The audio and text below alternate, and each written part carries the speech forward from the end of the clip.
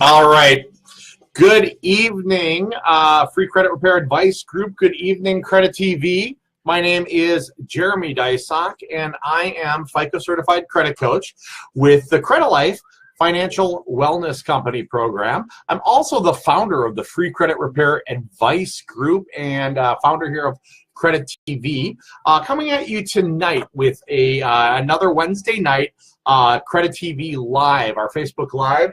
We always do a Q&A session every Wednesday night at 7 o'clock Central Time, 8 Eastern, 6 Pacific, or pardon me, 6 Mountain, 6 Mountain, 5 Pacific. Tonight's topic that we're going to be talking about is collections, what to do, how to handle collection accounts that you may have. Hey, April, good to see you. So what I'm going to do is I'm going to let the room fill up a little bit. I'm actually going to get myself a little liquid energy here. Very good health stuff. It is zero. Anyone who knows that I'm on that diet, it's still working. Been doing that. Oh, hey, Kirsten, Regina, awesome to see you. Thanks for coming in. So tonight we're going to be talking about collections. Marley, good to see you. About collections, what to do when you have them, how to best address collections, both from a credit report standpoint and also from the standpoint of how to best handle them really overall. I know I'm not supposed to drink that, Mark, but, what are you going to do? So really, tonight's Q&A is collections. What do I do when I've got these things? Hey, Darren, good to see you. Welcome. A couple of things I want to tell you. Let me turn my music down a little bit. A couple of things I want to go over really before we start. If you have not yet subscribed to Credit TV on YouTube, please go to Credit TV, CREDI-TV. You can enter that right into Google, CREDI-TV. It'll come up with videos. Our channel has it's got a lot of stuff on it. There are uploads of our Facebook Lives. There are educational videos. There's even the class that I teach in the Minneapolis Public School System called Financial Foundations and Credit. And there's all kinds of ongoing educational things about credit, about collections, about your credit report, FICO scores, how to obtain a mortgage, what to do after a bankruptcy. So it's Credit TV. If you have not followed it, we update it frequently. I upload all of our Wednesday Q&As here up to that. And I'm going to ask if one of my moderators would be good enough to drop a link to Credit TV in the comments. That would be super wicked helpful as well. Also, I just wanted to, before we really get rolling, wanted to thank those of you who have already donated, but bring up our Haiti mission. We actually are doing a mission to Haiti. We have, thanks Tiffany for putting that up there, we have our own missionary, actual human live missionary. So we're not sending money, we're sending a person with money in their hands because there's been some difficulty getting the money past the Haitian government to the people who actually need it. So we've got a missionary that we have now actually funded enough money to send them down there. She's going to be educating teachers there on how to better educate the kids, not just in educational things, but in farming, in water, how to purify it, and just things that are going to be useful. Also, the amount that we've been raising over that, we've got a partnership that we've put together with Feed My Starving Children, where for 25 cents, you can actually feed a kid who, this is not feed them, it'll be nice. This is, you're going to feed a starving child who will otherwise die if they do not eat this food. For 25 cents, there's a high nutritional, highly absorbable, and it's good for after you've been starving. I mean, it's something they won't get sick, because if you just fed them a steak or something like that, it would end badly. So it's digestible, high protein, high everything you need to come off of starvation. So for 25 cents, you can feed a kid a breakfast, a lunch, and a dinner. I think right now we're at the point where we are able to feed 2,000 children. So our hashtag we like to use with Credit Life is changing lives. This is actually saving lives. Literally, these kids are going to die if we don't do this. So just think about it. If you're thinking of getting a Starbucks tomorrow morning and you're going to spend $6 on that, that is 24 lives you could save with food. Tiffany put the GoFundMe link there to donate to. All right, I think I've got that out of the way. Weird, I just ordered a steak. Well, Mark, I want you to make a matching donation to Haiti. All right, here's what we're talking about tonight. We're talking about collections. If you've got collections, what do you do? If you've got collections, how do you best handle them? So A lot of people will have collections on their credit profile. They might have their phone ringing. Maybe you've been doing some investigations on your credit profile, and suddenly the phone's ringing, and you're getting all of this information.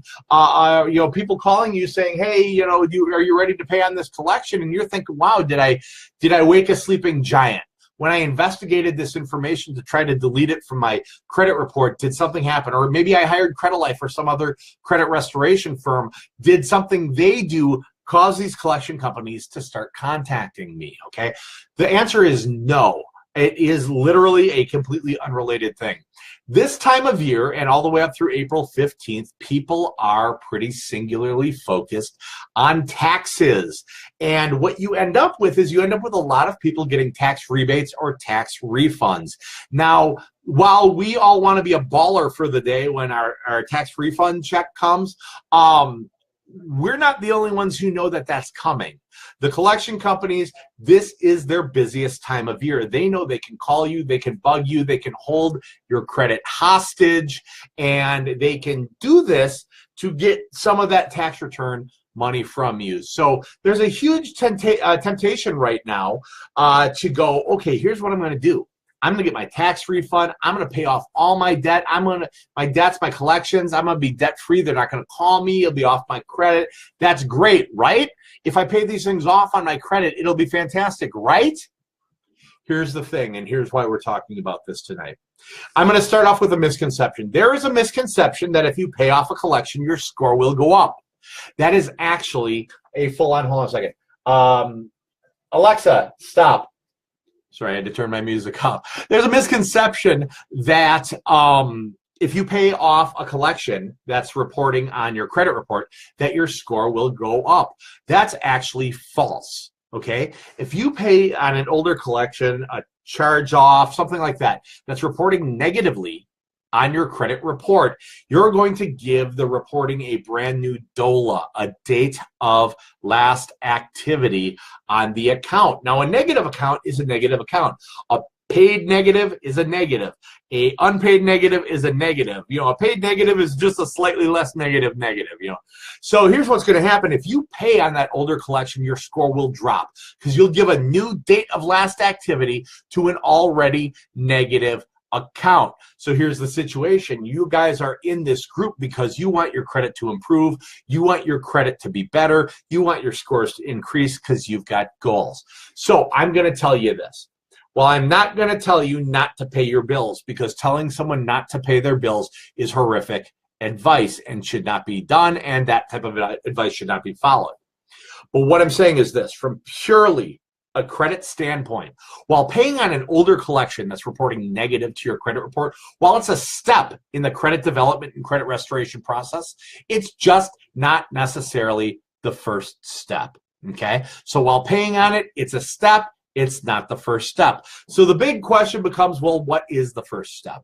Okay, the first step to address those collections on your credit report is going to be to send investigation letters to the credit bureaus, to Equifax, to Experian, and to TransUnion. Investigation letters to the credit bureaus. For those of you who are in the free credit repair advice group, if you look on the computer in this corner up here, you'll see the files section. In there we have a sample investigation letter for the bureaus. If you are on a mobile device, what you'll see is the ability to actually swipe over until you get to the files section at the top of the group, and that will also give you an opportunity to get that free sample investigation, free sample dispute template.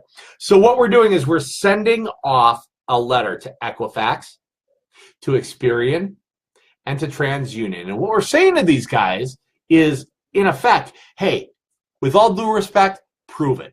Prove it's mine, prove it's real, prove that's my account number, prove I was late, prove you own it, prove it's my name, prove whatever it is you want them to prove. And if they cannot verify that information within a prescribed legal time frame set forth under the FCRA, not only the Free Credit Repair Advice Group, but the Fair Credit Reporting Act, if they do not, in accordance with the FCRA, verify in the right time frame and to the satisfaction that's required, that information is deemed unverifiable by the credit bureaus and gone. permanently deleted from your credit profile, like it never happened. Now, it does not mean the debt is gone. This is important to remember. Just because it's deleted from your credit report, it does not mean the debt's gone. If you owe someone $1, you still owe them $1. But their ability to report to the world's largest repository of unverified, unvalidated data, the credit bureaus, they lose that right, and that's very powerful.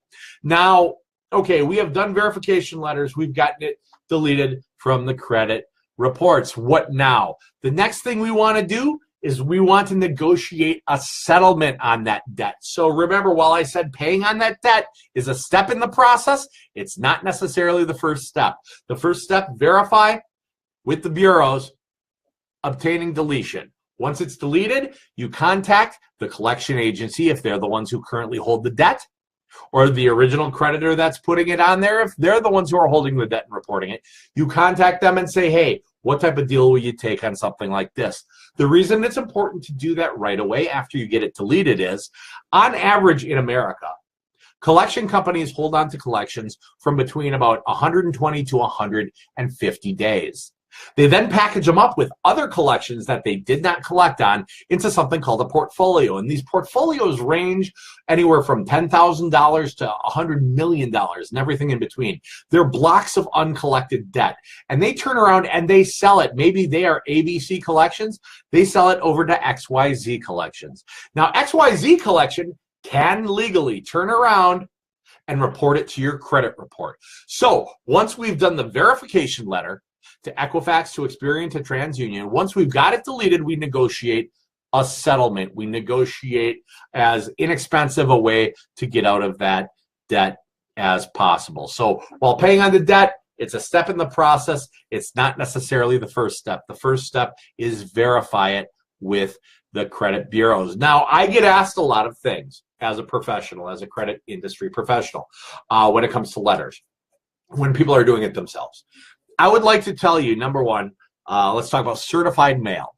Certified mail or return receipts, signature cards, and things like that.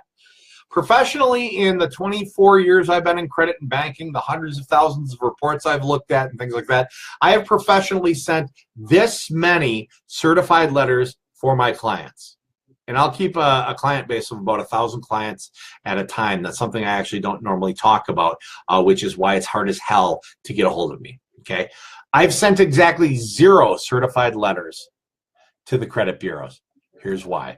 Number one, if you're sending something hoping for a signature to a post office box, good luck at getting an inanimate post office box to lift up a pen and sign for your letter. Also, it makes no difference. It makes no difference. They're not going to lie.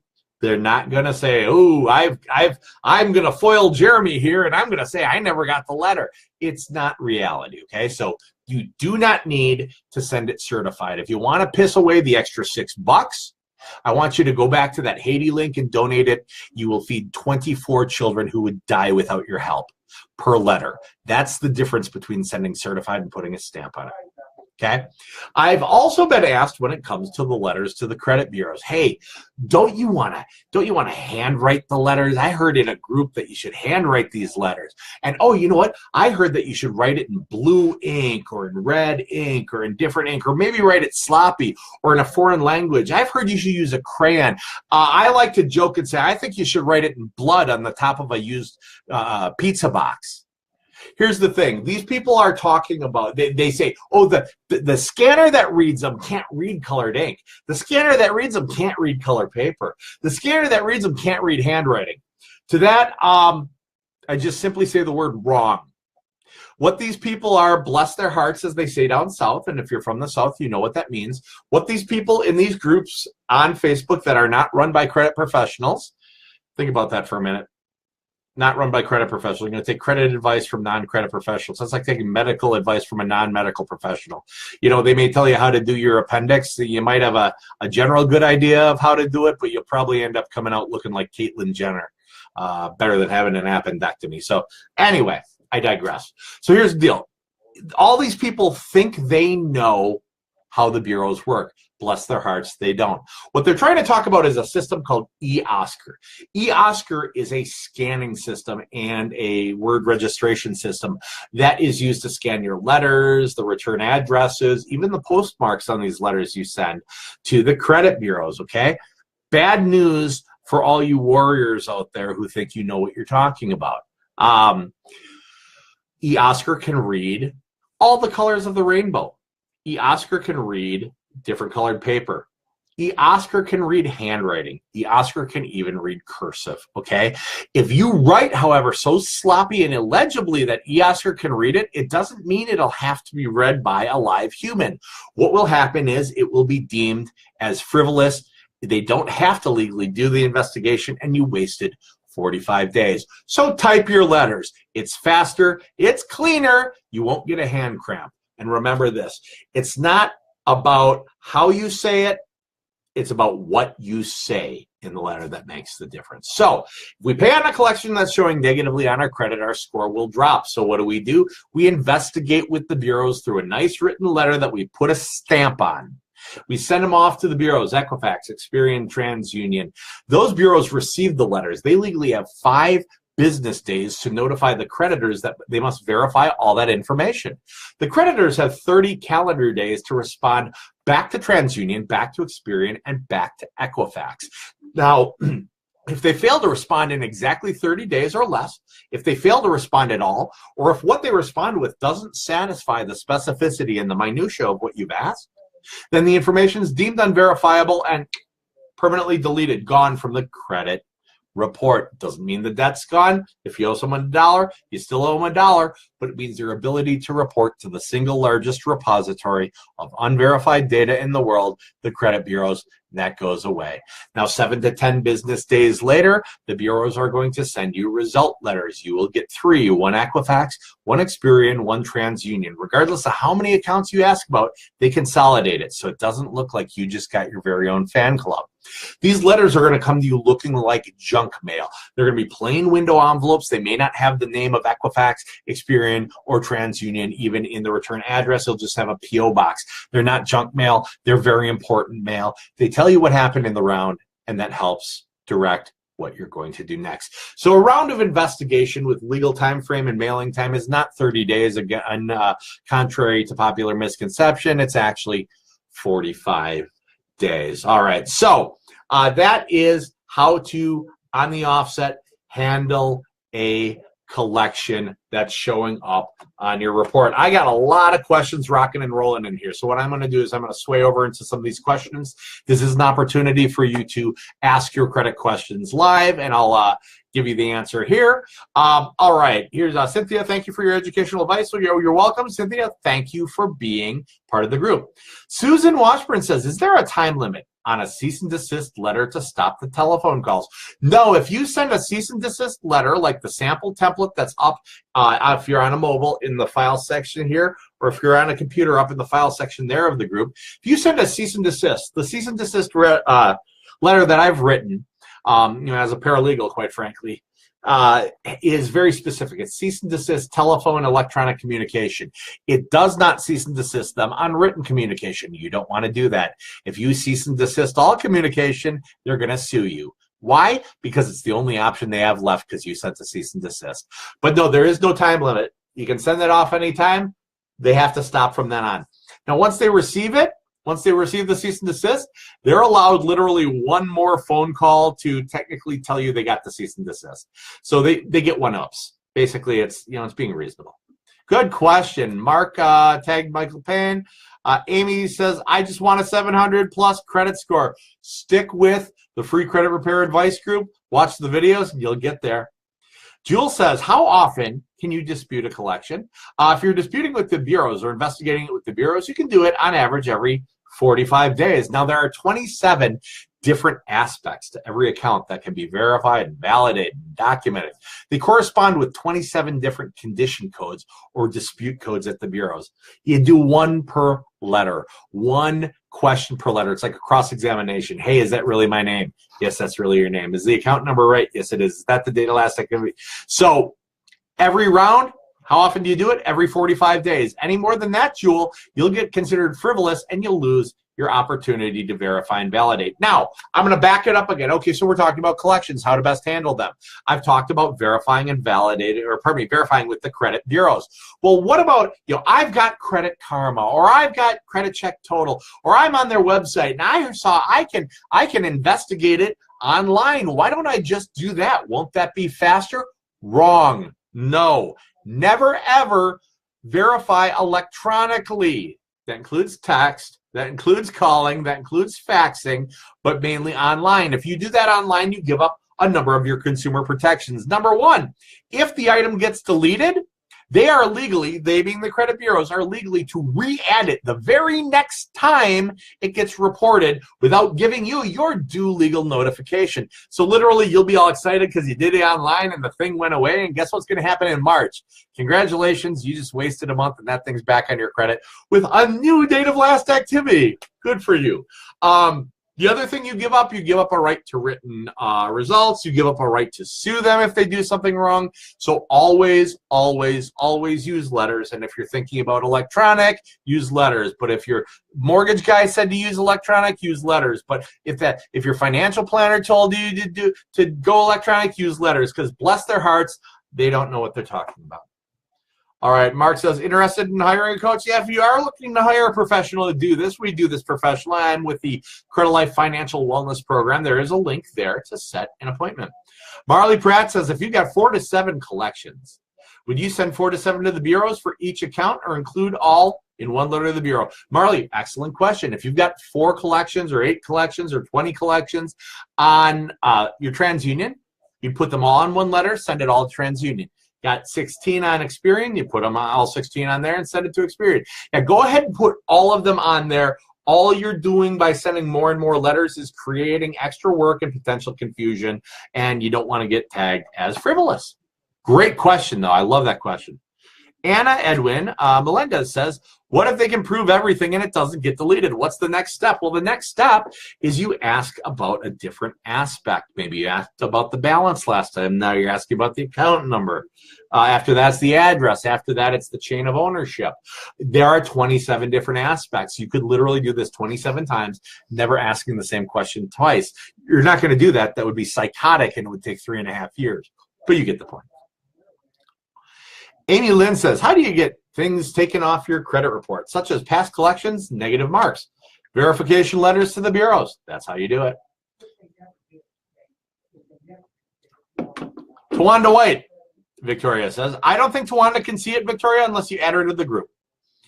Janelle says, like I have an old collection on my credit, 5.5-year debt on my credit, and my middle score is currently a 668.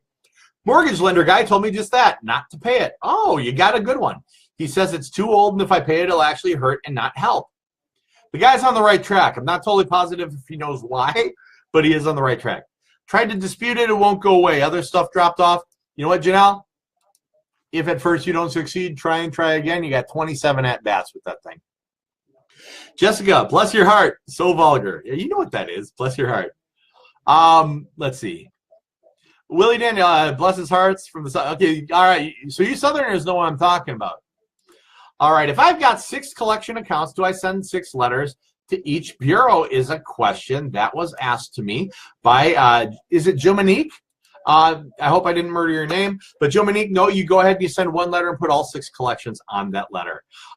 Again, we've got a question, Jewel. How often can I dispute an item? Every 45 days. Jeff says multiple collections on 1 letter each or 1 per collection agency. Multiple letters on each when you're dealing with the bureaus. Jewel says, do credit bureaus have to answer each item being disputed? Oh, that's a great question.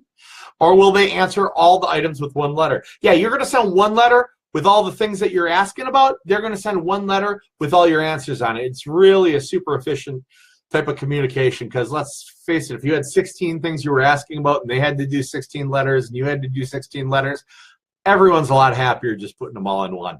Excellent question. I'm glad to be getting these questions. TJ said, I'm worried I'd miss their good deal to take off bill for less if I do the verify mail. I'm worried I'd miss their good deal to take off bill for less if I do the verify mail. No, that's not going to interfere. You're doing this to the credit bureaus. The bureaus aren't the ones offering you the money off of the bill. That's done by the collection agency. So yeah, always investigate with those bureaus when it's a collection. Claudette says, I have several closed accounts on my report that I guess are paid. They have a zero balance. Should I send letters to the credit bureau? Claudette, only investigate negative things. So if it's like, let's say we had a Pure One Imports card and you didn't use it for 6 months and they closed it out on you, but you always made your payments on time, things were positive, it's just an old closed account. That's a positive account. Go ahead and leave it. Now, if you've got an old Pure One card that somehow you bought a bunch of those stinky candles and then some wicker furniture and then you never paid it on time and then it closed because it was bad and it's old, yeah, go ahead and investigate that. So we investigate the negatives, the derogatories. We leave alone the past positives because they help build your history. All right, Ron Robinson, or Ronnie, if Equifax removed negatives on my report for roughly 30 days, then put them back on without notifying me, what can I do? If you investigated electronically, the answer is nothing. Samantha said, I'm told it's hard to deal with Amex in-house collections. Why is this? They're pricks. That's literally the official answer. Yeah, it's tough to deal with their in-house collections. Like, they're really nasty FDCPA violators. I would record my phone calls, to be blatantly honest with them. You can download an app, put it on your phone. But yeah, the answer, I believe the official answer is they are pricks. Tiff, Smart Credit. Hey, Tiffany Decker, one of my moderators, just put up a link to our preferred, as of today, credit monitoring site. This is going to get you a tri-merge credit report, Equifax, Experian, and TransUnion. It'll give you all three bureaus' full information. It'll give you the account numbers so you can do your disputes, your investigations. Yeah, it's an awesome service. I even switched my own, for myself and my wife, I switched our credit monitoring over from Identity IQ, which y'all know if you've watched other videos, I swear by it. I love Identity IQ.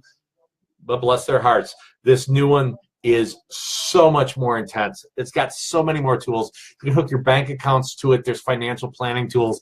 It's sick. Yeah, if you're not on Smart Credit right now, you guys make the change. Charlie Bland says, once accounts are no longer reporting, what's the best percentage to start off in negotiating a payment with the collection agencies? Excellent question. I try to start out in the 30 to 40% range, but I don't pick an exact percentage. So when they sit there with a calculator and try to figure out the percent you're being slick and going for, they can't figure it out. I'll say, hey, it looks like I owe you $1,000 on this. Would you take $318.24? And they go, why? You know, they're going, you can hear it in the background. Something you hear the clicking on the calculator. They're like, why $318.24? So, well, because I just got a check for $318.24, and it's all I have. So I can give it to you, or I've got another collection, and you guys have been on there longer, so maybe I thought I should give it to you. Trust me, man, they'll jump at something like that a lot quicker. I start in the 30-40s. 30-40 is a very reasonable, very normal settlement on collections kind of these days. Mark said, yep, don't forget to sign up for the free bi-weekly video newsletter. The Free Credit Repair Advice Group is going to be doing a video newsletter every 2 weeks. Amy Lynn says, how do I get access to all three credit scores? Okay, Amy, I'm going to give you sort of a caveat type of question, meaning I'm giving you the type of answer. I'm giving you the answer, but there's something else to it. Okay, there's a caveat. All right.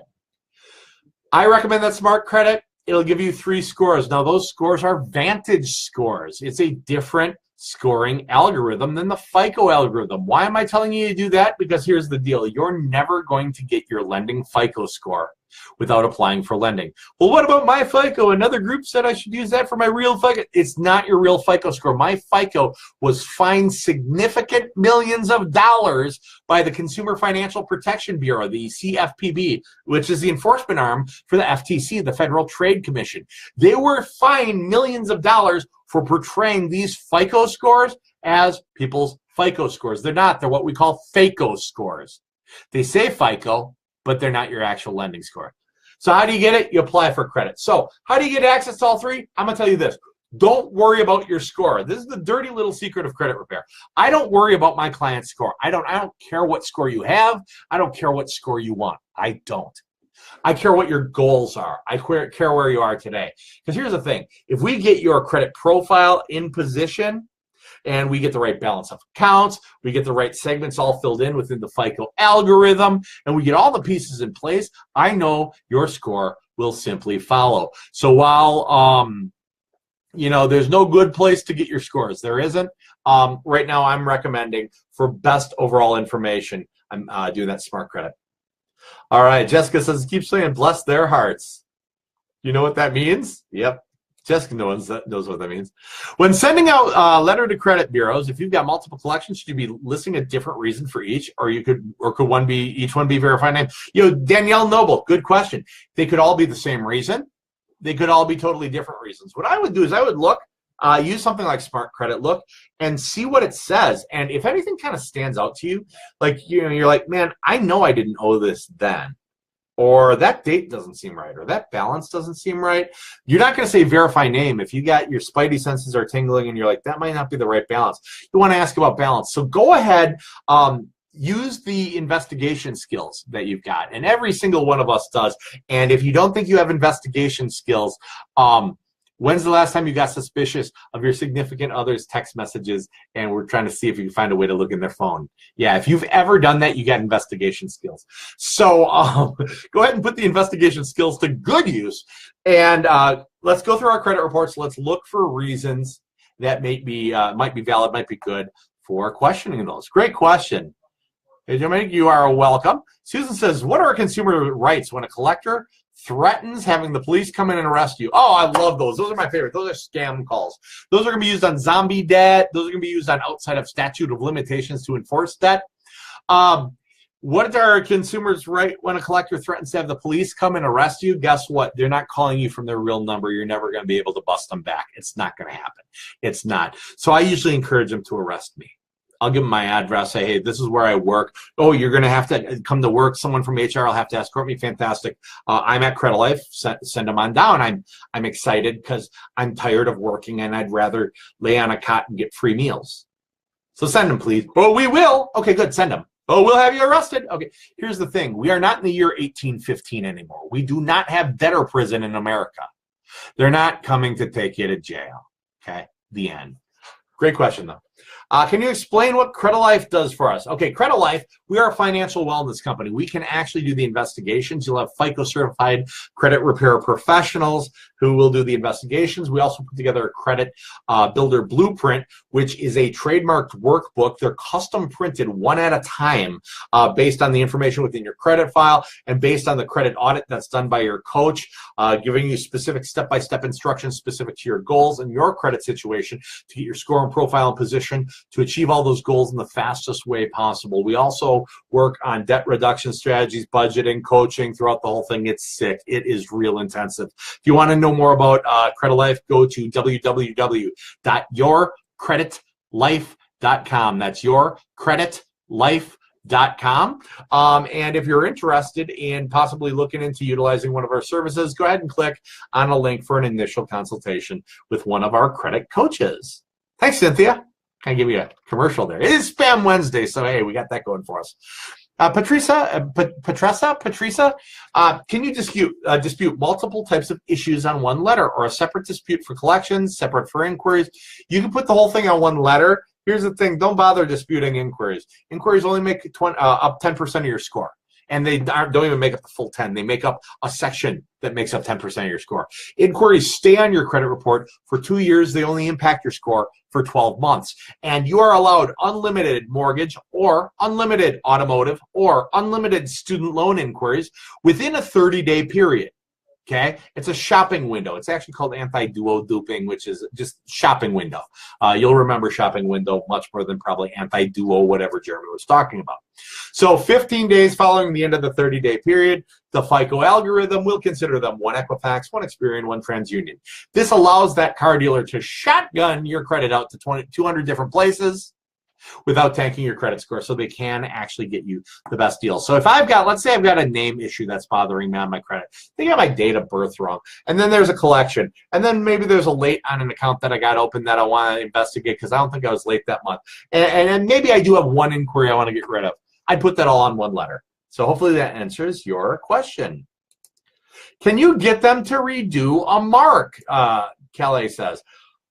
I don't know what a mark is. Can you, if you could explain a little bit more what you're talking about, I'd love it.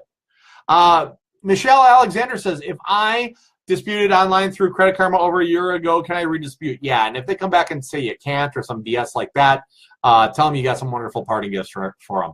But don't do it through Credit Karma. If you do it through Credit Karma, you give up all your rights. Ashley says, what about late payments? If you verify them, if they verify them, can you ask for goodwill to remove? Yeah, here, goodwill letters usually don't work, but there's no harm in trying for a stamp and taking a minute to write the letter. Goodwill letters, there's usually not a lot of goodwill to be had if you didn't do the basic obligation that you had signed up to do, which was pay the debt back on time. So here's the thing, you can use them in tandem.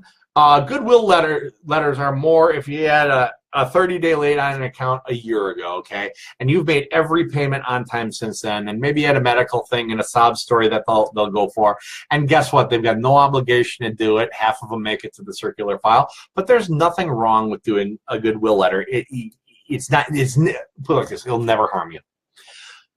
Can we get late marks off credit? Yes, absolutely. Every single thing on your credit report, be it a late payment, be it an inquiry, be it a whole account, be it a bankruptcy, be it child support, a collection, be it a lease, anything. Everything is at the mercy of being able to verify within the confines of the Fair Credit Reporting Act, the FCRA. So you can get anything off your credit if it's found to be unverifiable.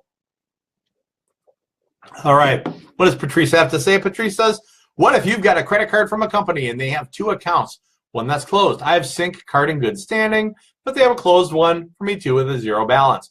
Well, if it's got a zero balance and there's nothing negative, Patrice, I wouldn't. I mean, if you want to work on getting rid of it, go ahead.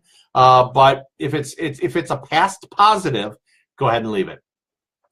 Tiffany Anderson says, what about pay for delete letters? I was told to send a check and letter to the collection company. Right in the memo section, cashing means you'll delete the account. Does that work? In the magical land of make-believe, that works. Yeah, that doesn't work. If you send them a check you've made payment giving a new date of last activity, they can take the check and you can write, okay, to troll my father back in college, my dad made me a loan. And I would write something different in the memo section every week because this was before you could take a picture of a check and deposits. So he had to actually take it to M&I Bank down there in Milwaukee. So I'd write for sensual massage or for sexual favors or things like that. Now, it didn't mean that my dad actually gave me a sensual massage. Those types of conditional endorsements are nonsense, okay? So pay for delete letters, if you send a pay for delete letter, honestly, the letter and the check will probably end up in the garbage because they literally throw that out. Totally different zone. What you want to do if you're looking to negotiate a pay for deletion is you want to call them on the telephone. Because here's the thing. They will not typically put paying for delete in writing because it violates the collection company's contract with the credit reporting agency. Meaning if they do that, they can be dropped and they don't have a way to report to credit. They give far less care about the $300 they're going to get from you than they do about having to try to find a new collection. Or pardon me, a new place to report their collections. So yeah, do not send pay for delete letters. Anyone who's telling you that does not know what they're talking about. They are not a credit professional. Great question. There's a link, Tiffany, for Smart Credit. Can we get school loans off? Absolutely, Kelly. Anything is at the mercy of verifying. Follow up, will Amex do a pay for delete? Samantha asks. I've never seen them do one. But I've only been in credit and banking 24 years, and I've looked at hundreds of thousands of credit reports. So yeah, no, they're not real good about that. I would, if it's that bad, I'd do the verification. If you get like 4 or 5 rounds in with Amex and it's not working, settle with Amex. This is specifically for you, Samantha. Settle with Amex. Get their skin out of the game. Take away their reason to verify and validate, and then try to do investigation letters. That'd be your best strategy with someone that's sticky. Mark's put up a link for the express audit. Yeah, if you would like a professional express audit of your credit report that gets emailed to you in a PDF format, it's a breakdown of everything that's on there, what needs to be addressed and looked at, along with a 20-minute coaching call from a FICO certified credit coach. That link can get you one. They're $39.99. The coaching call itself, if you buy a coaching call by itself for a 20-minute coaching call, it's $50 a la carte. So you literally save $10 off the coaching call and get the express audit. That's like a sick deal on that link. Jewel says, can you explain the verify personal info method? with the credit bureau. Well, that's not a method. If you're talking about the fact that people say, oh, get rid of all old names and addresses, that's no, just no. What you want to do is you want to say, verify that this collection belongs to me. If they come back with your name, congratulations, you just blew that. I go for something a little bit more difficult. Ronnie says, on my earlier question about Equifax removals, I disputed nothing electronically. They removed almost everything, positives and negatives inquiries. They basically wiped my report. Yeah, that's Equifax. They've been having lots of problems. You can go back sometimes with a letter saying, look, you did not, okay, this is getting a little complex, and you're getting to the area where you might want to pro, but you can go back to them. They're supposed to give you a 5-day written notification that they're going to re-add it to your credit report in conjunction with the FCRA, the Fair Credit Reporting Act. So if they did not give that to you, you can kind of follow up, give them a letter saying, hey, I had done investigations, you removed this. You followed up by putting it back on without giving me the required notifications under the FCRA. As you know, that's a violation of my rights in the law. I demand you remove these things immediately, or I will follow up with the Consumer Financial Protection Bureau, all reporting agencies, and look into potential civil liability. That's what you want to say in your letter. Charlie Bland says, thanks, I'm glad you said 30 to 40%. That's pretty much close to what I budgeted for. Yeah, that's, if you hear someone use the term pennies on the dollar, you have my permission officially to slap them in the face. Everyone, slap the next person you hear say pennies on the dollar for any reason in the face. Number one, I hate that phrase. Number two, it's wholly inaccurate. That's not what collection companies buy collections for. They buy them for, like, if they're taking 30% on it, they bought the sucker for 20%. They're only getting a margin. They're not making the kind of money you think. So yes. So yeah, that's within your budget. Try low. It's never hurt you to try low. Don't be obscure and silly so they blow you off. But try low. And if someone says penny on the dollar, you've got Jeremy Dysock from Credit Life's permission to slap them in the face. And if you ever say that for legal purposes, I will deny it. And this video is an act of fiction. Reggie Van says, I paid off my truck a year ago. You're probably ahead of 30-day late. How's it impacting? It's a couple years old. It's not having the impact, Reggie, it used to have, but it's still worth investigating. I would investigate and say, hey, burden of proof, burden of proof, burden of proof. It's on you guys. Not to go all Johnny Cochran. If you can't prove it, you got to remove it. And since their skin has already been taken out of the game and they've got no reason to do a bunch of work for free, it may be in your best interest to send a letter on that. Mark says, most of the time when focusing on a score, look at the bare minimum to get your goal. Shoot for profile wellness. That is an awesome piece of advice, man. Beautiful. Ashley says, my student loan rehab is in review right now, about to be transferred to a new servicer. Should I send the investigation letters? Okay, since years of non-payment. Okay, here's the deal. Ashley, if you're looking to consolidate your student loans, go through a rehab program on your student loans, go into an income-based repayment program on your student loans, do not investigate them until you're done with it, okay? I repeat, if you're working on student loans and you're looking to refi them, consolidate them, rehab them, rehabilitate, or go into an income-based repayment program or even student loan forgiveness program if you are a teacher or in the public sector, do not investigate them. It causes you problems. Wait until it's done. Otherwise, if you're not looking to do any of those things, go ahead and investigate. Arrest you. Yes, arrest. I tell people to arrest me because yeah, I hear it's a lot easier in jail. Tabitha said, at least that's what they showed on that show, Oz. Do pay and delete letters work? Tabitha, not normally. Natalie said, should you also verify and validate collections that are not on your credit yet? No. Or just try to reach a settlement with who, the collector, the actual creditor. Always settle it with whoever's got it. Guess what? If a collector's got it, that's who you're supposed to be talking to. That's just how it works. Good question. Kelly says, how can I get my student loans removed? Verify. If you're not doing anything special with them. Is opened on collections actually the date it was opened or the date it took over the account? Hate to give you this answer, Regina. It depends. People are woefully inadequate at consistently reporting, so I've seen both. Tiff just put up a link to your creditlife.com, so if you're interested in retaining the professional services of one of the FICO certified coaches of Credit Life Financial Wellness Program, that's how you do it.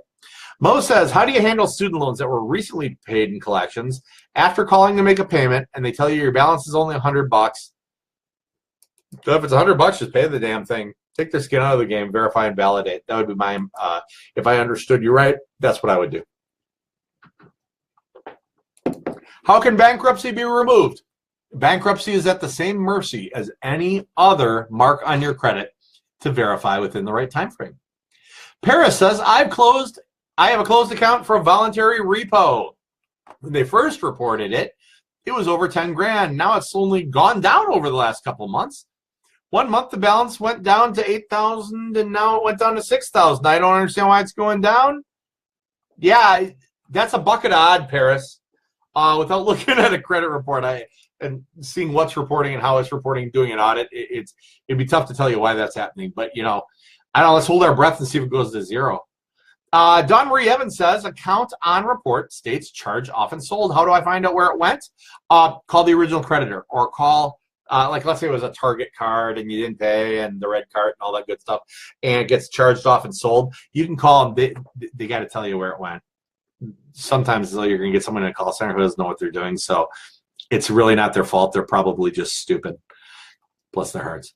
Holly says, how does rental credit checks affect your credit? Does it work the same as car loans, only count as one? No, it doesn't. So it depends how they code it, but typically rental background checks don't. Some rental background check companies, though, do actually do a soft inquiry. So it's hard to tell without a crystal ball what they're going to do to you. Sorry about that, Holly. But that's the answer. Kelly says, late mark due to late payment. Yeah, everything's at the mercy of verifying. Mark says, what activities reset the date of last activity? Disputing online, letters, phone calls. A lot of things can change up the date of last activity on the report. Paying any money can do it. If you accidentally validate the debt to them, that can do it. If you reaffirm it, that can do it. Those will all update dates of last activity. Tabitha says, so are you saying I can go to multiple dealerships in a 30-day window and the inquiries won't hurt my score? Oh, it's going to look like crap for just a little while, but then 15 days following the end of the 30, yeah, it's going to hurt as badly as if you had literally done one Equifax, one Experian, one TransUnion, because that's how the FICO algorithm is going to count it with anti-duo doping. It's pretty sick, Tabitha. It's cool. Brittany says, if disputing the same collection, how is it possible for Experian to delete it from a credit report, but Equifax to update it? There are 3 bureaus, 3 completely different systems. They interpret data completely different. That's how it happens. Calais says, I tried, and they said we have to report late charges as it happened. Any loop? Okay. I'm not totally positive what you mean. Is there any way to get school loan up? Again, same thing. Verify the info. Susan Smith Sweeney says, what should I expect to see from a verification or validation? How do I know they provide me back the right info? Well, here's the thing. If you demand verification to the bureaus, you're not doing the investigation. They are. They're the ones who make the determination if it was adequate or not, and they're going to tell the truth. That's the answer. Maria says, I hate Lexington law. They send letters to a closed account, and the account's opened again. Oh, man. Yeah, we don't do things like that, man. That's where the difference between somebody who's going to go through and actually do things like sit down and talk to you about your goals and make a comprehensive plan and know that opening old wounds isn't usually a really good thing. That's where that's going to come in real handy. But yeah, I would love to have you on board. All right. Jewel said, I did mine online. Dispute wrong. I can't wait 40. Yeah, wait 45 days. Just wait 45 days. Kind of hit the reset button. You'll be better off. Clay says, I don't know how the school loan's off. Yeah, okay.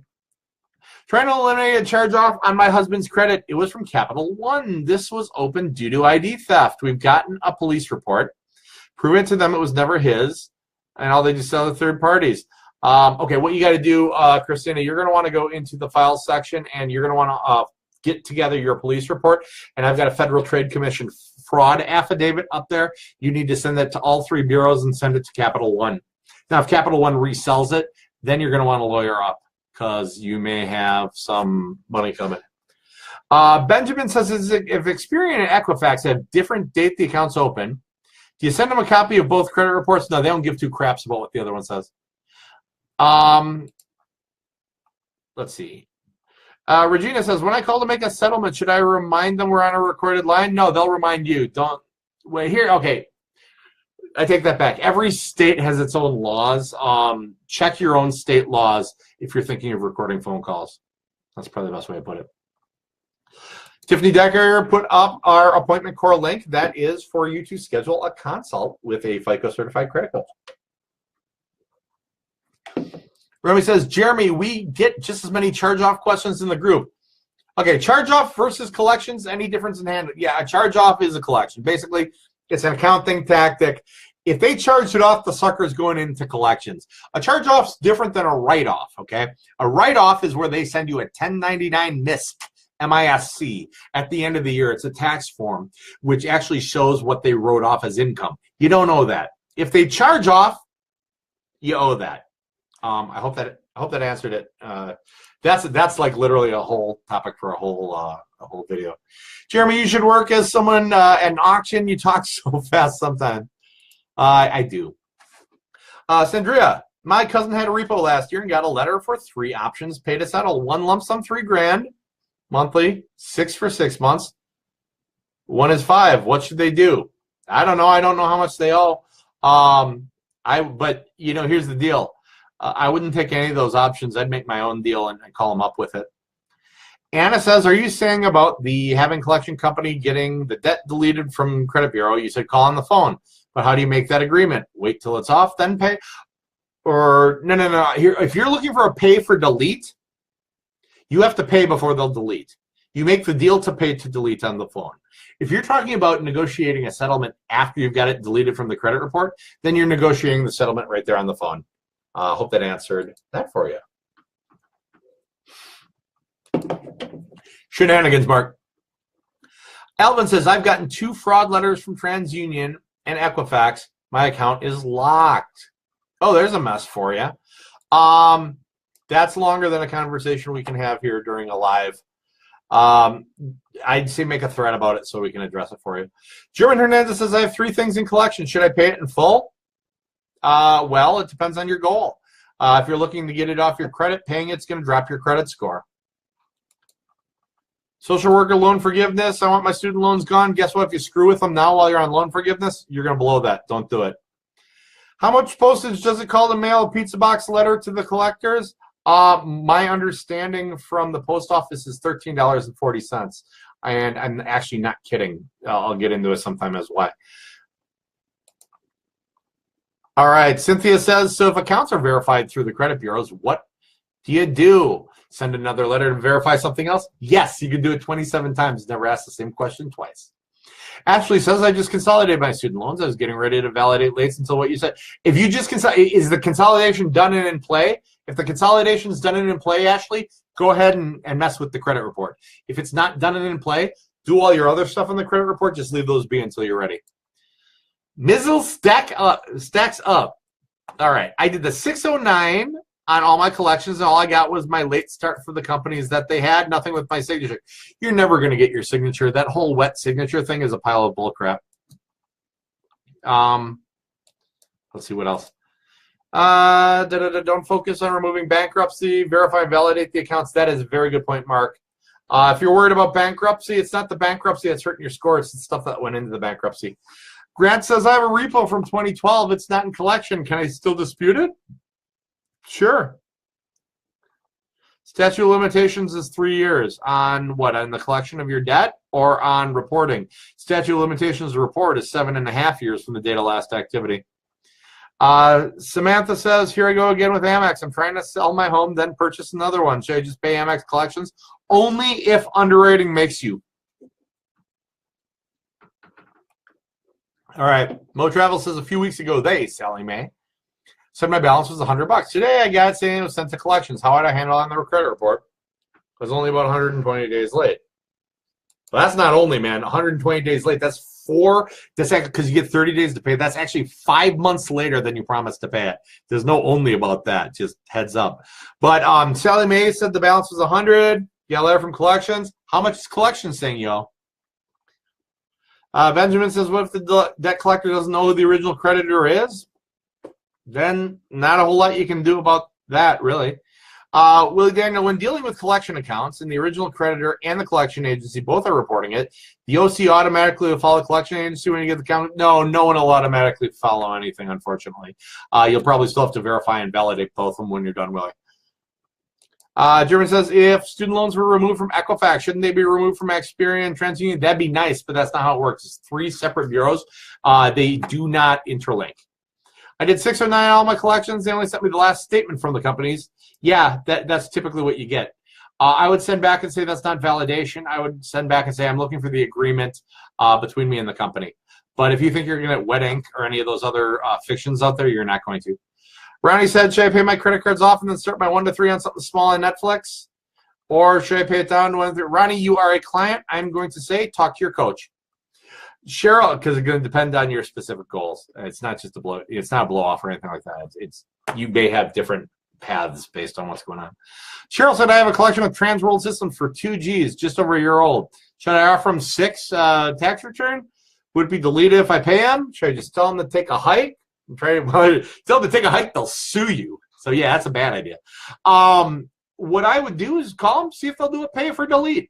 If they won't do a pay for delete, do investigations with the bureau, see if you can get it deleted. Then see if they'll settle. That's what I would do. Smart way to build credit, self-lender. Amen, Mark. Great way to build credit. Yep. We're going to be 2-party consent for your state recording laws. That's perfect. Here we go. Accounts listed as a profit and loss write-off. What's that mean? Should it still report? Yeah, it'll report because it's a record of an accurate thing that took place.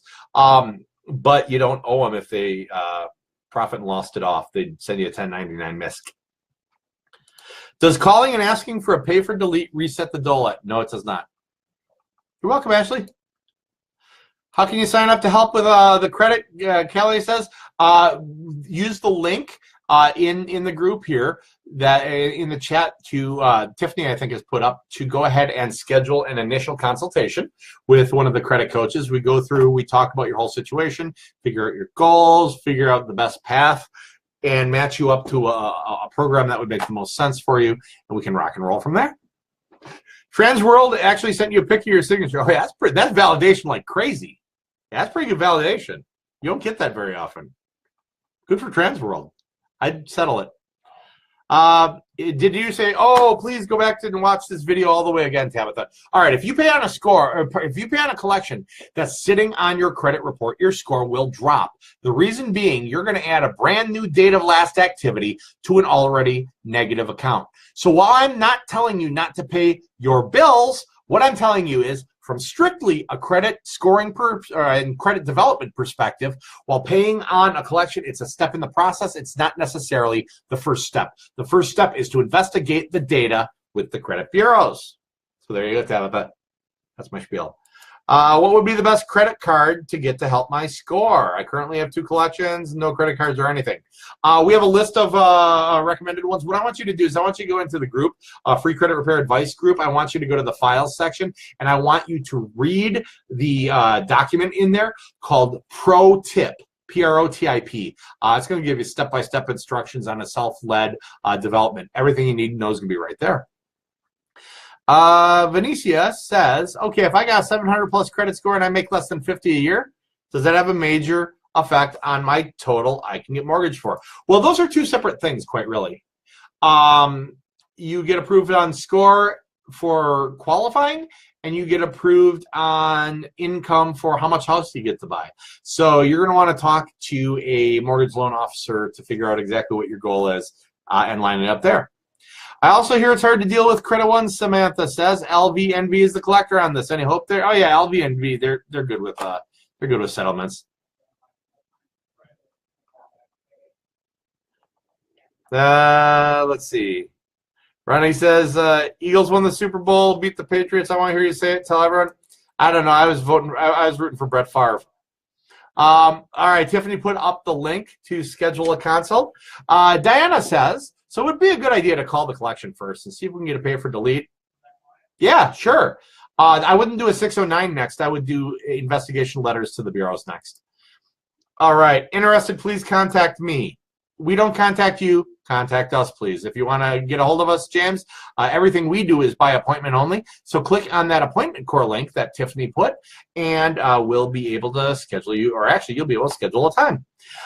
April Potter Brunskill says, if a debt collector is garnishing your paycheck, does it drop your score? The paycheck thing, no. The judgment and the nasty credit thing that they use to get it, yeah, that hurts you. When TJ says, when you call to settle to delete, you need to get it in writing. They usually won't put it in writing because it violates their agreement with the credit bureaus. But if they say they're going to do it, and if they give you the whole mini Miranda telling you you're on a recorded line, those are subpoenable and are able to be subpoenaed in court. So they're not going to mess with it on that. If they say they're going to do it, they're going to do it. Brett Favre, Time Machine. Oh, Brett, I always root for Brett Favre.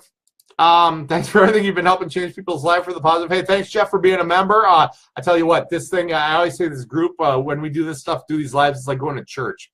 It is. We get a lot out of helping people here. Brett Favre did have a meeting and pep talk with the Eagles. See? Who won?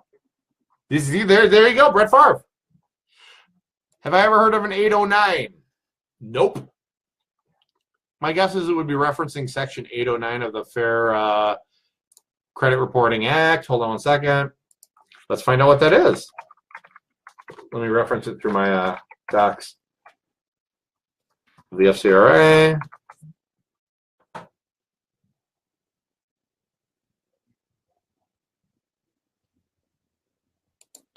And 809 says that a copy of a judgment will be mailed to you per your request.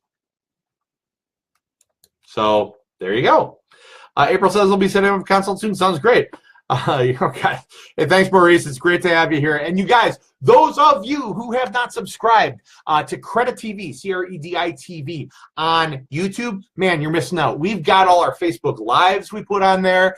We've got the class I teach in Minneapolis with our newest credit coach, Dan, who used to be in the mortgage industry. I teach financial foundations and credit there. We've got informational videos. We've got how to pay off debt, revolving debt, cascading versus snowballing. I tell you what, that one's worth watching because if you've never seen a frozen waterfall, you can do that. But yeah, if you have not yet subscribed to Credit TV, CREDI TV on YouTube, please do so. And give us a thumbs up and a like and comments if you guys like the videos. Also, if you have not yet donated to our Haiti mission, we're sending our own missionary down there. Every 25 cents you donate feeds a kid a breakfast, lunch, and dinner of this high nutrition, high protein food that basically, I don't know what the best way to say it is, makes them not die that day, I guess is the best way to say it. When do you use the new 611 letter, Tiffany? That's going to be a whole separate, video on its own. The 611. Okay, we got links for the YouTube channel. If someone would throw up a link for the Haiti mission, that would be awesome. So if you guys have not given yet, please give, please give, please give, please give. Last things, Tabitha says, I'm checking out the pro tip file. Awesome. For collections, got an old address I no longer reside at. Is that a good dispute? It can be, but there's usually stronger things. Go for dates of last activity, account numbers, and things like that. Balances, you'll have much better footing. Monica says, I got a credit card. It was just closed due to non-payment. It is still accruing interest, late payments. Should I be investigating with the Bureau first, or at least pay the minimum? Try and negotiate the remaining balance. Yeah, I pay the minimum, negotiate. I do it all. Literally everything you just said, I do it at the exact same time. So yeah, okay, Tiffany just put the link to the Haiti mission trip. We are sending my daughter. Nothing scares the crap out of me more than actually sending my daughter into a really nasty part of Haiti. But I couldn't stop her if I chained her to a tank and tried to drive the tank the other direction. So we're going to support her. So we are sending our own missionary to Haiti. She is going to be teaching. She is going to be bringing fresh water. She is going to be bringing food and clothing. She is literally, all the clothing she's taking down to wear, she's leaving behind. Well, not all of it, because she'd come back butt-ass naked, and then I'd have to have a conversation with my daughter. But other than that, the stuff she'll be wearing, she's leaving that all. You get it. So anyway, I want y'all to remember, we've got a partnership with this with Feed My Starving Children. 25 cents, saves a kid's life and feeds them for a day. We've already set up so that we're going to be feeding 2,000 kids for a day, or one kid for 2,000 days, but we're going to try to spread it around, I think. So donate, donate, donate. Remember that $6 Starbucks you're thinking about getting in the morning would feed 24 children. And we're not just changing lives, we're saving lives there. So it's going to make the fact that you're not sure whether you want to get soy milk or almond milk or skim milk, it becomes a lot less important when you could cause 24 kids not to die tomorrow with what you were going to drink in coffee. Sorry to throw that last minute guilt trip on you, but I'm Catholic. That's how we do these things. All right, guys. So for Credit Life, for the free credit repair advice group for Credit TV, I am Jeremy Dysak, FICO certified credit coach. Thanks for tuning in tonight. We are here every Wednesday night at 7 p.m. Central, 6 p.m. Mountain, 5 p.m. Pacific, and 8 p.m. Eastern on our Facebook Live. Thanks a lot. Give to Haiti. We'll talk soon.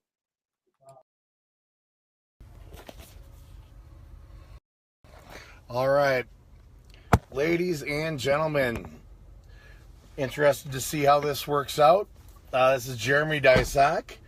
I am the creator of the Free Credit Repair Advice Group. I'm also FICO certified credit coach with the Credit Life Credit Improvement Program. For those of you just tuning in, it is Thanksgiving weekend we're going into. Looks like we got one person tuning in right now. It's Thanksgiving weekend here that we're coming into. It looks like Tiffany is on board here. John is watching. Welcome, welcome, welcome.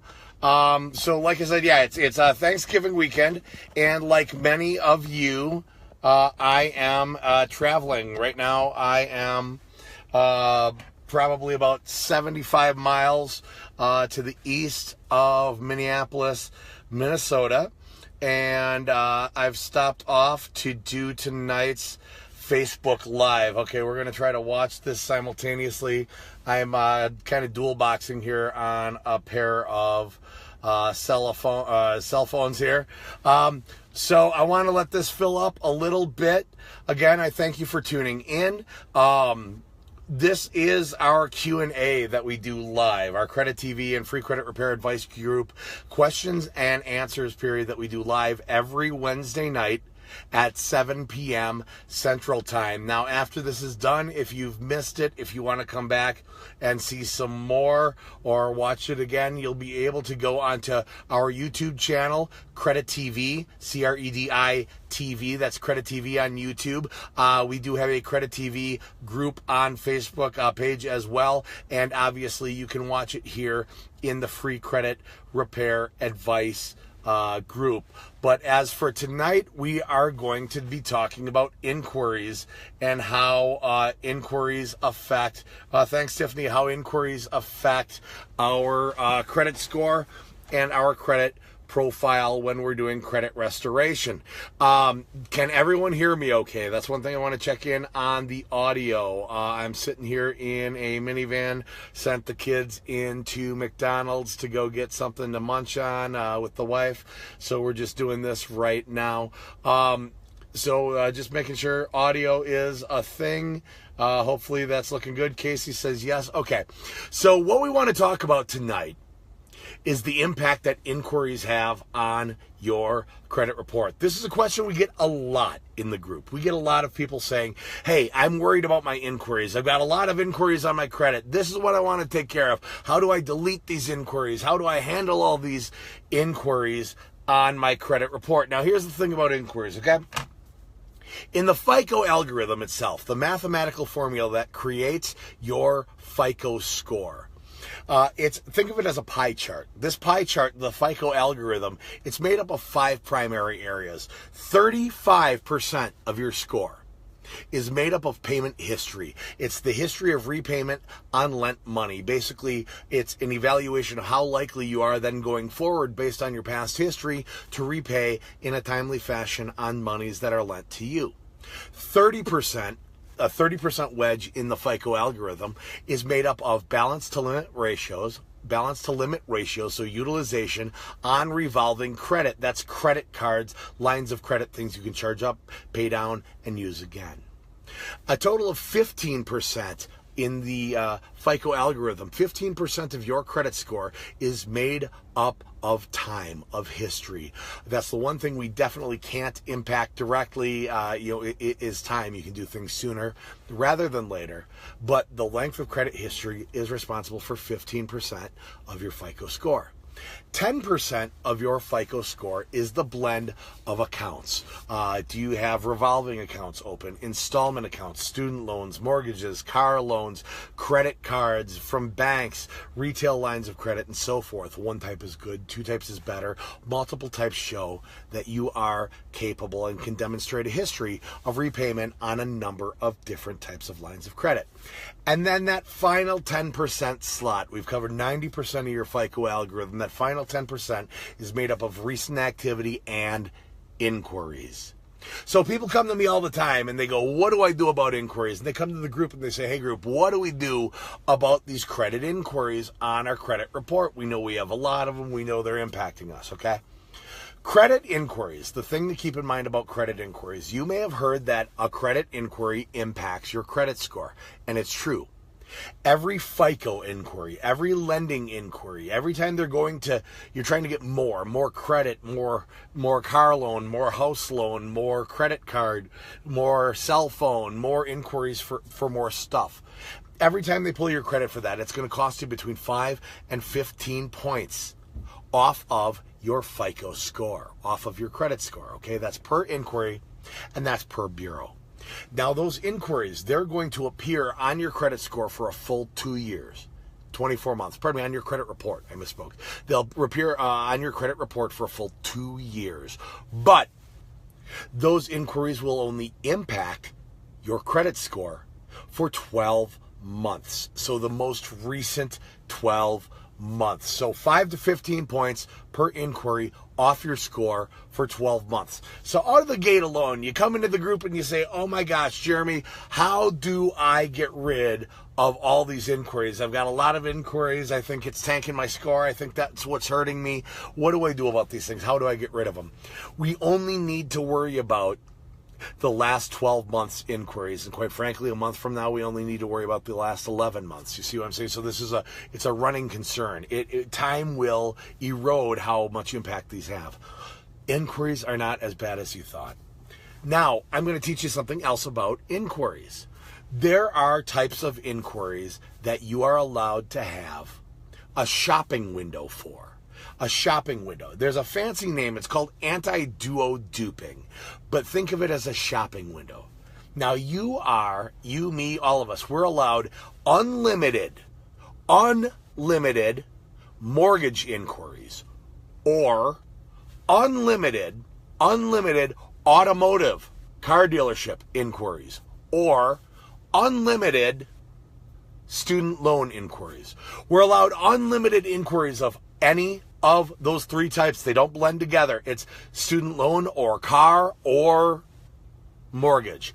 Unlimited inquiries within a 30-day calendar period. Okay? You have a 30-day shopping window in which to make your inquiries. At the end of that, a timer starts. At the end of that 30-day window, a timer starts. The timer is 15 days long.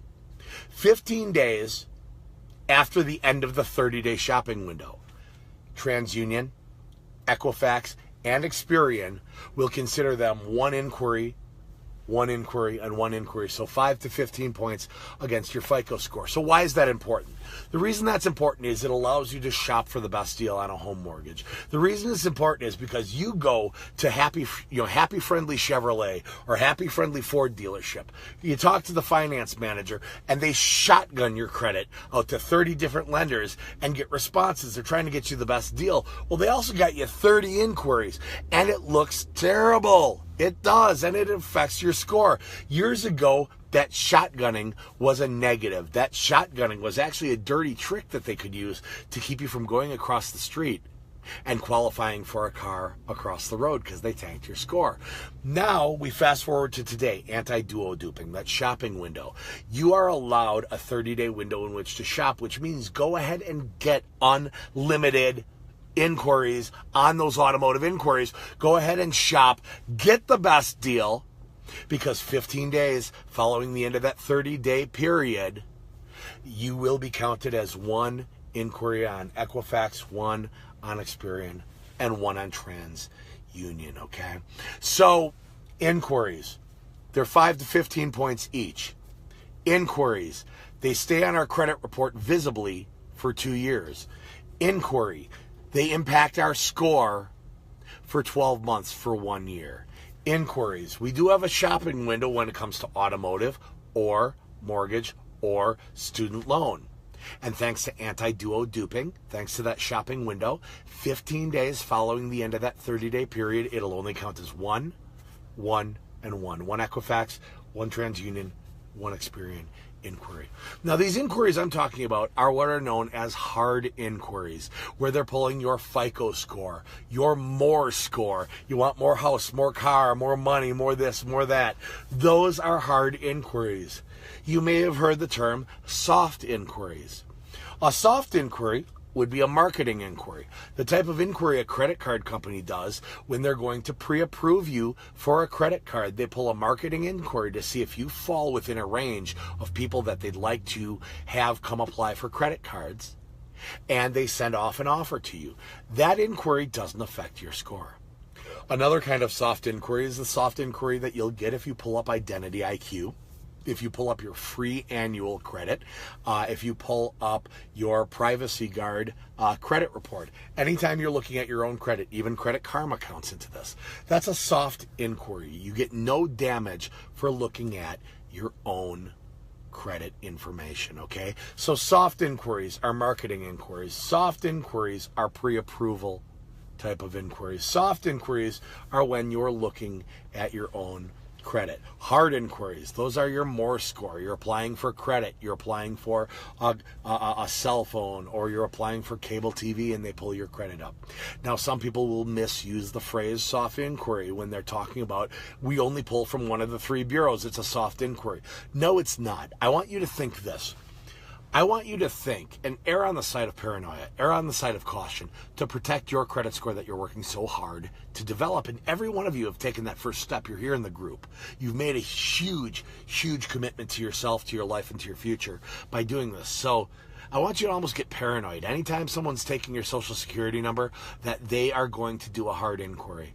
If you err on the side of caution, it's not going to hurt you if you err on that side, but it'll only help you. Okay, so 5 to 15 points per inquiry. They only impact you for a year. They stay on your credit for 2 years. You have a shopping window of 30 days where you can do unlimited automotive, student loan, or mortgage inquiries. And at the end of the day, in the FICO algorithm, in the mathematical formula that I am certified in, that builds your credit score, your more score, it's only 10% of the total score. So the big takeaway from this should really be this for you. While inquiries are extremely visible and they may feel important, and while it is a way you could very quickly hurt your score if you go out and apply too many places, people give far too much emphasis and far too much focus to the inquiries themselves, because at the end of the day, we're talking about something that only impacts you for 12 months. At the end of the day, we're talking about something that's only a 10% impact in the FICO algorithm. And I want you to think about it. Your blend of accounts is 10%.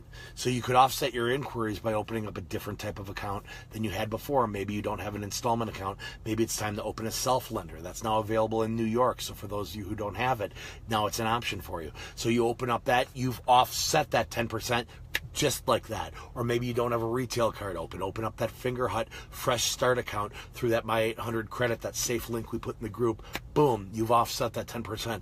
It's that easy to deal with. I'm going to take some questions here. I want to keep this kind of quick. I've got a lot of driving yet tonight, going down to the cabin for Thanksgiving. But let's get into the group. Let's get into some group questions. People say I'm loud and clear. That's great. Robin says, they're preventing me from obtaining credit. That's one of the main reasons for denial for me, and that's what I'm told in the letter.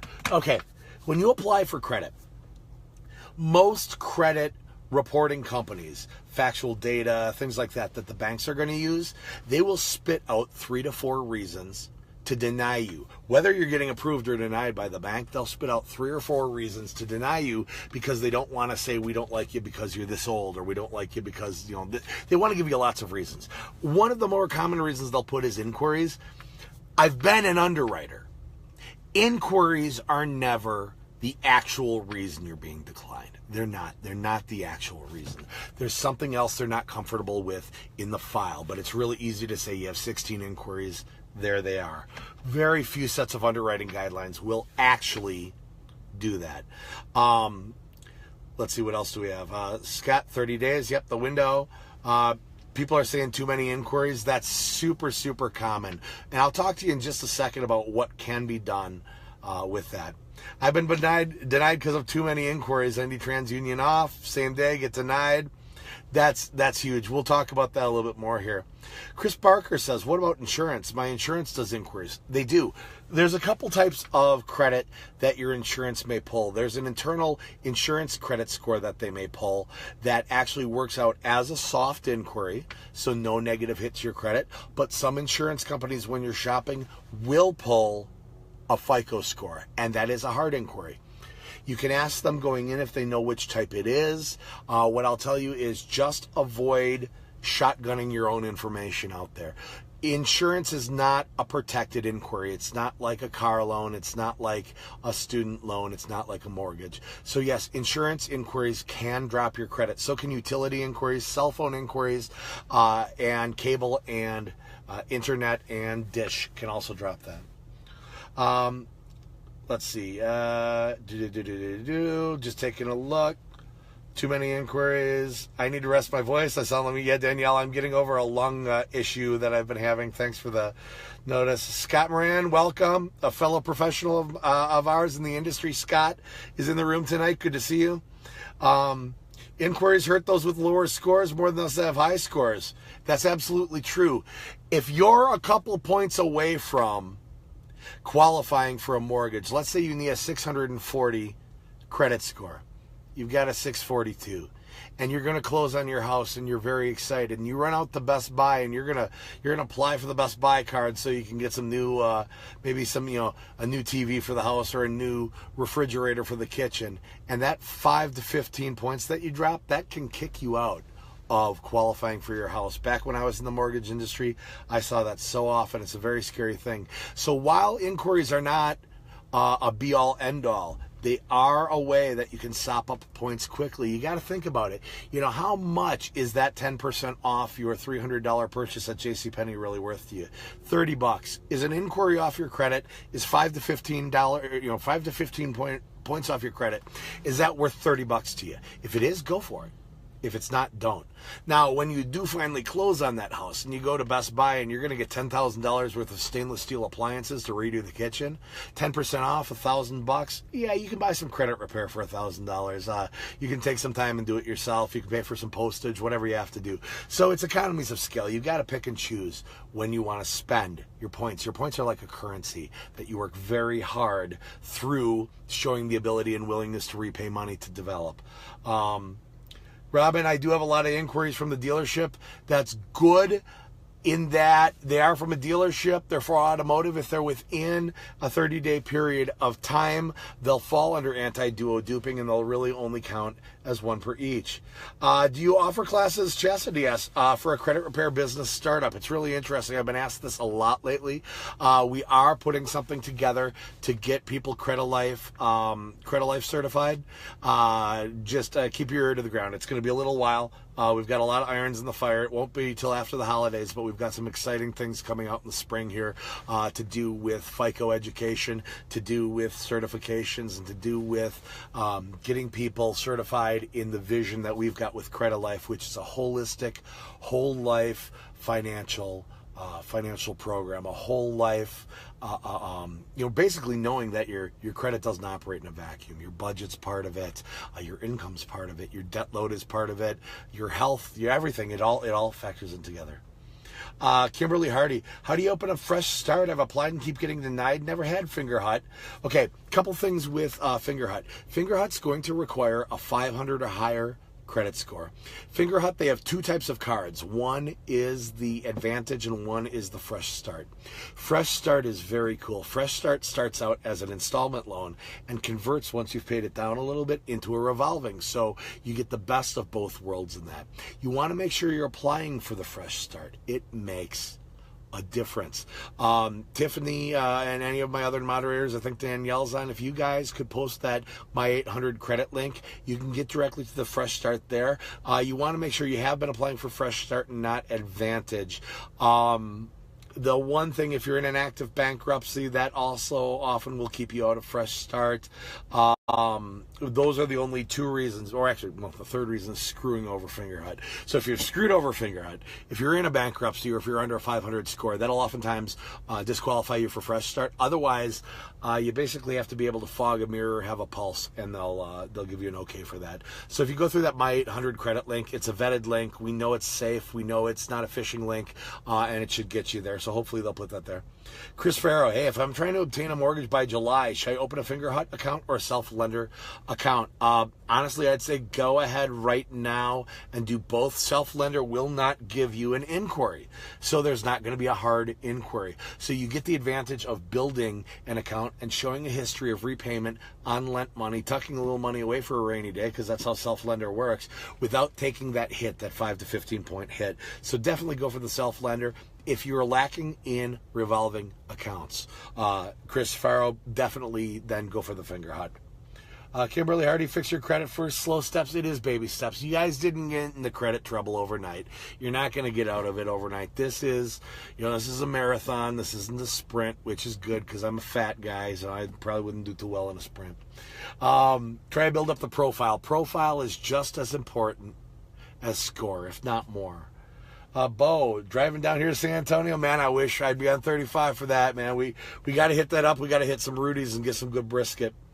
Carlito said, if I disputed something on my TransUnion and Equifax, if it was removed off my report, but it's on Experian and I dispute it, also if I feel the other two would fall off Experian once I dispute it. I'll tell you what. Here's the thing, Carlito, with investigating. Every bureau has its own benchmarks. Every bureau, TransUnion, Equifax, and Experian, will have their litmus test for what they consider validation, verification. If it's gone from one, odds are a hell of a lot better it's going to be gone from the others, but it doesn't necessarily mean it'll happen.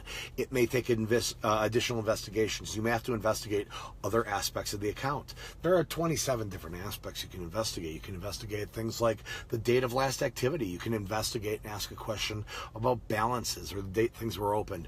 So do not falter if one will take it off and one won't. It just means you haven't struck on that nerve. You haven't found that thing that they're having trouble verifying and validating and investigating. So yeah, keep up the good work, Carlito. It's a marathon, not a sprint. Definitely investigate that. I am going to touch on what we can do about inquiries that are on our report already, so stay with us. Kimberly says, I signed up for Collection Shield 360. They deleted a few, but they just reappeared on my report last month. Boy, Russell, one of our moderators, will give you the best first-hand testimonial about Credit Shield 360, but they've been getting some people sued. It's nasty. They dispute by saying it's not mine. They tell people to cease and desist. It's really not a good thing.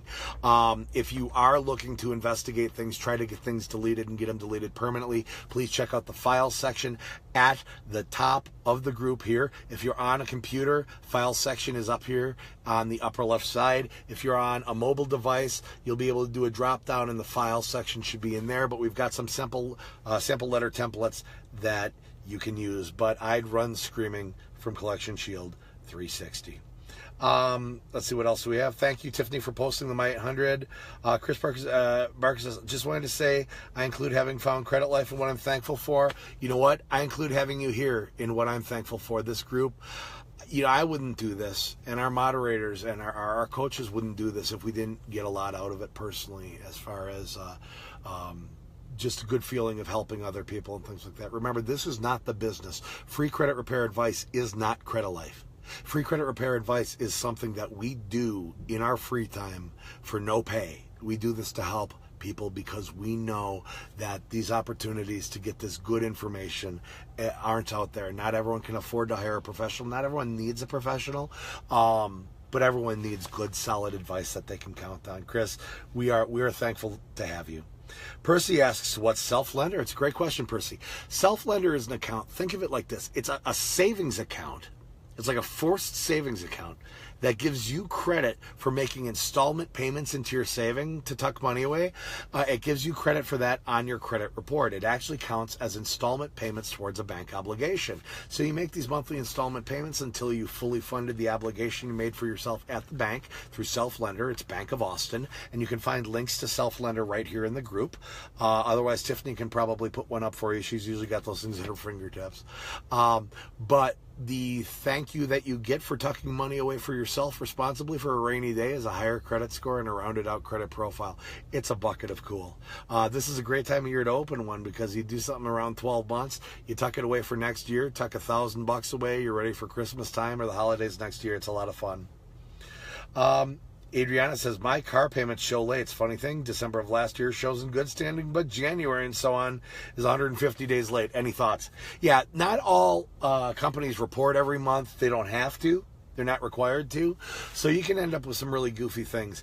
That type of scenario where suddenly it shows up 150 days late out of the blue like that, that's a good indicator that if you send verification, validation, investigation letters, as you'll find up in the files section, the templates, or up here if you're on mobile, that's a good indicator that they may have trouble verifying and validating. So that's a lead that I use as a professional to take a look and go, hey, we may have some negatives that can be deleted. Yes, sir, need a link for Self-Lender? Percy, Tiffany put it right below you. Always on point. Okay, so what do we do if we've got, what do we do if we have inquiries on our credit report? Okay, that's the next question. Well, inquiries, like any other credit report item, are at the same mercy as any other account of having to be able to verify, to validate, and document that they're accurate, factual, correct, current, and verifiable today, not back when they happened, but today. They're at the same mercy of any other account.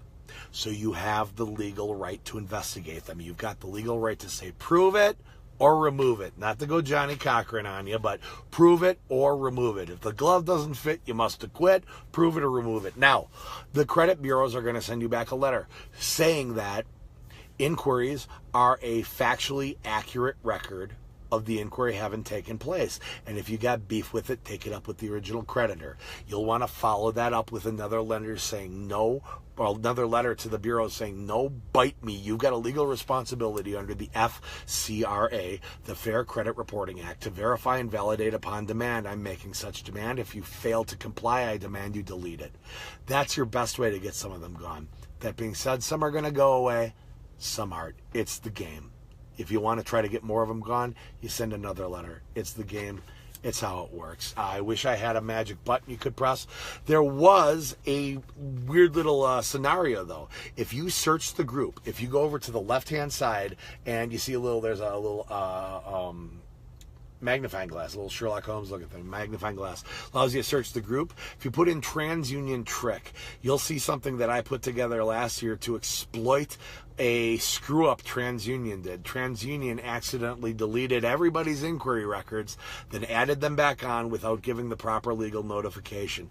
You got to go through it step by step. I'm talking, you ask for an American, you do everything that I tell you to do, and you'll have some luck. You can ask Danielle, one of the mods, you can ask some of these other folks in here. They've had some amazing results getting some of those deleted. It's a little cheat sheet. It's a little short step. It's a little, I seldom will offer up a trick, but that is a trick that works. And that's something that I developed. I'll take my full ego credit for that one. That's 100% Jeremy. And if you read it somewhere else, it's still 100% Jeremy. So there you have that. Let's take a look, see what else we got going on really quick. I'm going to try to keep this kind of short, kind of sweet. That's why I just did inquiries tonight, because it's Thanksgiving. Got a bunch of turkey to eat tomorrow. Got some relatives to see. And I got 2 toddlers who I guarantee you are terrorizing the McDonald's behind me. And I got a wife who's a freaking saint, because not only does she put up with me which those of you who know me is quite the task, but she's wrangling 2 toddlers. All right, how long do late mortgage payments stay on credit report? As long as anything stays on a credit report. Stuff will stay on credit reports negatively 7 years, up to 7 years, 180 days. So they'll stay on there for a while. So what do we do about something like that? We send a validation letter. Now, it's going to have more of an impact there, Sandy Daniels, in the last 24 months than it will as it gets older and older. So the further you get away, it's like anything, the further you get away from a negative activity, a negative happening, you heal. Your credit report's the same way. The further it gets away from a negative thing, it heals. Every day gets a little bit easier. Every day gets a little better. When it comes to credit, every day your score gets a little bit better. Susan says, hey, I didn't miss you. Well, totally. Hey, don't worry, Susan. I'm going to hit save at the end of this, and we're going to save this to the group, and then I'll upload this to Credit TV on YouTube. And for those of you, if you have not followed our channel on YouTube, Credit TV, this is where we put all of our live videos. This is where we put all of our videos we make for you. You can see me and Jared Havens, the CEO of the company, eating hot peppers because it's a bad idea. You can see advice on how to make your credit machine from Chaz Earthram. You can see me basically trolling a Ukrainian grant scammer. There's all kinds of good stuff. Follow us on Credit TV. It's going to be a growing and growing and growing portfolio of credit videos, credit education for you. Sandy, you're awesome. Thanks. Hey, thank you for being here, you guys. I look well, thanks, Susan. Trying to feel better. Robin, do you guys get inquiries removed while we're in the program? We can work on it. Honestly, that is think of inquiries as what flavor frosting do you want on your cake. I want to bake your cake first. So for that, we're going to work on 2 things. It's elimination of unverifiable derogatories and negatives, and it's building. It's building. It's building. You all, I want you to run screaming from anyone who tells you that repairing your credit is simply deleting things, because that's only part of it. Your history is only 35%. That leaves us 65% of other stuff to work on. Credit development, rounded out profile, balance to limit ratios on revolving accounts and things like that. So while we offer things like a credit audit to take a look, there's a reason we offer coaching professionally when we work on it. There's a reason I tell you guys in this group, I tell you every day, develop your credit, get your balance to limit ratios in check, and things like that. But can we work on them? Yes. The ones we'll work on, honestly, I'm only going to work on something that's 6 to 12 months old, because as we're doing this, some of them are going to drop off anyway. And if you're in the Credit Life Credit Improvement Program and have a coach, I, as a coach, and I think all the other coaches will tell their clients, no unauthorized credit inquiries. Translation: we're working hard to get these points. Let's not throw them away like candy at a parade. Or if we're going to piss our points away, at least have some fun doing it. You know, let's not just waste them. Hopefully, I think we're getting up to the end of wrapping up. I know my wife has been amazingly tolerant in running off with the kids and stuff like that. And I think I probably owe her a nice wine or something of that sort. Everybody, I want to take this time to tell you all, we're very thankful of you. Us at Credit Life are thankful of you. I, Jeremy Dysak, founder of this group, am thankful to have you. We are right now a couple people away from 30,000 people in the Fair Credit Reporting Act, free credit repair advice. If you ever figured out why we named it FCRA, that's why. We're a few people away from 30,000 people in this group. This is an amazing group made up of amazing people. Everyone's got the same amazing vision of improving lives, of changing lives, of getting in position where you can qualify for homes, you can qualify for things. I tell everybody every time they ask me, you know, why do I do what I do? Every time I do my job right, a kid gets a backyard to play in. And I don't say that to sell things to people. I don't say that to try to get people to sign up for something. I say it because it's the truth. For Credit TV, for Credit Life, for the Free Credit Repair Advice Group, and for myself, Jeremy Dysak, I thank you all. I wish you a blessed Thanksgiving, and I'll talk to you all soon.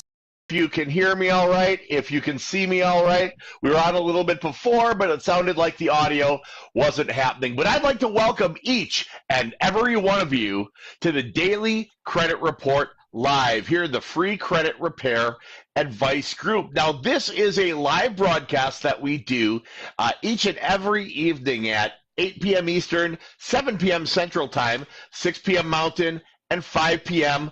Pacific time. Now, I'd like to welcome you all. We're going to let the room fill up just a bit. Everyone, let me know how the audio is. I guess we had some audio issues before, but every single night you're going to be able to see Daily Credit Report on Monday, Tuesday, Wednesday, Thursday, and Friday, 8 p.m. Eastern, 7 p.m. Central Time, 6 p.m. Mountain, and 5 p.m. Pacific Time. This is all sponsored by Credit Life Financial Wellness. Credit Life, credit service organization, work in credit repair, credit development. Basically, long story short, Credit Life exists to help get you to your goals and to really change lives. Now, while the room is filling up here a little bit, I'm going to do a personal plug. If you'd like to have me as your FICO certified credit coach, remember you should always look for FICO certification when you're picking a credit company, when you're picking a coach. Always ask your coach, hey, are you FICO certified? The answer should be yes. But if you'd like to have me as your FICO certified credit coach, just go to www.bookcoachjd.com, and you can pick a day, an evening, a weekend for a consultation. And there's no cost for the initial consult. The consult is to see if you're a fit. It's to talk to you about your goals, talk about your credit, and put together a plan and steps and action items that can be put into place to get your score and profile in position to qualify for your goals. So if you'd like to have me, FICO certified credit life coach, founder of the free credit repair advice group, as your personal coach, go to www.bookcoachjd.com. All right, so I want to thank you for joining us tonight for the Daily Credit Report Live. So tonight's topic, I based it off of a lot of the talk in the free credit repair advice group. A lot of people have been asking questions about the letters, investigation letters, about follow-up letters, about how am I supposed to send this, why, about the investigation process and all of that. So tonight we're going to talk about trying to delete negative information off of your credit report. Yes, it can be done. How many rounds? Perfect. All right. Francesco, do me a favor because I know you're paying attention. Let me know if you can hear me. I just want to make sure my audio is 100% because we started out and apparently I was miming for a little bit of it. But again, we're going to talk about how to delete negative information off your credit report. We're going to talk about letters, letter structure, why it works, and how it takes more than one round. We're going to talk about how it works when it comes to the laws, why it works, the actual process involved, the letters, what they mean, and what structure they should have. You can hear me? Awesome. I'm loud. My guess was some of you could probably hear me before the microphone was even working from wherever you're located. But first thing I want to dive into, okay, so people take a look at their credit. Now, we all know that credit's not just made of bad. It can feel like it sometimes when we look at it and we see a lot of derogatory items, but we know that good things make up our credit as well. And it's important to do development, but at the core of credit repair is actually repairing the report itself. It's how to eliminate these negative items. So I want to go into this a little bit with you. So if you are trying to delete negative information off of your credit report, the very first thing you really need to know is, how does this work? You know, can I just call them up and say, hey, would you please delete this? And they go, sure, we love you. You're awesome. You're a big fat bald guy in a blue shirt. We'll take all that off for you, right? No, that's not how it works. Okay. The reason credit repair and credit service organizations, and you guys doing the investigations and all of that, the reason it works to begin with is because there are some laws on the books, okay? Now, I'm going to back us up to the basics here, and this is a talk I haven't done for quite a while, so I would recommend you guys settle in. If you know anyone who could benefit from this one, this is probably going to be valuable for you. So we've got 3 credit bureaus out there, okay? Equifax, Experian, and TransUnion.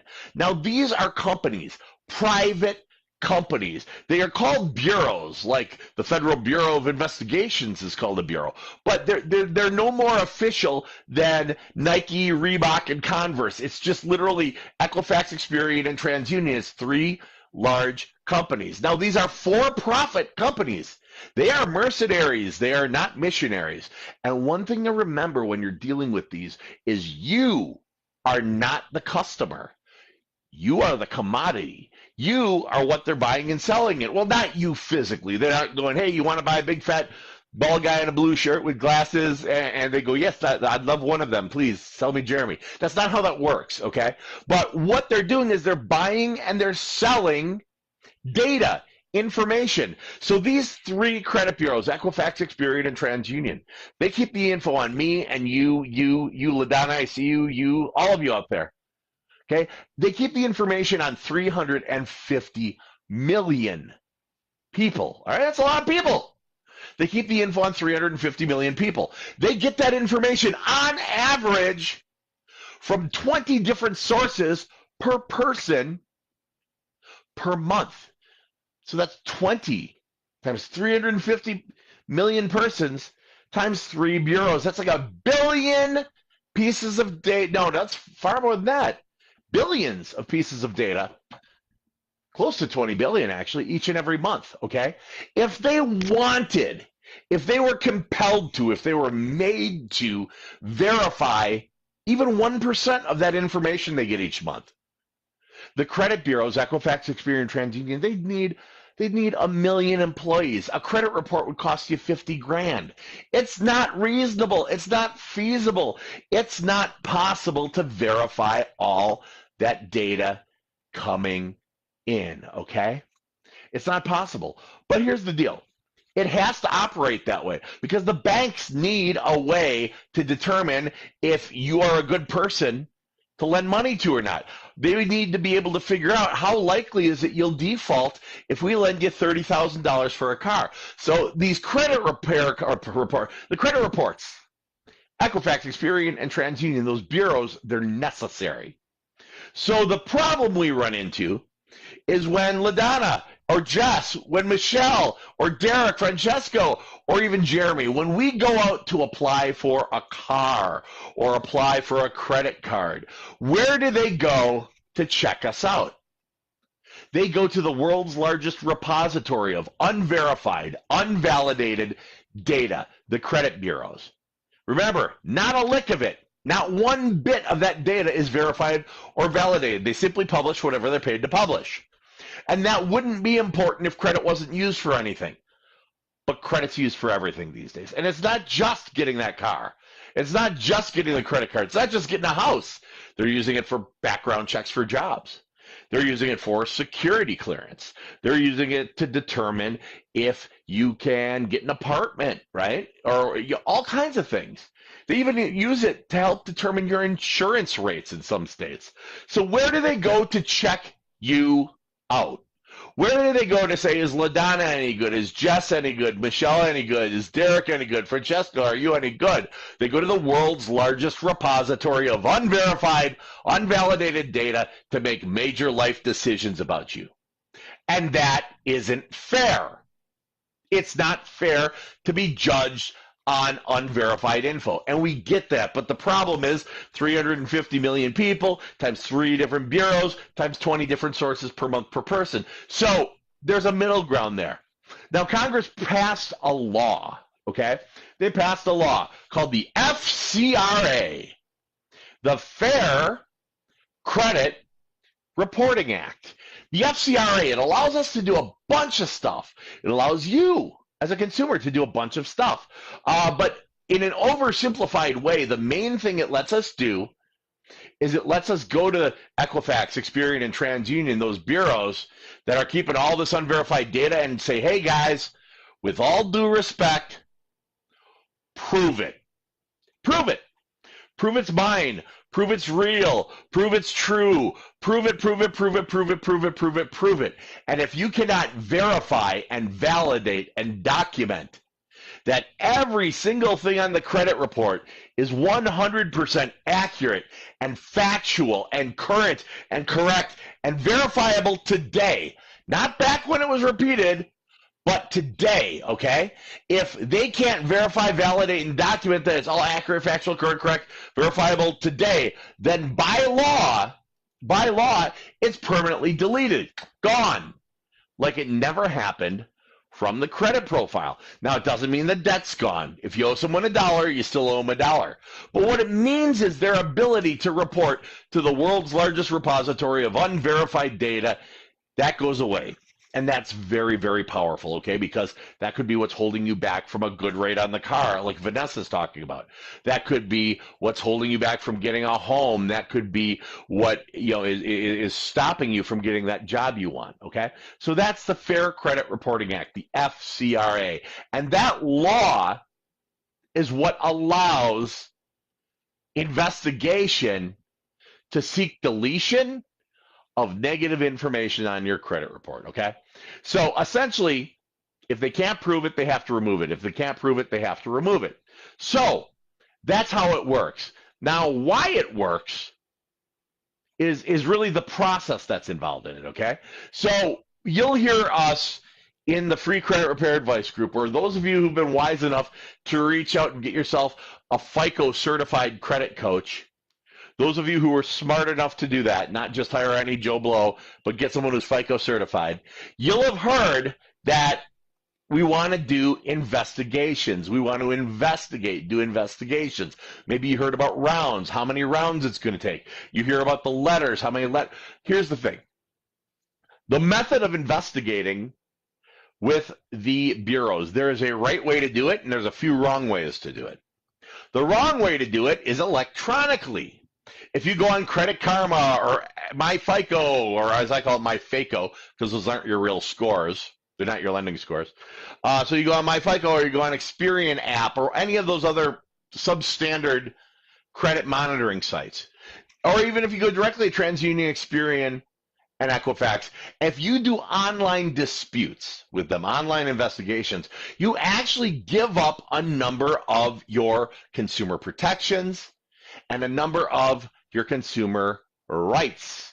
One of the main ones basically boils down to this. You do it online. You do an online dispute, and they delete an item. You got it deleted. You think you're king cock of the walk because you got something deleted from your credit profile. Bad news for you. The very next time that creditor, same credit company, same collection company, same people, the very next time that creditor reports to the bureaus, that's going to show back up. Because you've done it electronically, you gave up your rights to have that sucker permanently gone.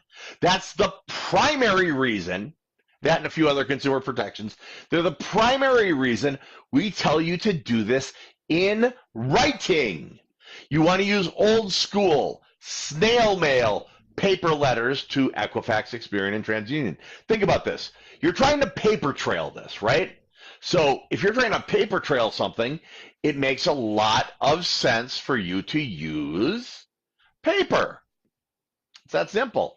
We're trying to paper trail this. We're trying to get good documentation. Doing it in writing like that, you do not give up any of your consumer rights. So here's the process. The process is you go and you get a copy of your credit report from somewhere like smartcreditvip.com. smartcreditvip.com. You can get a smart credit monitoring. It's $22 a month from there.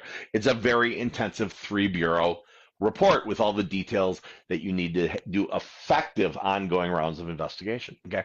So you've got your credit report and you're going to go through, and I'm old school. I love to print it and take a highlighter and highlight everything that's negative, everything derogatory, everything that's bad, all the things that are costing us points, right? So you're going to go through and you're going to identify all the things. All right. Those are the items, those negatives, those late payments, those charge-offs, those collections. Those are the items that are going to be subject to investigation. Those are what you're going to write about in your letters to Equifax, Experian, and TransUnion. Now you're going to go after all of the negative accounts all at the same time. There's no law stopping you. You've got a goal, and you're not going to get there if you drag your feet. And if you're anything like me, I'm not a terribly patient fella. I don't see why any of you should be, especially if you're not even a fella, right? So you make these letters. You type them up. You may have heard people say, oh, handwrite it.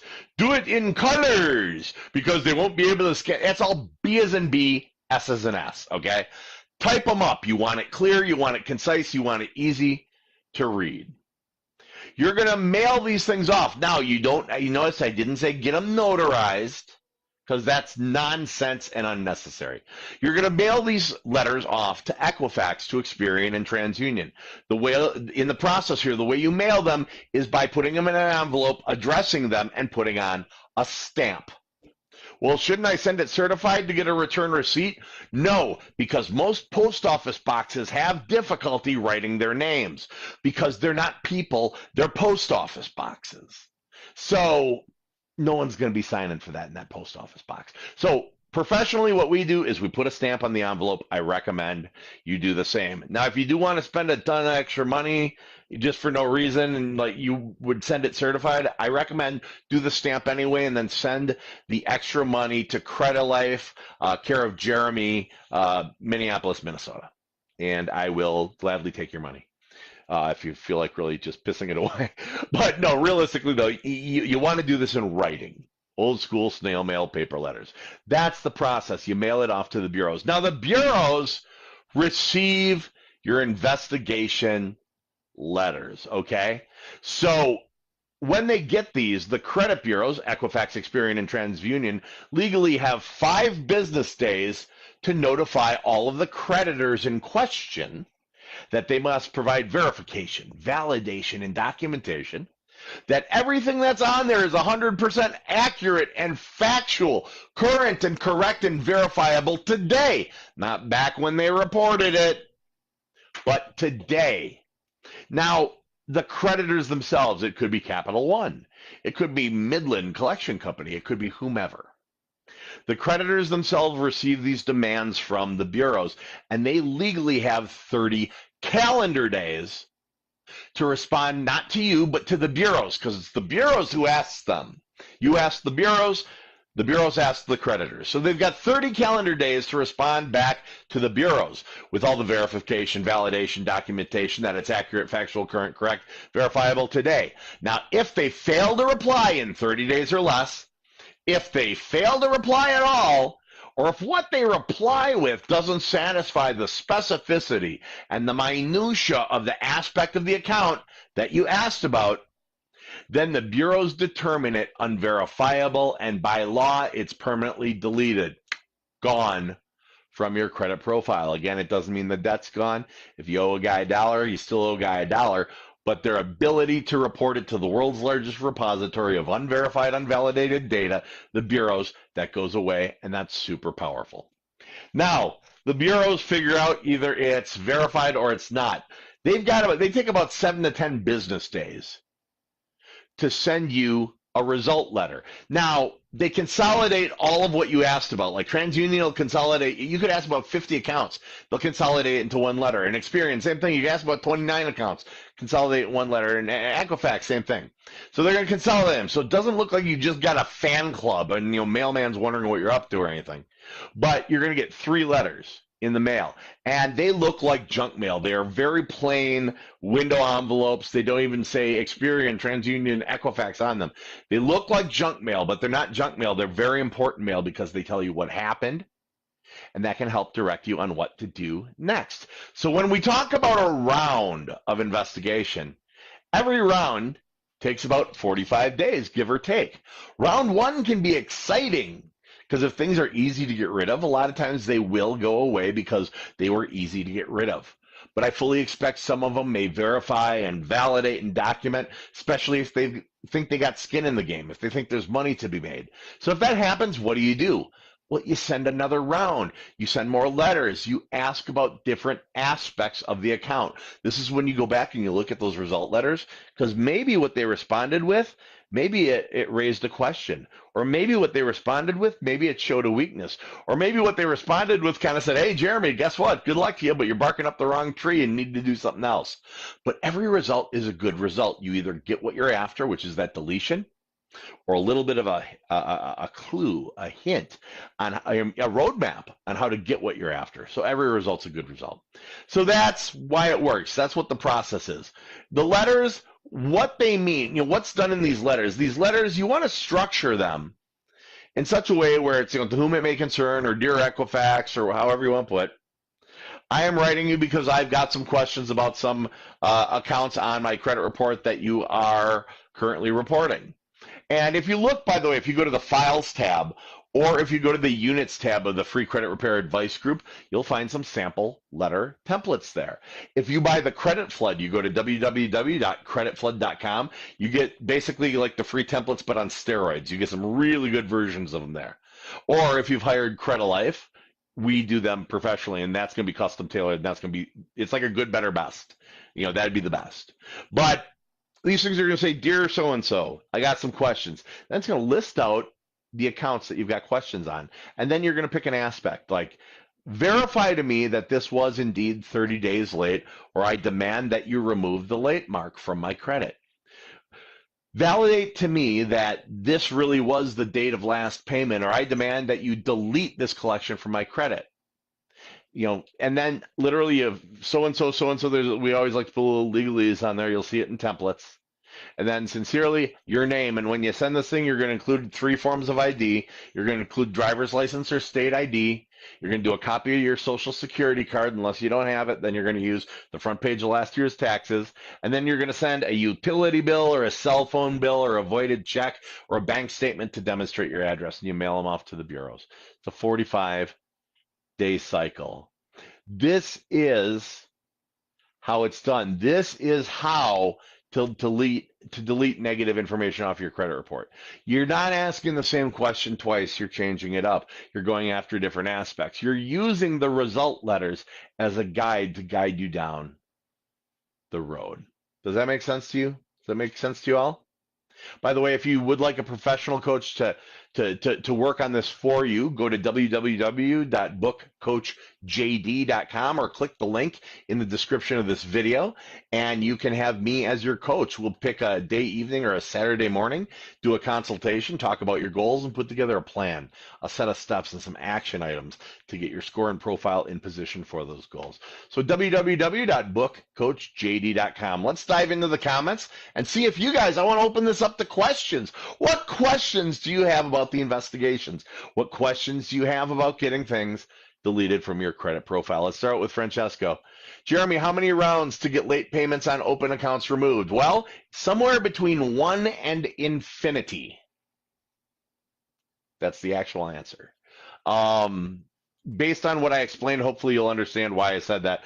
It can take multiple rounds, but basically you're following a path and going after different aspects each time. Also, what do the letters contain in the rounds? They're going to contain different aspects of the accounts. They're going to contain maybe a question of the balance, a question of the account number, a question of the date of last activity, a question of the date of first delinquency, a question of the address associated with the account, a question of the current status of the account, and they'll have different ones each time. Great question. All right, you guys can hear me? Excellent, excellent.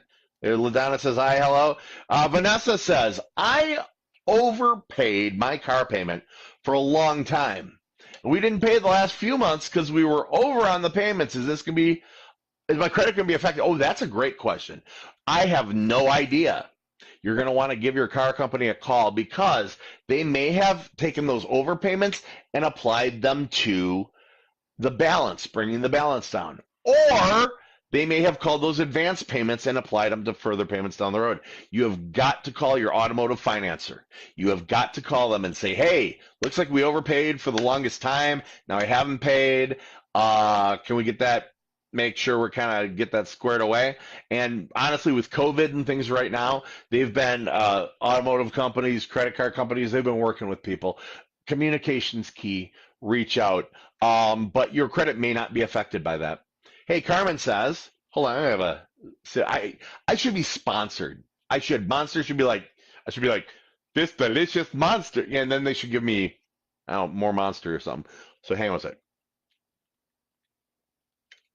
It matches my shirt. Look at that, guys. I'm coordinating today. All right, anyway, Carmen says, so I send out validate letters to collection agency first, then investigation letters to the credit bureaus. No, Carmen, you send them all simultaneously. So we talked about investigation letters to the bureaus. There are also validation letters, otherwise known as 609 letters. There's a copy of that in the file section, the unit section. There's a template.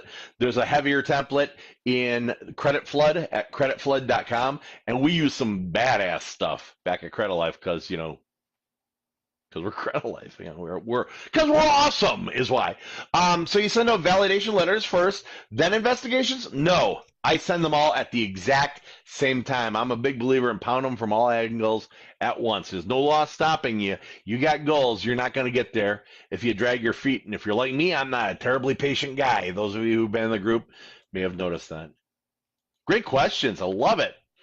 Francesca says, what happens if they spelled your name wrong? Is that grounds for deletion? Nah.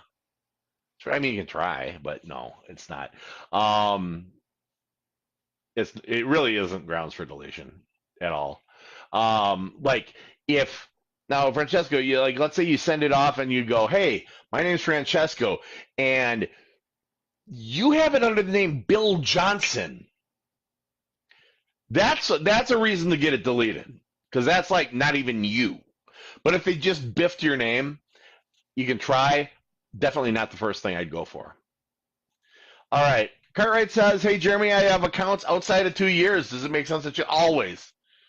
There's this 2-year thing. People get real excited about 2 years.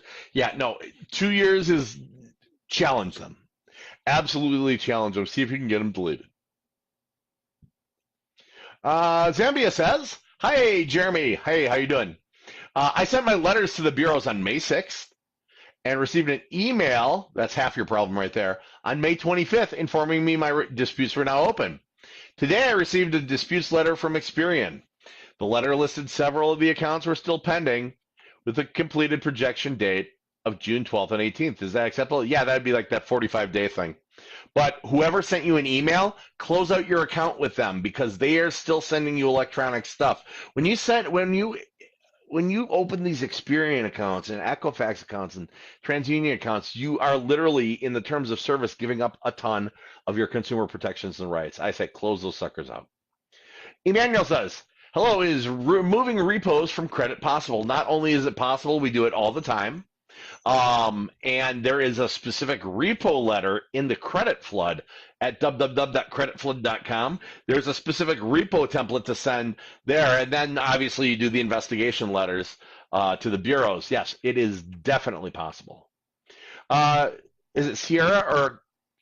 Yeah, it's probably Sierra. I'm going to go with Sierra. And Sierra, if I said your name wrong, well, now your name's Sierra. I don't know.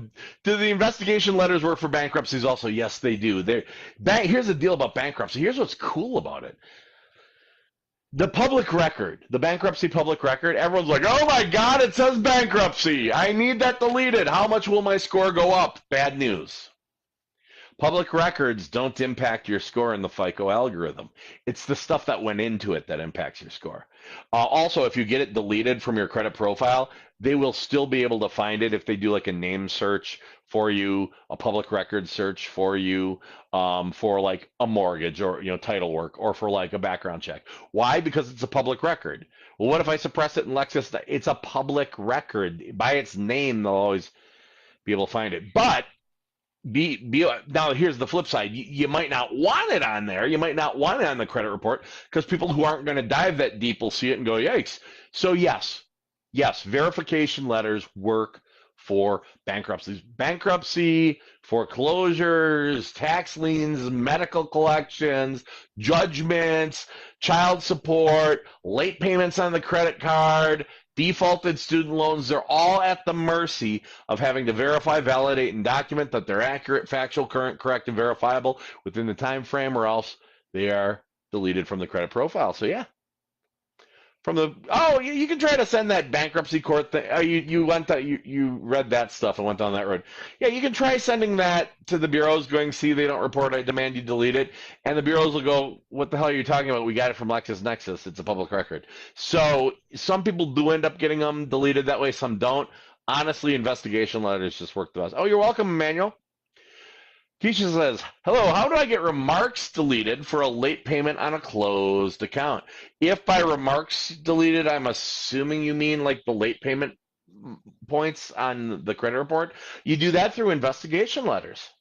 Pure and simple stuff. Yeah, you want to send, verify, validate, and document that it's accurate, factual, current, correct, verifiable today. And if not, then by law, that sucker gets permanently deleted from the credit profile like it never happened. So how you like them apples? All right. Yeah, awesome. You got this, though. You totally got this, Keisha. You're going to rock this out. I feel good about you. Holly says, will a credit coach help with someone who's got a collection account for a medical bill that Medicaid should have paid for? Doesn't matter how long it's been. Yeah, there is like a billing threshold, like time frame that, honest to God, if all of this crap goes back to court challenges. I mean, that's what it all goes down to. Someone sued someone somewhere sometime over something. So there's like a threshold of time that they'd consider reasonable for having Medicaid sorted out, and after a while they're like, dude, you should have done something about this back then. So realistically, yeah, we help with the collections. I guess that was a really long-winded way of saying that, but yeah, us coaches, FICO certified credit coaches at Credit Life, can help you with the collections. Kat says, how do I eviction off my credit? I wrote them a letter to settle, but they don't respond. Well, that's because they're obviously not too bright. What I would do, Kat, is I would do investigation letters with the bureaus. And if you feel like doing the credit flood, I believe we get an eviction letter in there. Otherwise, hire Credit Life and we'll crush it for you. That's what we do. Jess says, I have debts from 7 years ago that turned into charge-offs. I paid 2 of them. Still have the paperwork from collection agencies. I settled. Which letter do I send? Just send investigation letters to the bureaus. You'll be good. Can you assist with student loans? Not only can we assist with student loans, we have one specialist, Tyler, on our staff. That's what he does all day, every day, is student loan work. Yeah, and he's legit. He's the real deal. Ty's the real deal. All right. Oh no, Pat, you're rocking it. Jasmine says, "Hey, Jeremy, I got a private student loan through my old credit union. I'm making monthly payments, but when I look at the credit report, it says the account's closed. Oh, it said that for a while. Should I try to challenge it? Yeah. If I'm up to date and I'm doing good and I'm making payments and I'm on time every month and I didn't have any lates on it, I'd go and I'd yell and scream at the credit union, going, "Hey, report this." Now, if it did have lates at some point in time, don't push that. Instead, you'd want to go to the bureaus and do investigation letters. So it's up to you, Jasmine, kind of how you want to rock that one out. Chris says, what do I need to do to delete late payments from open accounts? Late payments are 11 with Cap One, 4 with Best Buy, and 4 with student loans, all from 18. Good standing now, but it's hurting me. Which investigation letters to the bureaus that they're reporting to. That's it. Investigation letters to the bureaus they're reporting to. That's totally what I would do. I wouldn't go at the creditors, particularly Cap One. Cap One's got a nasty habit of if you poke them too many times, they'll close your account. All right. Good question. Great questions tonight, you guys. By the way, I'm having a good time. This is fantastic. Is it? You guys, let me know. Give me some ones in chat. Give me some thumbs up if you find this valuable. If you think this is educational and valuable, let me know. It's very affirming for me. Kat says, how do I get help fixing my credit? Trying to save to get in a house. Well, I'll tell you, if you want to have a coach, a FICO certified credit coach, if you want me, now I warn you, I'm a bit of a wise ass. I'm super direct and blunt. A lot of people think it's rude. It's not rude. I really care about you that much. It's passion.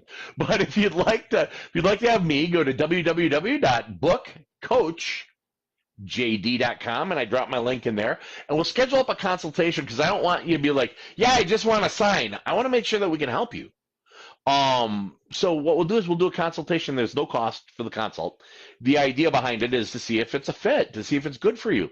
And we'll talk about what's on your credit specifically, not these general broad things like I do for a video. We'll talk about your goals. That's crucial. Saving for the house. What else? What else do you want? What's your time frame? Things like that. We'll get specific. And then we'll put together a plan and a set of steps, action items, and what services could be used to get your score and profile in position. Not only for that goal, but my guess is you might want other things in life. Maybe you want a car. Maybe you dream of opening a business. Maybe, there's so many things. There's so many things. Credit's used for so much. And that's in a consultation. We go through and we look at all of them, because if your goals are specific, the steps and the path and what I put together for you as your coach is also specific. So you can tell me, look, I want this, and this, and I can put the path together for all those things. In my career, I've been in credit and banking for 28 years. I've held every position from a teller in a bank up to the CEO of a mortgage corporation and everything in between. I've never had anyone ever follow my advice and fail. And I definitely wouldn't let you be the first. So what I say when I say talk to me about your goals, I don't want to just hear about the house. I want to hear about how much. I want to hear about, is it going to be a starter home? Are you looking down the road? What are you going to be driving? And all these things. So yeah, it's if you'd like to do a consultation, www.bookcoachjd.com, or just click the links. I dropped it in chat. It's at the top there. It's awesome. Thanks, Kat.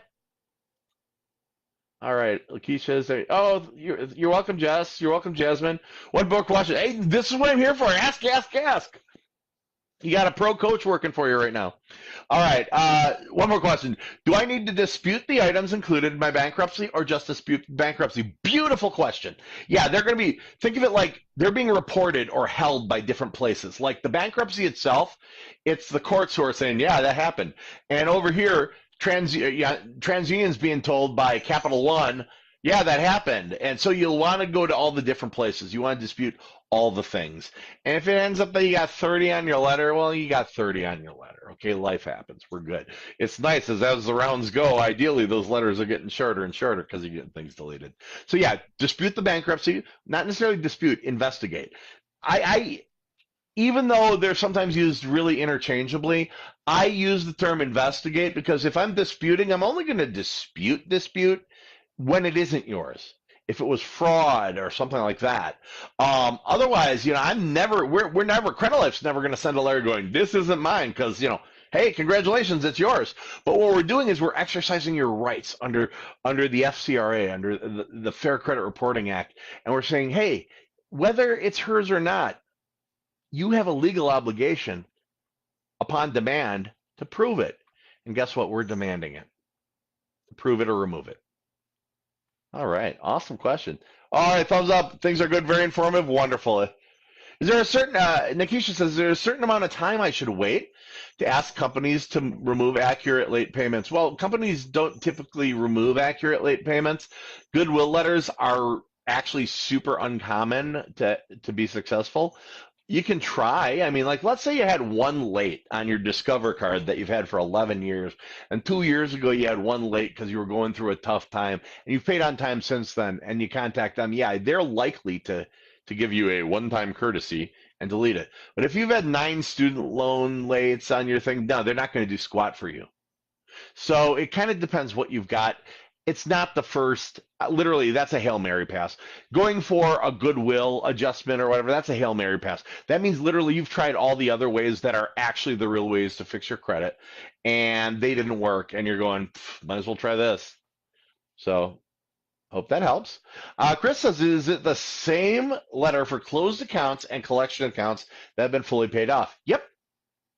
You just want to ask about different stuff. But yeah. Stephanie, I'm discouraged about an account that was deleted and settled. It then reappeared to a bureau where it never reported. Since it's so recent, won't the discrepancy be minimal info they report? No, discrepancies, no, it's going to cause a massive impact, actually, because it just got reported. It's a new negative. These bureaus have no responsibility to follow suit with each other. They've got no responsibility to report the same things. They're 3 separate companies. That's like saying, well, American Airlines should really have to honor Northwest Airlines or Delta Airlines' prices. No, that's not how it works. And that's not how that works. So yeah, it's not going to be minimal. It's going to hurt on the bureau that it hits. I did say it. Awesome. Captain, thank you. I'm signing on your site to make a point. Awesome, wonderful. I look forward to talking to you. Julie says, how long does a late payment affect your credit? I've got one from 2019. Well, technically 7 years and 180 days. That's how long it affects you. 7 years, 180 days. The positive thing is every month that it gets older, it affects you less and less. But here's the deal. Late payments, paying on time or paying late, accounts for 35% of your entire FICO score. 30% is balance to limit ratios on revolving accounts. Those are credit cards. 15%, well, that's history. That's time, how long you've had credit. 10% is blend of accounts. One kind is good, 2 kinds is better. Car loan, student loan, credit card, retail card, mortgage. One kinds is good. One kinds is good. been a long day. One kind is good. A few kinds are better. More kinds are even better than that. The final 10% of your FICO score is made up by recent inquiries over the last 12 months and extra weight given to recent activities over the last 12. So while an older 2019 late payment doesn't affect you as badly as if it had been in April of 2020, for example, it still affects you. And will it affect you in 2 years? Yep. 3 years? Yep. 4 years? Yep. 5 years? Yep. 6 years and 6 months from now? No, because it's a year old. That's about what I got on that one. Wonderful. Well, y'all, what I want to do is I want to wrap up, but I want to remind you, remember, the best way to investigate, the best way to dispute is always 100% of the time going to be in writing. You don't do this electronically. If you do it electronically, you give up a number of your rights. Remember, the laws that are on the books right now are there for a good reason. None of the info on your credit report's ever been verified or validated, not a lick of it. And due to the Fair Credit Reporting Act, the FCRA, you've got some consumer rights that allow you to go to the bureaus and go, okay, guys, prove it or remove it. It's like Johnny Cochran. If the glove does not fit, you must acquit and prove it or remove it. Chris says, if all my late payments were actually late, there's no way to get them off or just dispute. Start with disputing. Start with disputing. Start with disputing. Perfect. All right, y'all, I'm going to wrap up a little bit. One last thing. Remember, join us every single night here in the free Credit Repair Advice Group at 8 p.m. Eastern, 7 p.m. Central, 6 p.m. Mountain Time, and 5 p.m. Pacific Time for the daily credit report. I'm every Wednesday night. If you like talking to me, FICO certified credit coach and founder of the free credit repair advice group, Jeremy Dysak. This is a good time to tune in. If you'd like to have me as your personal credit coach, go to www.bookcoachjd.com and sign up for a consultation. There's no cost for the consult. We'll talk about your goals, talk about your credit, put together a plan, steps, service items to get you in position for your goals. All right. I'm Jeremy Dysak, FICO certified Credit Life credit coach. Thanks a lot for joining me tonight. I'll talk to you soon. Bye-bye. Free credit repair advice group. Now, what I'm going to do here is just for a minute, I'm going to allow the group to fill up so that people have an opportunity to get on board with the live this evening. But we're going to be doing some pretty heavy stuff tonight. Tonight's topic is going to be how to repair your credit. We're talking an end-to-end explanation on how to repair your own credit. So we're going to give the room just a minute or two here to fill up. Let's get that pinned to the top so that people can find it. Good evening, everyone. Let me know if you can hear me okay. Let me know if you can see me okay. So tonight's topic is a great big topic. It is everything you're going to need to know to repair your credit. It is literally how to repair your credit. What I'm about to give you tonight, I hope you find value in it. I'm about to give you tonight for free more than most companies will actually even charge you for, okay? Needless to say, if that's what we're willing to give away free, you should see what we charge for.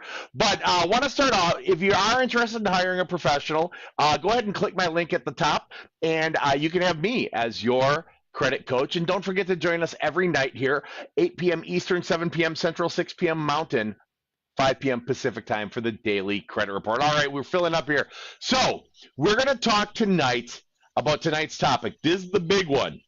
This is the big topic. This is how to repair your credit, okay?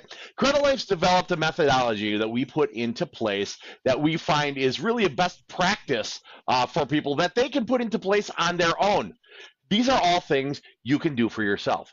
The three methodologies of credit repair are going to be eliminate the negative, build the positive, and get your arms around the money where it lives. Hey, Daniel, good to see you. Hey, Mona. So the three methodologies are going to be eliminate the negative, so if you're taking notes, this is what you want to write down. Eliminate the negative, build the positive, and get your arms around the money where it lives. All right, so we're going to break down the three methodologies that are needed to fully repair your credit. So the first methodology, eliminate the negative. The very first step The very first thing that we do professionally for anyone who's a client of ours and that you need to do for yourself is going to be to see what you can have on your credit report that's negative, that's derogatory, that's bad, that's holding you back. You want to see what you can have eliminated from the report, okay? Deleted, gone like it never happened, okay? It's not the easiest thing to do, but it's not rocket science. And you've probably heard people, use the magic 609 letter, use this magic, we got this magic letter, we'll say, okay, there is literally no magic whatsoever in the initial investigation process. You're going to get the negatives deleted from your credit through investigation, okay? How are we going to do this? You're going to get a credit report. I want you to get a credit report from somewhere quality. This is where you want to spend a little bit of money. Spend $22. Go to smartcredit.com/creditlife. Spend $22 and get a 3-bureau credit report. There's a reason we tell you go to Smart Credit. It's not because Smart Credit's paying me. It's not anything like that. The reason we tell you to go there is because it's a competent tool for you to use. It's easy to read. It's extremely complete. Now, what about the scores? The scores are garbage. They're Vantage scores. Don't worry about the scores. We're worried about the profile. So you're going to go and open up that Smart Credit. By the way, it's going to be $30 if you don't use the discount link. So it's www.smartcredit.com//creditlife, CREDILIFE. That'll get you credit monitoring for $22 a month and still like 30 plus 20 to pull your report. Okay, so you pull up your credit report. And what you're going to have is a tri-merge credit report. It's called a tri-merge in-file. It's Equifax, Experian, and TransUnion all put together, all in one report. Now, pulling that credit report isn't going to hurt your score. Why? Because it's a consumer-facing scorecard. It's a consumer-facing credit profile, okay? But it's got all the detail we need. It's got the account numbers redacted, but it's got enough to identify them. It's got the names. It's got the addresses. It's got everything we need to do investigation letters. Now, what you're going to do is you're going to grab yourself. Typically, I like to use a highlighter. I like to print these things. I'm a little old school. Grab a highlighter. Boom. And you're going to go through and you're going to highlight everything that's negative. Any lates, any collections, anything bad, anything derogatory, anything closed and charged off, anything that's not good, you're going to highlight on the credit report. And there might be, a few yellow lines on there, or the whole report might look like frickin' Big Bird by the time you're done. I don't know. That's going to be up to you. And if you're worried about it being yellow, use pink or use green or whatever you want to use. The point is not the color of the marker. The point is the data in which we're highlighting. So you're going to go back through, you're going to do your own credit audit, and you're going to identify the good, the bad, and the ugly. All right? We're going to save the good for later. The bad and the ugly are what you want to investigate. That could be lates, that could be charge-offs, that could be collections, that could be anything that's gone horribly wrong. Voluntary repos, involuntary repos, debts that you've settled that are showing paid in full for less than amount, or debts that collections you settled that are paid in full as agreed. Those are still bad, okay? They're just a little less bad than if they were open. You're going to identify all of those. Now, those are going to become the subjects of investigation. Now it's time to write your letters. You can either go to www.yourcreditlife.com and click on the tools section for letter templates. They're right there for you. Or you can go to the files section or the units section of the free credit repair advice group on Facebook.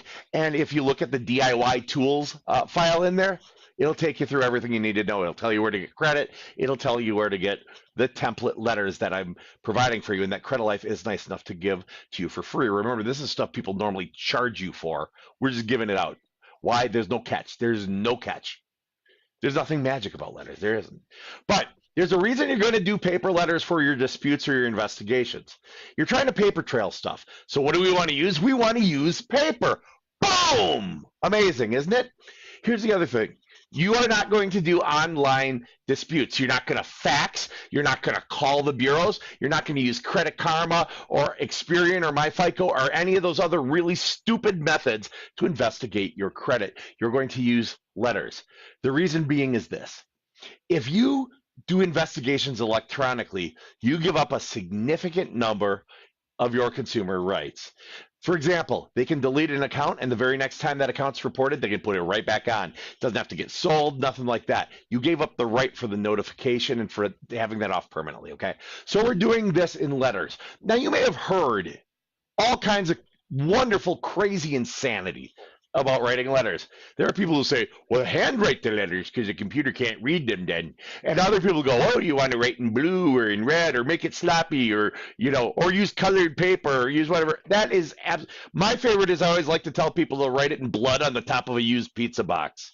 If you're going to go and just be stupid about it, commit. So here's the deal. The letters are read when they are received by Equifax, Experian, and TransUnion. They're read by a machine that uses something called eOscar encoding. It's a computer. Now, you're not going to trick them into having it take longer by handwriting it and making a mess. In fact, you might get tagged as frivolous, and you've wasted a 45-day round of investigations. Okay? So we're going to type then. We're going to keep it clean, neat, precise. You're going to ask about one different aspect per account. You're going to investigate every single account that's derogatory on the Bureau at the same time. There's no law stopping you. You've got goals. You're not going to get there if you drag your feet. And I know I'm not a patient guy. I don't know why you'd be patient enough to go, let's just do 3 of them. We'll come back later and do the other 7. No, do them all. Okay? Now, there are 27 different aspects that can be verified and validated to confirm that they're accurate and factual and current, correct, and verifiable as of today.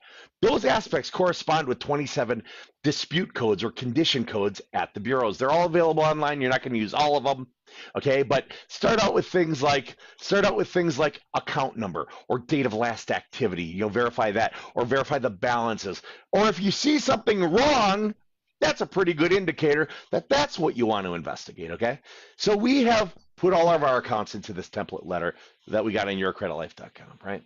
And we have listed all these accounts, and we've put our aspects and all that neat stuff. Now, before you mail these to the bureaus, you have to include 3 things to the bureaus: a driver's license, a state ID, something identifying that you're you, a copy of your Social Security card, or front page of your taxes from last year with your social on it. You need a federal document to confirm your social. And then you're going to want to include a bank statement or a voided check or a utility bill or a cell phone bill, something that says it's safe to send those things to your address. If you don't include all of that, it could get tagged as frivolous and they throw it out and you've just wasted 45 days. Okay, so you got all that stuff, you're going to jam it in the envelope and you're going to send it certified, right? No, that's stupid. There is no post office box on the planet that can sign its name for a certified letter. Literally, if you want to waste an extra $5 in addition to the stamp to send it certified, I want you to send it to Jeremy Dysock, care of Credilife, and you can find right on our site the address. But send that to me instead. Send me the $15. I'll put it to much better use than would be used if you send certified. Don't. Professionally, we've sent this many letters certified. None, nothing, bupkiss. Why? It's not necessary. Use a stamp. Well, what if you just type or handwrite the envelope? Doesn't matter. Put your return address on it. So you mail these things off. They go to Equifax, Experian, and TransUnion, okay?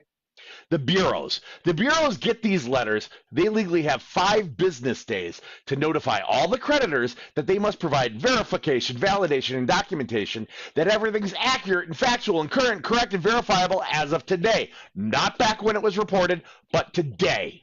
They have 5 business days to notify them. And guess what? They will do it. They're not going to ignore your letter. No conspiratorial garbage. They'll notify them. So far, I got to ask you guys, I got a lot of people in here. Does this make sense? Throw me some thumbs up in chat if what I'm saying makes sense so far. And don't worry, this will be saved in the group to go back and watch. Okay, but throw me some thumbs up if you think this is valuable, because if not, I'll stop. But if you think this is valuable, I want some interaction. I want some thumbs up in the group, or give me some number ones in chat, because you think this is very important. This will help you get to your number 1 goal. Throw those in for me so I know I should keep going. All right, so you mail the bureaus the letters. Equifax, Experian, TransUnion. They have 5 business days. 5 business days to notify the creditors that they must provide verification, validation, documentation. That's all accurate, factual, current, correct, verifiable as of today. Okay. Now, the creditors, the collection companies, Capital One, the car company, whoever, they've got 30 calendar days to respond to the bureaus, not to you, to the bureaus, because the bureaus are the ones who asked them. They've got 30 calendar days to respond to the bureaus with the verification, validation, documentation that everything's accurate, factual, and current, correct, and verifiable today, not back when it was reported, but today.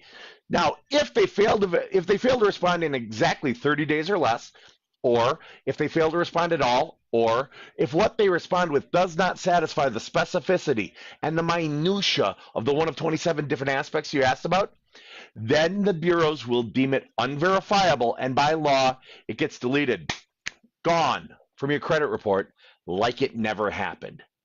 Okay? It does not mean the debt's gone. If you owe someone $1, you still owe them $1. But what happens is they lose the right to tarnish your name, to go ahead and publish this to these bureaus without proof. They lose that right, and that's very damn powerful for you. It's the obstacle that's standing between you and your goals. It gives you negotiation power when you go back to the creditors to negotiate settlements. That's great. Now the bureaus, they're going to take 7 to 10 business days to mail you results, okay? Result letters. You're going to get one from Equifax, one from Experian, one from TransUnion. They don't send tons of them for each account. It doesn't look like you just got a fan club or something, but you're going to get 3 of them, and they look like junk mail. They're not junk mail. They're very important mail, and you don't know what the hell's in them unless you open them. So open them, read them. They give you your results.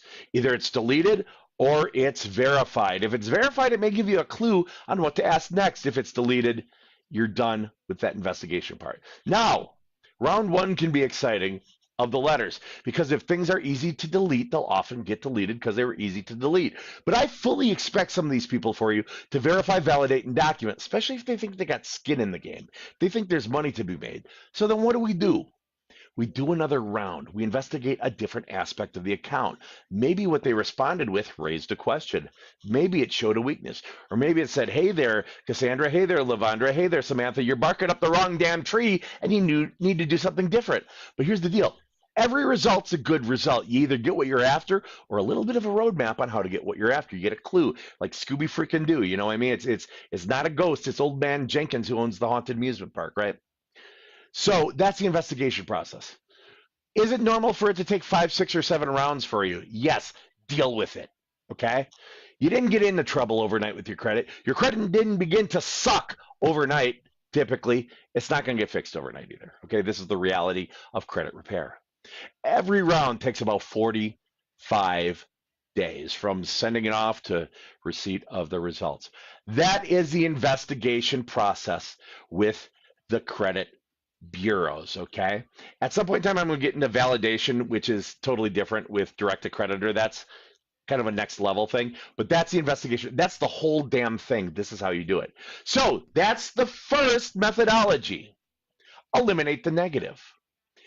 The next methodology to credit repair is going to be to build the positive. What you need to do is you need to go through, remember we looked for the good, the bad, and the ugly, and we highlighted what we're going to investigate, and we still have the good left? Here's the good. We want to maximize our point potential within the FICO algorithm. Okay, what's the FICO algorithm? That's the thing those crazy credit life coaches are in the FICO algorithm. Oh, I heard that you don't really know FICO. Oh, I heard there's 10 different versions. Oh, I heard the certification's nothing. It's just, okay.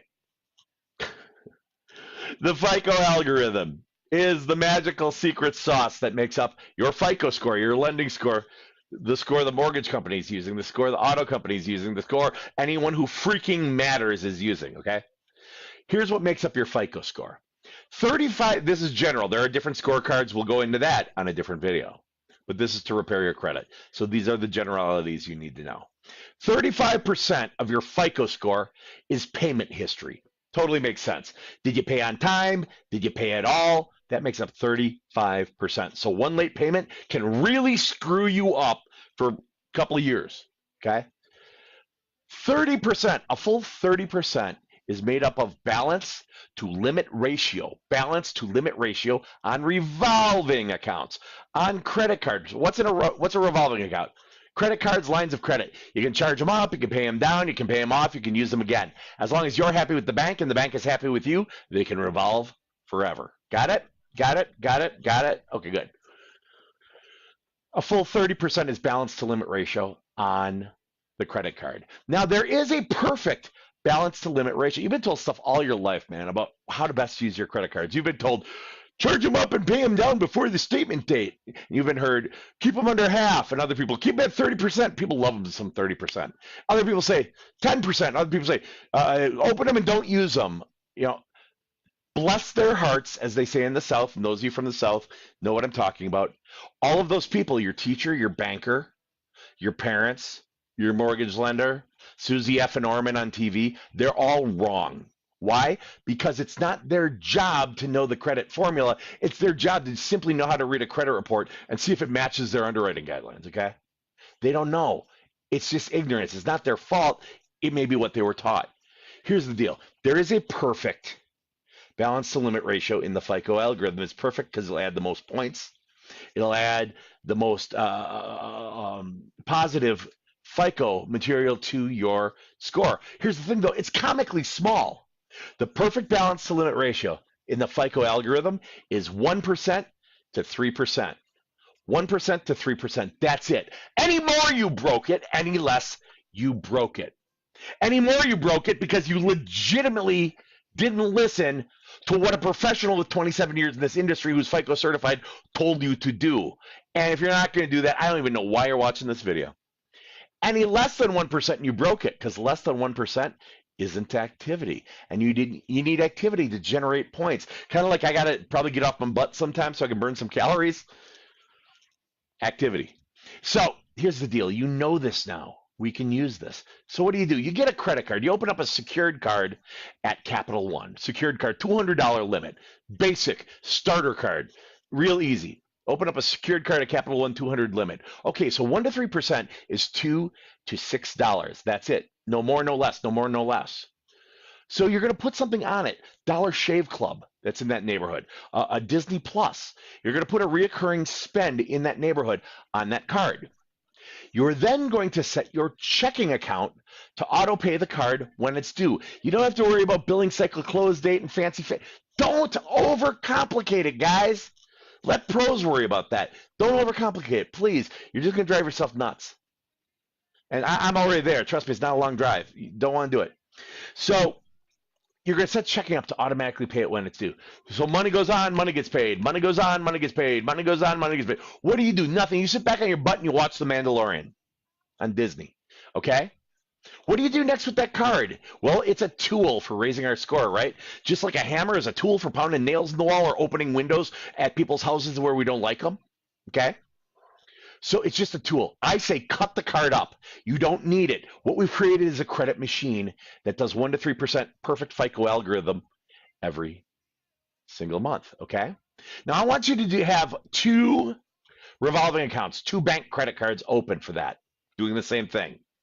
Also want you to open up 1 retail account.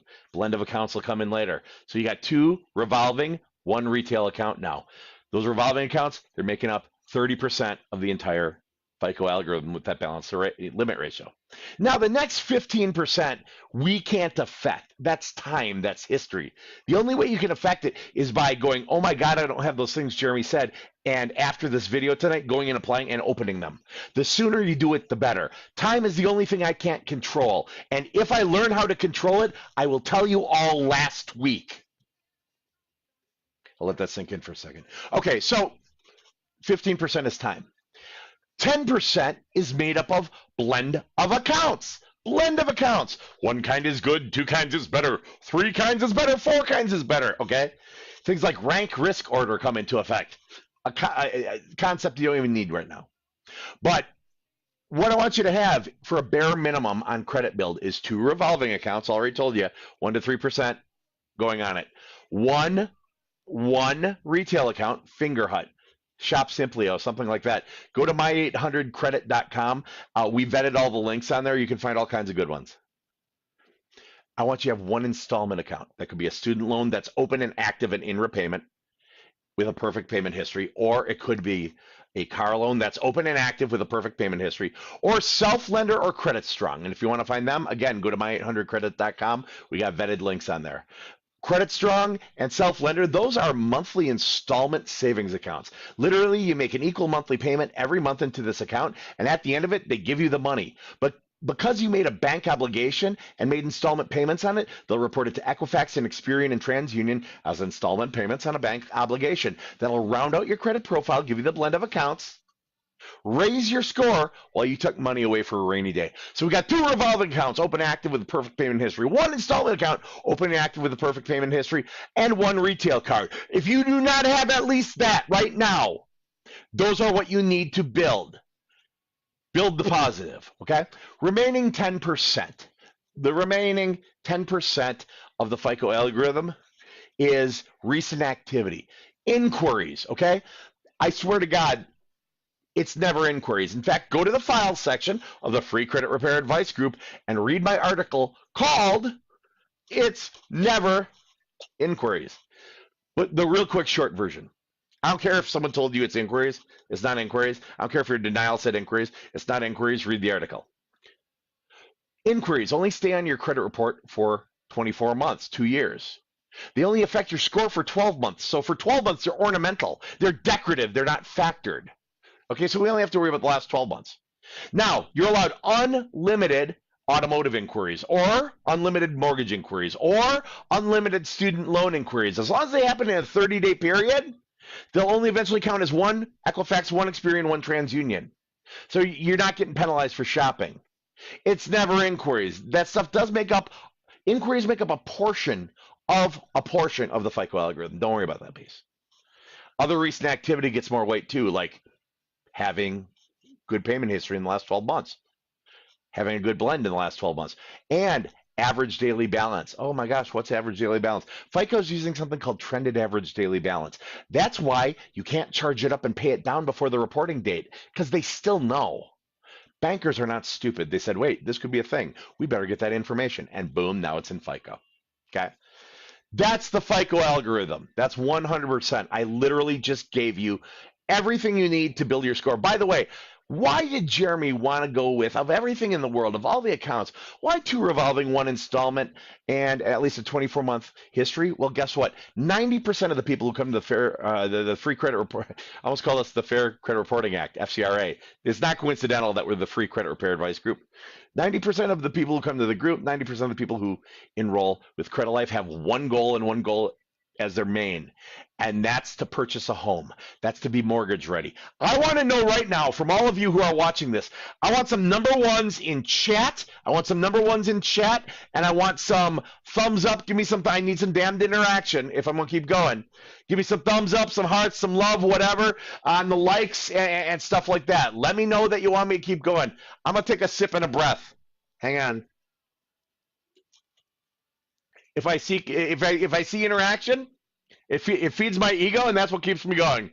So if I see the interaction, give me some thumbs up, some hearts, give me some ones, and I'll finish off with the third methodology that Credit Life uses and that you want to use to fully repair your credit. All right, y'all ready?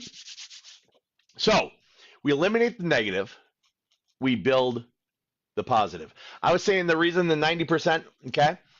90% of the people want to buy a house. Fannie Mae, Freddie Mac, FHA, VA, and USDA underwriting, basically all of the government mortgage underwriting, has a minimum trade line or a minimum account requirement.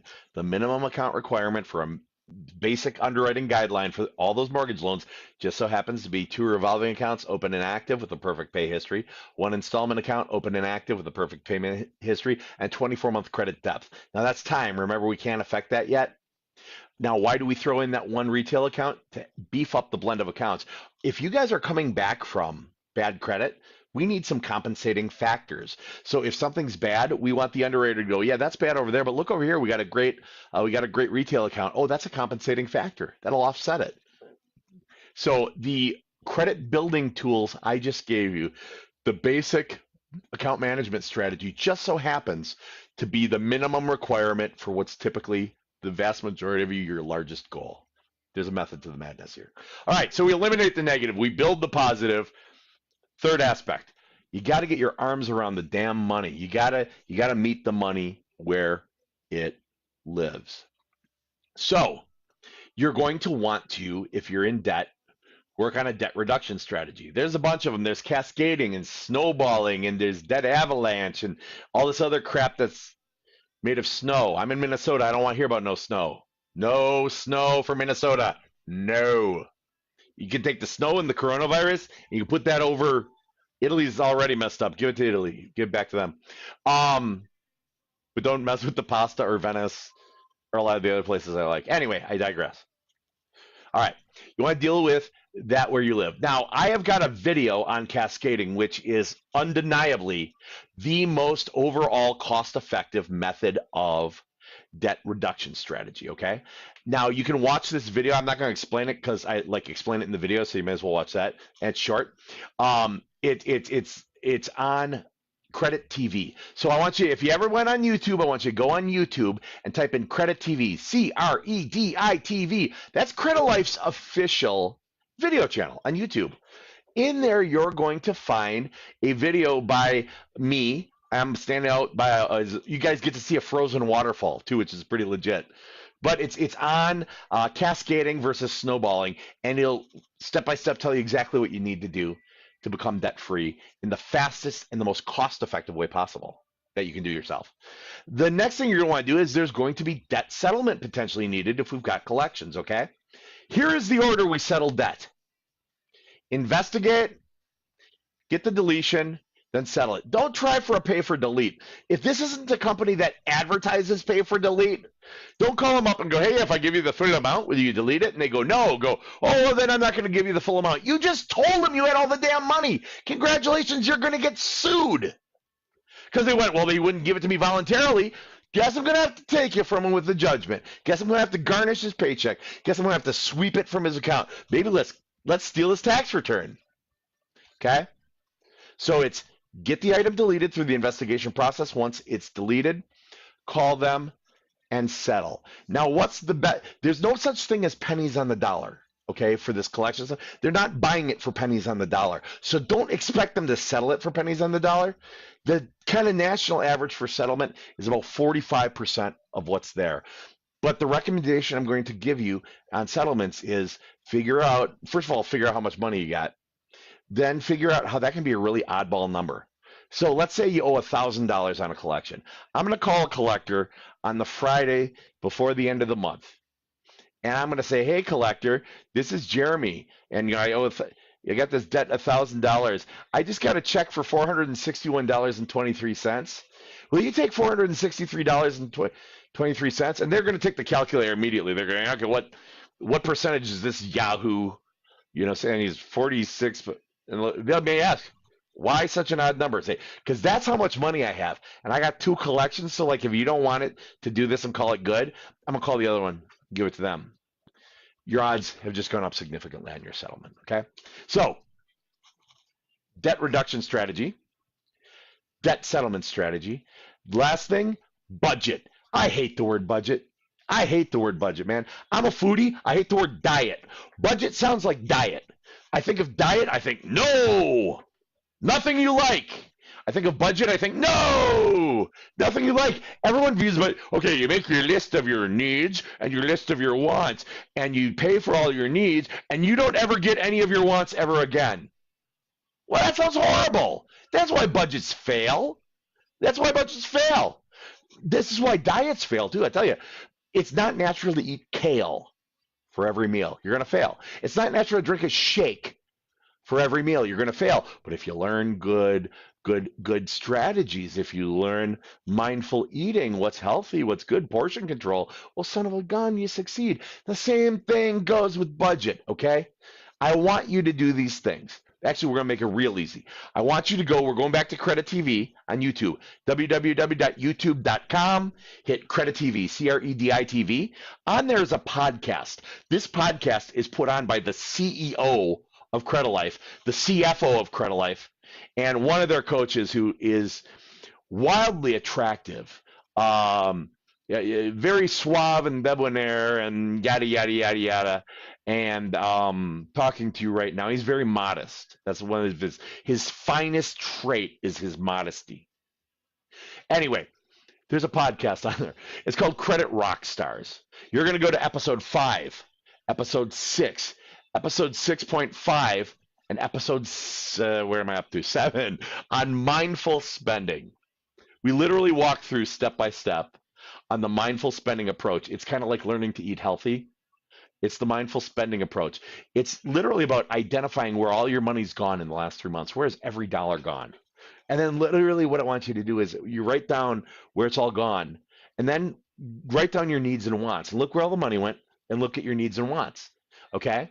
And then you're going to turn off the TV, turn off the radio, hide from the children, and turn off your damned phone. And you're going to sit there, and I want you to reflect on it for about an hour. I'm not even kidding. Just reflect, read it, go through it again, go through it again, go through it again. I'm not telling you to accomplish things. I'm not telling you to write things out now. I just want you to reflect on this. What's important to me? What's not? I'll tell you what. If that cup of coffee from Starbucks you get on the way to work every day is the only reason you have not yet killed Linda in the cubicle next to you, that's not a want anymore.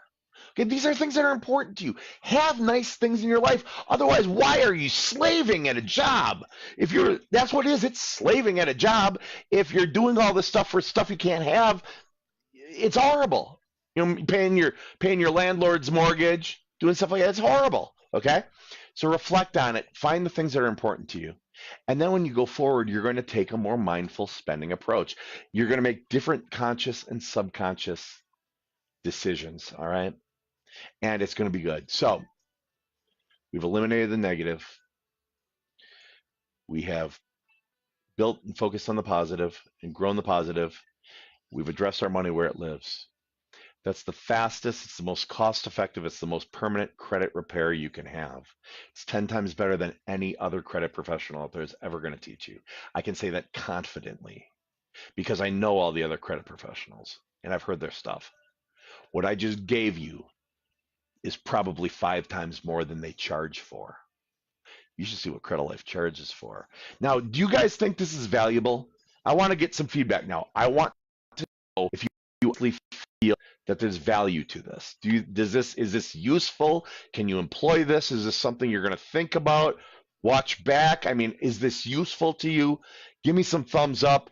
Give number 1 there in chat. I want to know if you honestly feel this is useful or if I literally just wasted my breath for 35 minutes. Hopefully you get a lot out of this, okay? Now, for a lot of people, they do find this process confusing or time consuming, or they want direction or a coach, okay? So this is the only time I'm gonna say this. If you're considering using a coach, it's kind of like if you're working out, hiring a trainer, I'm going to do better with a trainer than I am. Remember at the calories, if I have to get my butt off the couch and I don't even know how to use it. I know the bicycle thing goes around. It's about, I don't know, weights. Shit. All I know is that Lifetime, the workout place in Savage, Minnesota, has a great smoothie bar. I had a membership for a year, and that's the only thing I ever did was I went and got a smoothie once. So some people want to hire a professional to help them with this, to coach them along and teach them the next level things with ongoing coaching, ongoing strategy, custom tailored things, and the investigation process that we can do professionally with our team. Our team is extremely aggressive. We actually are able to go after 2 aspects at the same time on each account, just because of, it's not magic, it's because we've got so damn much experience doing hundreds of thousands of rounds. So it actually typically cuts the investigation time in half for you without getting tagged as frivolous. It's pretty wicked. Then you get ongoing FICO certified coaching and one-on-one stuff like that. If that's something you'd like to do, if you would like to set up a call with me, if you want to book a call with me, I'm going to give you my link if you want to set up a consultation to see about having me as your coach and hiring Credit Life to do this for you. I'm going to put this in the it's at the top of everything here, but I'm also going to put it right there in chat. If you'd like to do that, just click on that link and you can pick a day, an evening, or even a Saturday morning. And what we do during a consultation is you and I would go through your individual credit situation. We talk about your goals, everything, not just buy a house, not just buy a car. I want to know about everything. And then we put together a plan, a set of steps, and custom tailor something for you to get you the fastest, most cost-effective credit repair possible. There's a reason that Credit Life spends $0 advertising. We are 100% word of mouth. I've been in banking and stuff for a long time. I've never worked for a company like that before. It's amazing. It's literally the best way to do everything. So that's my shameless plug. If you want to hire a professional to do this for you, you want to have the power of Credit Life behind you, you want the circle behind you, you want a FICO certified credit coach, a whole team guiding you, and custom tailored budget plans, custom tailored debt reduction strategies, custom tailored growth strategies, because there's way more than the 2 revolving, 1 installment, 24-month history, and 1 retail account. That's the base. That's the 101 stuff. That's not the next level stuff. Like I said, I just gave away way more for free than most companies would ever think of charging you for. You should see what we charge for. All right, I'm going to here. That was a shameless plug. Boom, boom. I'm going to here. I'm going to draft questions, comments, and all good stuff. All right. Mona says hi. Hey, Lavandra says hi. Hello, hello. Cassandra says hi. Samantha asks, if you're disputing multiple items, do they need to be in individual envelopes, or you can bundle a few in each envelope? I'll tell you what, you do the multiple items on 1 letter. Just do them all on 1 letter. Equifax, all the ones you want with Equifax goes on the Equifax letter. All the ones you want to go Experian go on the Experian letter. All the ones for TransUnion letter. Yeah, save some stamps, save some paper, save some time. Don't get paper cuts. Good question. Love it. I love it, Samantha. Thank you. I don't know how you say your name. I'm gonna try though. Ready? I have a bad last name too, so I am preaching to the choir. I got Sasamoam Ativa. Well, I hope that's it, because almost like Ryan's is like awesome. Thank you for being here. Valuable. Thanks, Cassandra. Hey, Tanya. Elizabeth Becker said, should you verify if it's like 6 months from falling off your credit report? Sure. It's not doing you any good to have on it right now. And if they verify, it's not like it starts a new timer. These things can stay on your credit, and it's based on the date of first delinquency. So it's when you stopped paying, it's when something went bad. So it doesn't reset a magical stopwatch. Actually, that's illegal as hell. Or re-age it. That's not an okay thing. So yeah, why would you leave bad stuff there? Think of it this way. If I went in USA Today and I said, you know what? I have got to tell you this. Where were we? I got to tell you, this Elizabeth sucks. Doesn't pay her bills. She had deadbeat. She's terrible. And I didn't back it with anything. You'd sue me for slander. But when the bureaus do it, literally it's the creditor saying this to the bureau. It's not backed by anything. Why would you let them talk smack about you without making them prove it? It's a great question. Great question. Alicia, welcome. Am I supposed to apply for all those in the same day? Yeah. Here's the order I'd have you go. Revolving credit card, bank card, revolving credit card, bank card, followed by like Fingerhut or Shop Simplio, followed by the installment savings account. Now, if you've got some of those already, obviously eliminate them from there. But yeah, hit them all at once. Hey, Trinity, good to see you. Hey, Stephanie, thanks. Oh, I'm just being me. How many revolving accounts do you suggest? 2 revolving, open and active, 1 installment, open and active, 1 retail, which is typically a revolving account.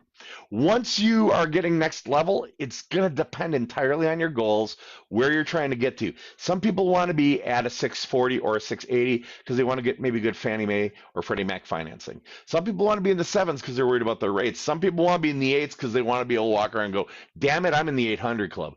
Whatever your goal, it's going to change what those next level recommendations are. Hey, it's good to see you. Why do realtors make a big deal about inquiries? Do you want the answer, or should the politically correct answer, or you want my answer? Alicia. It's because they don't know any damn thing about credit. They know nothing. They know nothing. They don't understand, and they were probably taught wrong. That's why they make a big deal about inquiries. Literally, it's incompetence. Now, with fairness, it's not their job to know how credit really works. And boy, trust me, they don't know how credit really works typically. That's why we've got a program called Right Way to Real Estate. We only hook you up with realtors who actually do know. We vet the crap out of them, and then we make them pay you at the closing table up to $800 in cash incentive for getting the honor of being your realtor. But a realtor's job is to go, that house or that house? Here, let me sell you something that's already there. I mean, I realize that was mean and brutal, and I love realtors that I'm friends with and stuff like that. But yeah, it's because they don't know what they're talking about. Yes, thanks. Thank you, Kex. All right, Mir says, if I have an open car loan, should I also get a self-lender? I tell you what, there's no reason not to. Here's what I do with a self-lender. I do the $1,000 self-lender brand self-lender. For mine, it cashes out at the end of every October. So I get $1,000, and then I just renew it. And it's not like I need it for, I don't need it for my credit, but it's like a super convenience for what I do with it. So I have the $1,000 12-month one cashing out. It's like $89 a month, cashing out every end of October. So I get $1,000 cash put into my hand about 10 days before Black Friday. It's smart. So I'm building my credit, tucking money away. It's my Christmas fund is really what it is. You get extra $1,000. So yeah, Mir, go for it, man. Yes, a home. Awesome, Rochelle. Please keep talking. Thank you, Jana. Britannia, ready? Awesome. Ego feeder. That's all right. Let's see what we got. What we got? All right. Beauty, beauty, beauty. All right. Anna says, working on getting a house. That's so cool, you guys. Best goal in the world. I wrote an article on why I'm a credit coach. It's in the files section. I had gotten asked why the hell would you do this, dude? I mean, I've owned a mortgage corporation. That I sold in like November of 04. I've every aspect of banking, credit. I've got all the certifications and all the crazy stuff. So why would I, out of all that, why would I do credit repair? Check out the files section. The answer is in there in the article. I think you'll like it. Hey, Chanel, welcome. Lavandra, good job explaining. Thank you. Appreciate you being here. Nicole says, will they let you refinance with a late payment on your report? Oftentimes they will. That's something that's going to be program specific. It's going to be based on your credit score and any other compensating factors. With that, I would recommend you talk with a mortgage lender to see what types of things are on there. Unless there are a couple lates and it's kind of messed up and you want to talk to a credit coach, reach out. We're here. Hey, Don, welcome. Good to see you.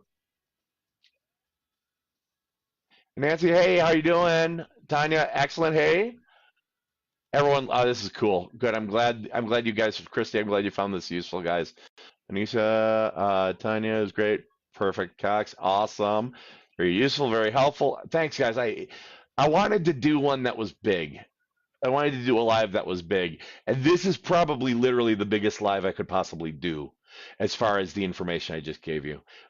It's a one-stop video on how to repair your credit. So if you don't have the money to hire a pro, or you just damn well want to do it yourself, you got it.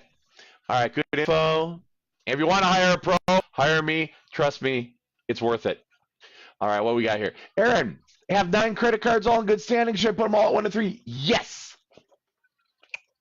How's that for an easy answer? Yes.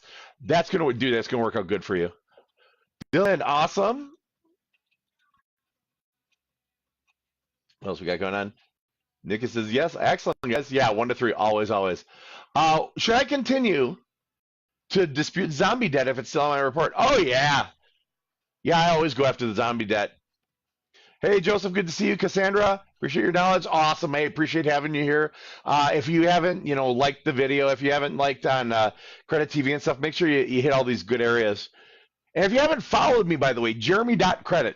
Jeremy.credit is my business page on the big fancy Facebook. I got all kinds of crazies. I do live streaming too, like completely unrelated. I got all kinds of fun stuff going on there. Kate says, working with Credit Life, got my score up 120 points in 5 weeks, but more importantly, I learned what my profile should look like, how to make it stronger, and how to work the numbers game with the bureaus. Oh my God, you're getting a heart. I love it. I love it. Lovely says, will Premier Credit delete of my credit once paid? Typically, they won't delete once paid. Typically, you have to do the investigations first. Tanya says, yep, absolutely, I'm your credit coach. How do you schedule a call with me to talk about the questions? The appointment link? Yes. Yeah. No, wait. Actually, no. Don't use that one, Tanya. Hey, go to www. Okay, if you're currently my client and you need to schedule a coaching call, www.book, B-O-O-K, coach, C-O-A-C-H, JD.com. I've got that set up for you now. All my links will be on there. How's that for fast? All right. Kate, sorry, 8 weeks still. That's so wicked. I love it. I love it, Kate. Cassandra, I have a creditor that called from a rental complex that charged for carpet and never notified. I got an alert from LifeLock.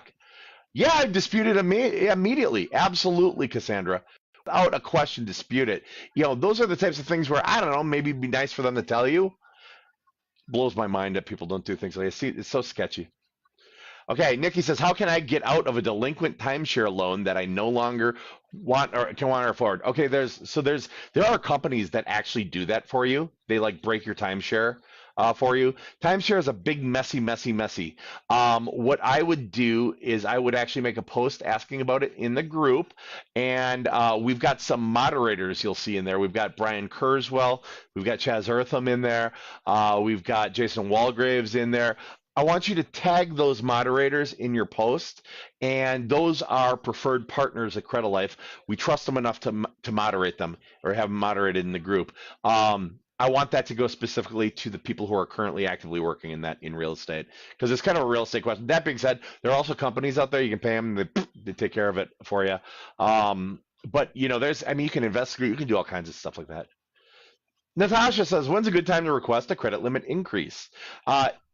The rule of thumb is every 6 months. The rule of thumb is 6 months and request the increase. Here's the other thing. If you want to get the automatic increases, make sure you are not opted out with the credit bureaus for the information sharing and stuff like that, because they feed information to Credit One and stuff, so you get those offers. If you're not opted into that, you won't get automatic increases. There's a total industry secret for you. Hey, you're welcome, Cassandra. Love and need your help trying to purchase a home soon. What are the first steps? Oh my goodness. Number one, when I'm done with this video, I'm going to do a watch party, so it's going to be go back and watch it. Number two, if you're talking soon, if you need a pro, I definitely recommend you hire me. Otherwise, watch the video. I literally give you step by step. But let me put a plug for the Right Way to Real Estate. Those of you who are looking to buy a home, okay, we've got the Right Way to Real Estate program with Credit Life. Here's the catch. In a good way, you don't have to be a client to take advantage of it. If you want to be in the Right Way to Real Estate program and you're not a client, I want you to email me at Jeremy, Jeremy, at yourcreditlife.com. Send me your name, send me your address, your phone number, and your email, and what state you're looking to buy a house in, okay? Right Way to Real Estate program. We set you up with the best teams of realtors and teams of mortgage lenders in your state. We vetted them. We beat the snot out of them. They want you. They don't care that you've been through credit repair. In fact, they want you bad enough that at the closing table, they're going to pay you, not us, up to $1,050, okay? The realtor will give you up to $800 of their commission based on the size of the house. And the mortgage lender will give you a $250 mortgage credit off your closing costs. So by the way, if you're thinking of hiring a professional, start doing the math. That'll pay for it, or damn near completely pay for it. So literally, you could let your goal fund the things that have to do to get you to your goal. It's wicked. All right. Hopefully that helped. You're welcome, Nikki. Aaron says, Rise credit loan was charged off, but has not been sold to collection agency. Oh, okay. So if it's already charged off, if it's already dookie, I would investigate and look on their website, see if they do any pay to delete. That's as far as I go. I don't say call them and do a pay to delete, but look on their website. What you're actively trying to do is get it deleted before they sell it, and then you're going to call them the second it's deleted and go, hey guys, I want to settle. Even payments doesn't matter because they can't give new activity on that deleted account. So yeah, you can ride it out. Best way to send the bureau responses to me, you can actually send them. One of the best ways is you can upload them into your online dashboard if you're a client at yourcreditlife.com. Do the attach file thing in the notes section. Otherwise, you can just take a picture of them with the camera. And by the way, best thing you can do for yourself is get a PDF scanner. It's an app for your iPhone or your Android phone. It's a PDF scanner. That's a different broadcast I do, scamming with cameras. But a PDF scanner, what it's going to do is it's going to take a photograph, make it into a PDF document, and that's all real pretty and comes across.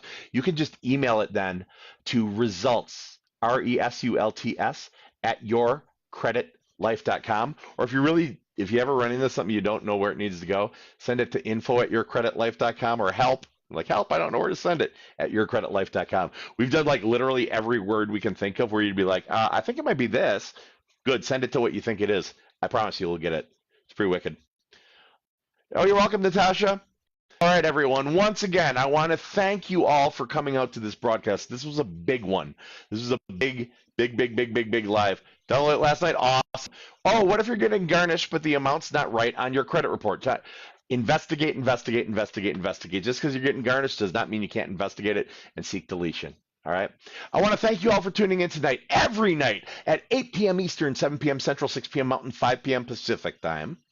Monday through Friday, we have broadcasts. Now, Monday through Thursday, it's the Daily Credit Report with a different certified credit life coach every night. My night's Wednesday, so if you want me, FICO certified credit coach Jeremy Dysock, always watch on Wednesday nights. Then on Friday I either do a watch party of our, usually I blend it up. I do our week's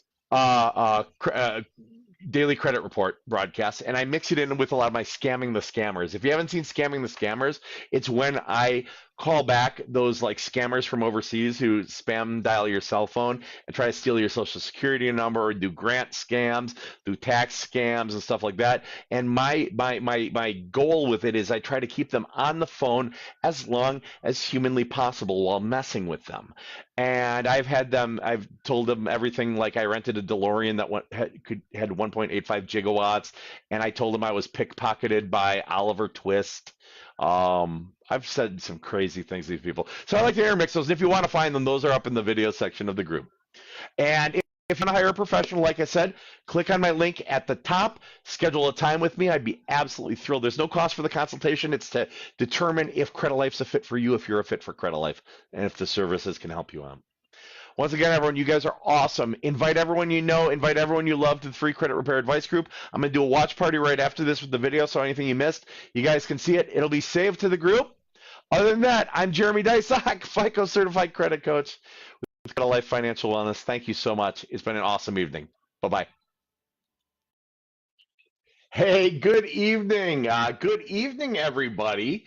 This is Jeremy Dysock. I am a FICO certified credit coach with Credit Life Financial Wellness, and I'm the founder of the free credit repair advice group right here on Facebook.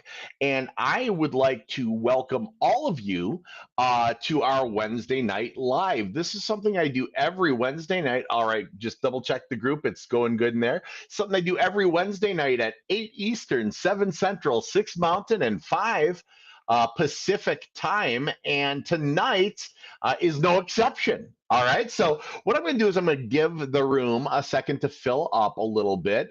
Those of you who are watching me live, thank you. And those of you who are watching the replay, thank you for joining. Again, for those of you who don't know who I am, I'm Jeremy Dysock. I'm a 27-year veteran of the credit, mortgage, and banking industry. I am a FICO certified credit coach for Credit Life Financial Wellness Company. I'm the founder of the free credit repair advice group right here on Facebook. We are, we're 73,100 members strong right now. Awesome stuff. It's just awesome stuff. And by the way, if you'd like to book a consultation with me, to have me as your coach, you can actually do so by clicking or by taking down the link below. Just go to www.bookcoachjeremy.com and you can pick for a no-cost consultation, a day, an evening, even a weekend if I have it available. Now, the point of the consultation is to talk about your credit, talk about your goals, put together a plan, steps, action items to get your score and profile in position for those goals, and to see if you are a fit for the Credit Life program and Credit Life's a fit for you. So to book that directly with me, you can talk to yours truly live and in person on the phone. Just go to book that consult at www.bookcoachjeremy.com. All right, so tonight I wanted to give everybody some credit hacks and strategies. Now, we've been doing some webinars for you all lately on that topic, on the credit hacks and strategies topic itself. And so what I wanted to do was give away a couple of those. Here we go. I'm going to open my PowerPoint presentation over on the other screen. I want to give away a couple of those and see if I can't share screen some of this right to you. So here's what we're going to do. We are going to go to the slideshow. We're going to go from the beginning, and we're going to minimize the little thing there. All right, so a lot of you have followed a lot of different advice on credit, and there are a lot of groups on Facebook. There are YouTube channels and TikTok channels and self-proclaimed gurus, and all these people giving you all kinds of different advice.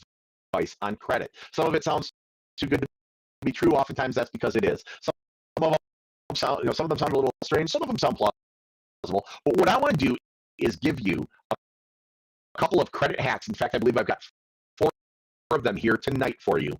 Credit hacks that will make a real change and make a real impact for you right now. All right, we're going to share. There we go. We're going to share this screen. All right, so I want give me some likes, give me some thumbs up in chat. Let me know if you have got up. Someone says the audio is breaking up. Hopefully it's still okay. I'm on a voice over internet audio, so sometimes it does break up a little bit. So hopefully everything's going to be okay, or hopefully things are a little bit better. Suddenly the audio is good. Perfect. We want the audio to be good. All right, who's ready for some credit hacks? Give me some likes. Give me some, number ones in chat. Throw some number ones in chat. Give me some likes on the video. Thumbs up if you're ready for some credit hacks. Who's ready? All right. Here's the first one. All right, credit hack number 1. You can actually maximize FICO scores when it comes to your credit cards. Now, the information I'm giving you is direct insider info from FICO. And I'm going to dive in a little further. A lot of you have heard, 1 to 3%. Oh, they say that all the time in the group, 1 to 3%. We're going to dive in really quick, a little deeper here, so you really understand what it is we're talking about. There's a zone, there's a region, there's a zone within the FICO algorithm, the math formula that makes your FICO score. There is a little spot. Now I want to show you something. If you look over on the top of this graphic I'm showing you, it says amount of debt, 30%.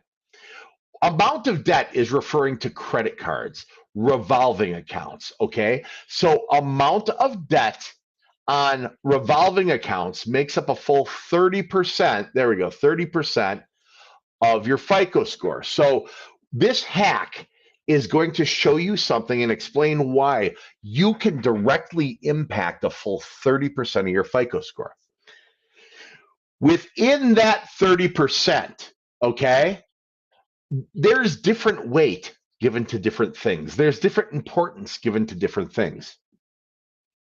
The most important thing within that 30% is balance to limit ratio on revolving accounts or credit cards. So balance, that's how much you owe. Limit, that's how much you're allowed to spend. So if you have a $500 limit credit card, right? $500 limit Capital One card, and you spend $250, that's a 50% balance to limit ratio, okay? Now, a little known fact within the FICO algorithm, there's a small region, a small zone, a small bucket, as they say, that will give you the most points added to your score each and every month, and it's incredibly small. The perfect balance to limit ratio, the perfect utilization on a credit card is going to be 1% of the limit up into 3% of the limit, 1% to 3%. So again, we're going to talk about that $500 limit Capital One card. A 1 to 3% balance to limit ratio, a 1 to 3% usage on a $500 Capital One card is $5 to $15. $5 to $15, 1 to 3%. No more and no less. Any less, you broke it. Any less than 1%, you broke it, because less than 1%, FICO doesn't consider under 1% usage as activity, and you need activity to generate points, just like you need gasoline to make a motor go. A motor is capable of doing all kinds of things, but until you fuel it with something, it's not going anywhere. Well, that minimum 1% usage fuels the FICO algorithm. That turns the key, that gets it going, that makes the engine roar. Now, any less than 1%, you broke it. Any more than 3%, and you broke it. Why? Because number one, the FICO certified credit coach, Jeremy Dysock, told you so. But number two, if you go over 3%, well, what about 3.1%? No, I said 3%. If you go over 3%, you're not in that region, that zone that adds the most points to your score every month. And what are we trying to do? We're trying to add the most points. Well, Jeremy, I heard that I can charge as much as I want, and as long as I pay it down before the the cycle date before it reports, I can do whatever I want to get those sky miles and points, and FICO will never know. Wrong. The 3 latest incarnations of the FICO algorithm, as well as an RMCR, which is a residential mortgage credit report, they all see something called trended average daily balance. Trended average daily balance. If you charge it up and pay it down so it only reports a little bit, your trended average daily balance will still be high and you won't maximize your score. So credit hack number 1, only use between 1, no less, and 3, no more, % of your credit card limit every month, and you will maximize, you will turbocharge your credit card. So here's how you put this hack into play. Let's take that $500 limit Capital One card, and let's take our Disney Plus, which is $9.99. I like Disney Plus. Got the Mandalorian on it. Got Baby Yoda. I like it. It's got the Book of Boba Fett. All the Disney movies. I like Disney Plus. It's $9.99 a month. So I take my fresh, clean, no money on it, $500 limit Capital One card, and I set Disney Plus up to automatically charge on the card. Bam, that's activity. How much activity? Well, it's $9.95, so roughly $10. On a $500 limit credit card, that's a 2% balance to limit ratio. Well, that's between 1 and 3. I'm in the credit hack. You're now going to set your checking account or your bank account up to automatically pay that Capital One card when it's due. So money goes on when Disney charges, money gets paid when the bill date, due date is, and it auto pays out of checking. What happens next month? Oh, money goes on when Disney charges, money gets paid. Money goes on, money gets paid, money goes on, money's points. All you're doing, you're kicking back, you're watching Baby Yoda. You're using a credit hack and you're turbocharging your FICO score. Does this make sense to people? Give me a yes in comments, or give me some likes or thumbs up. Give me some reactions here. Little Arnold Palmer here. All right, so that's credit hack number 1. So what do you do with the card the rest of the time? Nothing. It's only for that Disney Plus. You're maximizing your point potential.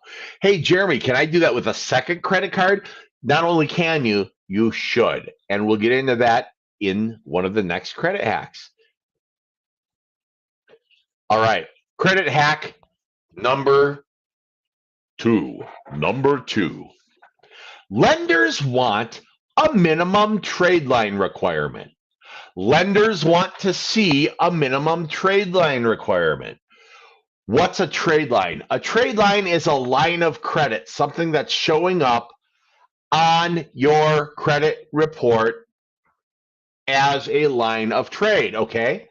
There is a specific minimum trade line requirement that most lenders want to see for all kinds of lending. I'm talking automotive, I'm talking credit card, but I'm especially talking Fannie Mae, Freddie Mac, FHA, VA, and USDA home mortgage lending. So this is a hack.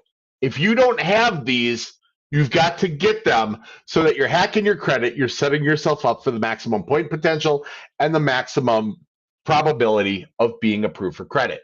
What do lenders want to see? They want to see 2 revolving accounts open and active with a good payment history. What are revolving accounts? A credit card or even a retail credit card is a revolving account. Anything you can charge up, pay off, use again, as long as you're happy with the bank and they're happy with you, that'll keep revolving forever. That is a revolving account. Lenders want to see a minimum of 2 before they'll give you more credit.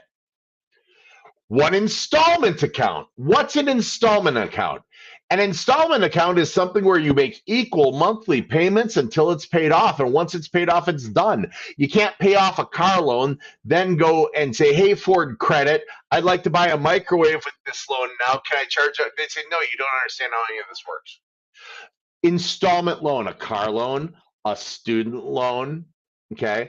Those are installment loans. A mortgage loan, those are installment loans. But Jeremy, I don't have an installment loan. What should I do? I don't have an installment loan. I'm going to put here on the bottom of the screen. There we go. Self-lender. Self-lender is an account that reports as an installment loan on your credit, but it's a special kind of account. It is an incremental savings account. Here's how it works. You go to Self and you go tinyurl.com/get-self. You say, hey, Self, I want one of the Self lender things. And they'll say, great. How much? And you just say a $500 one. And they'll say, great, give me $25. You give them $25. Next month, you give them $25.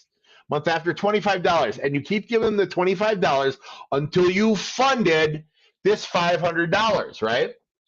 And at the end of 12 months, they'll close out the account and they'll send you your $500. So you have tucked $500 or $1,000 or $7,000. They've got a lot of different sizes of this you can get at that Get Self thing over there. See that? tinyurl.com/get self. So the Self lender, it's an installment savings account where you put a set amount of money each month into it. But because you have taken a $500, $1,000 obligation out with a financial institution, they will report it to Equifax, to Experian, and to TransUnion as installment payments on a $500 or $1,000 bank obligation, rounding out your credit profile, giving you the minimum trade line requirement the banks want to see, while you tuck $500 or $1,000 away for a rainy day. It's a win-win. I myself have them. I myself use them as Christmas accounts. I set them up so they pay out at the end of October. I get $1,500 because of the size of the one I opened up that pays out to me at the the end of every October, beginning in November. Just in time for Black Friday. I got 7 kids. It pays to have $1,500 dumped into my lap in November. So that is an option. That is an option for an installment account, okay? So lenders want a minimum trade line requirement. They want 2 revolving accounts. And how are we going to handle those revolving accounts? Credit hack number 1. They want to see 2 revolving accounts. They want to see 1 installment account like that Self lender, and they want a 24 months credit depth. That's time. The only thing you can do to increase your credit depth is do something sooner rather than later. But can't I be an authorized user on mom's account? That's not your credit. That's not your depth in the FICO algorithm. That will not count. This is credit hack number 2. You want to have a minimum trade line requirement. If you are watching this and you don't have these, I want you to hit pause and go and get them. You can do it all online and come back and hit play again when you're done. For those of you watching live, do me a favor, don't jump out, just do it afterwards. All right.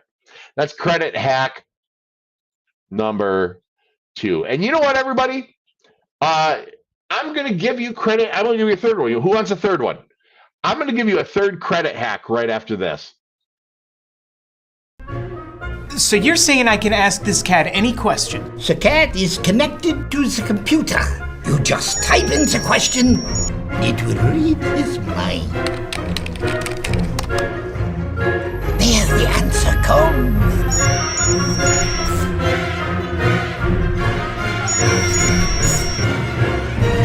You're the man! I've been looking for this for weeks. All right, everybody. Who's ready for credit hack number 3? Who's ready for 3? Anyone? 3? If you're German, it's 3. If you're American, it's 3. Who's ready? Anyone ready for a third credit hack? All right, we're going to give you a third credit hack. All right, credit hack number 3. It's never inquiries. It's never inquiries. Jeremy, I got denied. They said too many inquiries. That's not why you were denied. But it said too many inquiries. That's not why you were denied. I have a lot of inquiries on my credit. I'm going to get denied. That's not why you're going to get denied. It's never inquiries. What it is when it comes to inquiries is the easiest way to deny you for credit. Think about it. If they go, oh, we're denying you because you have 10 inquiries, you can't say, no, I don't, because they're there. There are 10 inquiries. But what they're really saying is, we think you're too young. We don't like the color of your skin. We don't trust the job industry you're in. We think the zip code you live in isn't really one that, that we want to lend to. You came in, we thought you looked like a dirt ball, and we don't want to lend to you. But it's inquiries, because you can't go back and say, it's inquiries because of the color of my skin, right? Or it's inquiries because of my neighborhood, right? Or it's inquiries because of my... No. They give you a factual reason to decline you. And by the way, when they pull credit for a lender, it'll already give. When they're going to approve you or deny you, they've got a list of denial reasons that prints out with the credit report, and inquiries are always one of them, okay? But it's never inquiries. You don't need to focus so hard on the inquiries. Inquiries are the easiest way, though, to deny you for credit, right? But it's always something else. Here's the reality. I showed you guys the FICO wheel, you guys and gals, the FICO wheel. I'm going to show you again. If you look down in the port, oh, look at that. I'm pointing right there where it says 10% new credit. That 10% new credit section is new credit and recent inquiries. It's not only inquiries. Everyone's like, inquiries make 10% of your score. No, they don't. No, they don't. Inquiries only make up a portion of 10% of your score. It's closer to like 4% of your score. So if you're going to focus your time and energy on anything, should it be on having a good credit blend? Should it be on, using that credit hack to do the 1 to 3%? Or should you worry about spending time on those ding-dang inquiries? Inquiries only make up a portion of 10% of your score. They only impact your score for 12 months. They're there for 24. I see 2 years on it. Yes, you see it for 2 years on your credit, but for 12 of those months, they're only decorative. They're only ornamental. They're not impacting your score. Also, within the FICO algorithm, there's something called anti-duo duping. It's a weird word for shopping window. You are allowed unlimited automotive inquiries. Oh, the auto dealer, they sent my credit out to 20 different places and got 20 inquiries. Don't worry. You're allowed unlimited auto inquiries, or unlimited mortgage inquiries, or unlimited student loan inquiries within a 30-day period. Unlimited. And at the end of the 30 days, it would only count as one inquiry on Equifax, one inquiry on Experian, one inquiry on TransUnion, okay? But IC30, it only counts as one each. It's called anti-duo duping. It's a shopping window. So inquiries, they only impact your score for 12 months at a time. The process of trying to remove them takes over a month. So now we're down to 11 months. Any of them that you bought with a shopping window, it's actually counting less towards your score. And they only make up a tiny, tiny portion. It's never inquiries. You weren't denied for inquiries. It said I was denied for... You weren't denied because of inquiries. You were denied because they didn't like the strength of your profile. Does this make sense to people? Are you getting this? Are you with me? By the way, if you would like to book a consultation with me, you can do so by using the link scrolling across at the bottom, www.bookcoachjeremy.com, a no-cost consultation with me to determine if the Credit Life VIP program is right for you. We'll talk about your credit, talk about your goals, and put together a plan, steps, action items to get your score and profile in position for those goals. www.bookcoachjeremy.com. All right, we've gone through 3 credit hacks. We've talked of 1, the magical balance to limit ratio, how to hack the FICO score. 2, the minimum trade line requirement, how to hack your application at the bank. 3, it's never, ever actually inquiries. That's a lot of information for one video, don't you think? You guys want me to be done? Or would you like a 4th one? Anyone want a 4th? Give me some likes. Smash the like button. Give me some number 1s in chat if you'd like another one. All right. Credit hack number 4. Don't give up your rights. How many of you have credit monitoring? How many of you have Credit Karma, MyFICO, The Experian one. How many of you have Identity IQ? Who's got Privacy Guard? Who's got my100credit.com? Who's got Smart Credit? Who's got some other credit monitoring? How many of you have credit monitoring? How many of you have logged into your credit monitoring and seen the ability to do online disputes? Man, Jeremy's always saying about investigation. I could just click right here and he'll dispute it, and it'll just, they'll do that thing right there, right? Right? You've seen it, right? If you do it, though, you're wrong. Don't give up your rights. If you dispute online through Credit Karma, through any of the credit monitoring systems, or directly through Equifax, Experian, and TransUnion online, if you dispute online, you give up the rights to written results, and you give up the rights to reinvestigation. What's reinvestigation? Well, if you investigate the balance and they come back and they verify it, and now you want to investigate the data last activity, you just gave up that right when you clicked send, doing it online. It's in the small print on every one of those sites.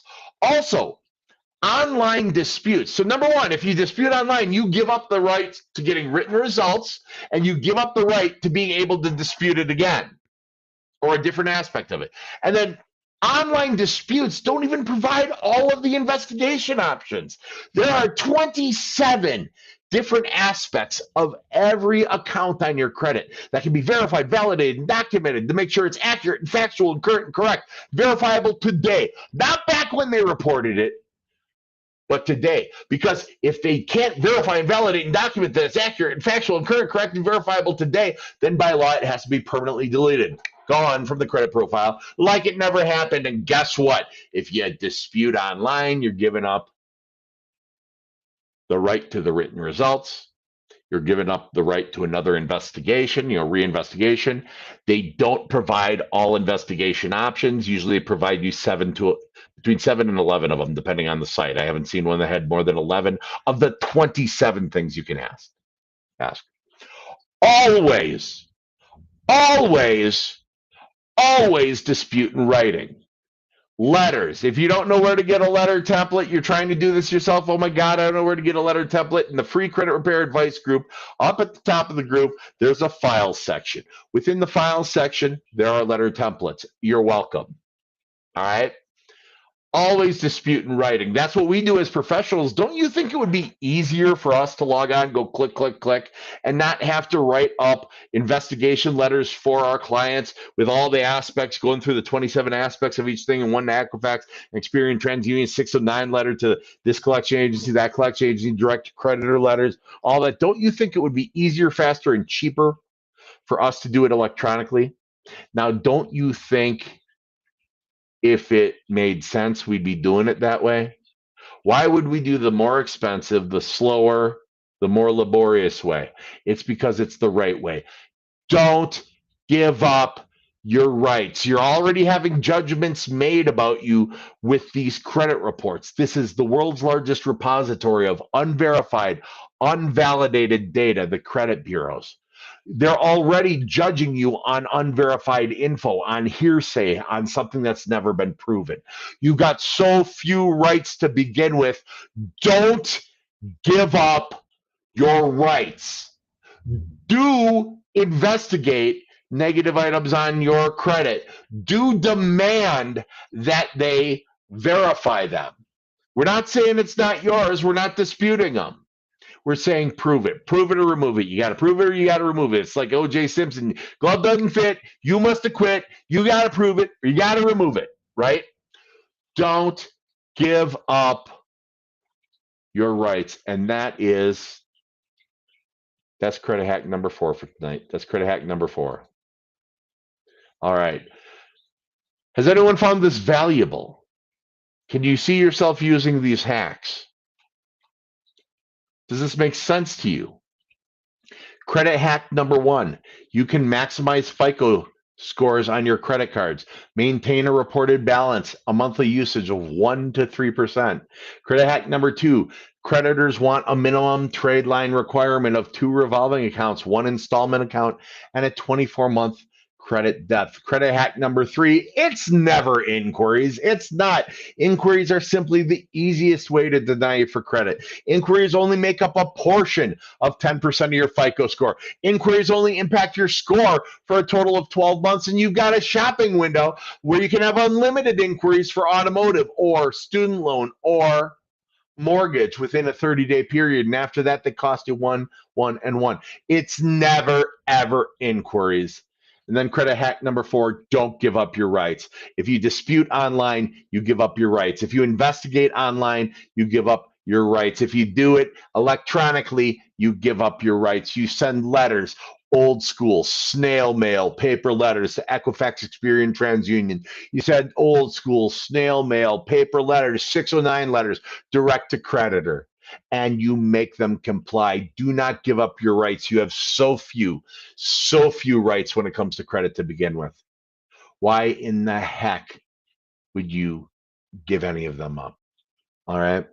If you'd like to book a consultation with me, you can do so by using the link below. Just go to www.bookcoachjeremy.com, pick a day, evening, or a weekend, and you will meet with me directly. We'll talk about your credit, your goals, put together a plan, steps, and action items to get that in play and get you involved in the Credit Life VIP program. www.bookcoachjeremy.com. Was this good? Does this make sense to everybody? Are you getting this? All right. I want to thank each and every one of you for joining me, FICO Certified Credit Coach, creator of the free credit repair advice group on Facebook, joining me, Jeremy Dysock, live. And I do this every Wednesday at 8 Eastern, 7 Central, 6 Mountain, and 5 Pacific. Set a reminder in your phone.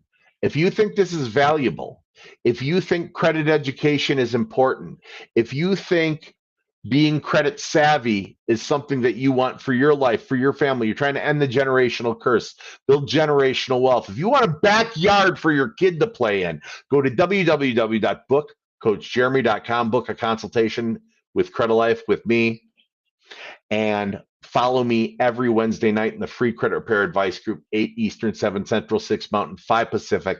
Set a reminder and an alarm in your phone. I want to thank you all for joining me. I'll see you again soon. Bye-bye. Today, everything is impacted by credit, so it's absolutely vital to understand how credit works in order to achieve financial freedom. This is why we started Credit Life, so that we can empower others to shift their money mindset and access better investment and credit opportunities.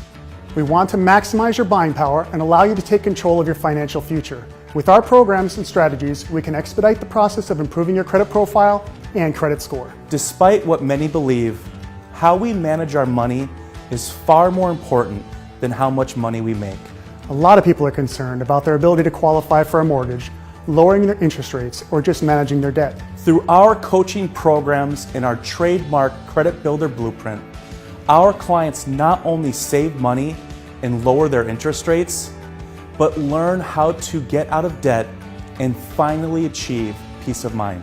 We don't just support our clients' financial goals, we educate and empower them to create long-term strategies. If you're trying to buy a home, start a new business, get a loan, get out of debt, or just want to improve your credit score, visit us online and fill out the contact request form. So you're saying I can ask this cat any question? The cat is connected to the computer.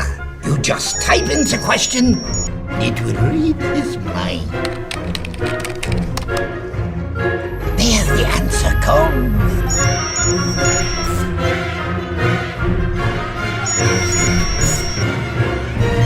You're the man!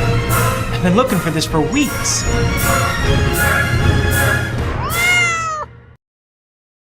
Ladies and gentlemen, my name is Jeremy Dysock, and I am a FICO certified credit coach with Credit Life Financial Wellness. I'm also the founder of the free credit repair advice group on Facebook. And I want to welcome every one of you, whether you're watching this live or if you're watching this on a rerun. Either way, I want to welcome you all to the Daily Credit Report. This is something I do every Monday night at 8 p.m. Eastern, 7 Central, 6 Mountain, and 5 p.m. Pacific time in the Free Credit Repair Advice group, and also right here on YouTube on Credit TV. Now, if you are not yet subscribed to our channel, Credit TV, that's CREDI TV on YouTube, I want you to go ahead and click subscribe, smash that like button, give me some thumbs up, let me know you're out there watching, and let me know that you appreciate what we're doing. And if you have not yet joined the Free Credit Repair Advice group on Facebook, I want you to go ahead and join us. We're the group with almost 75,000 people right here on Facebook, and we give free credit repair advice.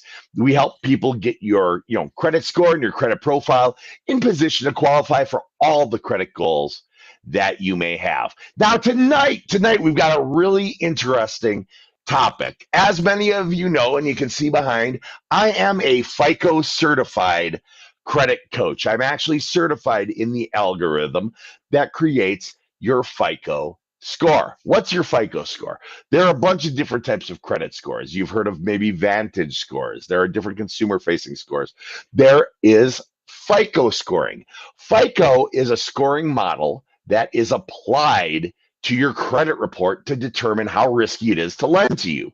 Now, FICO is the model that's used by 95% of all lending institutions in the United States. Okay, so that's the one you want to worry about. You'll want to worry about that FICO score. You want to focus on getting your credit score, your FICO score, getting your profile in position to qualify for your goals. Now, something you may not know, there are some things that FICO does not want you to know about. FICO does not want you to know these things. So tonight, what we're going to be talking about here on Credit TV on YouTube and here in the Free Credit Repair Advice group on Facebook, we're going to be talking about what FICO doesn't want you to know. Now, stay tuned with this thing, because by the end of this, I promise that by the end of this live, you're going to learn how to maximize your FICO score quickly. You're going to learn how to best use credit for the maximum FICO points.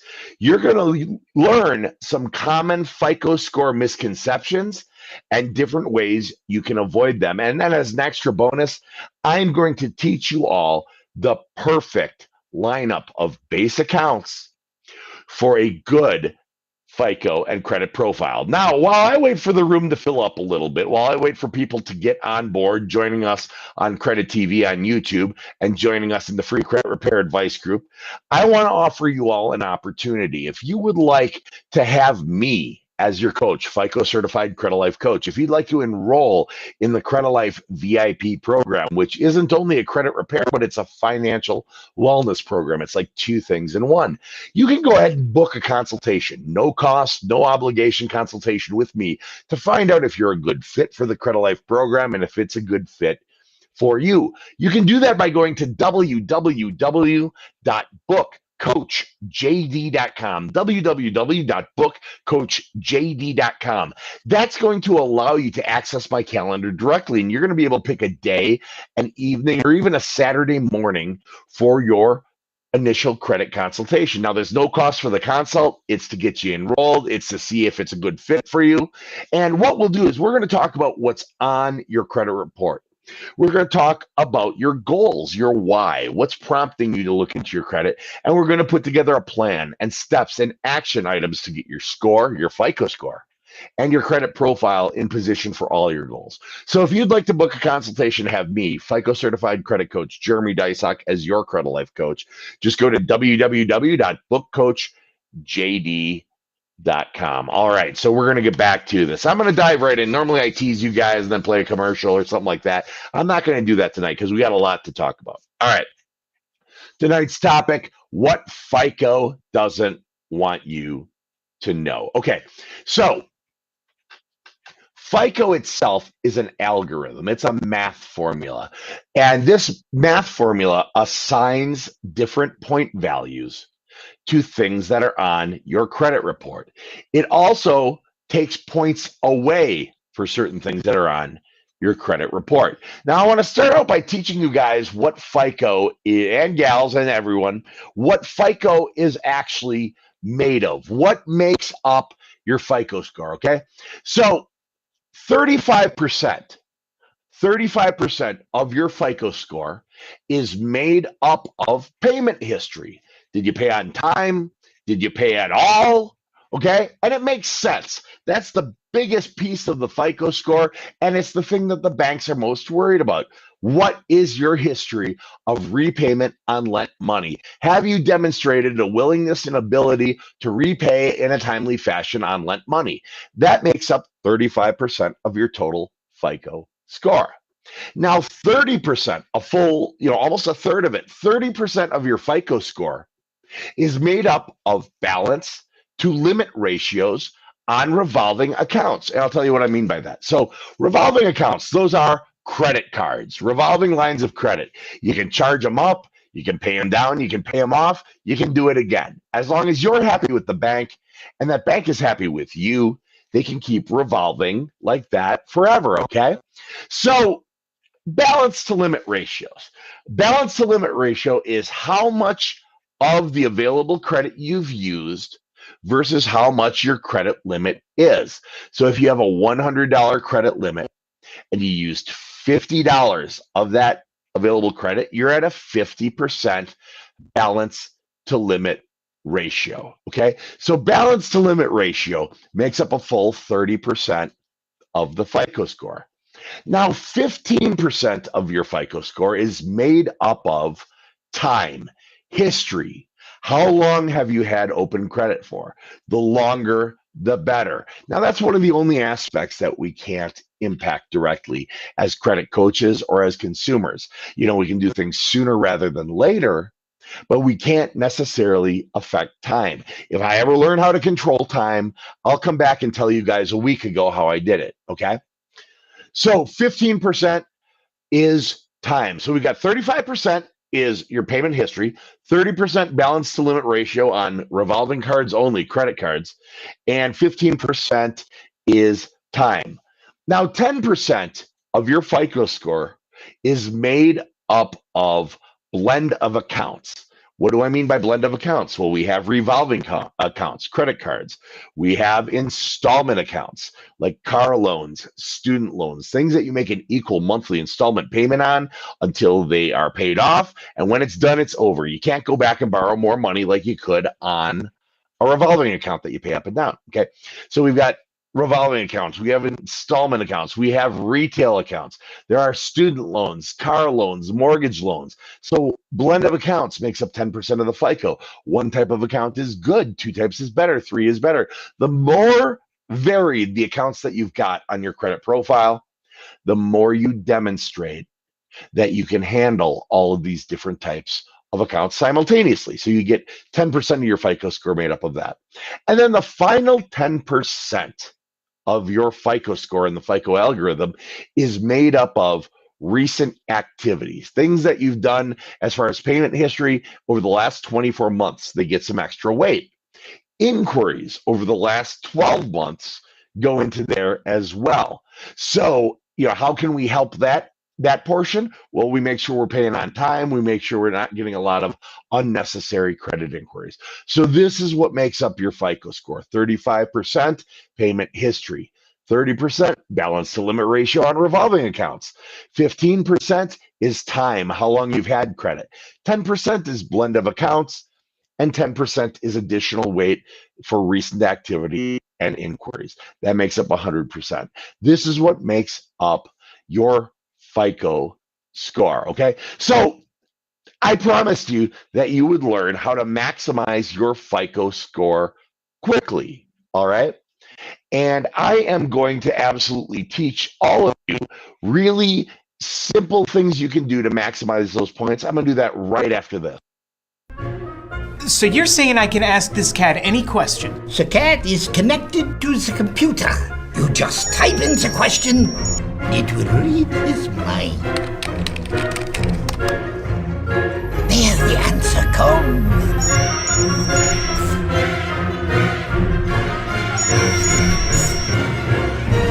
You're the man!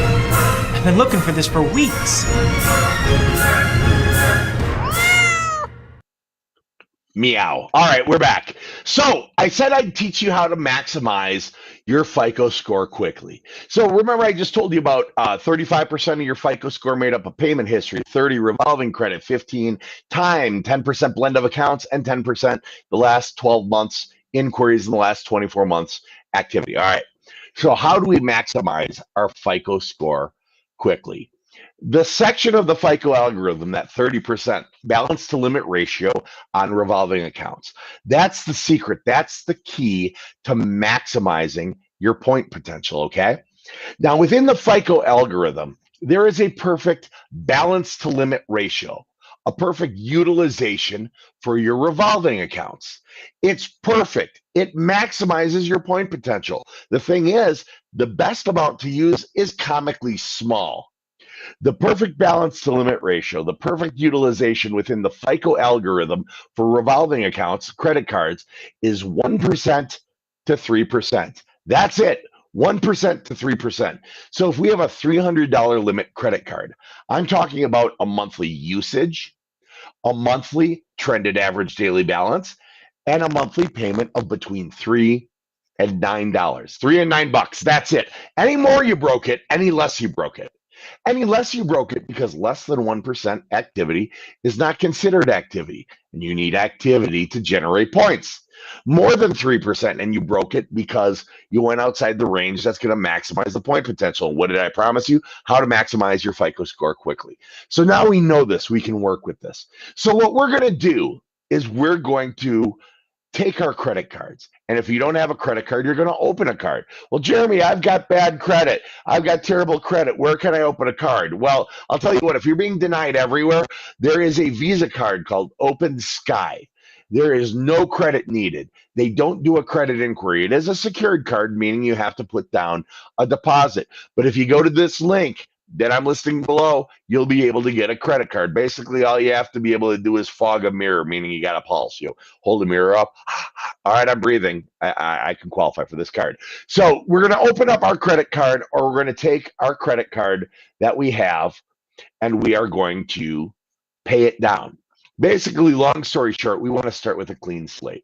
So if you owe money on your credit cards, in the meantime, you're going to work and work and work to pay it down until it's paid off. If you don't have a card, you're going to open one up. We're then going to find a monthly payment, okay, a monthly expense, a monthly spend that's between 1 to 3% of the limit. So let's say we do an Open Sky Visa. It's got a $300 limit. We're going to find something like Netflix, like Hulu, maybe your Amazon Prime, maybe your Dollar Shave Club, maybe your ABC Mouse or your Disney Plus. We're going to find something that costs between 1 and 3% of the limit every single month, that charges on the same date every single month. We're going to set that on our card, that 1 to 3% charge. Now, we're not going to use the card for anything else. That card is simply a tool to do what? To maximize your FICO score quickly, okay? So we're going to set that 1 to 3% spend on that card. We're then going to take our checking account or our bank account, and we're going to set that up to automatically pay the card on the due date. Oh, but Jeremy, I heard the billing cycle close date multiple times, and you want to pay it here? You want to pay it 5 days? No. Don't overcomplicate this. You're simply going to pay the bill when it's due, on the due date, okay? So money goes on, money gets paid. Money goes on, money gets paid. All you're doing is you're sitting back, you're watching The Mandalorian on Disney Plus, and it's charging $6 a month on that credit card, and that's it. It's that simple. Money goes on, money gets paid. You don't have to do anything. We're not going to use that card for anything else. Now, Jeremy, that sounds really simple. How is that going to maximize my point potential? Here's how. Remember, balance to limit ratios make up 30% of the FICO algorithm. So every month you're going to have that monthly spend. Okay, that's activity. You get points for activity. How many points are you going to get? I don't know. How much is the activity? Oh, it's 1 to 3% of the limit. You're going to get the maximum number of points. Now that balance is going to stay on the card until the payment's due. That creates a trended average daily balance. You get points for a trended average daily balance. How many points are you going to get? I don't know. What's your trended average daily balance? Oh, it's 1 to 3%. You're going to get the maximum number of points. And now in swoops your checking account, paying that thing off automatically when it's due. And you're going to get points for that as well. Okay. Now, not only are you going to get points in that 30% revolving credit balance to limit ratio, but because that auto pay is happening and you're never paying late, you're also going to maximize your points in that 35% payment history. And that's going to repeat month after month. Activity, average daily balance payment. Activity, average daily balance payment. Points, points, points, points, points, points. All you're doing is kicking back, you're watching TV, and you're enjoying maximizing your FICO score. So that is how to maximize your FICO score quickly. That's promise number 1 I made to you when you joined this evening. Now, promise number 2, how to best use credit for max points. Okay, we talked about that. 1 to 3%. That's the perfect balance to limit ratio. So using your credit cards, activity. Remember, you don't get points for activity, so you got to use them. You got to use them in that range, and that's how to best use your credit for maximum points. Now, let's go into a couple of common FICO misconceptions and how to avoid them. All right. How many of you watching? Give me some thumbs up. Give me some number ones in the comment section. How many of you watching have heard, hey, you know what? You can start your kid off with a great FICO score, a great lending score, if you add them to your credit card as an authorized user. Or, hey, you can add your boyfriend or girlfriend to your credit card as an authorized user. And they're going to have a great score. Or, hey, you're going to add your 15-year-old to your credit card as an authorized user. And when they turn 18, their score will magically be 800, and dogs and cats will live together and will be in perfect harmony, right? Wrong. That is a misconception, okay? In the 3 latest incarnations of the FICO algorithm, FICO 8.0, 9.0, 10, and actually in the new FICO resiliency score, that's a reaction to COVID. It hasn't fully been rolled out yet, but it's going to be in there too. You're not going to be getting the points for being an authorized user. And think about it. Why would you? Why would you be awarded points for somebody else's payment history? Why would you be awarded points for somebody else's risk? Why would you be awarded points for somebody else's utilization? So, I saw my Credit Karma score went up. My FICO score went up. My mortgage lender told me I should do it. My banker told me I should do it. That's because while it's their job to be able to read a credit report, it doesn't mean they can understand it. The only thing that'll change is consumer-facing credit profiles, okay? So, no, it's not correct. An authorized user account is not the quick, magical way to getting good credit. And for those of you who think you're adding your kid underage because your sister did it, or you did it, or your cousin did it, or your brother's grandfather's dog's trainer freaking did it for their kids, and suddenly the 9-year-old had great credit, it's B as in B, S as in S. But I saw it happen. You saw consumer-facing profiles. You didn't see a lending profile. You don't have a credit profile until you're 18 years of age because you can't legally enter a contract until you're 18 years of age.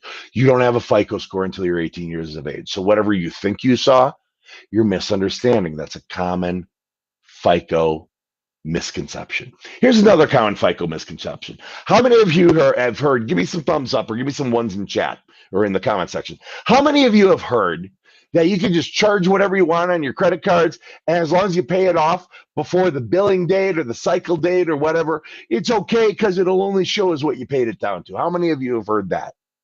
This too is a misconception, okay? Years ago, you might have been able to pull that off, but also years ago, someone invented this amazing machine called a computer. And when that happened, they were able to load in a lot more formulas for credit for credit factoring. They loaded in something called trended average daily balance. So FICO uses something called trended average daily balance. If you've ever seen an RMCR, a residential mortgage credit report that you get for mortgage lending, it'll actually always show you the trended average daily balance. FICO uses the trended average daily balance as part of your scoring. So if you think you're being slick and you're charging it up to get the points and you're the cash back rewards, and then you're paying it down and you think you're fooling the system, you're the fool. You're not fooling anybody. They use trended average daily balance as part of your scoring model. So if you've heard people in other groups or other things tell you, oh yeah, I charge it up, pay it down, don't worry, it doesn't report to, it's B as in B, S as in S. It's another really common FICO misconception. I'm going to take a look real quick. All right, I was just looking to see if anyone had anything rocking in comments. It is kind of a slow and mellow night here in the free credit repair advice group. It's been slow and mellow with back to school time. This normally happens every year. We get a little bit of a dip in the action and then it all comes back. All right, so I promised you by the end of the live, you're going to learn how to maximize your FICO score quickly. We did that. I promised you're going to learn how to best use credit for max points. We did that. I promised you I was going to go through a couple common FICO misconceptions and how to avoid them. All right, we did that. The extra bonus I promised you. I'm going to give you the perfect base accounts, the perfect accounts you need to have as the very core for a good credit profile. I'm going to teach each and every one of you that right after this. So you're saying I can ask this cat any question? The cat is connected to the computer. You just type in the question, it will read his mind. There the answer comes.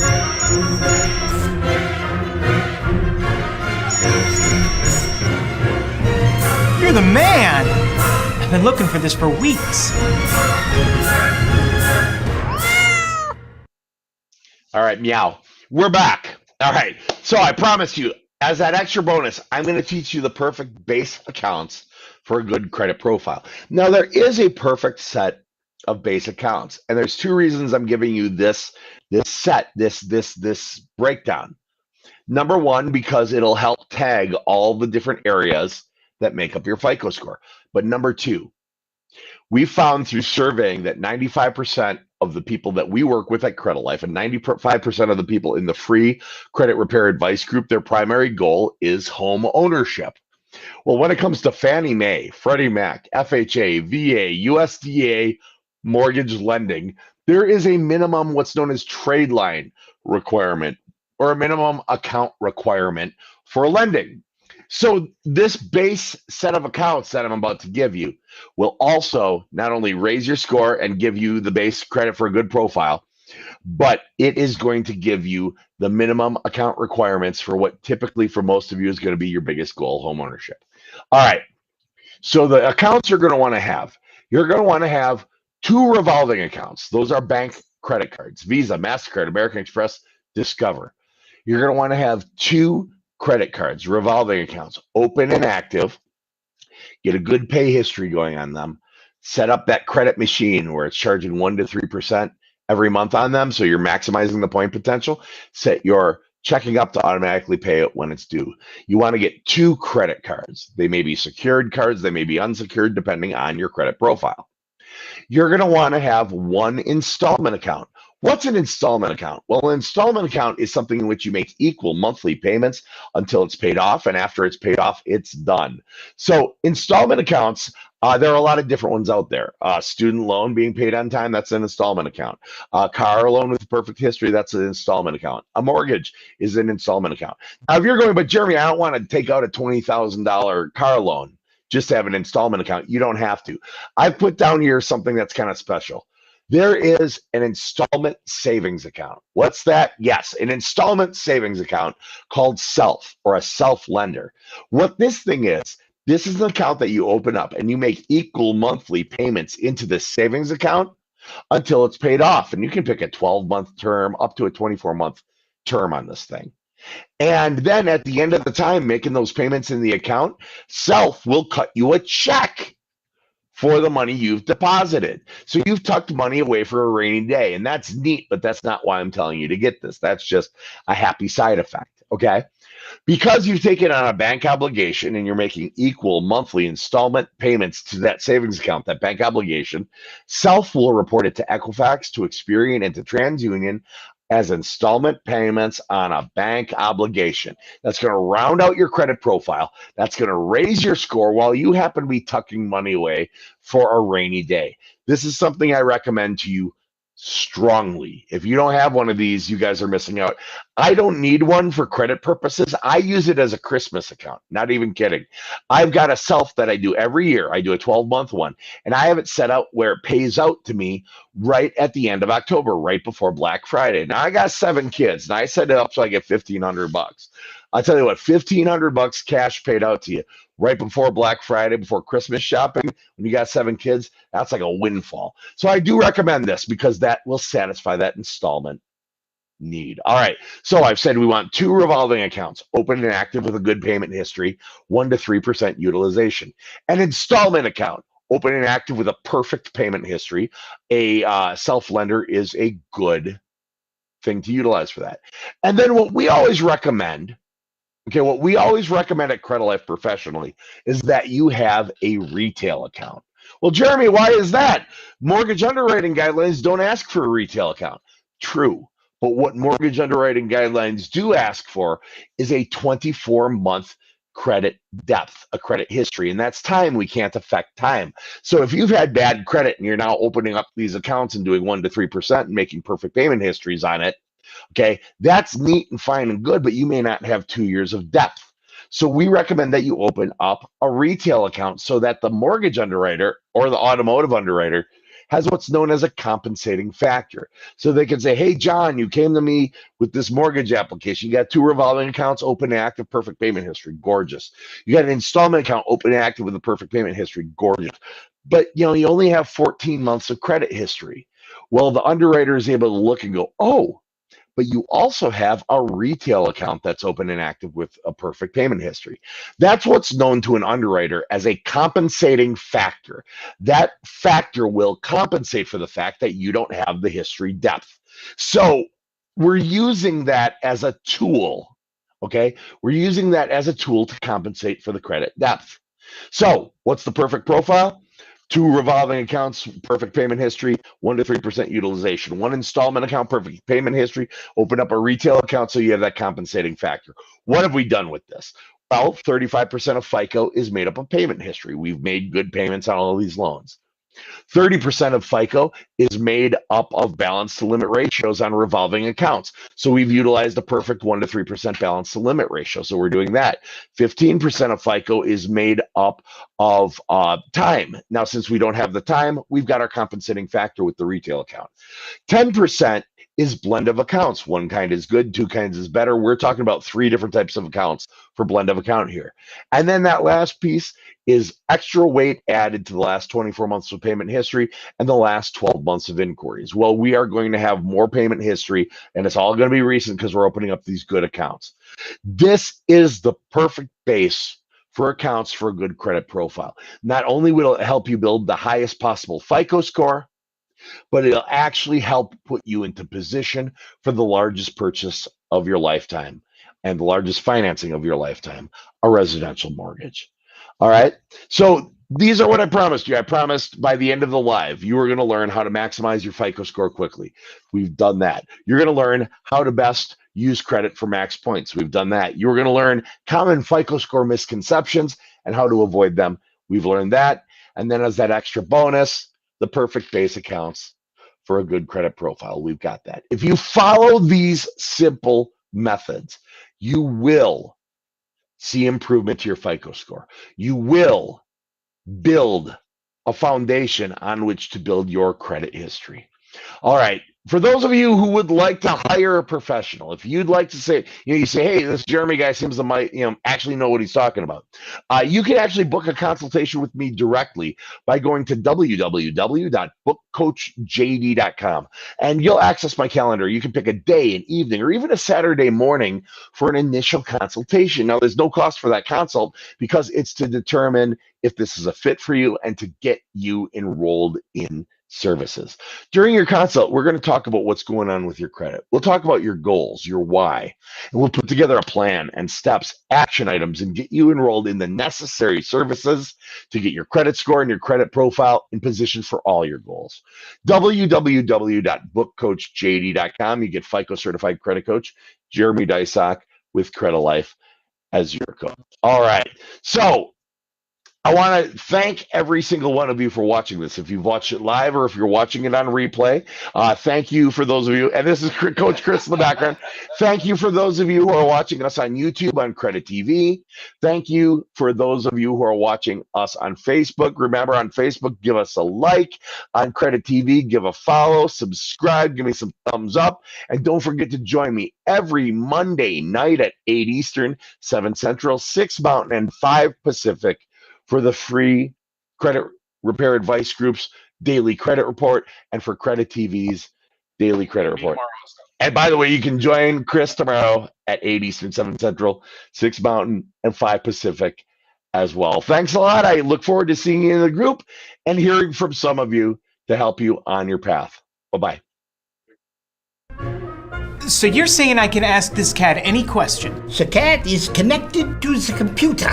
You just type in the question, it will read his mind.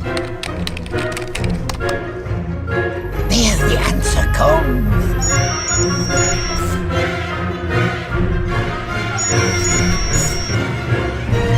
You're the man! I've been looking for this for weeks.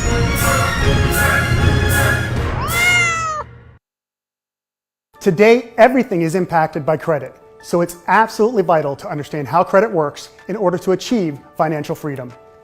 This is why we started Credit Life, so that we can empower others to shift their money mindset and access better investment and credit opportunities. We want to maximize your buying power and allow you to take control of your financial future. With our programs and strategies, we can expedite the process of improving your credit profile and credit score. Despite what many believe, how we manage our money is far more important than how much money we make. A lot of people are concerned about their ability to qualify for a mortgage, lowering their interest rates, or just managing their debt. Through our coaching programs and our trademark Credit Builder Blueprint, our clients not only save money and lower their interest rates, but learn how to get out of debt and finally achieve peace of mind. We don't just support our clients' financial goals, we educate and empower them to create long-term strategies. If you're trying to buy a home, start a new business, get a loan, get out of debt, or just want to improve your credit score, visit us online and fill out the contact request form. Up and torpedoed everything. All right, so for those of you who are just joining me now, hopefully we should be live in the free credit repair advice group. Looks like we're having some technical difficulties syncing up with that. Free credit repair advice group is on Facebook. There we are. We are live. Perfect. All right. So I'm going to do a reintroduction. For those of you who missed it, my name is Jeremy Dysock. I'm a FICO certified professional credit coach. I'm the founder of the Free Credit Repair Advice Group on Facebook. And this is something I do every Monday night at 8 Eastern, 7 Central, 6 Mountain, and 5 Pacific time.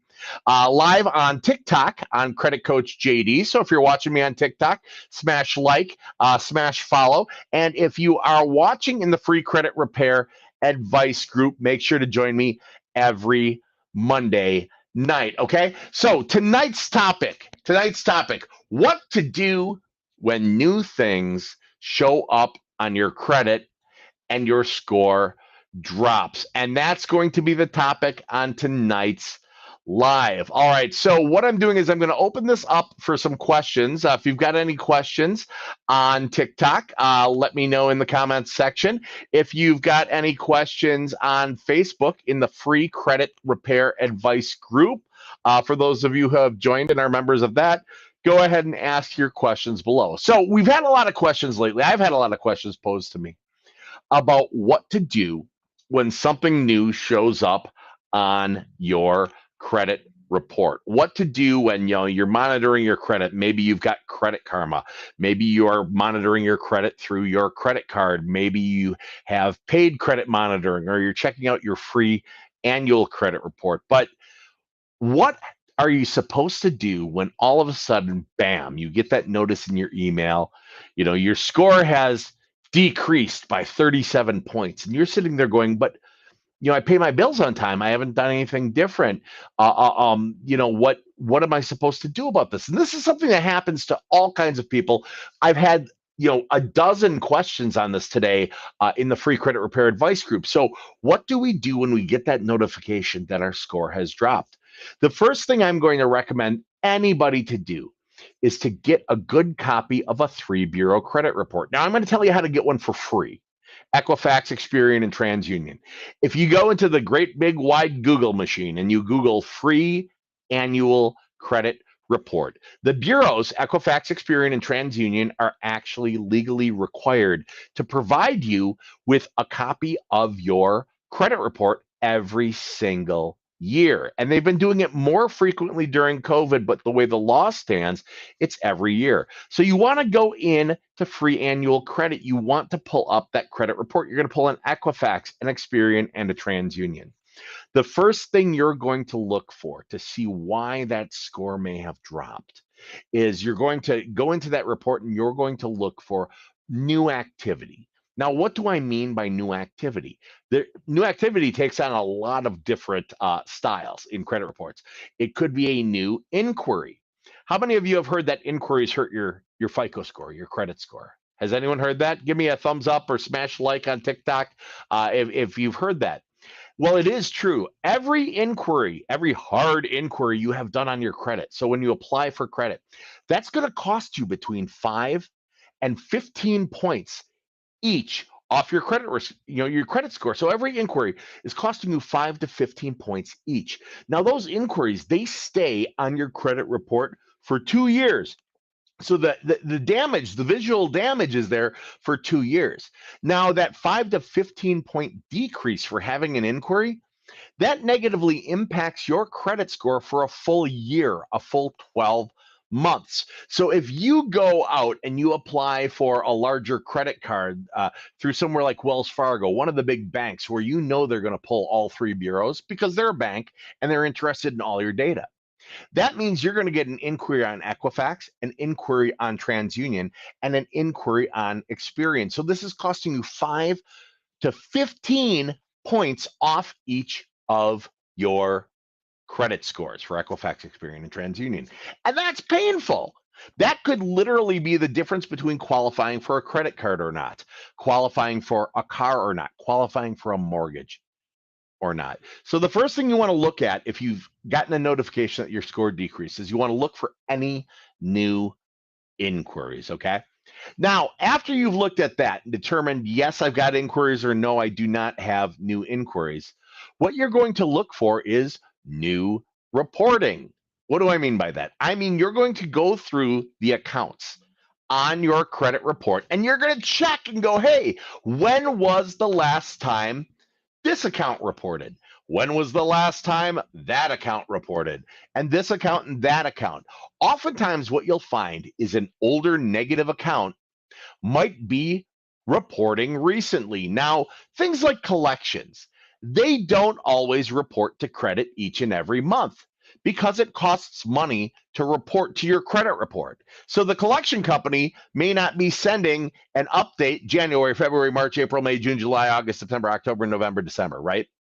Instead, they may do it every month or every couple months or every few months. So if you've got an older negative account, what sometimes will happen is you'll look and you'll see that that older collection or that older negative account has refreshed. They've reported again for maybe the first time in months.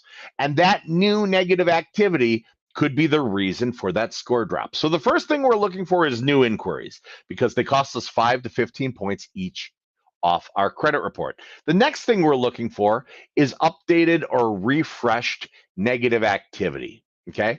Now, the third thing we're going to look for, I want you to look carefully. If you've seen a score drop, I want you to look at your credit report and look carefully at what are known as revolving accounts. Those are credit cards and lines of credit, things that you can charge up and then you can pay off and then you can use them again. As long as you're happy with the bank and the bank is happy with you, those things can revolve forever. So your Target card, your Amazon card, your Apple card, right?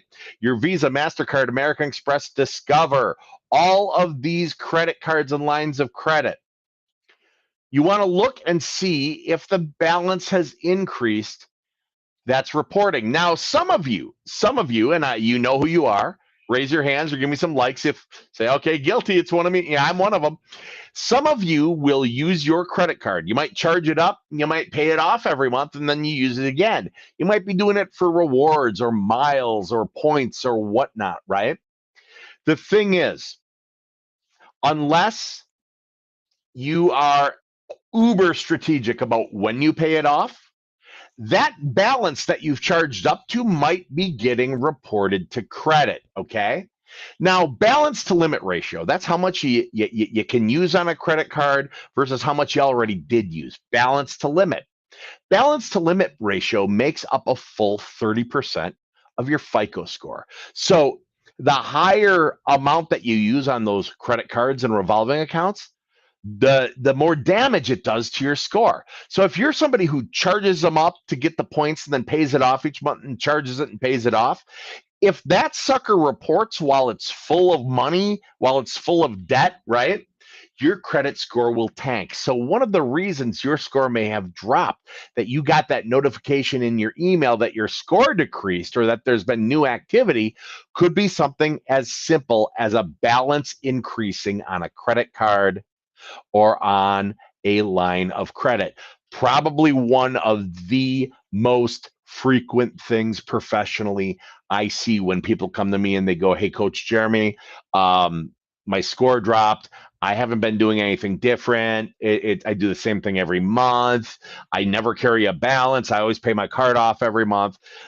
More times than not, I look at the person's credit report and I see that it reported while that balance was high, okay? The other thing to look for, now we're looking at what? We've looked at inquiries. New inquiries could be a very likely reason for a score drop. Balance to limit ratios on credit cards could be a likely reason for a score drop. New activity on a negative account, something reporting recently that might not have reported for a while, that could be a good reason for a score drop. What's another reason? Obviously, a new late, a 30-day, a 60, a 90-day late. It takes on average 24 on-time payments on an account like a credit card to make up for one 30-day late payment. I'm gonna say that again. We're talking 24 on-time payments to make up for one late. Well, Jeremy, why is it so disproportionately punitive? Why are they punishing me so badly for one little oops, one little 30-day late? Well, here's the deal. You didn't just not pay on time, right? You did not pay on the due date. You paid 30 days after. So, I mean, you've gone a full month past when you were supposed to pay. And the very minimum obligation you made when you took out credit, a mortgage, a credit card, a car loan, the very minimum obligation that you made was to repay in a timely fashion. So yeah, you get nailed for that. Well, why would I get nailed so hard for that on my credit score? Here's why. Your credit score is not for you. Your credit score is not for you. You're not the client. You're not. The bank is the client. You're the commodity. You're the product. It's your info they're buying and selling. And a credit score is simply a risk rating. It's simply something that's done to determine how risky it is to lend you money. Now, if you pay 30 days late on something, it's increasingly risky to lend you money, and so you get a big hit on that score. So the next thing we're looking for is any new lates. Does this make sense? If this makes sense to you, smash like on TikTok. All right, give me some hearts on TikTok. Follow, by the way, if you like free credit repair advice and you want better credit. And on Facebook, those of you who are watching in the free credit repair advice group on Facebook, give me some thumbs up if this makes sense. Drop some number ones in chat so I know that this makes sense to you and I know that you are paying attention. Otherwise, I'm just going to go home and grill something and eat because I don't have to do this. I got food at home and a grill and all kinds of good things. All right, so I want to take right now, if you guys are looking, by the way, if you are looking for help professional help with your credit. I am a FICO certified credit coach with Credit Life. And if you'd like to book a consultation with me to possibly hire Credit Life and have us do the heavy lifting, have us get your credit score and your credit profile in position for your goals to do your credit repair, just go, if you're watching on Facebook, just go to www there.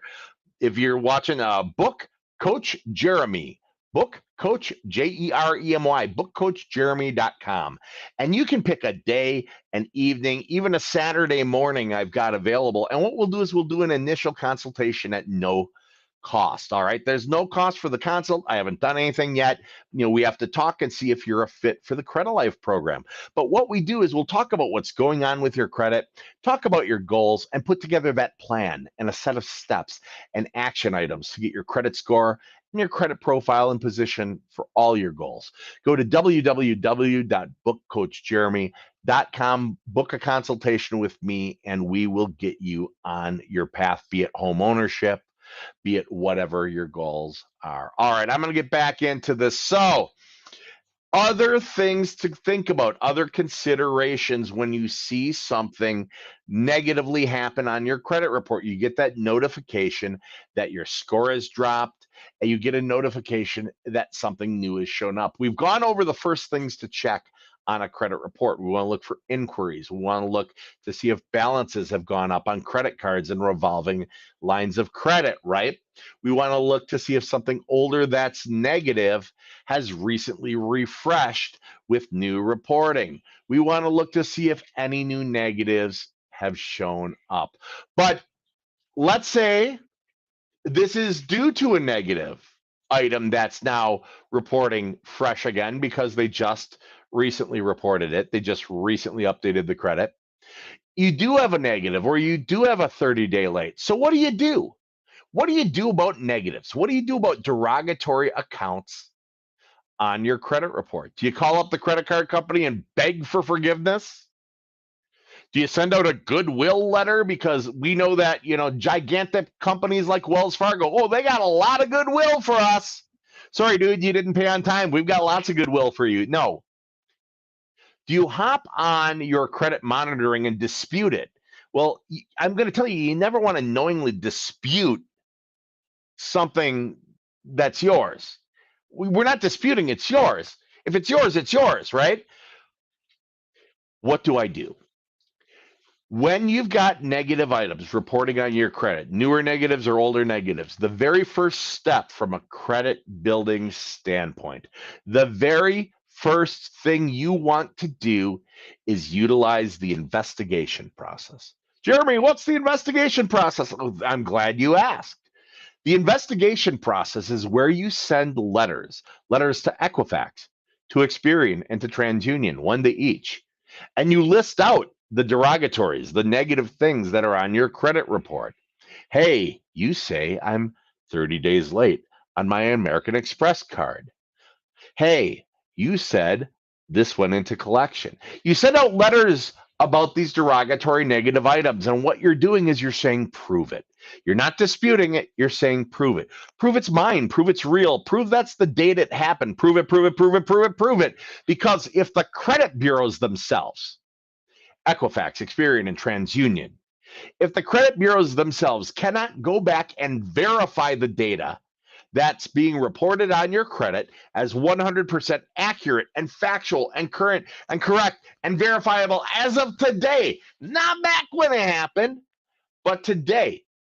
If they can't verify, validate, and document that that's all correct, up to date, accurate, everything, then by law, that information gets permanently deleted, gone from the credit profile, like it never happened. And I'll tell you what, if you got something negative showing up on your credit, you tell me, would it be nice to have that disappear? Would it be nice to have that 30-day late gone? Would it be nice to have that collection account that's standing between you and a car loan? Would it be nice to have that gone from the credit report? Would it be nice to have that collection that's standing between you and renting a nice apartment or a nice house? Would it be nice to have that gone? How about that thing that's standing between you and getting a home, getting a mortgage? Wouldn't it be nice to have that gone? Well, it can happen.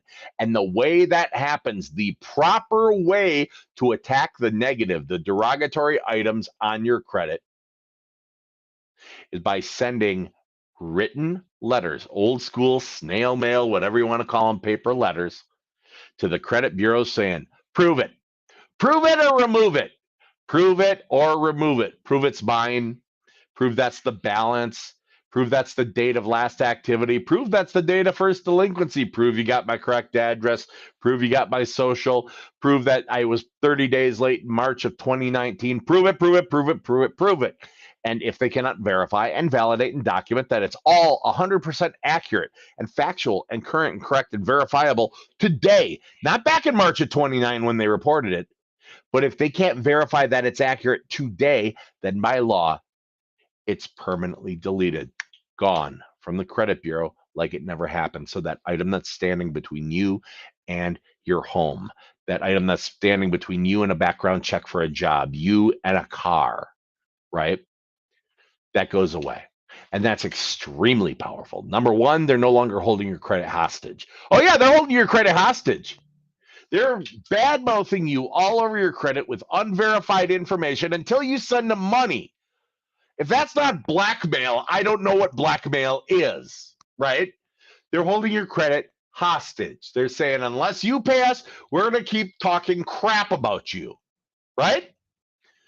So not only can they no longer hold your credit hostage, but if you go and you call the collection company and you go, let's settle this debt, you neutered them. You cut them off at the shorties, right?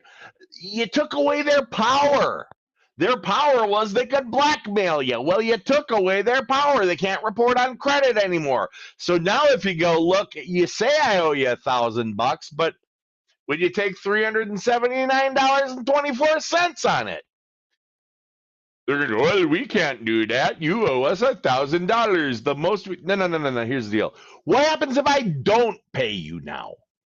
Hey, collection company, what happens if I don't pay you? Well, we'll stay on your credit, and that could inhibit you getting a job. And that's where you stop and go, listen, Sparky, you couldn't even do that right. You've already been deleted from the credit report.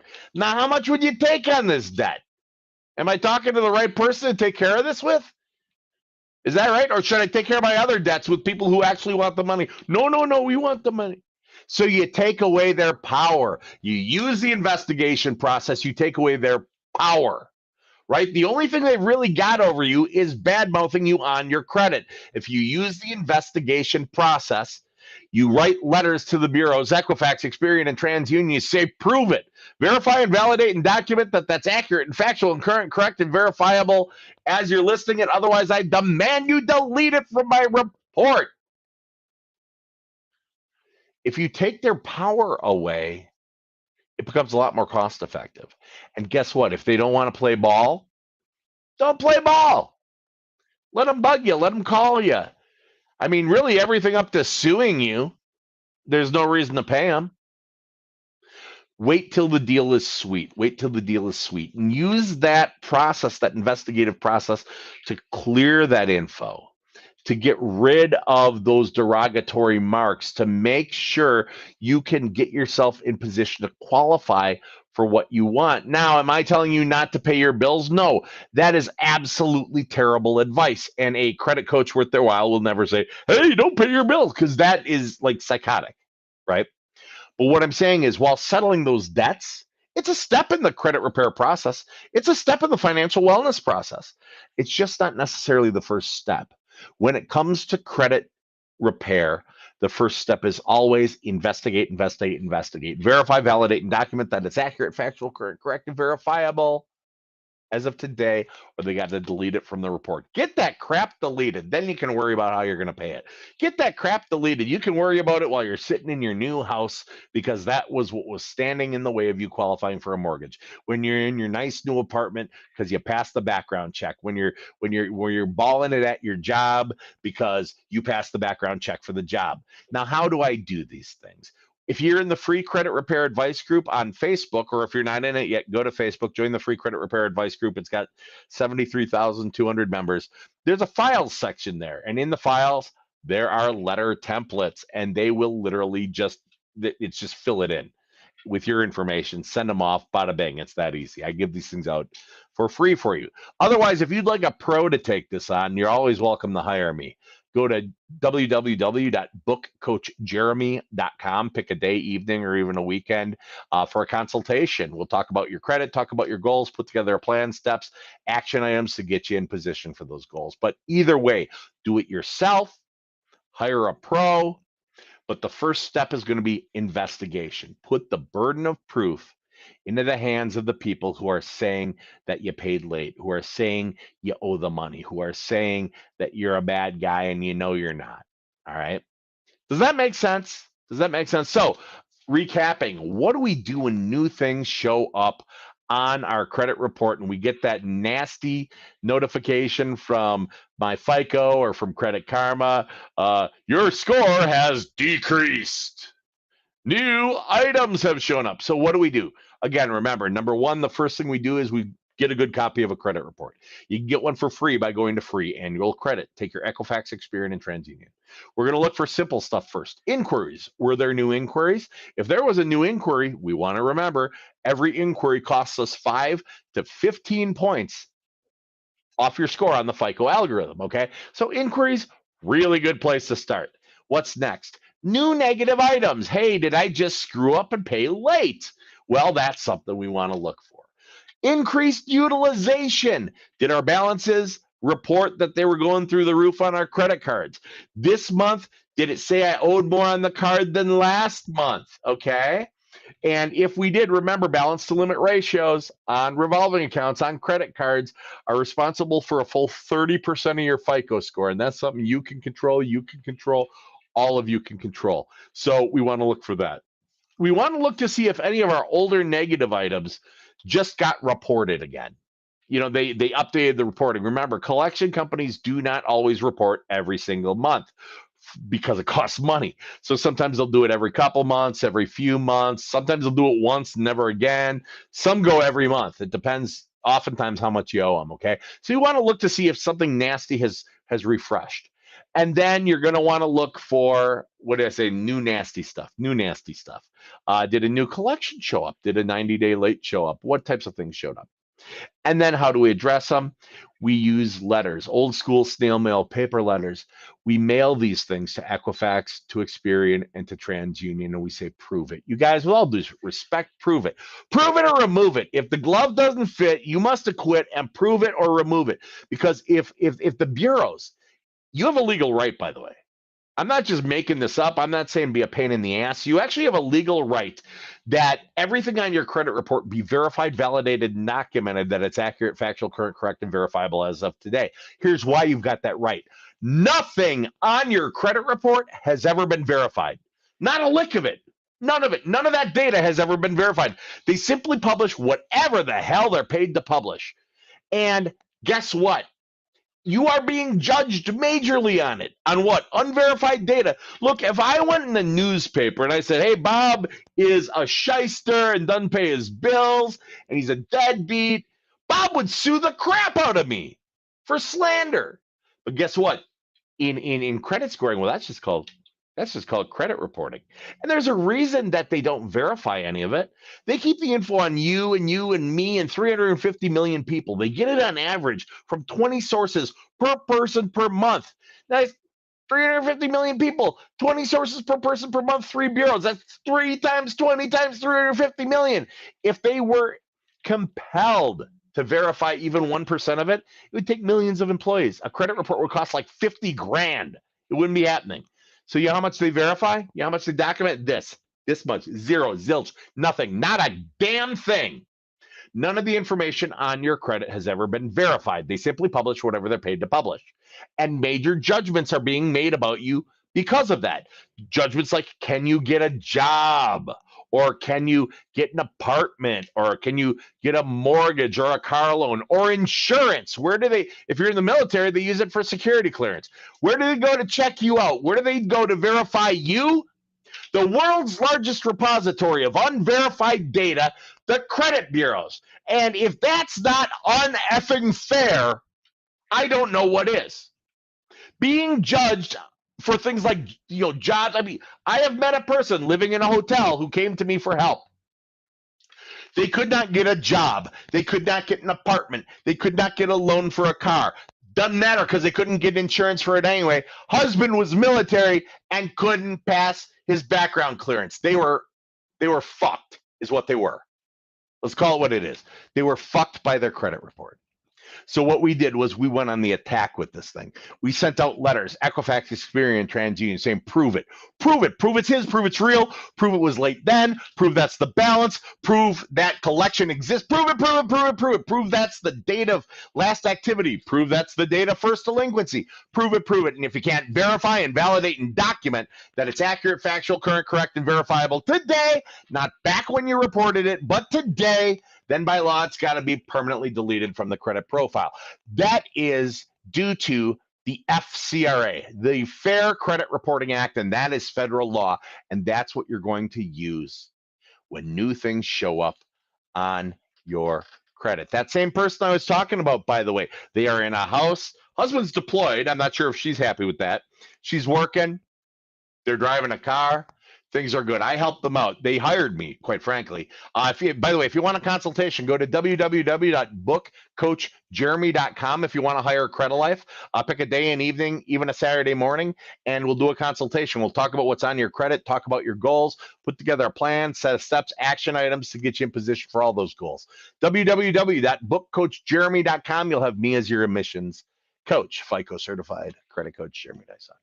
All right, I'm going to wrap up here a little quick. Looks like I don't have too many questions out there tonight, which actually suits me just fine because I got some stuff I want to go home and grill. So that works out like really, really well. So for those of you watching me on TikTok, Credit Coach JD. Hey, for those of you watching me on TikTok, thank you so much. Click the follow. Press down a bunch of times on the screen so the hearts fly around. That's awesome. For those of you who are watching me in the free credit repair advice group on Facebook, thank you for joining me. Thank you all for joining me. If you're watching this on replay, thank you for joining me.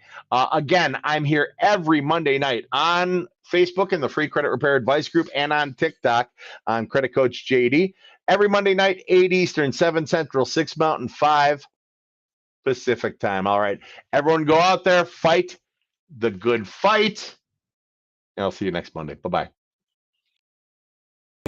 Good evening, Free Credit Repair Advice Group. This is Credit TV Facebook Live. It's Wednesday night, 7 p.m. Central Time, 8 p.m. Eastern, 6 p.m. Mountain, and 5 p.m. Pacific Time. We do this every week at this time. This is our regular Credit TV broadcast. Every week we come at you in the Free Credit Repair Advice Group with a different topic. We have covered everything from busting credit myths to what to do after a bankruptcy. Now, I'm going into a series here of a few different topics coming up that were requested by you. We put up a poll in the Free Credit Repair Advice Group and said, what topics would you like us to cover, okay? This topic tonight, by far, got the most votes. So what we're working on tonight is verification, validation, and letters. Verification, validation, and letters. This is the investigation process on your credit report itself. So I want to give a second for the room to fill up.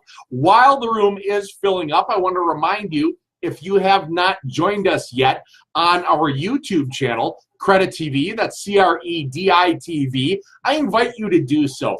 Credit TV, give us a follow, give us a thumbs up, a like, put some comments on videos you like, but on there you'll see past Facebook Lives. On there you'll see some specific programming that was made just for Credit TV. On there you will also see our Financial Foundations and Credit class and a bunch of content that we've made solely for that broadcast spectrum. So that's Credit TV, CREDITV, and Mark's gone ahead and dropped a link in the chat for that.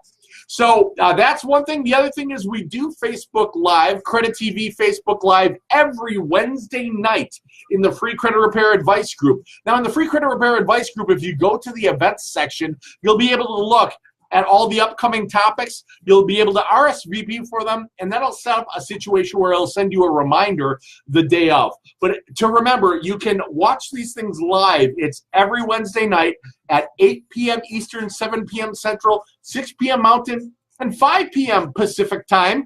Tonight we are doing verification, validation, and the letters. Next week it's going to be best accounts for credit building. On the 27th, we're doing how FICO works.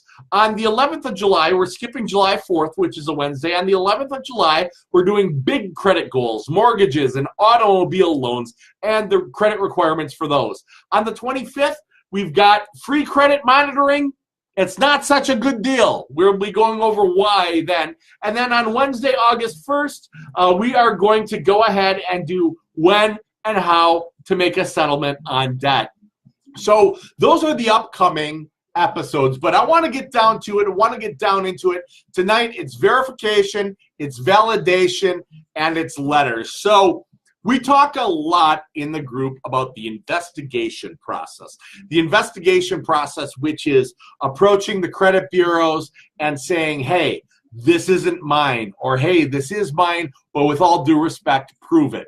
Now, the very first step in any credit restoration process, in any credit restoration you're going to want to do, is the verification and validation process, okay? I want to talk to you a little bit about what the difference is in these two. You hear the terms used interchangeably, oftentimes incorrectly, okay? So we're going to start off with verification. Verification is when you communicate with the credit bureaus, with Equifax, Experian, and TransUnion, and you're communicating that you want them to verify the information that's being reported on your credit report as being accurate and factual and current and correct and verifiable as of today. So we're looking to verify. What we're looking to have TransUnion and Equifax and Experian do is reach out to the creditors and say, hey, you've provided us with such and such information. We want to verify that it's correct. And if it's not, it needs to be deleted permanently from the credit profile. And there's a number of different things you can verify.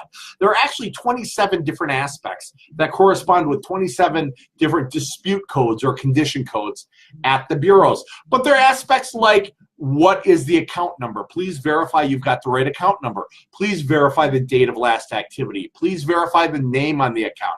Please verify the balance on the account. Please verify the condition of the account, if it's closed, if it's open. Please verify that it's a charge-off status.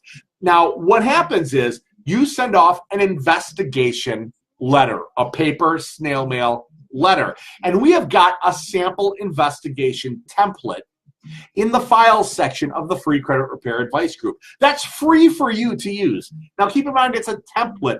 It's an example. It's a sample. It's not the end-all, be-all. You need to change it up. Like, you need to put your own accounts in it. You need to put your own name on the thing. And you want to add some of your own language to embrace it and really make it yours.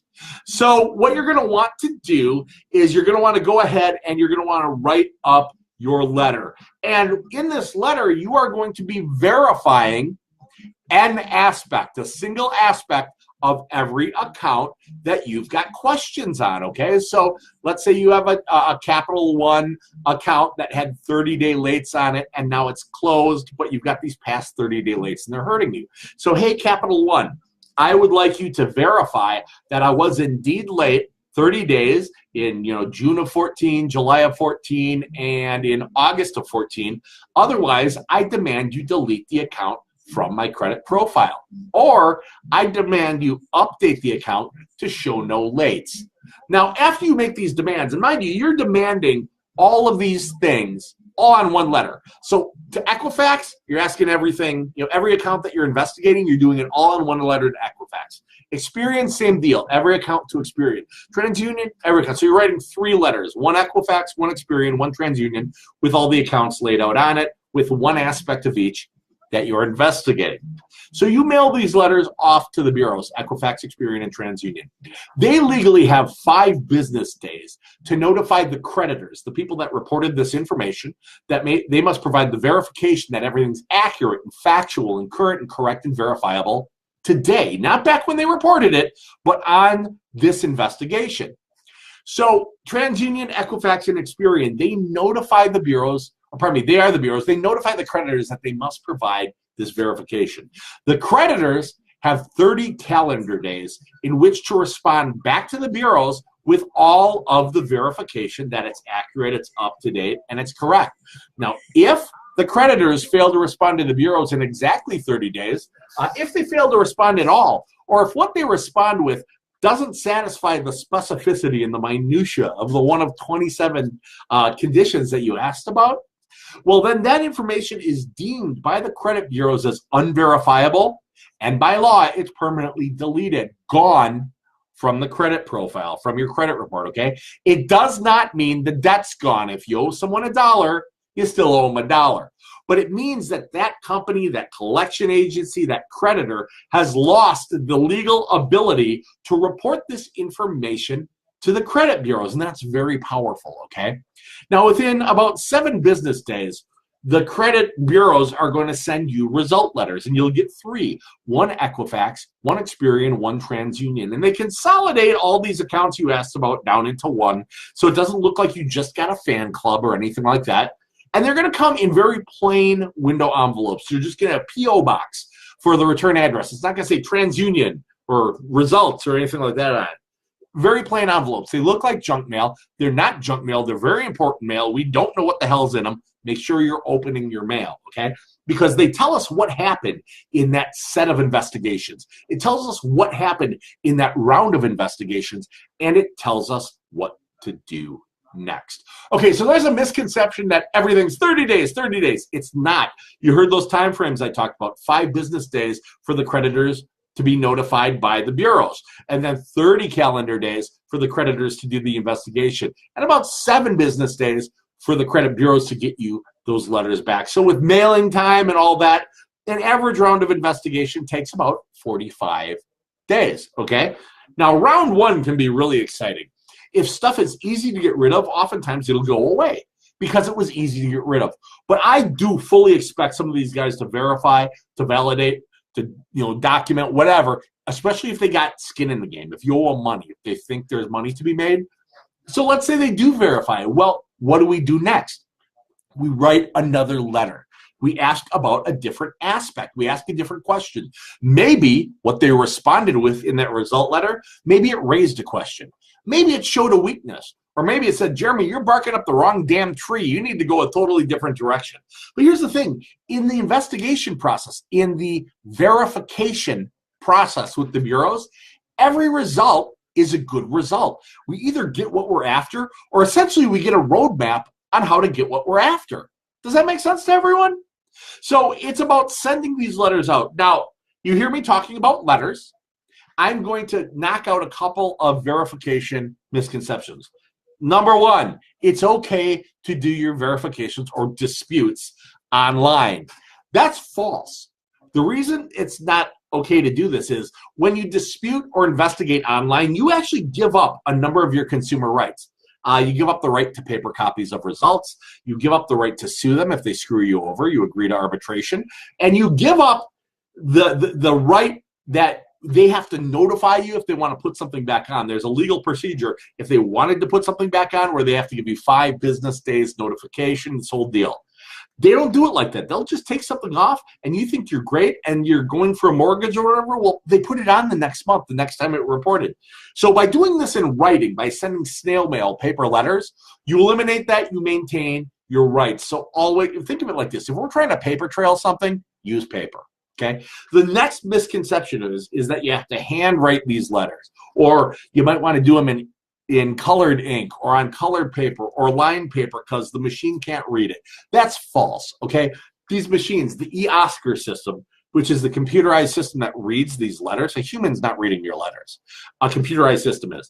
These things are extremely sophisticated. They can read handwriting. They can read cursive. They can read colors. They can read lined paper. Well, if you mess it up too bad, yes, it will get kicked out of the eAsker system, but it won't force someone to read it. You've now qualified that as being frivolous, and they don't have to do the investigation. Type the damn thing up. Save yourself some writer's cramp. Keep it easy, make it legible, and you'll have much better results. That's what we do professionally. The third misconception with the investigation letters is that you need to send them via certified mail. Professionally, out of the 100,000 credit reports I've worked on, probably 50,000 plus clients in my career, I've sent this many certified.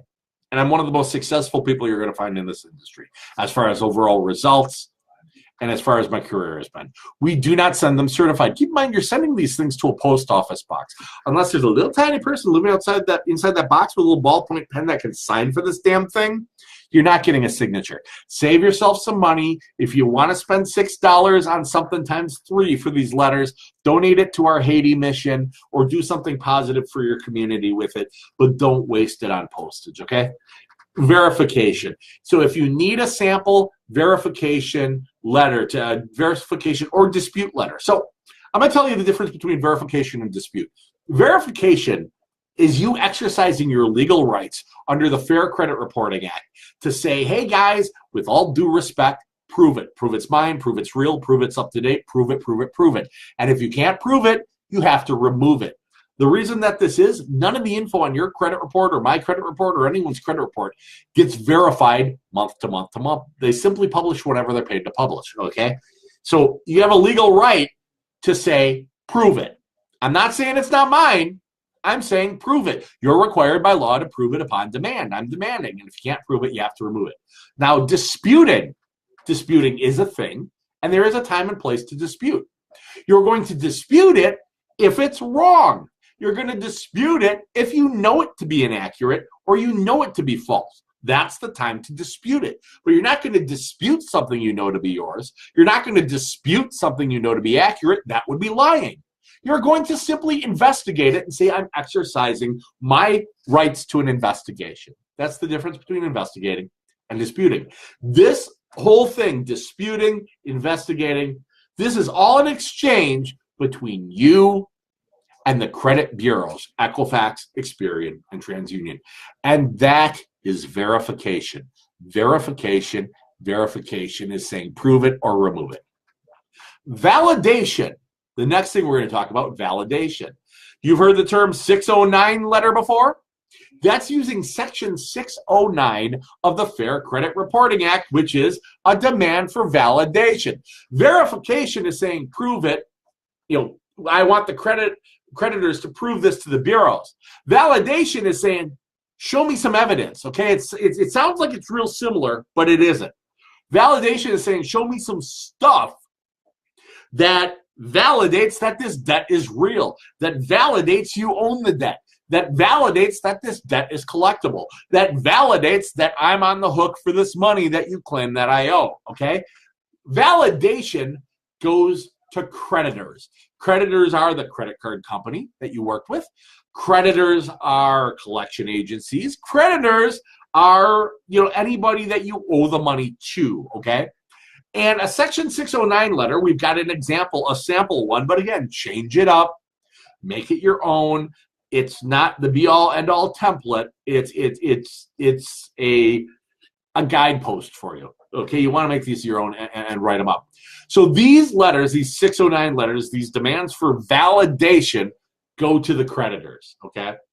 You will, by and large, have more success with a third party in this situation. What I mean by that is, let's say you have an account with Capital One and it goes bad, and they sell it to Midland Collection Agency. You will have more luck validating the debt through Midland, who currently owns the debt, than you will if they didn't sell it, if you're going through your original creditor. Why? Because the original creditor is going to have more of the stuff needed to prove it. I mean, that's pure and simple. They'll have the things, the items, the documents, those things that are needed to prove it, okay? So you'll have more luck on a third party than you'll have on an original creditor. That's not to say don't do it. It's just to say where you'll have more luck. Now, if they can't validate that it's collectible, if they can't validate that it is accurate, then you can demand deletion from your credit report, okay? So verification goes to the credit bureaus, Equifax, Experian, and TransUnion. Validation goes to the creditors, the people you owe the money to. Now, there are some misconceptions when it comes to the 609 letter or the validation, okay? One misconception is they need to give you an original wet ink signature of the contract, okay? No snowball's chance in hell that you're ever going to need that you're ever going to get that you'll ever be given it, or that any judge on the planet would say that they have to.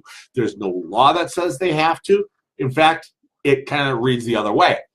What you're doing if you're asking for the original wet ink signature is you're like literally asking for the original copy of the contract that you signed, and you're asking them to give it to you so they no longer have it to enforce things in court. They're not giving that to you. Anyone who thinks they will is smoking crack, okay?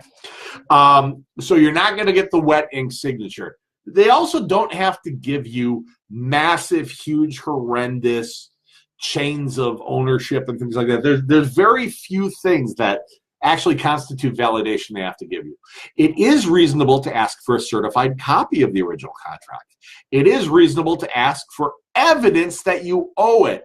And I'll tell you what, a statement, a billing statement, that's hearsay. That is. I mean, at the end of the day, that's hearsay. I'm not going to get into a legal dispute or a legal, I'm not going to get into a legal discussion about this, but you need something more than that, something more solid than that. Me issuing you a bill saying you owe me money, that doesn't mean you owe money. I need to be able to prove why you owe the money. They have the same thing. They need to be able to prove why. Well, the billing statement says you shopped at Target. Okay, that doesn't say I entered into this contract. So they need to provide you with that. That's validation. So verification goes to the credit bureaus. Validation goes to the creditors. These are the most common questions. This is the most common source of confusion in the credit restoration and credit repair process. But I'll tell you what, this is the first step in the process. The first step before you pay on a collection. The first step before you really do anything is to verify and validate and document that this information is accurate. Now, as far as which one do you do first? Verification or validation? The answer is yes. Send them out both simultaneously. Send your validation to the creditor, send your verification to the bureaus. You can do that simultaneously. They do not interact. They do not conflict. So why wait? Go ahead, release the hounds, go get them. All right. That's verification.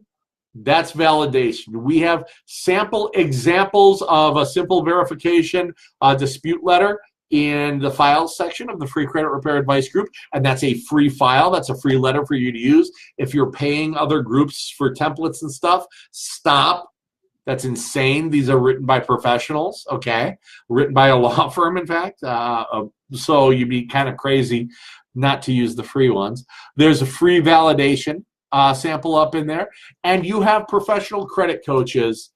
You've got Credit Life certified coaches, and you've got FICO certified credit coaches who are willing to give you some advice here, right here in the Free Credit Repair Advice Group on that. So if you're looking to do a self-driven credit repair or just get your feet wet a little bit, that is going to be your first step. Mind you, before you do the verification validation letters, I would recommend you go to the files section and you read two documents. One of them is called Pro Tips, and one document is called Credit IQ. They'll give you kind of a step-by-step set of instructions for a self-driven credit restoration. So before you start sending letters and going off half-cocked, it's good to have a plan. It's good to know what you're getting yourself into. So that's verification. That's validation. All right, I'm going to jump into some questions here in the group. I hope you guys are finding this beneficial. Let me just refresh a page over here so I can get to all of the questions. Wow, we got a few comments already. Hang on a sec. In the group, I hope you gues are finding this beneficial. Wow, that's me. Let me just refresh. There we go. That's called a delay, ladies and gentlemen. All right. Get back to the beginning. Okay. Hey, lots of hellos. Red. Free, hey. 5 business days, Isaac says. Creditors have 30 days to respond to the bureaus, 45 calendar days. You shall await results. Let's see what else we got. All right, Andrea Serrano says, so if I want to investigate an account for being closed and another account for being late and another for the price, I put it all in one letter, yes. Yeah, you say, tell me this about this account and tell me that about that account and tell me that about that account over there. And if you don't do it, I demand you delete it. That's exactly right, Andrea. You've got a good understanding. Can you verify different aspects on one letter? Sam T. Mack asks. Yes, you can. Different aspects about different accounts, but do not go after more than one aspect per account, or you can wind up getting deemed frivolous, and they don't have to do any of the investigation. All right, Isaac said, how many rounds should you do before deciding to settle? Should I do 27 rounds? I personally, professionally recommend 4 to 5 rounds of investigation on a debt that you owe on. And if you've done 4 to 5 rounds of investigation and they've verified everything, I then contact the creditor, settle the debt, get their skin out of the game, take away their motivation to verify, and then do a few more rounds of investigation. It becomes a bad business decision to do all this verification if there's no money to be made. Great question, Isaac. Mark says, when should you send a 611? 611 is really meant for after they fail at validation. So that's meant to go to the creditor. It's using Section 611 of the Fair Credit Reporting Act, the FCRA. That's a little bit more sophisticated letter. That's going to be when you've done a lot of reading. Maybe you've read the FCRA yourself.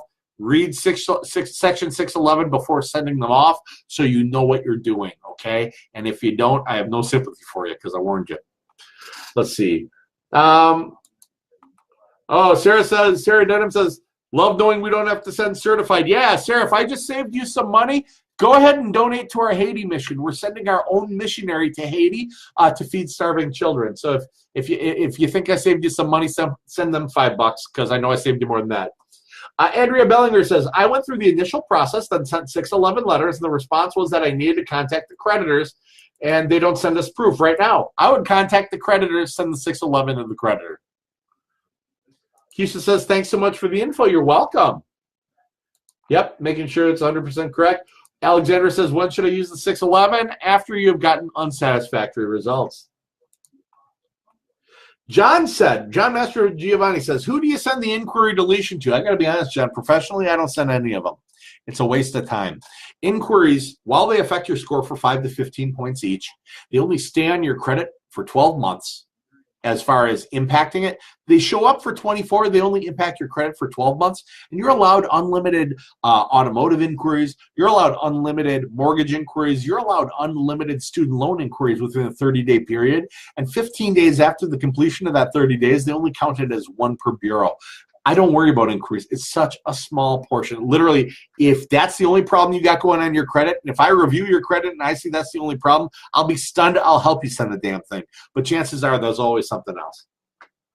Let's see. Andrea Serrano, do we send validation and verification at the same time? Yes, I do, and professionally we do. Maisha Monique, what about late payments and student loans and child support? Can that be done for these? You bet, Monique. Every single thing on your credit report is subject to the same rules under the Fair Credit Reporting Act, the FCRA, for verification and validation. So yeah, you can send those letters in regards to anything that's reporting on your credit. Wonderful question. Chrissy says, do I still send the letters? If I know the debt is mine. Absolutely, you just don't dispute it. You investigate it. You dispute it if it's not yours. You dispute it if you know it to be wrong. You investigate it if you know it's yours, but you just like them to prove it or remove it. Chrissy says the collection agency validated the debt. Now what? Just pay it? If they validated the debt, you can pay it, or you can go into the 611 letter. Tita says, what's the 611? It's another letter. Go ahead and give it a read. Also give the Fair Credit Reporting Act, the FCRA, Section 611, a read before you use it. Sam T. Mack says, do we send second round of letters to the credit collectors, the credit bureaus, or just the bureaus? Really, unless you think you got something, just keep hitting the bureaus. The bureaus are usually the weakest link in the puzzle. Tangela says, hold on a second. Tangela says, how to tackle late payments on open accounts. Okay, you typically don't want the open account to be gone. So if you're investigating late payments on an open account, you're asking for a slightly different thing. You're not asking them to delete the account if they don't verify it. You're asking them to update the payment status to show no late if they can't verify that you were indeed late. Otherwise, you still do an investigation letter to the credit bureaus. Good question. Tata says, thanks for explaining it in a way that's easy to understand. You bet. I wanted to just drop it down real simple. There are a bunch of credit groups on Facebook, and not one of the damn places have I ever seen it explained clearly. And I want to make this, available for you guys. I'm not all about just pitching Credit Life here. I may be a Credit Life coach, and I may want our company to do gangbusters. But Credit Life sponsors the Free Credit Repair Advice Group for a reason. We know that not everyone can afford it. Not everyone needs professional help. And we want this knowledge out there. All right, what do we got? Amber Yeager says, so do you still have to pay after they delete the account from the credit bureaus? Yeah, Amber, you do. Here's why. Number one, you owe the money. Number two, they could resell the debt. They, being the creditor, could resell the debt. So XYZ Collection Company could sell it to ABC Collection Company. And ABC Collection Company would be well within their rights to add that debt to your credit report, hurting your credit again. So yeah, you'll want to address it. Rachel McDonald Cormier says, if you get a settlement, is it better just to pay it and wait till it's investigated? And can you call and offer less? And what's the chance they might take less? I'll tell you what, if the settlement offer is awesome, take it. I've seen some settlement offers from Sprint lately that have been like 20% of what's owed. Even though you're doing investigations on something like that, man, you can buy a lot of credit repair for 80% off on most of these cases. So yeah, take it. Is there a chance they'll settle for less? Sure. It's never going to hurt to call. And then what's the chance they might take less? The chance is zero if you don't call them and ask. Great question. Send the Haiti info. Awesome, Sarah. Yeah, Mark will drop the Haiti info. I'm real excited about this. We're actually sending my daughter, Katie, and that scares the shit out of me, to Haiti. And she's going to be on the ground working with educators down there. She's also bringing direct supplies to them, so it's not going to pass through 18 aid organizations and then politicians down there. So by the time it gets to the people, there's nothing to give the people. And also, she's teamed up with Feed My Starving Children, and we found a way to feed these ultra-nutritious meals to kids who are literally going to starve to death otherwise, and 25 cents gives them a breakfast, lunch, and a dinner. So to put this into proportion, this thing was $3. I could have fed 12 kids with that, but I've donated. My conscience is clean. Have you? So awesome. Thanks. Let's see. Bill Bird says, can you verify if you are paying on a judgment? You can always verify. Always verify. Investigate. Use your rights under the Fair Credit Reporting Act. Susan Washburn says, is there a difference in what you settled on and what's owed being considered income? If so, what do I do? Great question. Sometimes if you settle, and you get a hell of a settlement, sometimes they'll send you a 1099 MISC. It's miscellaneous income. At that point in time, it's considered income for tax purposes. If so, what do? You got to talk to your tax advisor. Never take tax advice from Jeremy. Talk to your tax advisor. Trust me, you'll thank me. Andrea says, thanks for reading my comment, Jeremy. I'll start in the 611s and creditors tomorrow. Awesome, do it.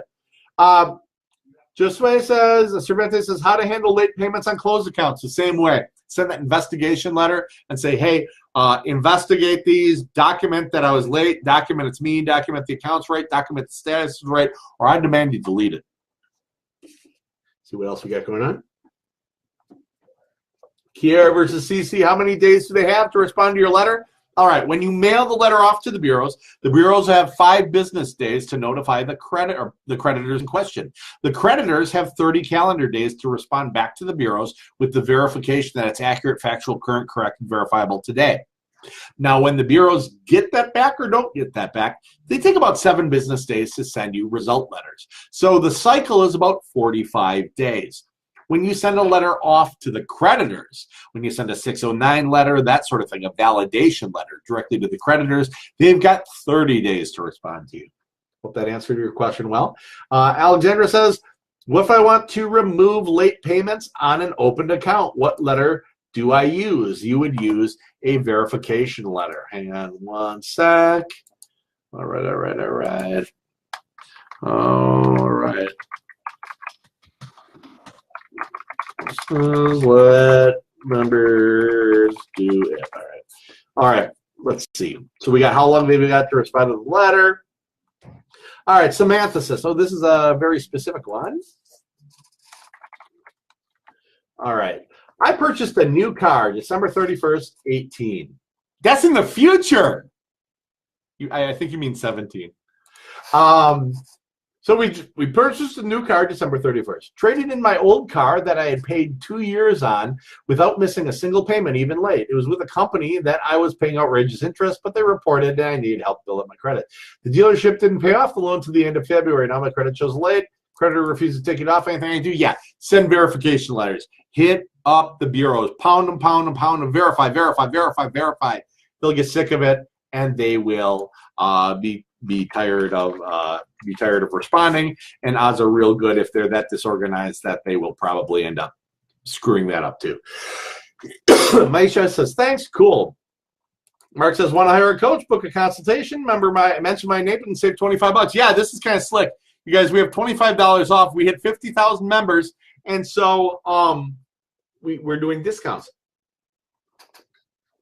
John says, do you ask for all late payments on one account to be verified or just 1 month that was late? Oh, John, you asked for them all. Go for them all. All right, what else we got? There's the Haiti link. Fantastic. Tata Peterson says, once the debt's removed, can they put it back on my credit report? Tata, great question. If you use letters, they can't put it back on without going through this really bad, elaborate thing that they won't do. So it's not going to go back on that way. The only way the debt's going to reappear on your credit then is if it gets sold to another creditor. So once like a collection is deleted from the credit bureaus, that's the time to strike. You go in, you work out a settlement. And plus, you've never been in a more powerful position to settle the damn thing. Look, they can't report to your credit. What else they got? Call you and bug you? So you call them up, you say, hey, would you take this on it? They say, no, we won't do that. And you say, hey, well, you couldn't report it right. So, that's something you can go back on. Great question. Great question. All right, Chrissy says, I have a 30-day to 60-day late and a 90-day late. What do I ask them to remove first? All of them. Mika Wood says, how do we get student loans off the report that are open? I have 60 in student loans. I need to get a house. My recommendation would be to consolidate them or something like that first. I wouldn't do investigating. If you're working with student loans, I wouldn't do investigating prior to getting them back in good standing. If they're not in good standing, I wouldn't do investigating prior to consolidating them. If you're looking to consolidate or rehab them, if you're looking to rehab. So that's kind of a second, third level question. You may want to make a post in the group about that. We can get more specific into your details there. Alexandra says, why do I have to pay it once it's removed? Well, because you owe the money and they can still sue your ass. Chrissy says, do I have to have settlement money ready before I start sending out the letters? No. No, you don't. But it's a good time to start saving. Chrissy says, I have an account that's 6.5 years old. Should I just let it fall off? That's up to you. If you want your credit better, I'd send the investigation letters.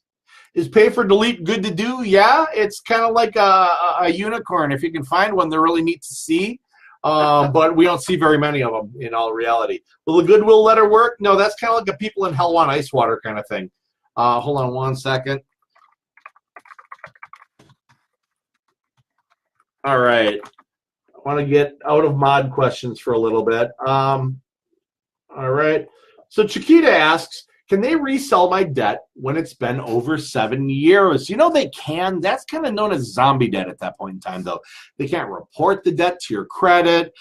They can't act on it. They can't sue you. There's really nothing they can do but call you and bug you. And that's when those whack jobs start calling you and say you're going to be under arrest, or they're sending the police, or they're going to send lawsuits to your work, and you have to have HR. And usually it's someone who sounds like they're on crack on the other end of the line with you. They're swearing and stuff like that.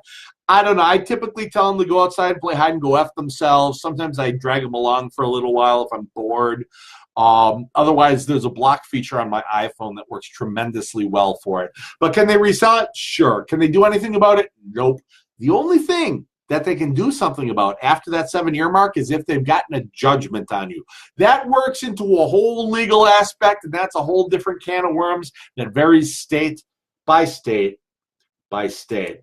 Mark's put up a link for the Express Audit. Yeah, Express Audit is a heck of a thing. If you guys are looking to do a self-driven credit restoration. If you're looking to do that and you're not 100% certain, where do I start? What do I want to do? But maybe you're not in the position where you want to hire Credit Life as a full program yet. We've got something called the Express Audit. It's pretty slick. It's $49. Is it 39 or 49? Here, let me hit this link. See if they do need Yeah, I know. Yeah, you can literally do it to see if you do need help. Oh God, they dropped it. It's $39.99. Okay. So what this is it literally does an audit of your 3-bureau credit report, Equifax, Experian, and TransUnion. It goes through and identifies the things that need work, the things that need help, the things that need to be addressed, where you can do your improvements and stuff like that.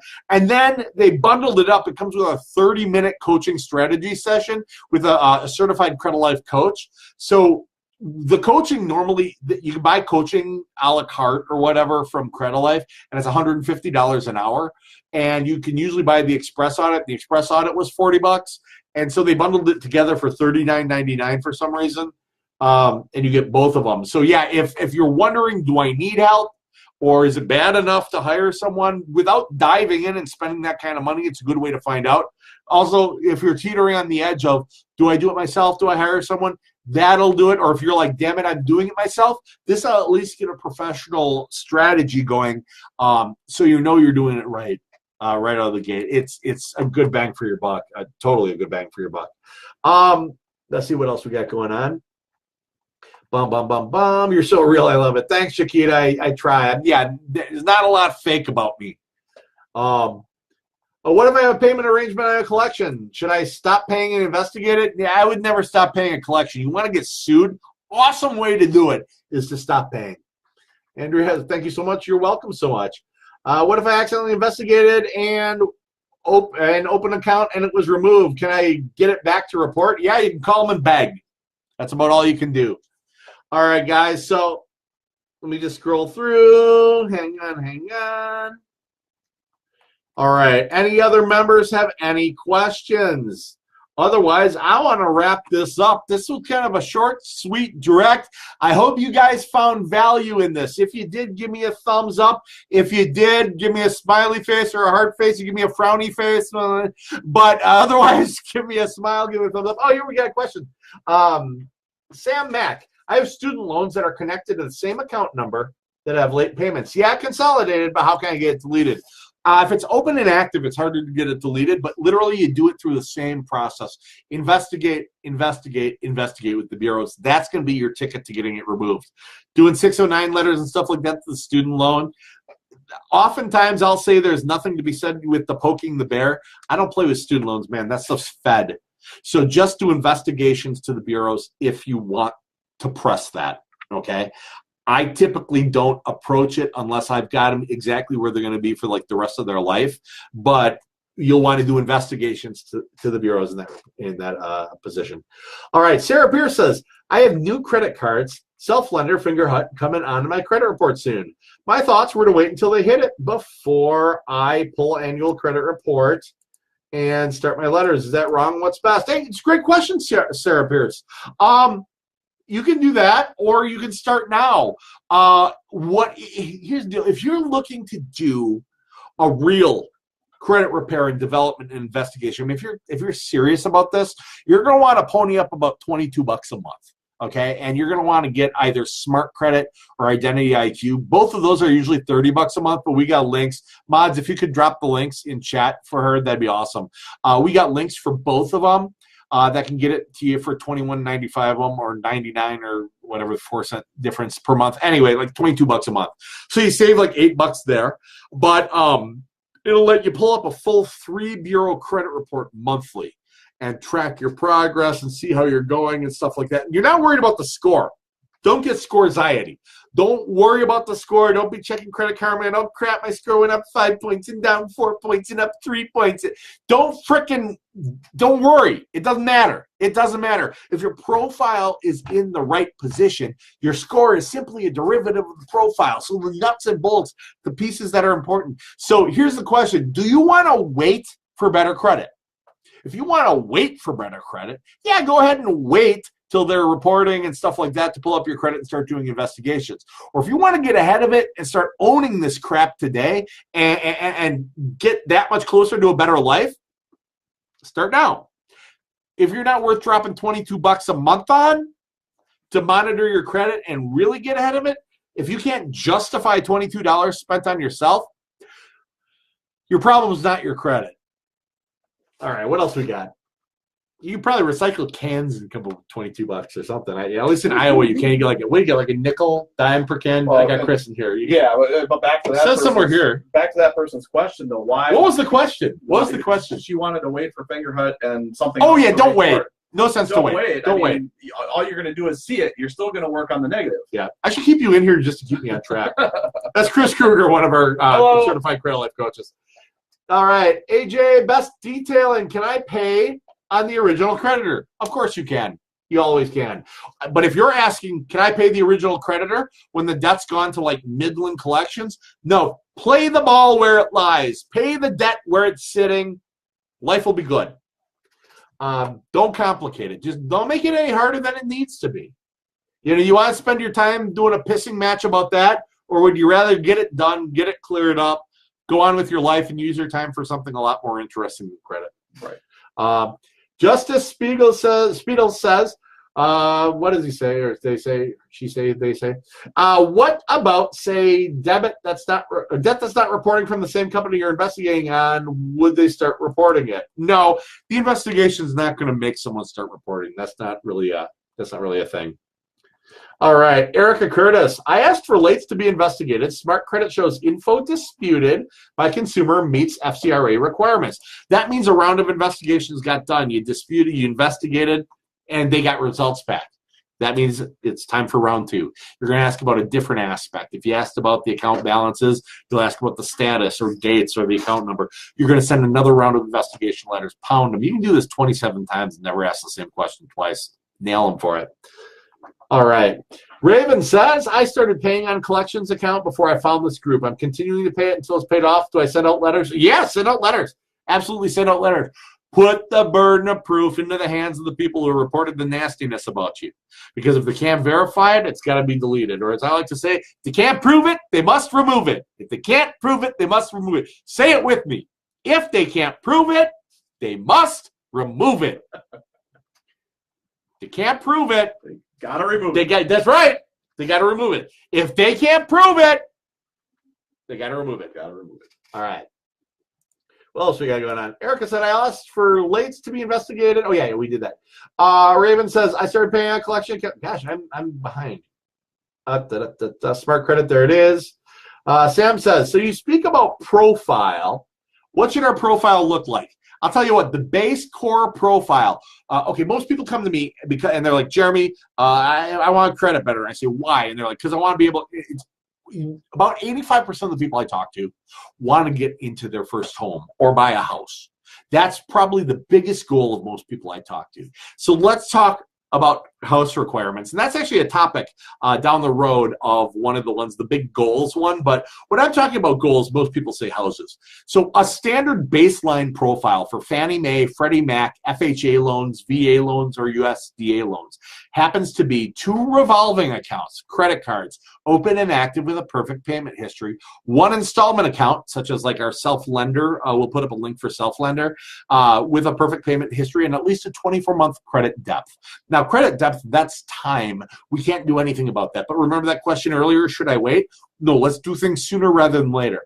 But a baseline profile, you want at least 1 installment loan with a good history and 2 revolving accounts, credit cards with a good history. Now, you want more than that. We also recommend a retail card such as Fingerhut to develop a history on that. And there's a lot more you can do next level stuff, but that's the base profile. All right, what else we got?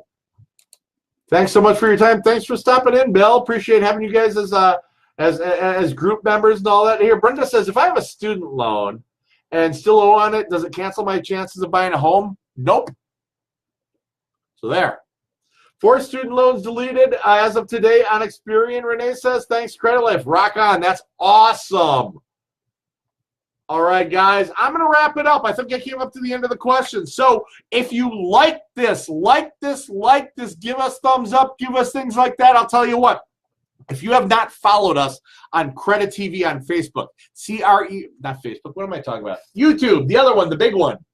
Credit TV, CREDITV on YouTube. It is our channel. This is the Credit TV free credit repair advice Facebook Live, okay? So Google Credit TV, CREDITV, will take you right to our channel. Subscribe if you have not yet subscribed. We've got Facebook Lives on there. We've got stuff that we made directly for Credit TV. We've got our financial foundations and credit class I teach for the Minneapolis public school system on there.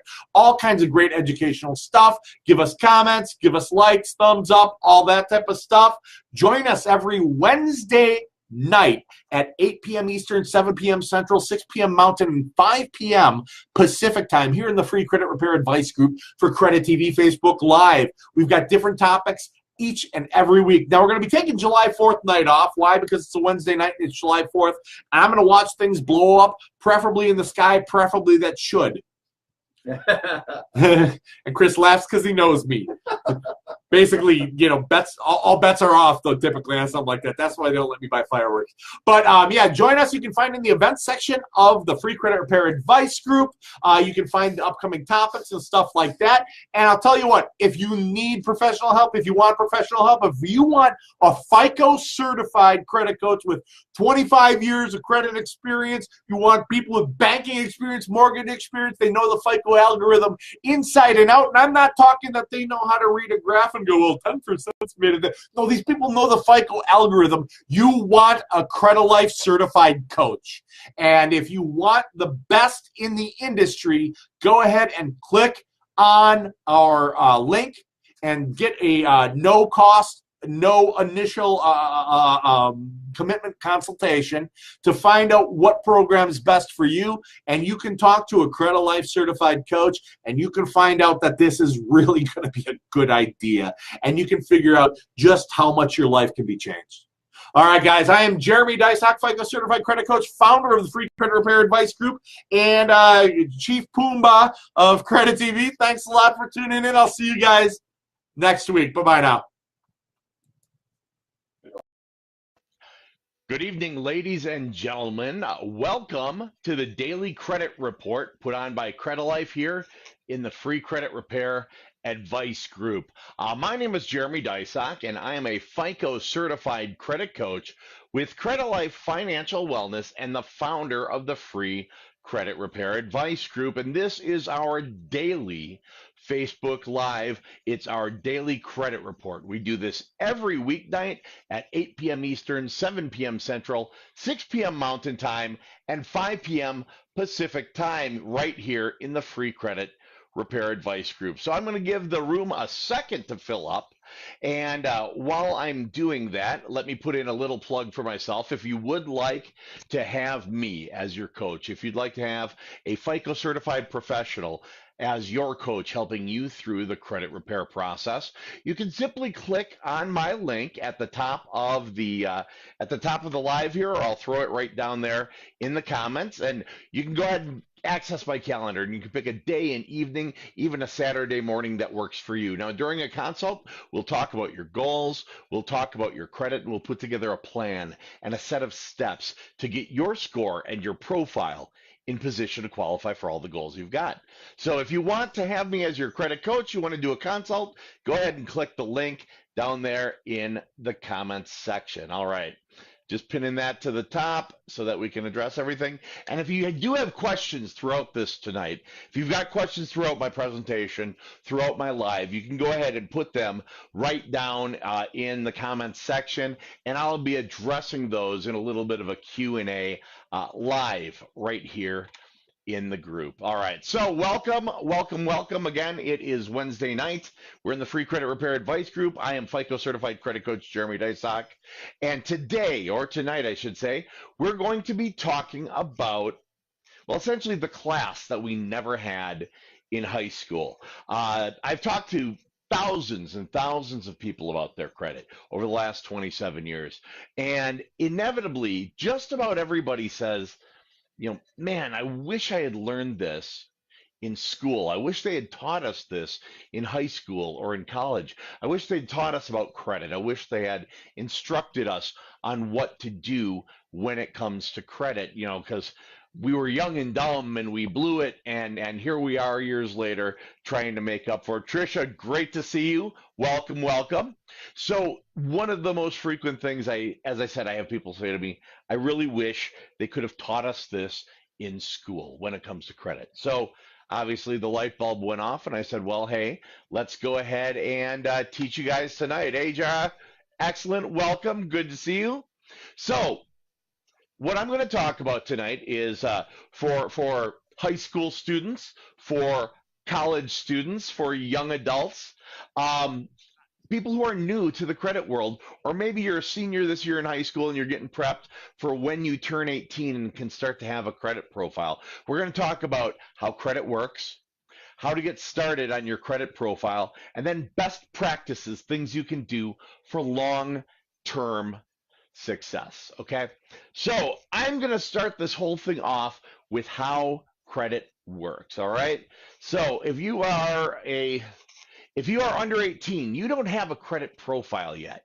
You don't have a credit profile yet. So people may have heard out there, moms and dads may have heard, oh, let's put little Susie, little Timmy on my card, and it'll give them the history and they'll start out with a great score. No, that's not true. Being an authorized user doesn't help.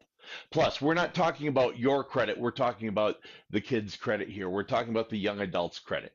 So how does credit work? Well, credit in itself and credit for credit reports, credit scores, it's literally a risk rating. It is the bank taking a look at something and going, hey, Jara, I wonder how risky you are to lend to. And a credit score is nothing more than a risk rating. It's a numerical representation of how risky it is to lend to you, okay?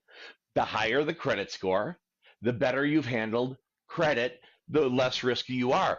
The lower the credit score, the worse of a risk you are. The odds of you repaying are less. And they base this off your history. Your history, the nuts and bolts of everything, is contained inside your credit reports. Now, there are 3 credit bureaus, okay? These are the companies, and they're private companies. It's like, think of this like, I don't know, think of this like Facebook, like YouTube and Twitch, okay? These are 3 different companies that provide, there's video entertainment on all 3 of them. They're not all quite the same, but at the end of the day, they all provide video entertainment. The bureaus, the 3 credit bureaus are the same way. There's Equifax, Experian, and TransUnion. Now, while they're not exactly the same, they all, again, provide histories of people's credit, okay? Now, for important stuff, for important things, Jara, when you're going for something important like a car or a house, something big, they're going to typically look at all 3 credit bureaus, Equifax, Experian, and TransUnion. Now, they don't have to read this whole damn long thing because it'll have everything you ever did on it when it comes to credit, okay? They don't want to have to read that. They wanted to have a quick version of how to tell if you're a good credit risk or not. And so there's a company called FICO. It was Fair Isaac Corporation. So FI, Fair Isaac Corporation, CO, FICO. They made a model called a FICO score. And what it does is it takes all the data from an Equifax file and makes a numerical score out of it. And it takes all the data from TransUnion and makes a numerical score out of that. And it takes it all from Equifax and it makes a numerical score. So you have 3 FICO scores, an Equifax, an Experian, and a TransUnion. Okay? So depending on, like if you go for a credit card, they may only pull 1 credit bureau. So Equifax, Experian, or TransUnion. You don't know which one they're going to pull. They're just going to bet everything on that one. Okay? So these things, these repositories of data, they basically are just tracking your history and willingness to repay in a timely fashion, okay? That's essentially what the credit bureaus are and how they work. Now, all the different credit card companies, all the different lenders, they all have their own what's called underwriting criteria. And what an underwriter is somebody who looks at your info and looks at the guidelines for a loan, for lending money, or for giving a credit card, or issuing any kind of credit, and they say yes or no based on your info versus the guidelines, okay? So every company's got different underwriting criteria. Some of it you can have a lower score, it's easier to qualify. Some of it you have to have really top scores and good credit. Okay. So this is essentially how the credit reporting and credit scoring works. Now, how credit itself works, it's quite simple. You borrow money and you pay it back in payments. Okay? There's two types of credit that you're going to be, hold on a second, Alexa, volume 2. There are two types of credit that you will probably initially want to worry about or want to learn about. Those two types are revolving credit and installment credit. Revolving credit and installment credit. I'm going to explain the difference in each of those to you. Now, installment credit. Installment credit would be your student loans. They could be a car loan. Even a mortgage is installment credit. What happens is you borrow the money to buy the big thing, the big tuition, the big car, the big house. You borrow a big old lump sum all at once of money, and you do a transaction with it. Now, the bank that lent you the money, you pay them back in equal monthly installments until the loan plus the interest is paid back, okay? So an installment account is where you make equal monthly payments. They're the same size payment each and every month until the debt obligation is done, until you fully paid it off. And once you've fully paid it off, you're free and clear. That car is free and clear, it's yours. That house is free and clear, it's yours, okay? That's an installment loan. You borrow money in one lump sum, you buy something in one lump sum, and you make equal lump sum payments back until it's paid off. The other kind of credit is revolving credit. This is a credit line. You don't have to take all the money at once. Maybe you can buy, you can go to TGI Fridays and buy a burger, and then you can go over to Macy's and buy some shoes, and you're not buying it all at once. Now, revolving credit is usually a credit card. That's what you're going to be the most familiar with as a young adult, okay? A credit card, you can charge it up, you can pay it down, you can pay it off, you can use it again. As long as you're happy with the bank that issued the credit card and they're happy with you, it can revolve forever. Now, the payments on that aren't equal monthly installments until it's paid off, because you can keep using this and charge it up and pay it down and charge it back up again. It's usually a percentage of whatever your current balance is, okay? So we have installment accounts, equal monthly installment payments until it's paid off, and revolving accounts. You can charge it up, you can pay it down, you can pay it off, you can use it again as long as you're happy with the bank. Bank is happy with you, they can revolve forever, okay? Does that make sense? Does anyone have any questions so far? Cassandra, we'll get back to yours in a little bit. All right. Now, that's how credit works. I want to talk to you about how to get started on your credit profile. All right, congratulations. You turned 18. You're a young adult. Your credit report is a blank canvas. There's nothing there. Now, if you never use credit, you will not have a credit report, because a credit report and a credit score are based on your willingness and ability to repay in a timely fashion. You have to use credit to get credit, okay? Now, I'm going to put together a formula for you that will get you, young adults, in amazing shape with your credit score in a very short period of time, okay? So this is where you may want to take notes or go back and watch the video again later. When it comes to being a young adult, when it comes to being a college student, when it comes to being someone who's going to tech college, when it comes to being someone who turned 18 and you're looking to get started in life, there is a perfect baseline, a perfect starter set of credit that you can use that'll give the most impact to your score and really set you off on the right foot. I'm talking about 2 revolving accounts. So those are, remember, credit cards, charge them up, pay them down, pay them off, use them again. So 2 revolving accounts, 2 credit cards, 1 installment account. That's one where you make those equal monthly payments until it's paid off. That's it. That's it for right now. Okay. Now, here's the thing. If you're taking out school loans, you're like, well, I've got these installment accounts, right? You do, but you're not going to get credit for them until you are graduated and start paying them back. Remember, your credit history is a history of the willingness and ability to repay on time in a timely fashion on lent money. Well, you haven't even started repaying yet, so you don't get any credit for that yet. So I want you to have 2 revolving accounts. I want you to have 2 installment accounts. I've gone through and I've taken the liberty of researching some student, some college and some student credit cards that I think are particularly excellent. Okay. I'm going to give you what those are right now. Once I give you what they are, I'm going to go ahead and tell you what you're going to do with it. So the first one I want to talk about is the Wells Fargo Cashback College Card. All right. By the way, I'm not incented to offer any of these in particular, but I've had a couple daughters use this Wells one, and it was excellent for them. It's 3% cash rewards earned. You do need an existing Wells Fargo relationship. So basically, you're going to need a checking account anyway, kids, a savings account anyway. Go ahead, Wells Fargo Bank, they're all across the United States, and open an account there. That'll qualify you to be able to get the college card. The reason I recommend that card, it does have cash back, which is neat. The rates are excellent, and they have pretty darn good service.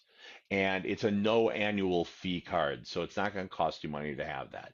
This is an excellent starting out card for a college student. You will need to be able to declare where you're going to school, when you're expected to graduate, and so forth.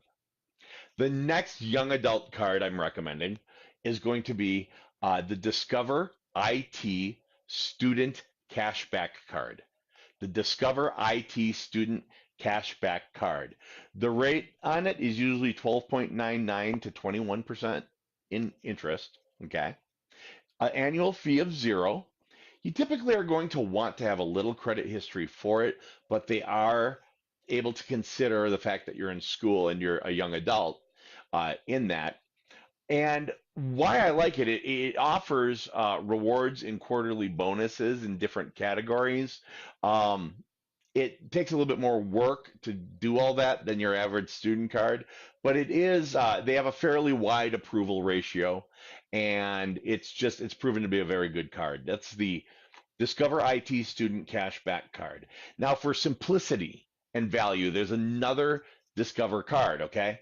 It's the Discover IT Student Chrome card.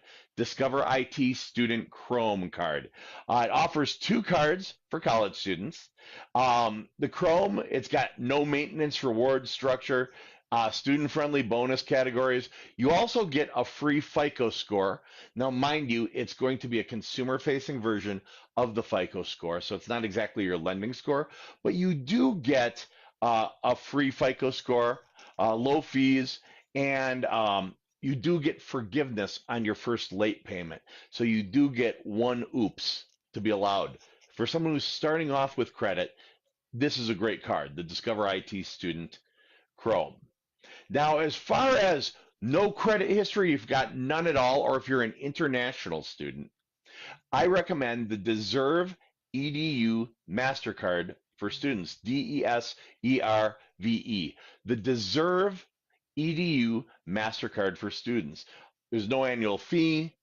The APR is all right. It's an excellent option for students who can't qualify for a card because they lack a United States credit history, a social security number. So for foreign exchange students, this is great too, or both.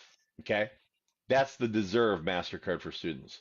Now, a flat rate cashback card that exists is called the Journey Capital One card, okay? It's the Journey Student Rewards from Capital One. There's no annual fee. Good approval odds, okay? They do let you get a pre-qualification, which means it's not going to be one of those negative inquiries against your credit, so your credit's not going to get hurt by checking out if you qualify for this thing. And it offers simple rewards, got a bonus for paying on time. So it not only does it teach you how to use credit correctly, but it gives you a bonus for paying on time. And you don't have to be a student to apply. So if you're someone who just has average credit, or if you're a young adult and you're not a student, you can still utilize this. Now, as far as a secured card, secured cards are a little bit different. With a secured card, you give them a deposit. With Capital One, it happens to be $49 or $99 or $200, depending on how much of a risk they feel you are. Okay, you give them this deposit and they put it into a bank account that you do not get to touch. And they hand you a credit card. And that credit card has a $200 spending limit on it. It's a regular credit card. You can charge it up, you can pay it down, you can pay it off. As long as you're happy with the bank, bank's happy with you, it'll keep revolving on and on. The reason that this makes an excellent starter card is the approval is dang near guaranteed, okay? The deposit is refundable, so it's not a fee, it's refundable. And eventually, they do graduate you to an unsecured credit card. Now, there's one last card I'm going to recommend for limited credit. I have done some research on this, and apparently you can have limited or no credit as a student here. It's the State Farm Student Visa credit card. State Farm Student Visa credit card. Now, the options are really slim out there for people with limited credit. This card offers a chance to build credit while earning rewards. Now, the only thing you can spend the rewards on are State Farm insurance products. So if your car insurance is there, fantastic. Or if you get a little renter's insurance policy for your apartment, fantastic. But it does give you the opportunity to have a credit card. All right, so I've listed all those cards off. What you do is you're going to get yourself 2 revolving cards, 2 revolving credit cards. You want to get them opened, okay? Could be secured, could be whatever. You want a total of 2. I'm going to talk about how to use it in just a second. The next thing I said I want you to get is an installment account, okay? There is a type of account out there, an installment account, that is actually a forced savings account, okay? There are 2 companies I recommend that offer this. One is Self-Lender, and the other is Credit Strong, okay? You can find both of them by going to www.my800credit.com, my800credit.com. When you're in there, you're going to go over to the accounts, you're going to click on the installment section, and you're going to price the 2 out, whichever works best for you. But here's essentially what this Self-Lender, this installment account, this credit development account does. You make a commitment to this bank. I'm going to save X amount of dollars, right? You make equal monthly installment payments towards this bank obligation that you just worked out with them.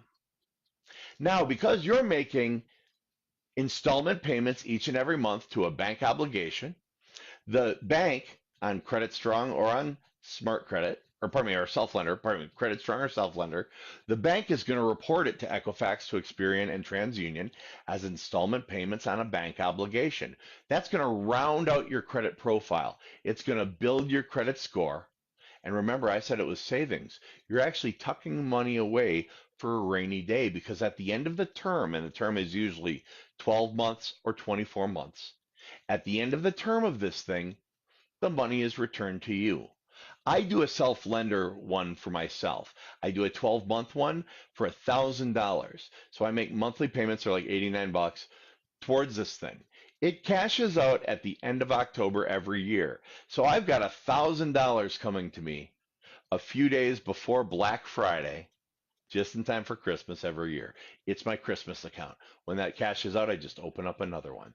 So I'm tucking money away for Black Friday. I can run out and buy that special on that TV or get presents, but I'm constantly keeping that I'm getting credit for it, okay? So I want you to do a Self-Lender. Go to my800credit.com, go under installment, and look at Credit Strong and look at Self. The reason to pick one over the other is just because you like the payment structure. They have all different amounts, okay? Pick one that works for you. So this is how you're getting started on your profile. You now have 2 revolving accounts open and active. You've got 1 installment account open and active. Now, I'm going to teach you best practices for this for long-term success. Now, you've got your installment account open and you're making your monthly payments on it. The best practice for that, set it up to auto pay out of your checking account. Now, if you're somebody who already has some money tucked away, maybe you've got $5,000 tucked away that you saved up from your paper route or babysitting or your high school job, set those auto payments for your self lender or for your Credit Strong, that installment, set those payments to come out of the account that's got that savings in. So you're just sweeping it from one savings to the other savings. Then when that savings is full and pays out, you put it back in there, you can do it again.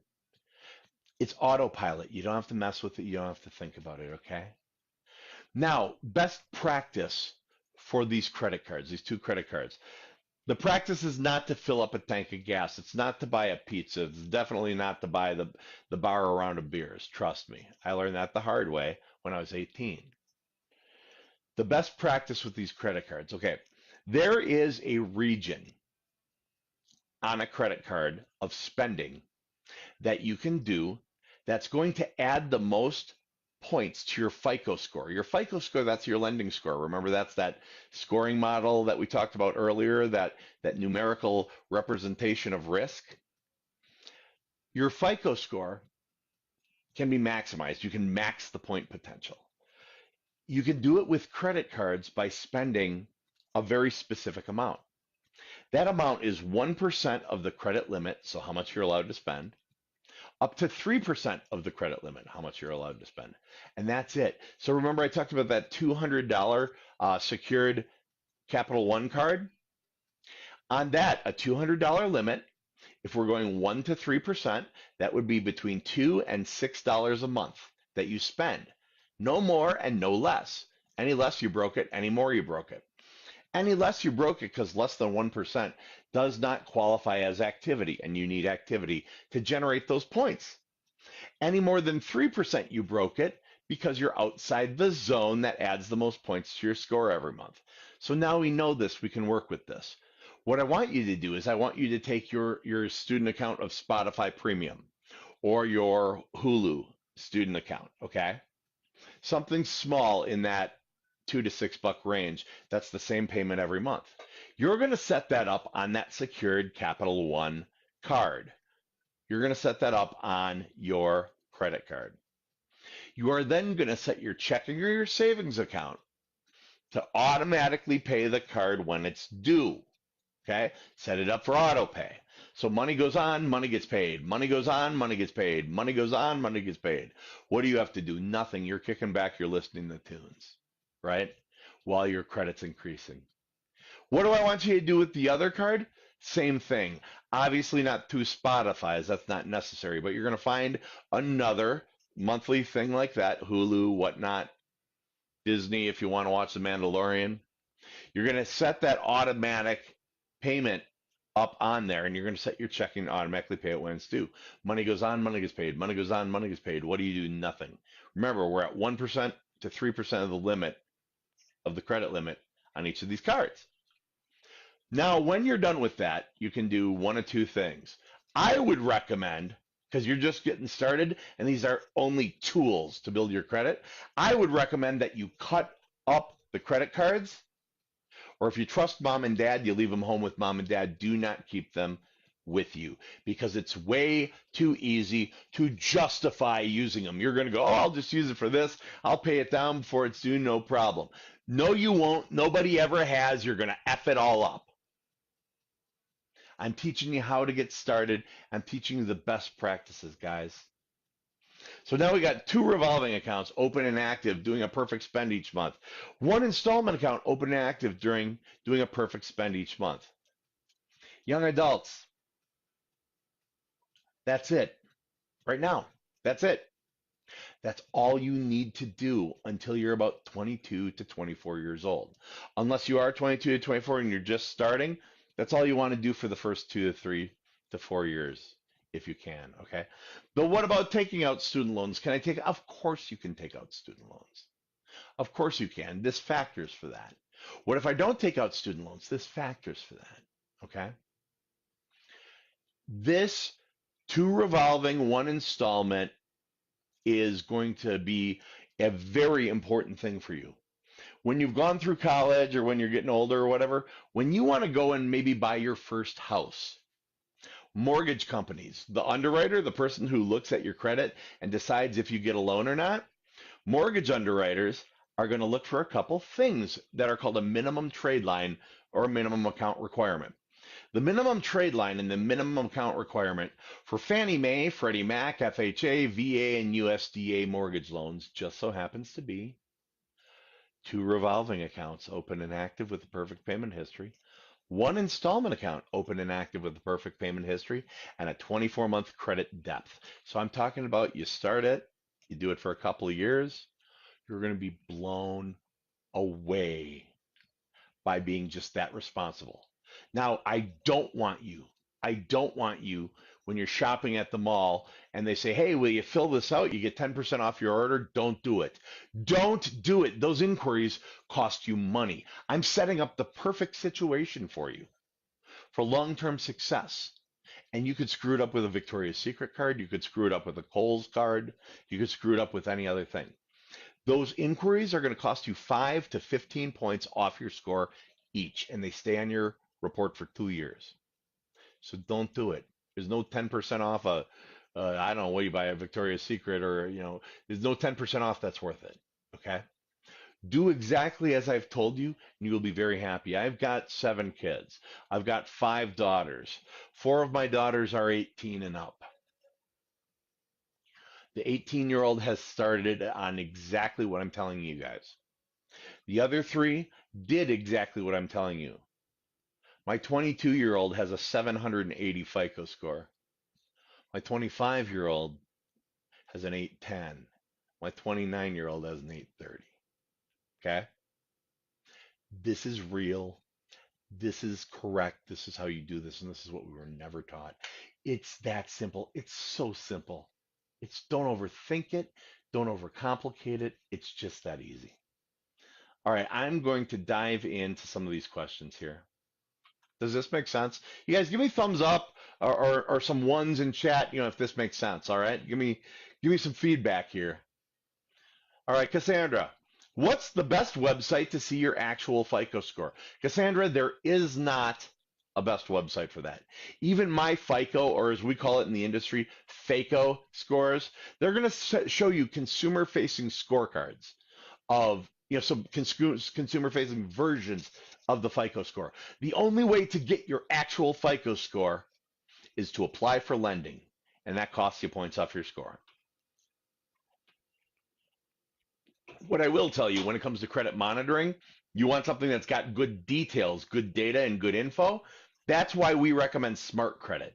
If you go to smartcreditvip.com, $22 a month, you can pull a 3-bureau report. It's got all the addresses you need for doing investigations with the bureaus and disputes and all that. Amos says 1 to 3 on revolving or 0 balance every month. No. Here's the thing. Don't overcomplicate it. Don't overcomplicate it. So what's going to happen is you do the 1 to 3% spend, and you just pay the bill when it's due. Now, by the time the bill's due, the next month's spend has happened. So it's always perfect. It's always at the 1 to 3. So literally just set it up at 1 to 3, set the bill to auto pay when it's due, cut the card up. That's it. It's everybody overcomplicates it. Don't overcomplicate it. That's all you have to do. Good question. Laura says, what happens if my student loans are sent to collection status? It's in good standing. If I pay in full, will the collection account be removed from my credit? No, it will not. It will say paid in full, or it will say settled for less than full amount. But no matter what, it'll be a collection account. So you've got to do investigations with the credit bureaus on that. Good question. Trisha said, Trisha Fox, self-lender loan from a bank, does that exist? Can I explain it, please? Yes, they do exist. Some credit unions have them. Some different banks have them. The ones I have given to you are just easy to get a hold of. You go to my800credit.com and you can comparison shop. They're in the installment section, and they are no better and no worse than any other bank I've seen.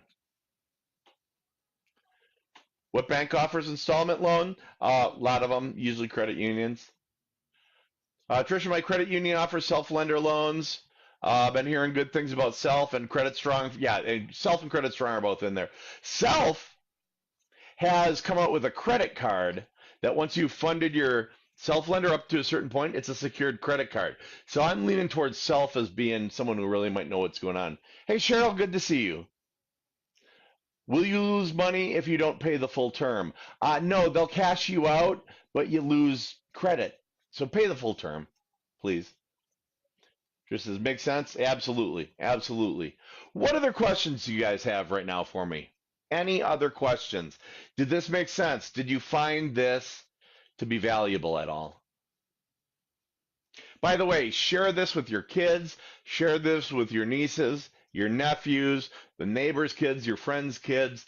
Literally, this is what it takes. This is that first piece they never taught us in school, guys. They never taught us this in school. I'll tell you what. For those of you who are watching who are young, if you're ever thinking about being late on a payment, missing a payment, one late payment, it takes 24 on-time payments to make up for the one late payment. 24 on time to make up for the one late payment. Don't do it. Don't pay it late. Hey, Joseph, good to see you. All right, I'm going to put in a couple quick plugs right now. If you're doing, if you are with Credit Life, if you're doing do-it-yourself, if you're with another company, right now, with the condition that, I heard there's a little virus going around. With the condition that things are in, with the chaos, we've put out something special called the Credit Flood. Go to creditflood.com. Creditflood.com. $47 gets you 7 of those powerful freaking DIY letters in the world. If you're a client of ours, we say go ahead and do it at the same time on top of it. If you're a client of someone else's, go ahead and do it at the same time on top of it. If you've been doing it yourself, go ahead and do it at the same time on top of what you've been doing. And if you've never sent investigations to the bureaus, it's everything you need to get cracking right now. Creditflood.com. Creditflood.com. Creditflood.com. If you'd like to hire a professional, a FICO certified and American Institute of Banking certified credit professional with 27 years of credit banking and mortgage experience, I can be your coach if that's something you'd prefer. I'm with Credit Life Financial Wellness, and if you go to www.bookcoachjd.com, bookcoachjd.com, you can set up a consult with me for a day, an evening, or even a Saturday morning. We'll go over your credit situation, we'll talk about your goals, and put together a real plan, steps, and service options to get your score and your profile in position to qualify for all those goals. www.bookcoachjd.com, or also if you link on or click on that appointment core up at the top, that's my link. You can access my schedule directly that way. How does student loan forgiveness work? Well, I'll tell you, certain industries qualify for student loan forgiveness. Teachers, for example, you have to be with an accredited school or a not-for-profit for X number of years. At the end of the X number of years, you petition and you qualify, and they wipe out the student loans. Now, what you want to do going into that is you want to consolidate your loans into, especially if you're going to be a teacher. Teachers don't get paid nearly enough money for what they do. But you consolidate your loans into an income-based repayment program, because if you put them into an income-based repayment program, when you were in college, your income was zero, so your payment will be zero for that year. When you're first starting out as a teacher or in not-for-profit, it's usually pretty low pay. So you can have these really low payments. And then at the end of making those low payments, or even if the payment is zero, at the end of those proper zero payments, they forgive the entire amount. Wish I knew this when I was younger, Tricia. So do I. So do I. Let me tell you Jeremy's young and dumb story. So I go off to Winona State University. It's 1991. This is before, this was before, I don't know, power and lights. 1991, I go to Winona State University. I go down into the commons one night, the student commons where they got the cafeteria and the pop machines and everything. I go down and there are two tables set up. One was Chase, and one was, I believe, Capital One.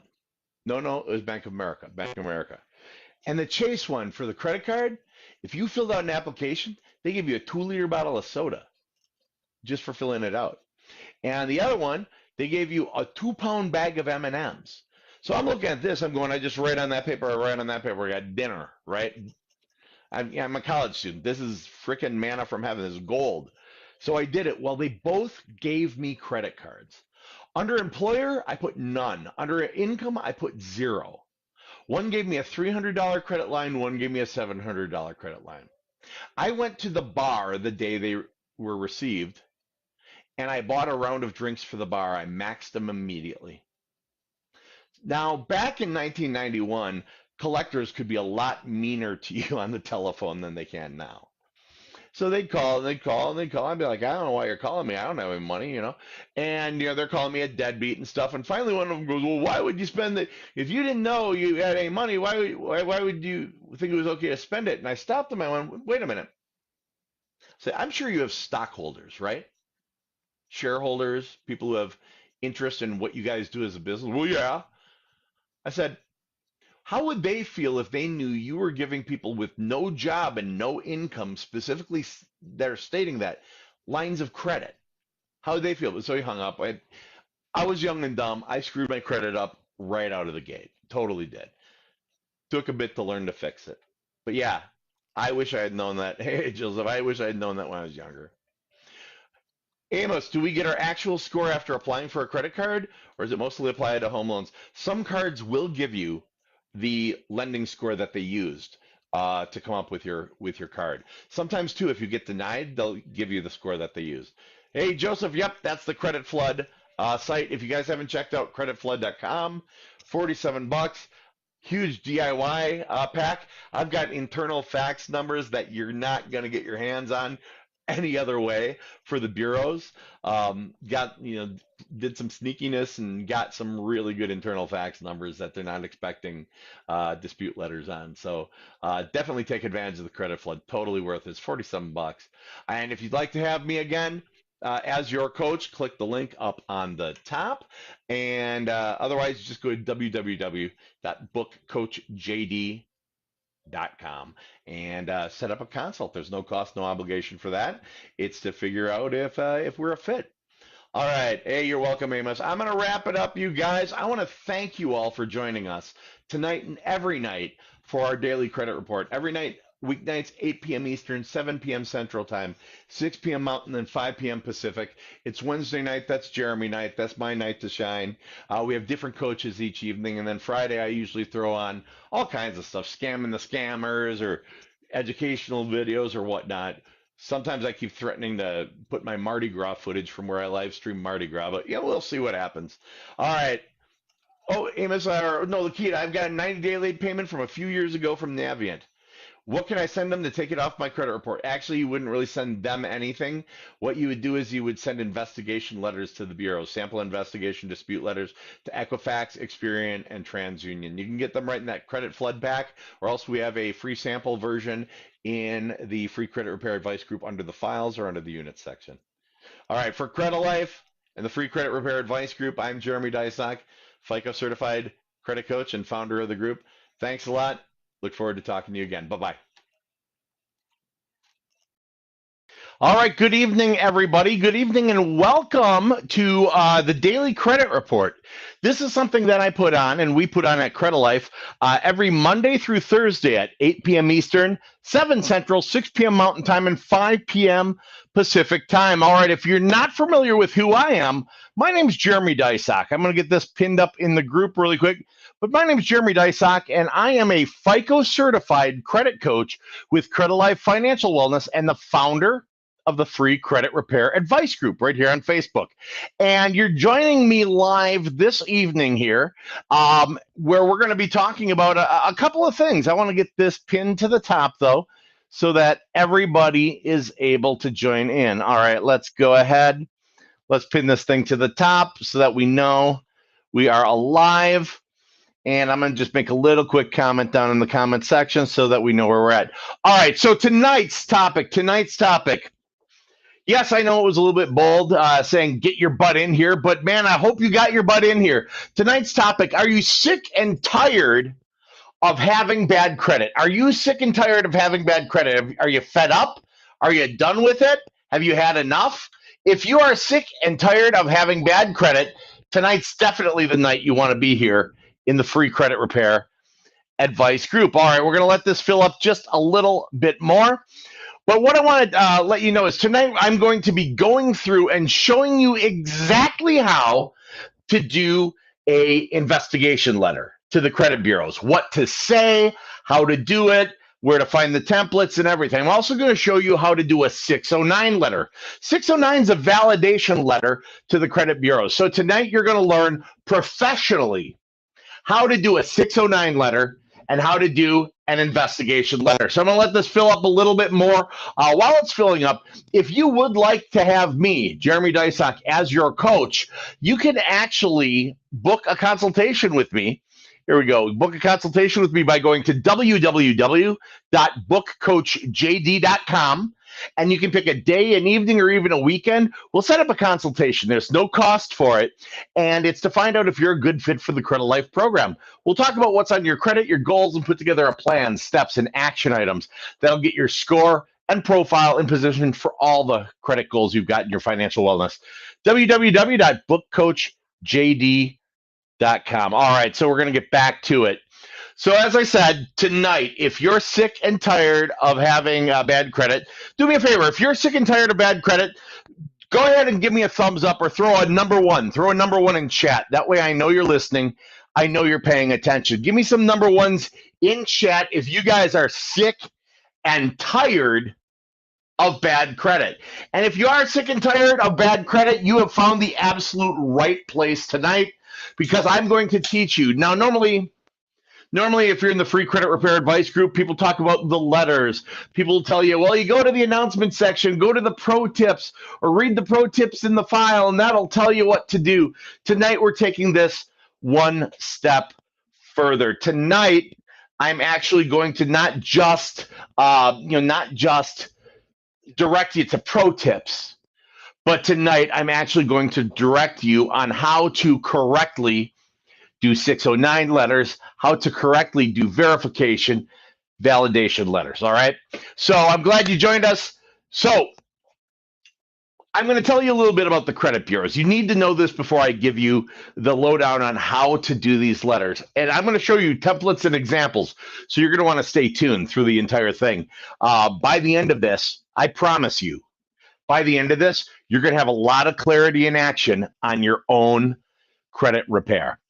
So a lot of times you'll come into the group. People will come into the group and they'll go, how do I start fixing my credit? What do I do? And you'll see other people saying, hey, pay for delete. I want to do a pay for delete. Or should I call the bureaus? Should I call the creditors? And you always see us coaches jumping in going, no, don't do that. That's not right. You'll see us say, the first step you want to take in any of these credit repair situations is the investigation step, okay? So what is investigating? And if you stay tuned, remember, I'm going to show you how to do the letters. I'm going to put up some examples right here on the screen for you, so you're going to want to stick for this. But here's the deal. There are 3 credit bureaus: Equifax, Experian, and TransUnion. These are private companies. This is like Nike, Adidas, and Reebok, right? These are private companies. And guess what? You're not their client. You're their product. These companies keep the info on me, on you, on 350 million different people throughout the United States. They get this data on average from 20 different sources per person per month. That's 20 times 3 times 350 million. If they wanted to, if they were incented to, if they had any good reason to verify and validate this information, even 1% of it, it would take millions of employees. A credit report would cost 50 grand. It's not feasible. But the problem is this: we need a real way for banks to assess the risk of lending to someone, to know who is a good person to lend to and who might be a risky person to lend to. So the credit report system is necessary, okay? It's necessary. But they've made reports on you and me and everybody you know, 350 million people. They never asked you if they could get the information. You never gave them permission, or you never signed up to do it. They just do it. Congratulations. You're an adult with a pulse in America. You get a credit report, okay? So the problem we run into, all of the data on your credit report with Equifax, Experian, and TransUnion. Out of all that data, guess how much has ever been verified? Guess how much they get documentation on? Guess how much of the data they verify? If you're guessing 0, you're right. Not a single item on your credit report, my credit report, or anybody's credit report is verified by the bureaus. They simply publish anything they're paid to publish, okay? Now, that wouldn't be a big deal if credit wasn't used for anything. But these days, credit's used for dang near everything. Not the logical stuff only, not borrowing, not just, getting a new car, getting a house, but they're using credit for background checks for jobs, security clearance, background checks to rent an apartment. They're using your credit score to determine how much you are going to pay on your auto insurance. So where do they go to check you out, me out, and all these other people out? They go to the bureaus, the world's largest repository of unverified data, Equifax, Experian, and TransUnion. Now, if this sounds to you like it isn't fair, do me a favor. Give me some ones. Again, it's good to see you. LaDonna, I see you here. Elizabeth, I see you here. Give me some ones in chat if you think it's not fair to be judged on unverified info, okay? To have major judgments made about you, your life, and the direction you're going in, and your financial future, your employment future, your residential future. If you think those things are unfair, give me a 1. Elizabeth says 1. Excellent, excellent. Now, here's the deal.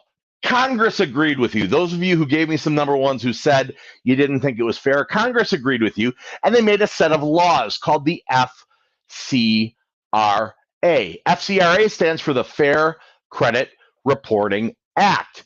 What the Fair Credit Reporting Act allows us to do is investigate the data on the credit report. So here's the thing. They understand that these bureaus can't operate if they've got to go through and verify everything. They get it. It's too much info. So what they've done is given me and LaDonna, you and Elizabeth, everybody watching here, if you're joining us later, you guys too, all right? They've given all of us the right to go to the bureaus, to Equifax, Experian, and TransUnion and say, hey guys, with all due respect, prove it. Prove it. Prove it's mine. Prove it's real. Prove that's when it happened. Prove that's the balance. Prove that's the account number. Prove that's the date of last activity. Prove that's the date of first delinquency. Prove that you've got this tied to my actual social security number. Prove it, prove it, prove it, prove it, prove it. And if, on demand, Equifax, Experian, and TransUnion cannot verify, validate, and document that everything they're reporting is 100% accurate and factual and current and correct and verifiable today, not back when they reported it, but today, July 12th, 2021. If they can't verify that it's actually accurate and up to date and still verifiable today, then by federal law, it gets permanently deleted, gone from the credit profile like it never happened. Now, it doesn't mean the debt's gone. We're talking about credit reporting. We're not talking about debt tonight. So that doesn't mean the debt's gone, but they lose, Equifax, Experian, TransUnion, and those creditors lose the ability to have that information reported on your credit. And that is extremely valuable, and that is extremely powerful, and that is extremely life-changing, okay? I want you guys right now to think and put it in chat. And if you're watching this in the replay, that's fine. Put it in the comment section. I want you to put in the comment section this. I want you to visualize something. Where would you like to see yourself 12 months from today? Where would you like to see yourself 12 months from today if those negative items were gone from your credit report? Where do you see yourself?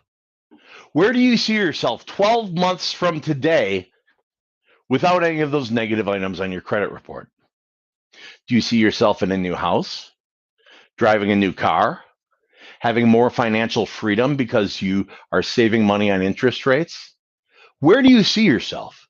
Do you see a backyard for your kids to play in? Maybe their first bedroom of their own ever that they can paint whatever color they want. Do you see yourself in a home? Do you see yourself in a better job? Do you see yourself living somewhere that's safer, living somewhere that's better because you can qualify now with the credit? This is how powerful the investigation process is. This can make that a reality. In my own house that I own, that's awesome. That's awesome. That is an amazing place to picture yourself. All right, so investigation. I kind of told you why it's possible, right? History lesson, that's not what you're here for, I bet. I bet you're here to find out exactly what to do and how to do it. So I'm going to open up a file. Now, for those of you, if you're not paying attention, this is where you want to pay attention. I'm giving you the training that I give to a new credit coach, okay, for free. Send me a gift card if you're thankful. I don't know, whatever. All right. So what we have here is, there we go. What we've got here over on my left, this is an investigation letter. This is a letter that you use to challenge, not dispute necessarily. We're not saying it's not yours. We're not even saying it's not true. You're challenging the ability of the credit bureaus to verify, validate, and document, okay? I'm going to change this up a little bit. Just go side by side with me. All right. Now, if you want to get your hands on this template, I want you to go, this is where I'm going to send you up. Go up to the announcement section. Don't do it now. Do it after the video. Do it when you're done watching, because otherwise you're not going to pay attention and you're not going to know what to do and how to do it correctly. So right now, everyone hold the horses. Take a deep breath. And I'm going to teach you about investigation letters, okay? So this is an investigation letter. I'll tell you where to get it in a moment. This is the letter, the exact letter. These are the templates that are used professionally to verify, validate, and investigate this data, okay?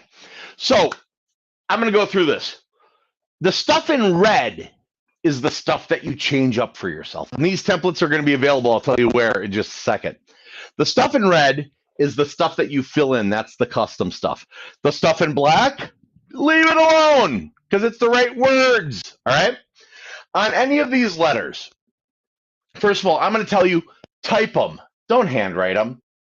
But I've heard that handwriting, sometimes it gets kicked out. No, that's nonsense. The eOscar system, the computerized system that scans in your stuff, it can read handwriting. Just like your, if you do a deposit on the phone for your checks, with US Bank or TCF or Huntington or wherever, if you do a deposit, it can read handwriting. Well, guess what? The bureaus can read handwriting too. The bureaus can also read colored paper, and they can read colored ink. So keep it simple, guys. We're going to use this template, and you're going to fill in where it's red. You're going to type these things up. Why? Because it's easier, and you can keep an easier record for the next round of investigations. You start off on the top here.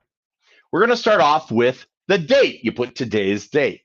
Your name, your formal name, your real formal name. I mean, if you go by John, but your name's Jonathan, put Jonathan. If you're a junior or a second or the third, put junior or second or third on there.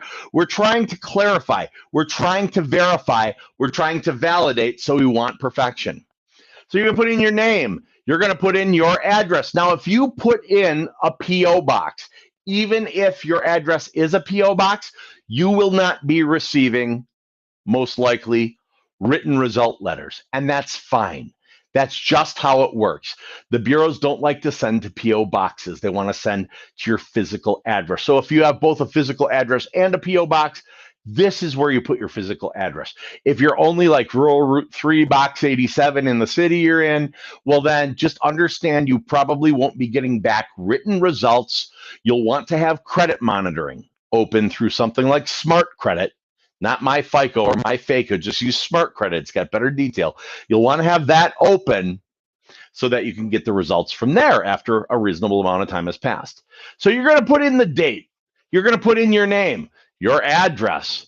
You're going to put in the name of the credit bureau. So if you're sending a letter to Equifax, you're going to put Equifax. If you're sending a letter to Experian, you're going to put Experian. If you're sending a letter to TransUnion, if you're noticing a pattern here, you're going to put TransUnion. And then you're going to put the bureau address. That's the address for the credit bureau. And I've got those also at the end here to provide for you so you don't have to worry about it, okay? All right, this letter starts out, to whom it may concern. This is what you're leaving alone. You filled in your personal info in the red. To whom it may concern, I've just reviewed my credit report and have noticed there are several items on my report that I'm requesting that you investigate per my legal rights under the FCRA, the Fair Credit Reporting Act. Now, this is important. We're not saying, hey, I looked at my credit report and things are wrong, or I don't recognize, or these aren't whatever. No, you're saying I'm simply exercising my legal rights under the Fair Credit Reporting Act, the FCRA, to have this verified. Does that make sense? Give me some, hey, good to see you. Give me some number twos. Give me some number twos so I can tell the difference between the ones and twos. Because I can see your chat, I can see your comments there. Give me some twos in the comments, if that makes sense to you, that we're not saying, oh, it's not mine, or oh, it's wrong. We're not saying that. We're saying simply verify it per my rights. Does that make sense to you guys? Give me some twos in the comments, if that makes sense. All right. And I'm going to do a Q&A at the end here for you guys too. There we go. Beautiful. Got a 2 right there. Excellent. Okay. So the first thing you guys are going to see under there now that we've said to whom it may concern and done that piece, this says Chase Visa account XXXXX. Now you may not have a Chase. You might have a Capital One. You may not have a Visa. Here's the idea. You're listing the first account. You're beautiful. Look at the twos. You're listing the first account that you're requesting verification on. It could be a rental. It could be a car loan. It could be a student loan. It could be anything. So we're going to say, we're using this example, Chase Visa account. Now you see I put a bunch of X's there. I don't want you to put a bunch of X's there. I want you to put the name of the account, and I want you to put the account number as you see it on the credit report. Now, many credit reports will go 4190XXXXXX. If it says 4190XXXXX as the number, you put 4190XXXXX because you're requesting that they verify things as reported. If it says XXXXXXX5257, then you put XXXX5257. You may see the X's in the front. You may see the X's in the back. You may see the actual account number. This is all depends on what credit report you're looking at. But you're going to put the name of the creditor as it reports on the credit report. You're going to put the account number exactly as it reports on the credit report. And now I've given some examples in black of different things you can ask about these accounts. We're going to take this example for Chase. This account is listed as being 30 days late, right? Please verify that this account was indeed late as you report, or I demand that you delete all the late payments from the account and or delete the account from my report. Now you can do one, the other, or leave it and or. If you want to repair, that's where they take away the 30-day lates, but they leave the account. They flip it into a positive. You say, remove the lates. If the whole thing's a train wreck and you want it gone, then you're asking for deletion. Okay? So with this, you're going to list in red, take a look. This is in parentheses, so this is a little note to you. You're going to list one account aspect per account that you wish to have investigated. What's an aspect? Things such as late status, account number, date of last activity, balance, opening date, etc. And every time you do one of these investigation letters to the credit bureau, if you're doing this letter to TransUnion, it comes back verified, you do another letter to TransUnion about the same account. On subsequent letters, on the letters that come after, you're going to change the aspect that you're asking about. You're going to be dynamic. You're not asking the same thing over and over, expecting a different result, okay? Instead, if you asked about the date of last activity on your first round of letters, and it didn't get deleted. On the second round of letters, you may ask about the account number. On the third, you may ask about the date of late payments. On the fourth, you may ask about the late status. And so there's all these things you can ask about, and there's multiple rounds of investigations. Anyone who tells you and anyone who thinks it's one and done, they're wrong, or the person thinking that is incorrect. It's a process. You didn't get in the credit trouble overnight. You're not getting out overnight. But what you're going to do is a methodical search through this. Now, how many aspects are there? There are 27. Jeremy, can I get a list of them? No, we used to give out the list and it caused a damn train wreck. And there are things you can do to damage your credit, and people figured out how. So we're not going to do that again. I gave you enough to keep you busy for literally the next 10 months here. All right, so you're going to list one aspect. You'll change the aspects that you investigate with each subsequent round of letters you send. All right, next, I did Sears. Please verify the account number of your report, or I demand that you delete all late payments from the account and or delete from my report. Okay, then you list one account aspect, etc. Again, Universal account. This account's listed as being 30 days late. Please verify it was indeed, or I demand that you delete the late payments, and so forth, and so forth, and so forth. Now, if you have old negatives on an account that eventually got paid and it closed in a positive status, those can stay on your credit for 10 years, not 7. Okay, positive will stay for 10 years, not 7. So if you had lates, but then you caught up and you did it, it'll report paid off and positive, but you still have those lates. So you may find yourself saying, in addition, there are a number of credit accounts that have been inactive for more than 7 years. As you know, the FCRA states that all credit older than 7 years should be removed. Do these things that are involved. Now, obviously, only do this with old negative accounts. This is also how you deal with an account that's negative, that for some reason is on there longer than 7 years. Now, you'll see the next sentence says here. I'm going to highlight where we are in this letter. All right. It says, I have enclosed a copy of my driver's license, social security card, and utility bill as proof of identity, social security number, and residence. All right. You are going to include a clear photocopy of your driver's license or state ID.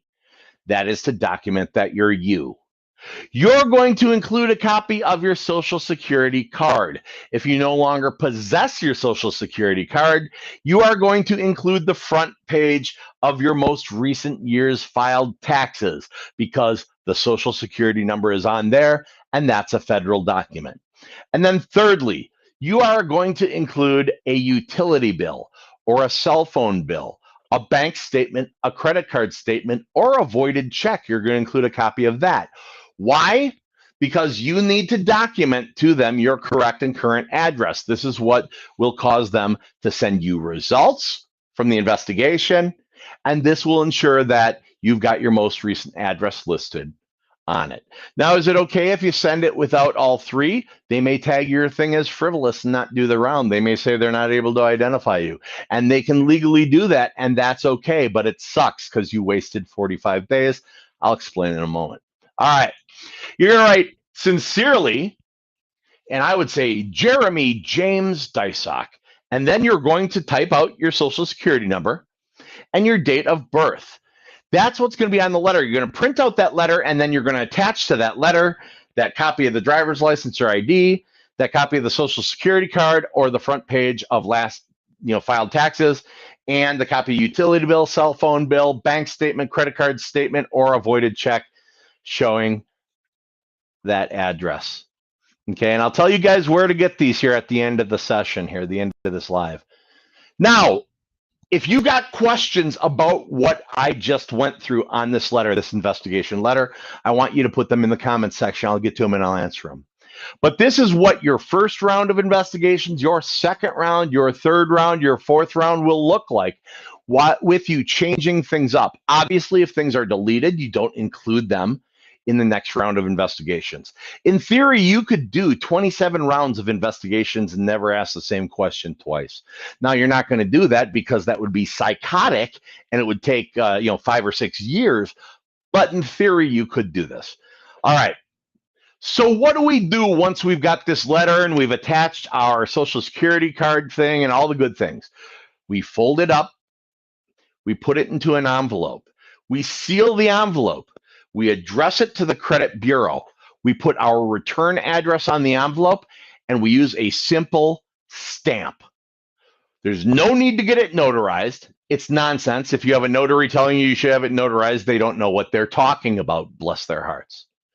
You don't need it notarized. Well, I've heard you should always send it via, you should always send it certified mail and get a return receipt. Okay, you're mailing a post office box. If you can find the post office box, the jumping Jesus comes out of the wall, gets up, grabs a pen and signs its name, I'm going to shoot it as many times as I can until it's dead because an inanimate object just came to life and started signing things. And B, it's not going to happen. All right. Don't waste your money. Don't waste. If you do want to waste that money, if you insist, by the way, professionally, we've sent hundreds and hundreds and hundreds of thousands of rounds of investigations out. We've sent this many certified. But if you insist on spending $7 instead of 50 cents to mail something, I want you to take the $7 times those 3, that's 21 bucks, put that in an envelope, send it to Jeremy, care of Credit Life, 12751 County Road 5, Suite 100, Burnsville, Minnesota 55337. Attention, pizza money. And drop that in the mail, because if you're just going to give the money away, I'll take it. Otherwise, my point, you just put a stamp on it. All right, you're going to take that and you're going to mail it. This is interesting. You're going to mail it from a mailbox in your zip code. Why? Believe it or not, it matters. It matters. And I can go into why. That's fodder for a different video. Oh, always send me pizza money. It's always okay to send me pizza money. I am an absolute shameless person. I'll take all the money you send me.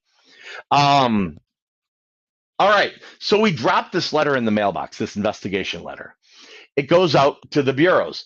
The bureaus receive the letter. They legally have 5 business days to notify all these creditors that they must provide verification that it's accurate, factual, current, correct, and verifiable as of today, not back in the day, right? You got 5 business days to notify the creditors. By the way, they'll do it. They're very good at that. The creditors, once notified, have 30 calendar days to get back to the bureaus with all the verification that it's accurate, factual, current, correct, and verifiable as of today. Now, if they fail to respond to the bureaus in 30 days or less, if they fail to respond to the bureaus at all, or if what they respond with does not satisfy the specificity and minutia of the singular aspect you asked about, the bureaus will make a determination, and then by law, it will be permanently deleted, gone from the credit profile. All right, the bureaus will take about 7 to 10 business days to wrap up their affairs on this and get result letters back to you. So the whole cycle of this sucker takes about 45 days, okay? Give or take a little time, mailing time. So if you're thinking, I thought they had 30 days. Well, you heard the 30 was in there. They have the creditor has 30 days to respond back to the bureau because technically it's the bureau asking them for verification, not you. All right. Round 1, 45 days. You get your results or you see it on credit. Some things get deleted, some things that will remain. The things that are deleted, hooray! Your credit's cleaner. The things that remain, boo, let's do another round. So you take the letter and you do different aspects. If you asked about date of last activity, you ask about account number this time. If you asked about account number, you ask about, date open. I mean, there's so many things to ask about. All right, first of all, I'm going to open the door, because I got a fan rocking here, and it is just toasty in my office. And maybe Minnesota, the land of snow and such, but it's also like 88 degrees. All right. Does this make sense to you? Does this make sense to you? If you're watching this, I want you to go in the comments section. If this makes sense to you, I want you to give me a number 1. Give me a number 1 in comments. This is verification. This is investigation with the credit bureaus, okay? That's the investigation process with the bureaus. Now, there's one more thing. There's one more thing. Once you listening up, there's one more thing. I'm going to give you the next one. There's something else we want to do, something called validation. And there's a very different letter for that. And I'm going to tell you about it. You know what? I'm going to tell you all about it and give you the example of the validation letter. I'm going to do that right after this. So you're saying I can ask this cat any question? The cat is connected to the computer. You just type in the question, it will read his mind. There the answer comes.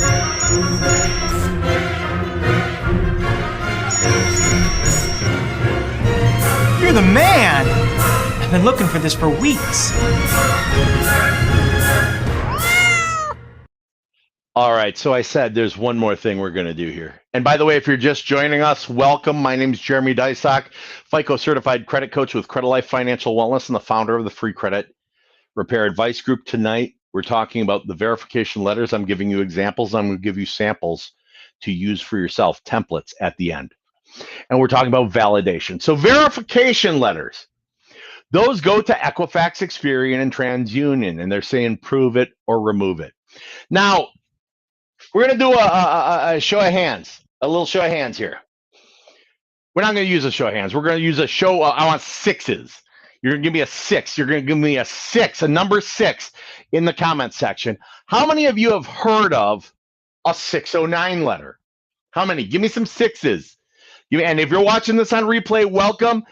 You too give me some 6s, because I drop back in this afterwards and answer questions and do things like that, even when my live is over. How many of you have heard of a 609 letter? Give me some 6s in chat, in the comments if you've heard of one of these things. All right. A 609 letter. A lot of people get these and investigation letters confused. You know, people will send a 609 letter to the bureaus thinking something should happen, right? Here's what a 609 letter is. First of all, where does 609 come from? It comes from Section 609 in the Fair Credit Reporting Act. A 609 letter is a demand for validation, not verification, validation. That means show me documentation, show me information that validates that this is a real debt and that I owe it, okay? Now, you wouldn't send that to the bureaus. They don't have that, and it's not their job to go get it. It's not. It's only their job to verify what's being reported with them is correct. It's not to go get you crap and have it mailed to you, right? When you think about it, that's essentially what that is. So the 609 letter does not, that's not your investigation. It does not go to the bureaus. All right, Jeremy, so who's it go to? The 609 letter goes direct to creditor. So verification, we send it to the bureaus contact the creditor responds back to the bureaus give you results. That's the investigation process. That's that 45-day cycle that you may repeat. Validation letters. You send a validation letter directly to the third-party creditor. Who's the third-party creditor? Midland, Portfolio Recovery, LVNV, all of these collection companies, your medical collection company, whomever, Hunter Warfield, if they are collecting on they usually do rentals. They collect on rental balances. So you're going to send this demand for validation saying, show me stuff. Not just check out, make sure you're reporting it right, but show me stuff. You send this letter direct to the creditor. The creditor gets the letter, and they have 30 days, calendar days, from the receipt of the letter to get back to you with the stuff. If they failed to do that, then it needs to be deleted from the credit profile, and it also, or from the reporting, and it also gets into a position where they need to stop collecting until they've got the stuff. They can't collect on these debts. They're not able to be validated. So 609 letters. We're going to go into what a 609 letter looks like. All right. Let's do so. I just happen to have one here, right here for you. Boom. All right. So to my left, actually, well, my right, your left. To my left, as you're looking at me, you will see here a 609 letter. All right. The 609 letter template is lined up the same as the investigation template. The sections in red are sections that you are going to fill in with your personal data. The sections in black are already written for you. Don't screw with them. Okay. The very first thing we're going to have in the letter is the date. Okay. Today's date. You're going to put the name of the collection agency, Midland or Gerstel Chargo or anybody. You're going to put the address. That's the address of the collection agency. You're going to put their account number. That's the account number or the agency file number if you know it. You're going to put from your full name and your address, your full address. Okay. Now here's where things change up. You are going to put a delivery confirmation number in there. Why? Quite frankly, it intimidates them. It's the only reason you're putting it. And this is a number that you're going to come up with out of the sky. So you'll put delivery confirmation number, da da da da da da da da da da. In parentheses, the little note to you, this is literally a number you can pull from the sky. I assign number combos to let me keep track of which letters I've sent, but you can use any combo you wish, okay? You're going to put that in there. Why? It's just intimidating, and it'll serve you well. All right, you're going to put Dear Collection Agency, Midland, whomever. Your letter is going to read this then. You're going to leave this piece alone, but I want you to know what's in it. So pursuant to the FCRA and the FDCPA, that's the Fair Debt Collection Practices Act, I now exercise my lawful right to question the validity of this debt your agency claims has come due. Fair Credit Reporting Act, Section 609, Disclosures to Consumers, Section C, Paragraph 2, Subsection E, reads, a consumer reporting agency is not required to remove accurate derogatory information from a consumer's file unless the information is outdated under Section 605 and cannot be verified. Fair Credit Reporting Act, reinvestigations of disputed. Now, reinvestigations, if they go, oh, we already sent you a letter. Oh, we already sent you proof. This is important. Section 611, reinvestigations of disputed information, long story short, are required under the law. Then Fair Debt Collection Practices Act, validation of debts. If the consumer notifies the debt collector in writing, which this is within 30-day period described in subsection A, that the debt or any portion thereof is disputed, this is the only time you're disputing. You're just disputing the validity. If they come back and say, yeah, it's valid, your dispute's over, and show you stuff that shows it's valid, your dispute's over. Basically, they have to stop collecting until they validate, or else they have to stop collecting at all. Section 609, Fair Credit Reporting Act, this covers disclosures to you that they have to provide or that they had to provide.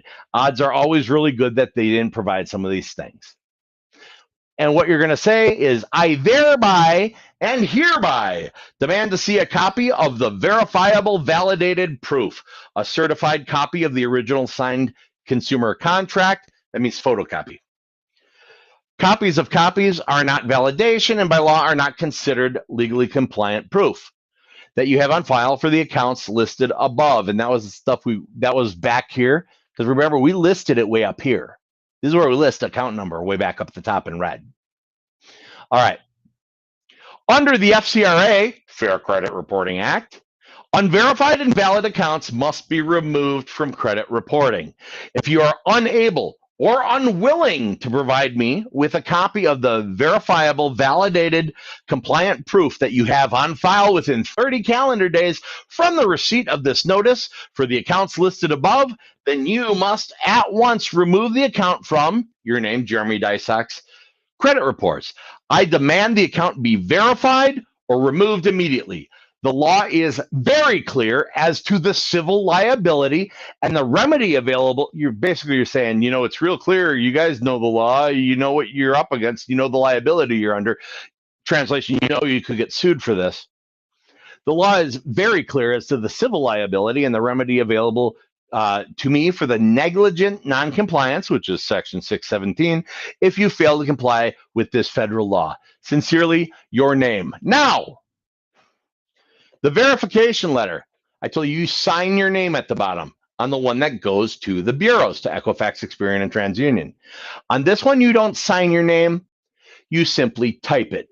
Typing is considered compliant for what you need to do. Now, this one, you mail off to the collection agency. All right, this is the one where they got 30 days from when they get it to get back to you. Do you send it certified? We don't professionally send it certified. What if they don't respond? You send it, there's another letter and another thing that we'll get into in another video, which is a failure to comply. Okay, which is actually Section 611 of the Fair Credit Reporting Act. Is failure to comply. If you insist on sending this one certified because it'll make you feel better, go for it. But still, my recommendation is use a stamp and take that remaining money, put it into an envelope, and send it to Jeremy Dysak, care of Credit Life, 12751 County Road 5, Suite 100, Burnsville, Minnesota, 55337. Attention, pizza money. We just use stamps. But this is the letter to demand validation. Now, what constitutes validation? I'll get into that in a different video too. But this is, you guys, life-changing stuff. All right, if this makes sense, I want some ones. Give me some ones. Give me some ones down in the comments section. Even if you're watching this on a replay, welcome, by the way. Give me some ones in the comment section if this makes sense. I want to know if this is valuable to you, if this stuff is valuable. It should be.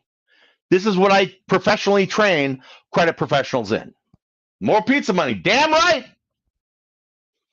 We're mercenaries, not missionaries when it comes to pizza money. Some ones. All right, this makes sense. Perfect. All right, we're going to stop sharing this. We're going to get back to it. So I asked you, if you're sick and tired of having bad credit, get your butt in here. These are the things that you're going to use to repair your credit. Now, when it comes to credit repair and financial wellness, credit repair, the actual cleaning up of the credit, that's one small aspect. There's three things you need to do.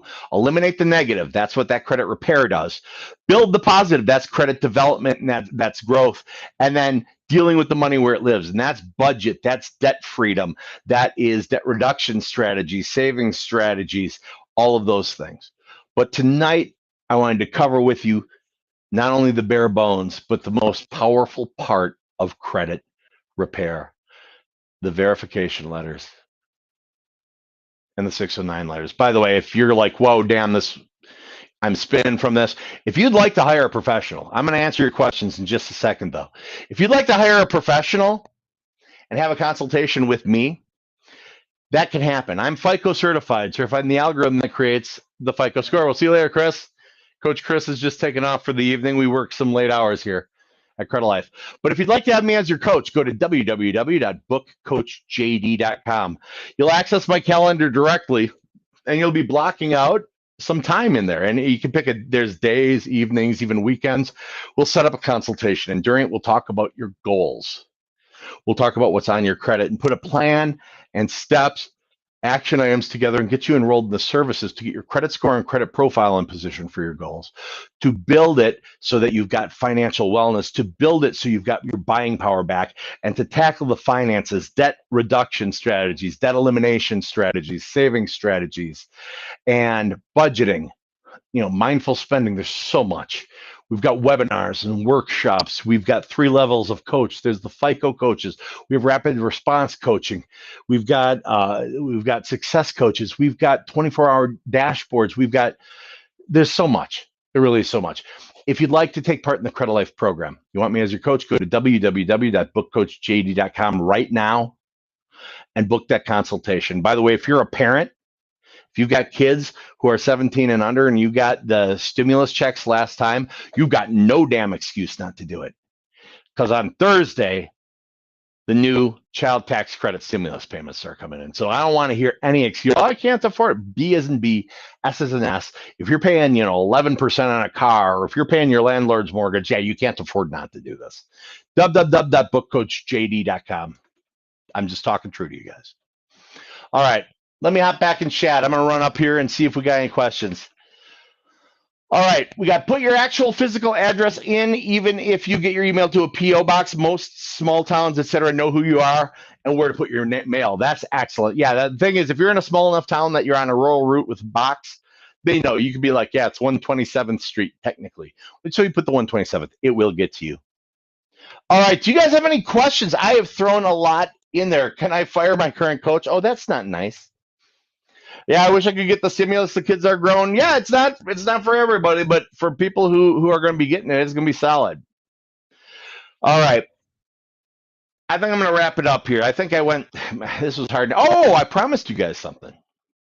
I promised you, I was going to tell you where to get these, I promised you I was going to tell you where to get these things.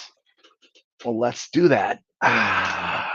So where do you get these gorgeous templates from that were so professionally written by the most attractive coach that you're watching? Hang on one second. Let's get this here. So what you're going to do is you're going to go on Facebook to the Free Credit Repair Advice Group. Okay? Odds are really good that's where you're watching me right now. You're going to go to the Free Credit Repair Advice Group. All right?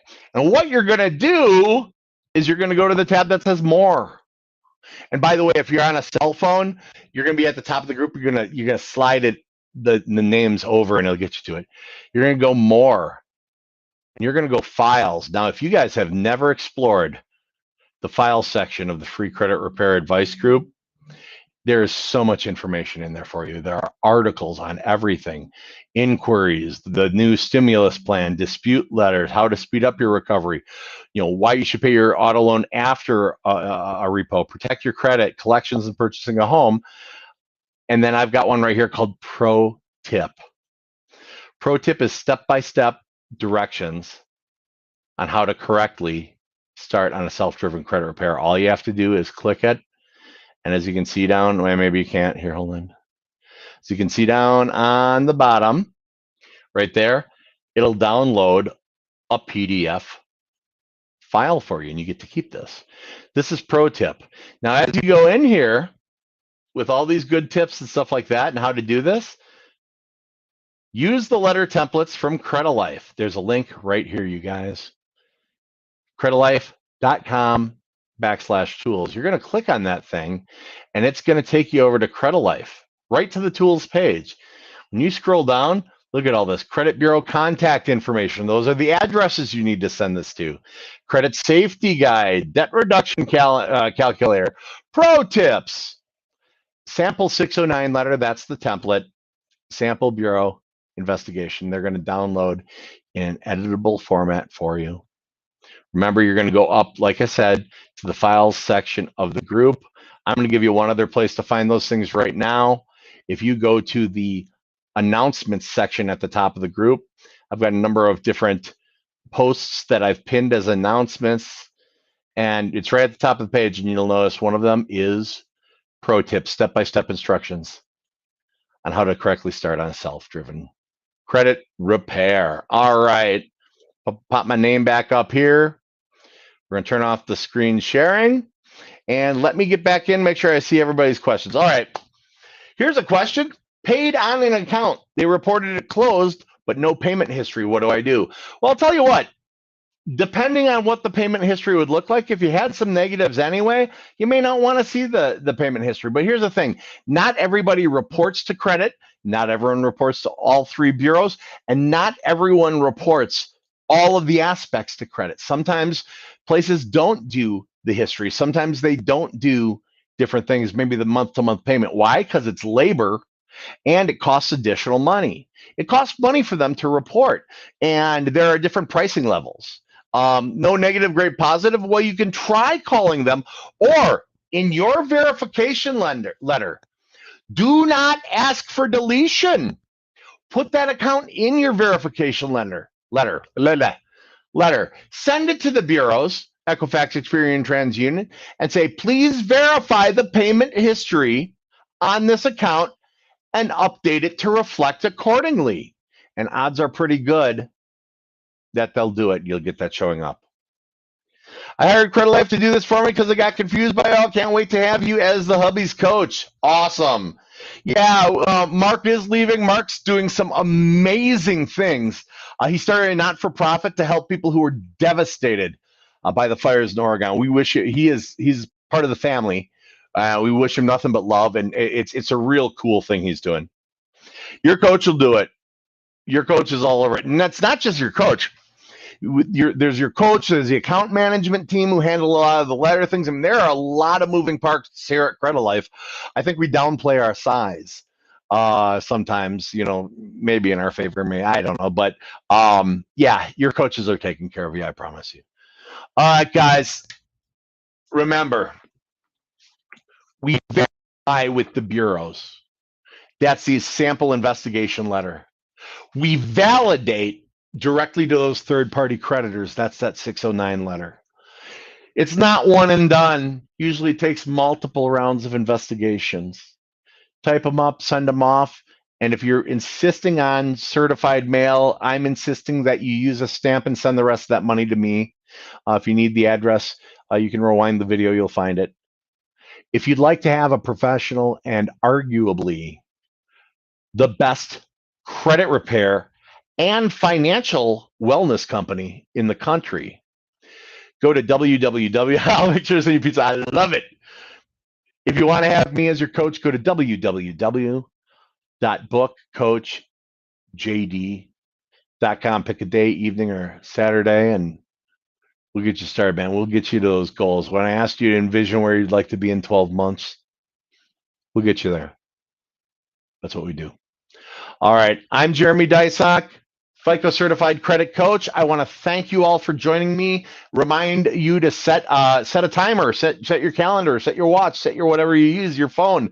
I'm on every Monday night at 8 p.m. Eastern, 7 Central, 6 Mountain, and 5 p.m. Pacific in the free credit repair advice group. I want you all to take care, ask your questions, invite people to the group that you think would find this valuable, and don't take no for an answer.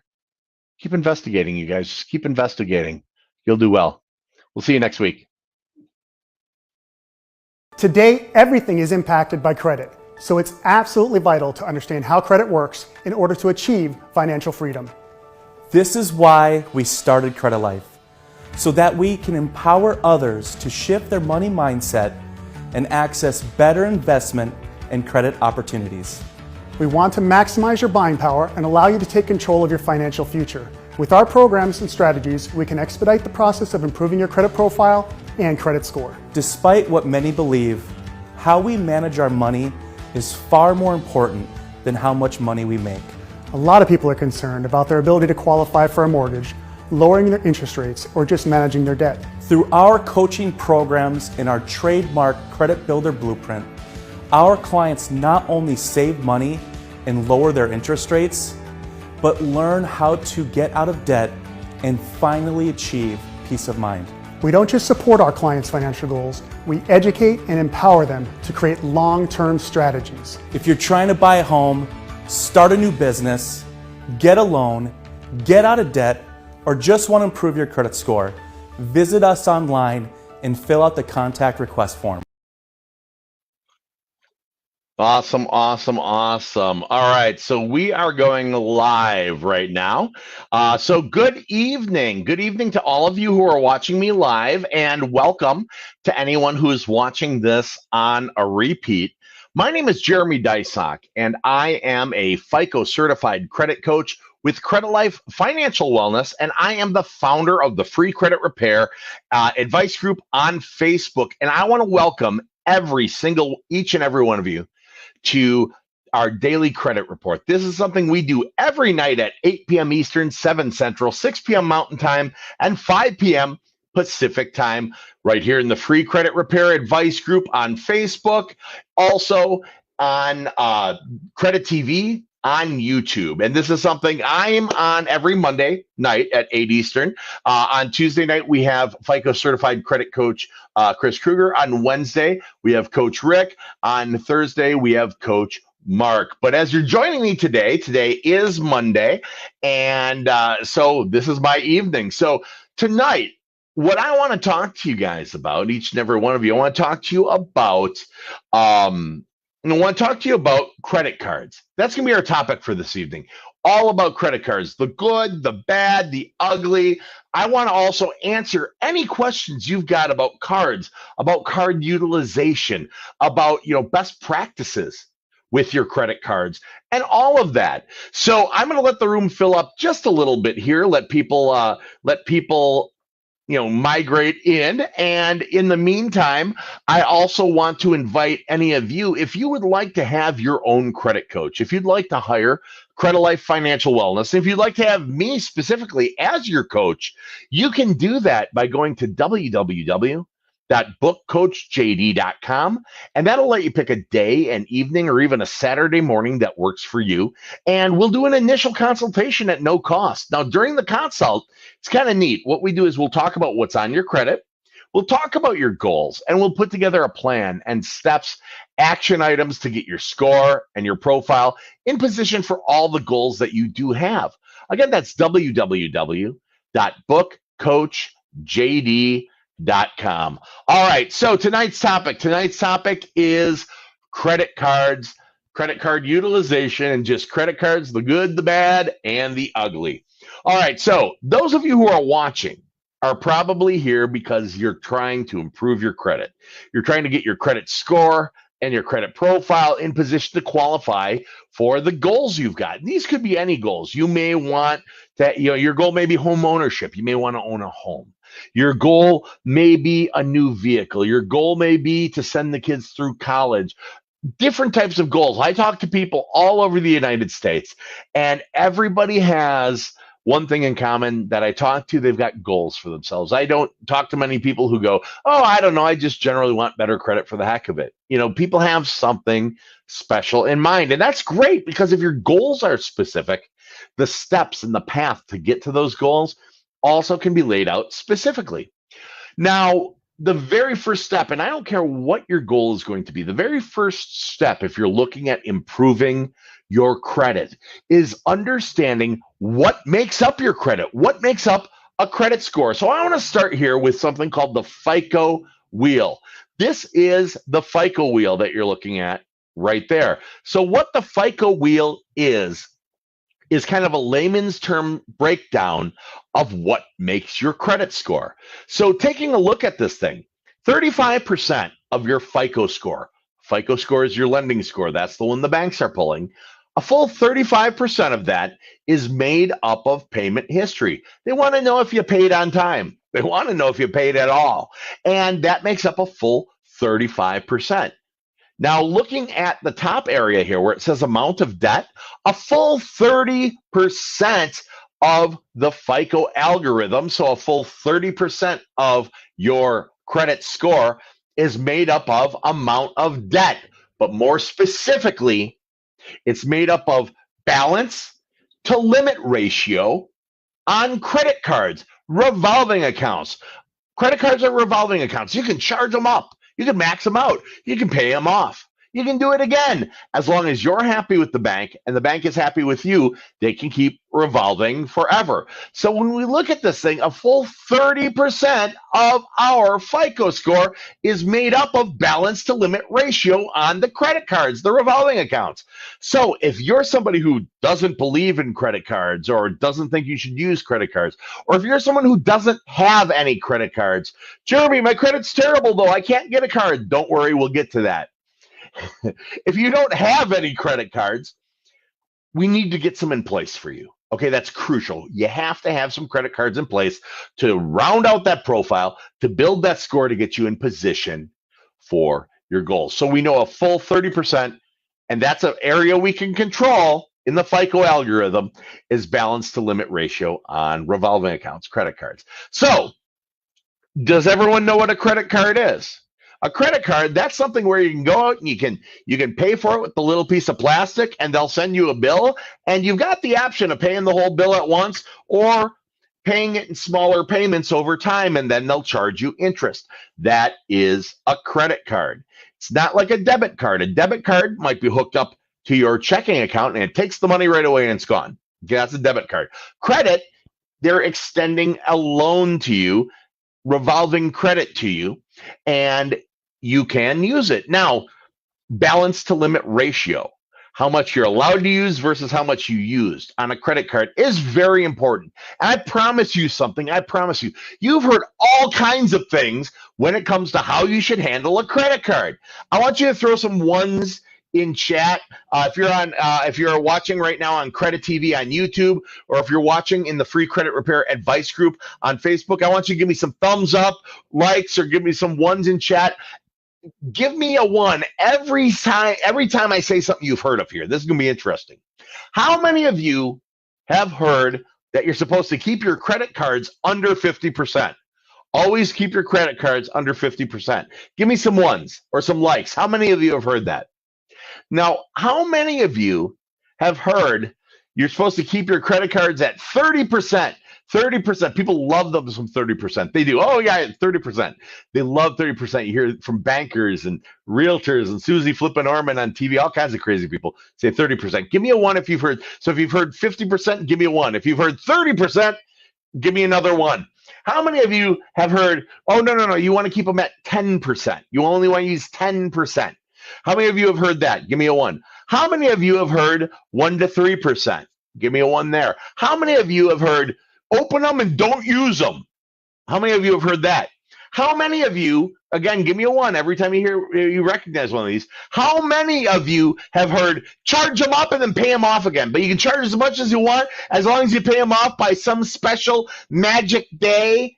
That could be the bill day, could be the due date, could be Canadian Boxing Day. How many of you heard you can charge as much as you want as long as you pay it off by some magical day? It won't matter. How many of you have heard that?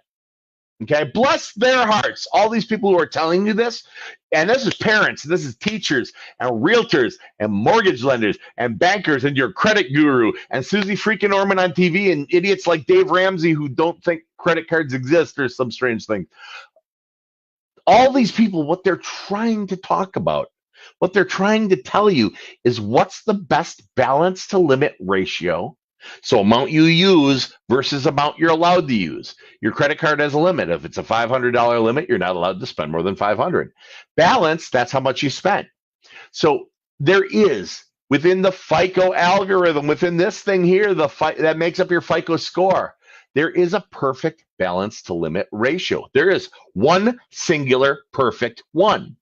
It's perfect because it's the zone, the region, the utilization that will give you the most points added to your FICO score every single month. It's also comically small. The perfect balance to limit ratio to use to maximize your FICO point potential within the FICO algorithm on all of your credit cards is 1% to 3%. 1% to 3%. Any more, you broke it. Any less, you broke it. Any more than 3%, you broke it because you went outside the zone that's going to get you the most points in your FICO score. And what are we trying to do? We're trying to get the most points in our FICO score.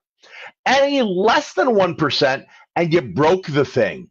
Why? Because less than 1% is not considered activity, and you need activity on the credit cards to generate points.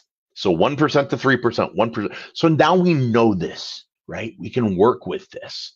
So let's say we have a credit card. Jeremy, but I can't get a credit card. Don't worry, we'll deal with that. That'll be part of this. But we're taking the fast forward time machine.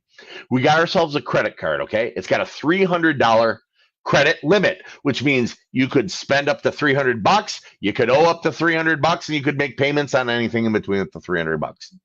Now, 1% to 3% of $300 limit is $3 to $9, specifically $3 to $9. So we've got our $300 limit credit card. And let's say we have Disney Plus. Disney Plus, you get to watch, they get the Star Wars movies on Disney Plus, don't they? So Disney Plus, it's like what, $7 a month? That's between $3 and $9. So we go ahead, we put the Disney Plus and Star Wars movies, we put that on our credit card. And every month at the billing time, Star Wars movies, the Disney Plus, that all hits our credit card for $7.99. And we're allowed on that $300 card, 1% to 3%, we're allowed $3 to $9. So every month, Yoda, and then it gets paid, right? Why does it get paid? Because we set our checking account up to automatically pay that credit card when it's due. So money goes on, money gets paid. Money goes on, money gets paid. Yoda's on the card, Yoda's not on the card. Yoda's on the card, Yoda's not on the card. And this thing's autopilot.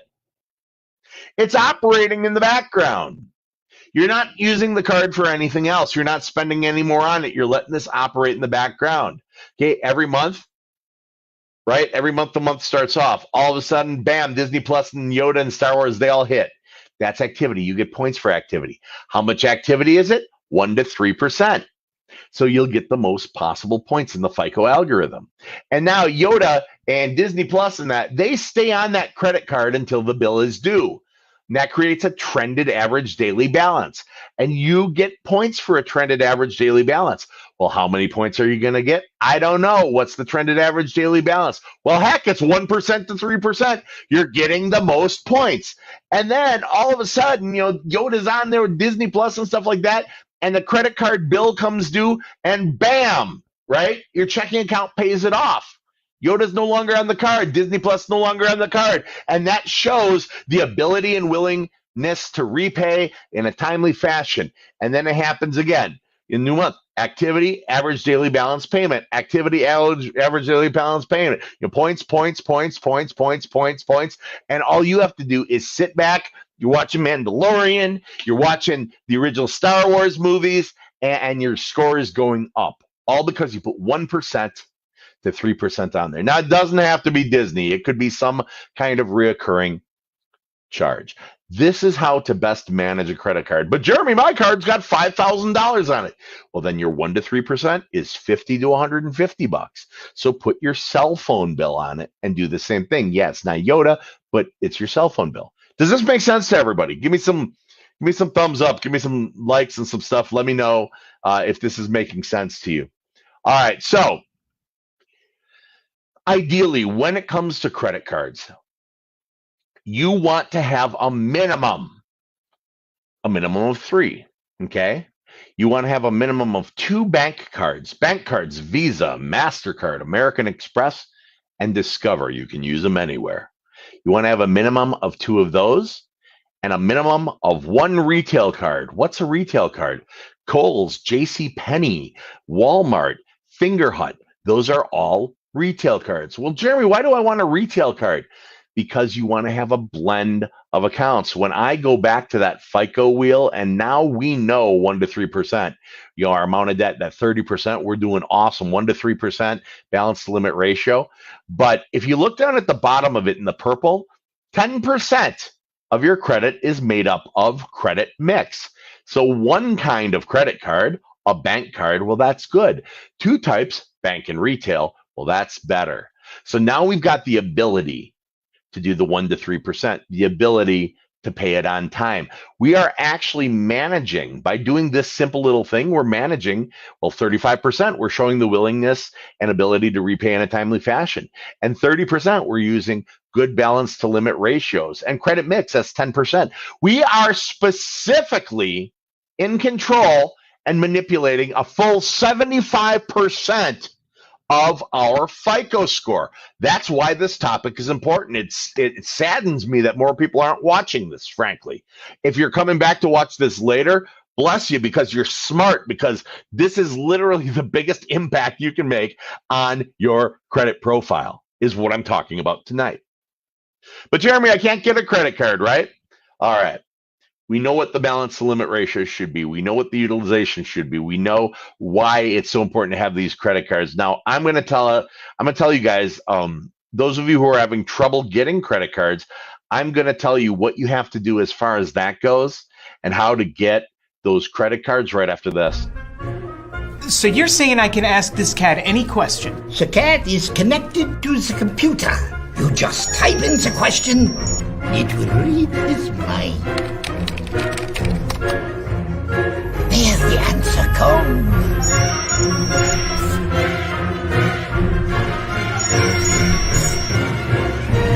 You're the man! I've been looking for this for weeks.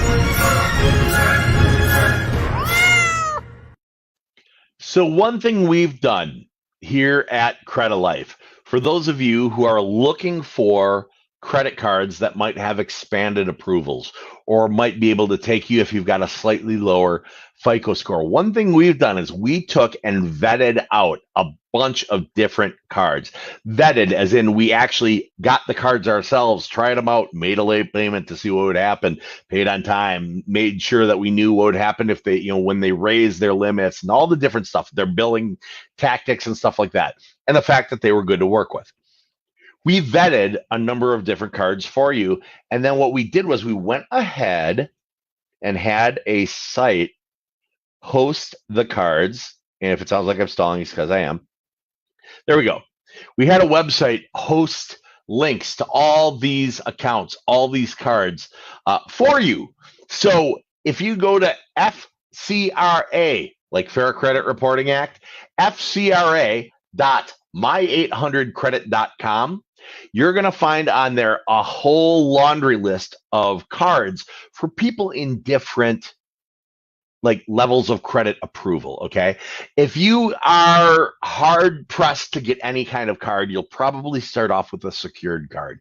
We've put the best secured cards, the highest quality, the ones that are the best to work with. We find it to be a good value, whatnot. We've put them in there. Your first unsecured cards, meaning you don't have to put a deposit down. As your credit's increasing, we've put a good list of them in there. And then even good credit cards that you want to graduate onto, things that can become your forever cards, your Discovers, your Capital Ones, they're all in there. We took all of this info and gave it to the folks at fcra.my800credit.com, and they're hosting it for us. So if you're looking for builder cards, if you're looking for revolving credit cards so that you can have 2 revolving bank cards, Visa, MasterCard, American Express, Discover, you're looking for a retail card, a Fingerhut, something like that, you can go to this. There we go. Hold on. How am I doing this? It's bizarre. It's like the opposite mirrored kind of thing. You can go to fcra.my800credit.com, and we've gone ahead and we've put a whole list of them there. You're not buying anything from us. You're not buying, these are the right links to the right ones, so you're not going to be an identity theft victim.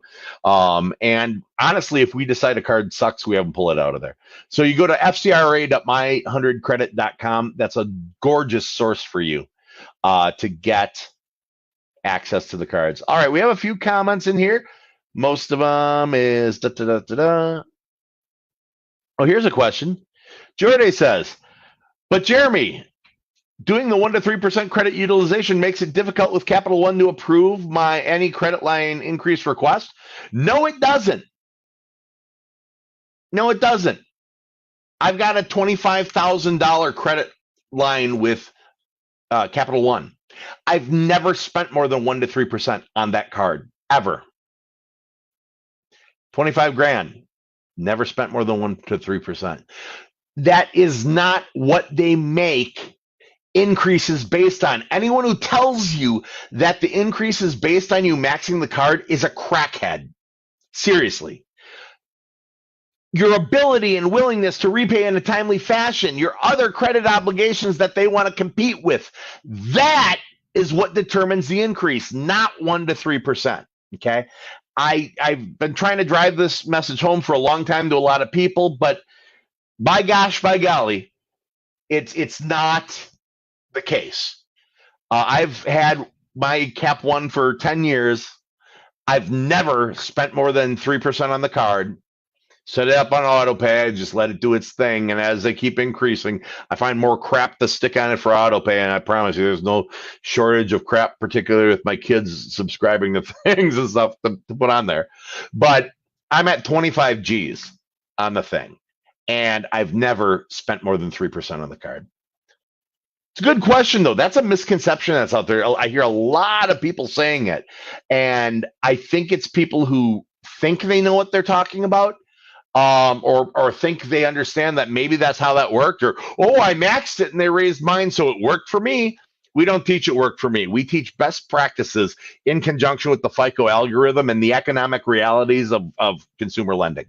I'm FICO certified. I'm certified by the American Institute of Banking and Consumer Lending. I'm the former CEO of a mortgage corporation. When it comes to lending, I know all the ins, outs, ups, and downs, and the whys and the why nots. And it's not because you spent more than 3% ever. Okay. It's them literally just trying to lure yourself. But it's a great question. I'm glad you asked it. So there is no fault in asking. I love all the questions. And while we're doing this, I'm going to jump in. If you guys have any questions, any credit-related questions, I've kind of hit about as deeply as we want to get on this tonight. The fact that if you're doing a credit repair, you want to have at least 2 revolving accounts open and active, credit cards, bank credit cards with a good payment history, at least 1 retail account open and active with a good payment history. You want to do 1 to 3% balance to limit ratio on these things. No, any more you broke it, any less you broke it, because any more you broke it, you went outside the optimum point potential. Any less than 1% you broke it because 1% is needed to give activity. So I've taught you to do this. Please, for the love of God and all things holy, take this advice. I'm not doing this because I don't want it to work for you. I'm saying these things because I do want them to work for you. And this is the correct information in conjunction with FICO. Okay.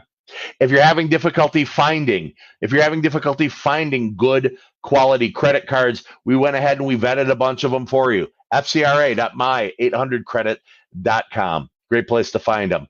Also, if you'd like to have your very own coach, particularly the highly attractive bald guy here, you can actually book a consultation with me by going to www.bookcoachjd.com.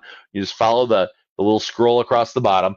And what you're going to do is you access my calendar directly. You get to pick a day, an evening, even a morning, whatever that works for you. And what we'll do is we'll talk about your credit, we'll talk about your goals, and put together a plan, steps, and action items. Figure out what services you need to be enrolled in to get your score and profile in position for all the goals you've got. So www.bookcoachjd.com. All right. I think I'm going to wrap. Oh, wait.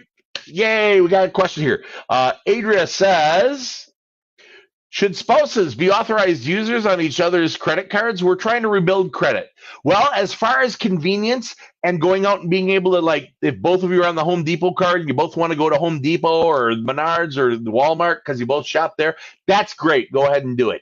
But in the 3 latest incarnations of the FICO algorithm, the weight's not given to authorized users the way it used to be. So if you're looking to build your credit, that is exactly not how to do it, because they kick out authorized user accounts from consideration for all major lending, and it's specifically mentioned for mortgage underwriting. So if your goal is home ownership, the underwriter is specifically required to disallow all authorized user accounts from consideration. So first things first, make sure you've got the blend of accounts. Ultimately, you want 2 revolving, 1 installment, and 1 retail account. That's the bare minimum you want. Installment, that's where you make equal monthly payments on an installment loan. And once you're done paying it off, it's over. Student loans, car loans, things like that. Or else, if you don't have an installment loan that's open and active, let me recommend one to you.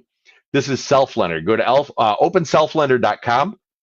And what it is it's a bank account, essentially, that you're tucking money in installment accounts or installment payments. I use it too. I don't use it for credit building anymore, but I use it because it's a really handy Christmas account for me. So what I do is I open up the $1,200 one every year in November. I open the $1,200 one and I make equal monthly payments until I've paid in the $1,200. And then when the year's up, they send me back my money. And so right before Black Friday, I got 7 kids. So right before Black Friday, I get a check in the mail for $1,200, and that's extremely convenient at that point in time.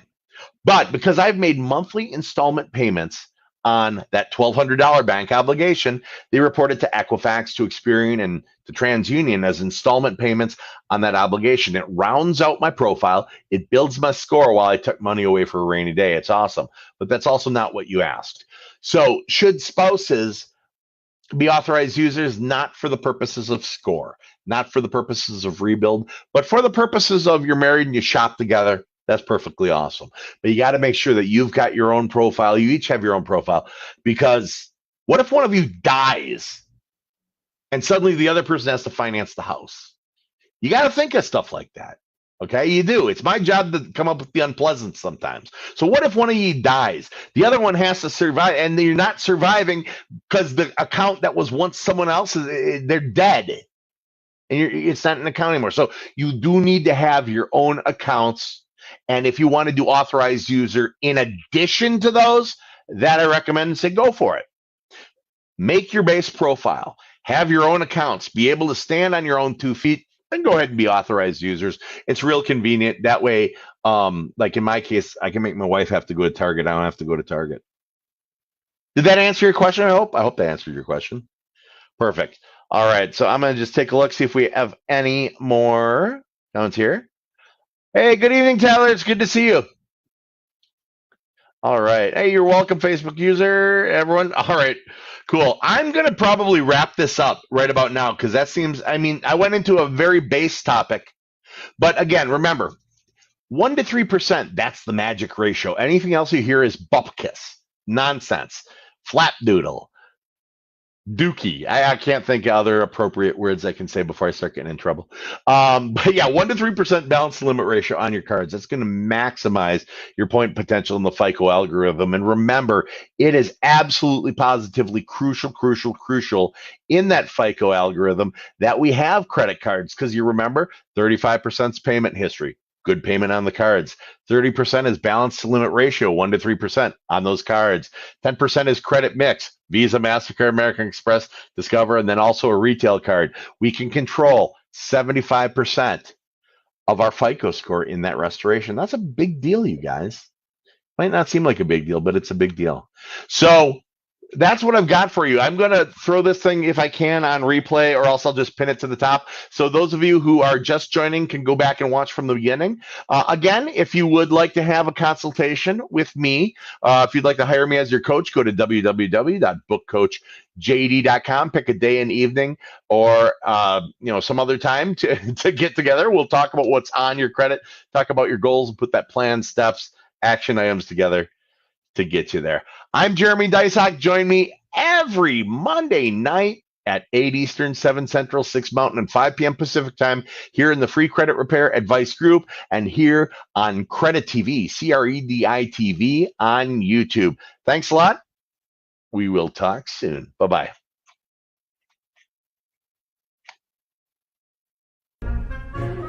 So you're saying I can ask this cat any question? The cat is connected to the computer. You just type in the question, it will read his mind. There's the answer code.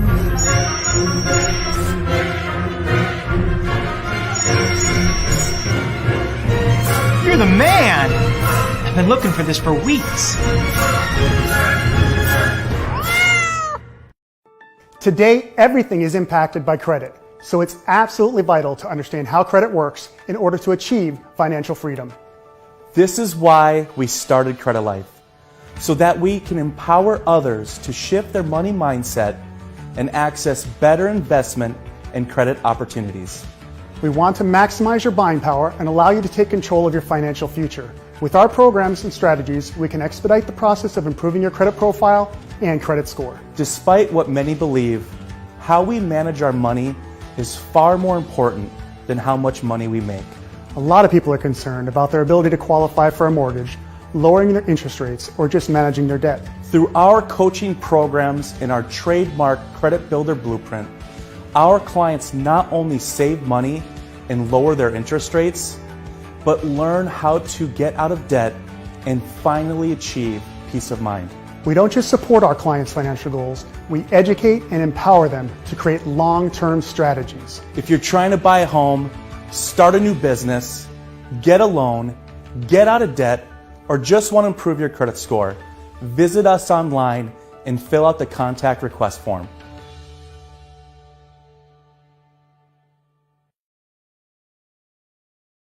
All right. Good evening, everyone. Good evening. My name is Jeremy Dysok, and I am a FICO certified credit coach with Credit Life Financial Wellness. I'm the founder of the Free Credit Repair Advice Group here on Facebook.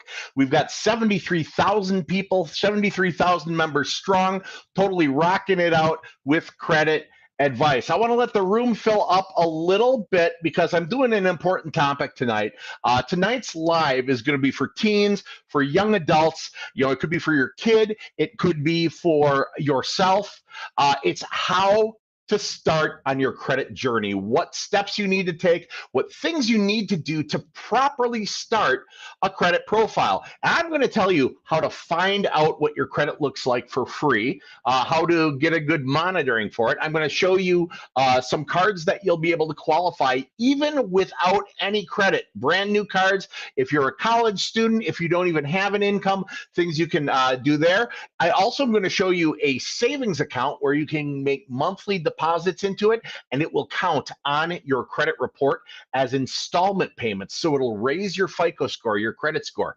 It'll round out that profile, and it'll get you in position to qualify for all your goals. So if you're watching right now on YouTube, on Credit TV, go ahead and smash the like button, follow. If you're in the free credit repair advice group, go ahead and make some comments, make some noise, give me some thumbs up. If you're watching on TikTok, hop in, y'all. Let me know that you're watching. Let me know that you're interested in finding out more about how to get your credit started. All right, I'm just going to update, make sure that we're live and everything's honky-dory in the free credit repair advice group. All right, it is. And we're broadcasting right now. We're simulcasted to Twitter. We're simulcasted to TikTok. We're simulcasted to 4 different places on Facebook, on YouTube, on Credit TV, a bunch of places. All right, so congratulations. You're becoming an adult or you're a young adult. And by the way, for those of you watching, not on TikTok, when I'm looking down, I'm looking at my phone.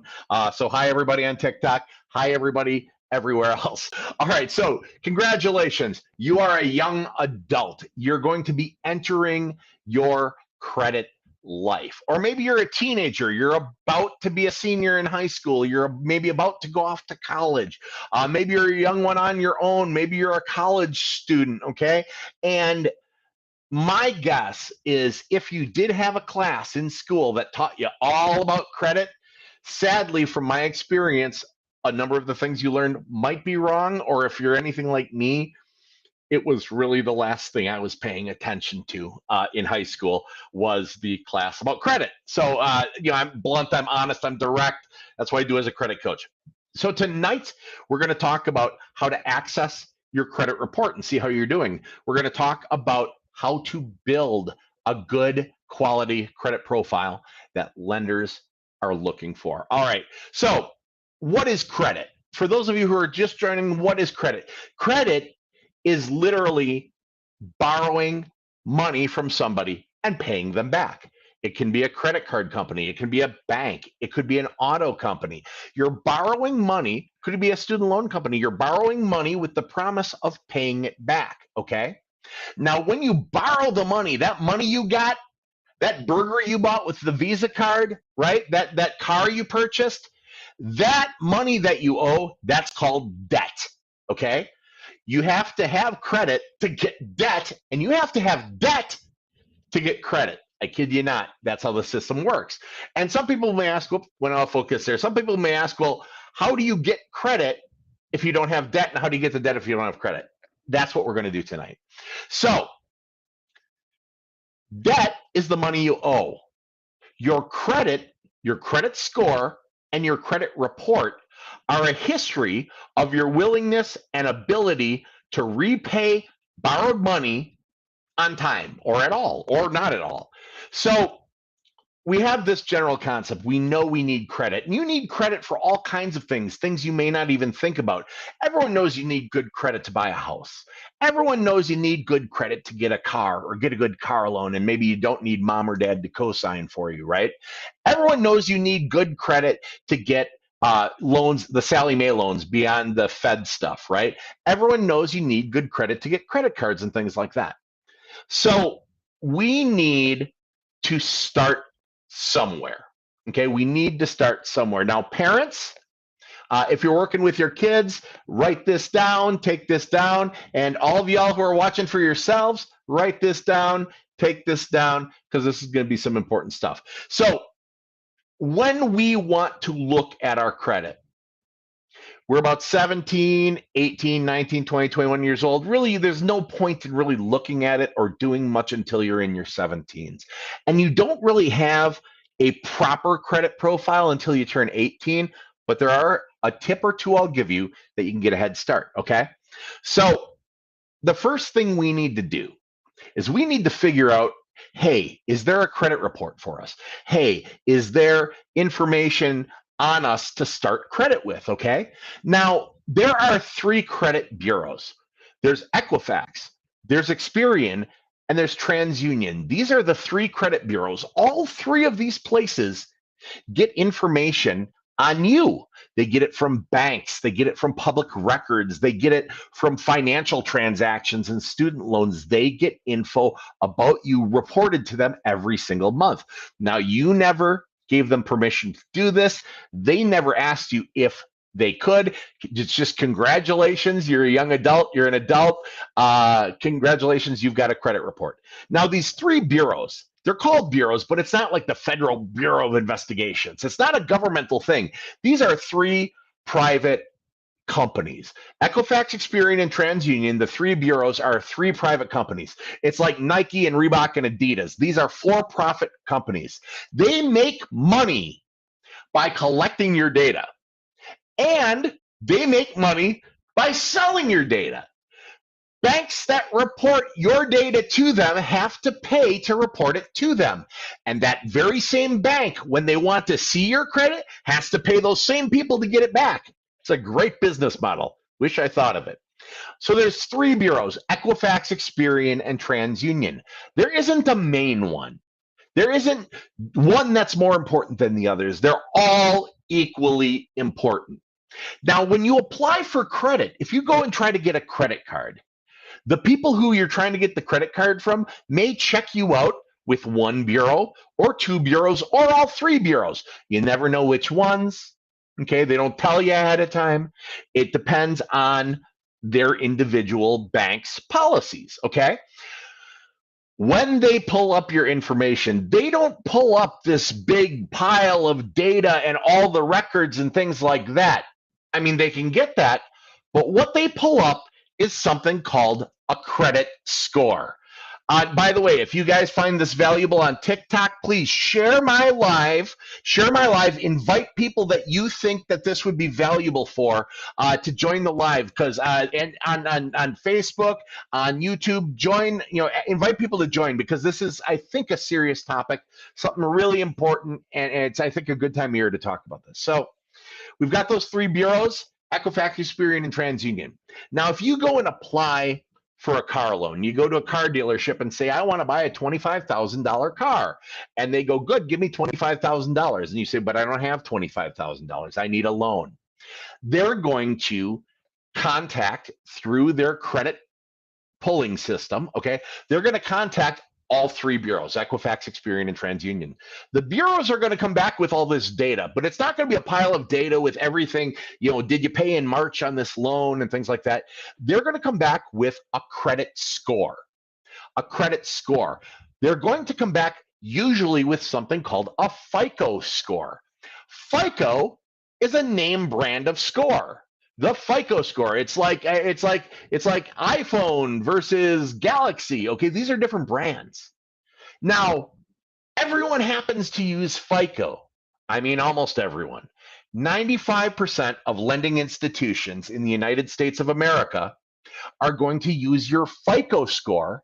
That's the score model. That's the brand. They're going to buy that brand of interpretation, your FICO score.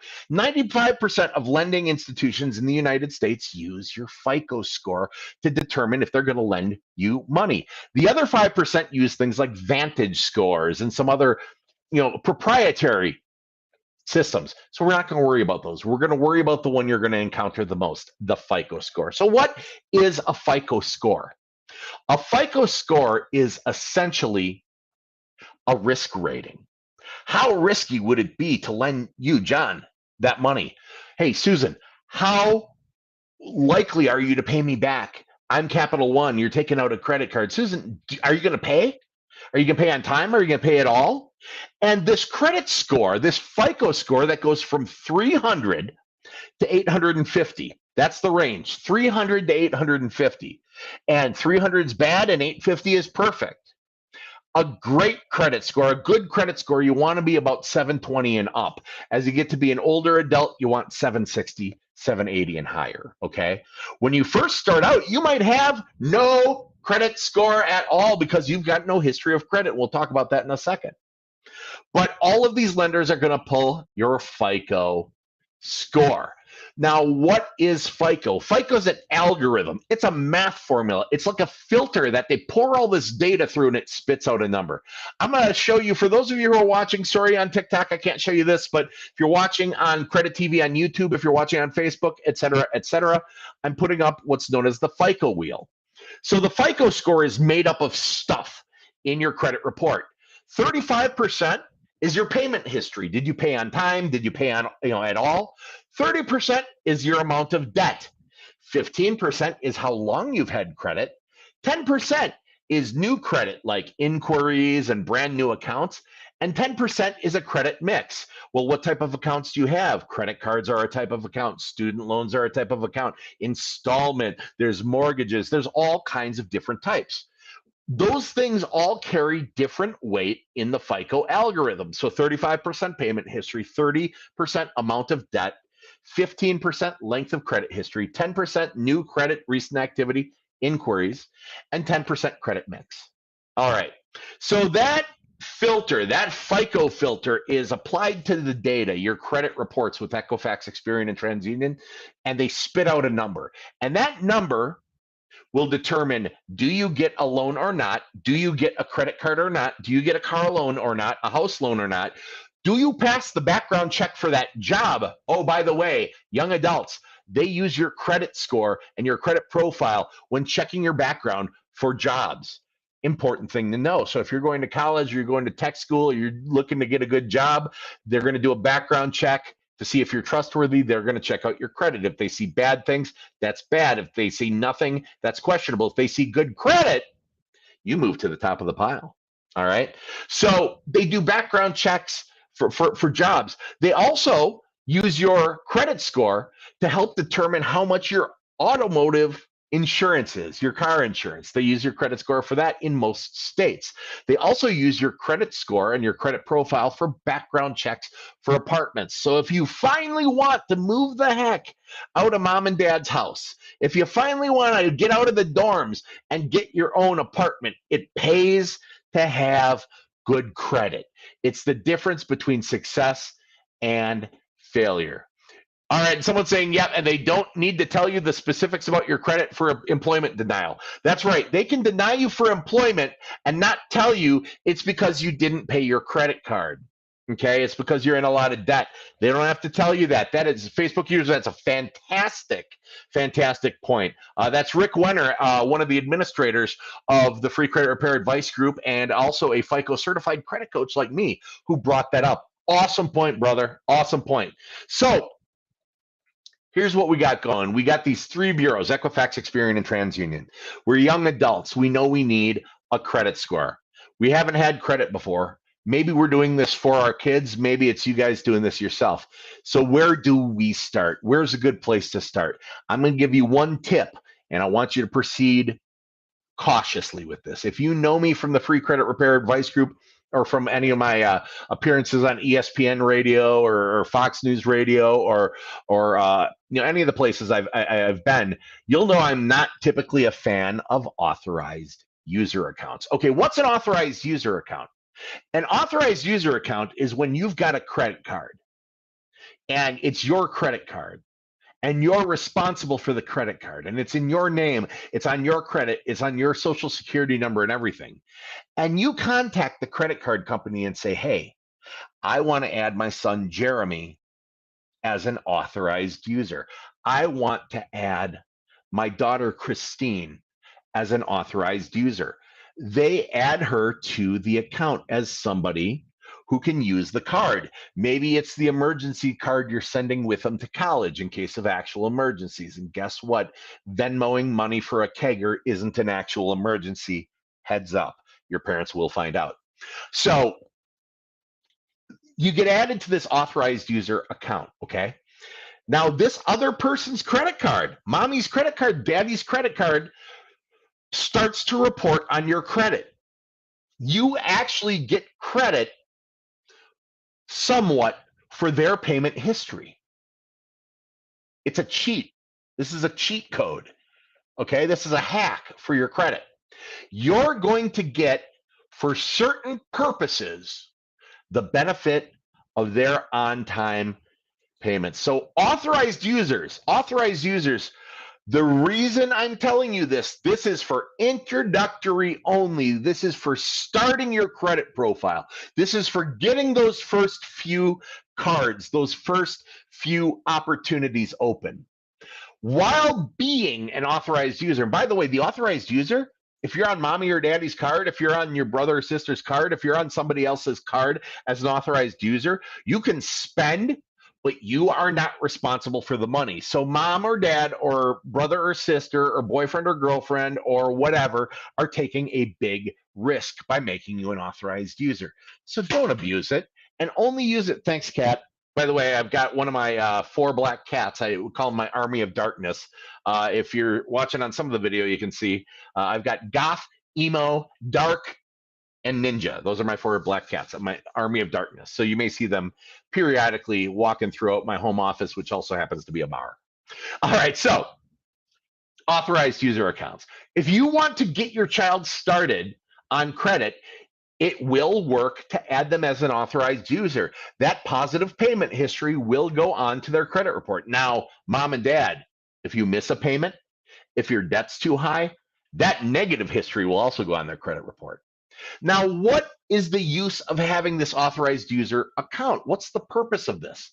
Having an authorized user account on your credit as a youngster, as a young adult, as a kid even, a teenager, it makes it easier to qualify for your first credit cards. Okay, so the question is, hey, would it make sense to add my son as an authorized user on my card? Would it make sense to add my daughter as an authorized user on my card? The answer is yes, for introductory credit only. Why for introductory credit only? Why wouldn't you want to leave it forever? It's awesome, right? Well, a number of different types of lending do not consider authorized user accounts as your accounts because they're not your accounts, they're somebody else's. Why would you get necessarily credit for someone else's activity, right? So while they can be used to help get you some credit cards in the beginning, once those are obtained, undo the authorized user unless you're keeping it as an actual authorized user, unless you're keeping it as an emergency account for your kid or for somebody, right? I mean, that's a realistic thing. Or if you're older and the authorized user goes and buys your groceries for you and does those things, that's what authorized user is for. But once you've established your baseline of credit, you want to be removed from the authorized user accounts. Why, Jeremy? Why would you want to give up that history? Because it's not your history. And we need to get a good baseline then of what your history is, okay? So tip number 1 for the evening. And everyone who knows me is going, whoa, you have my blessing to add the kids as an authorized user to help them get their first credit card. Guys, gals, mom and dad, uncle and aunt, sister, brother, whomever, can add you as an authorized user to their account. And if it's a good account, they don't owe too much on it, and they've had a good payment history, well, then if they add you as that authorized user, it can help you get your first credit cards. All right, we're going to backpedal a little bit. All right, so we talked about the authorized user account. We talked about what credit bureaus are. There's 3 of them, Equifax, Experian, and TransUnion. We talked about FICO scores. We talked about why credit's important for background checks, for jobs, for apartments, for financing, for all kinds of things. Now, when you're first starting out and you want to develop credit, do you think it would be a good idea to know what's on your credit already? Who thinks that would be a good idea? I want some feedback. Give me some ones in chat. Give me some number 1s in chat. Give me some thumbs up.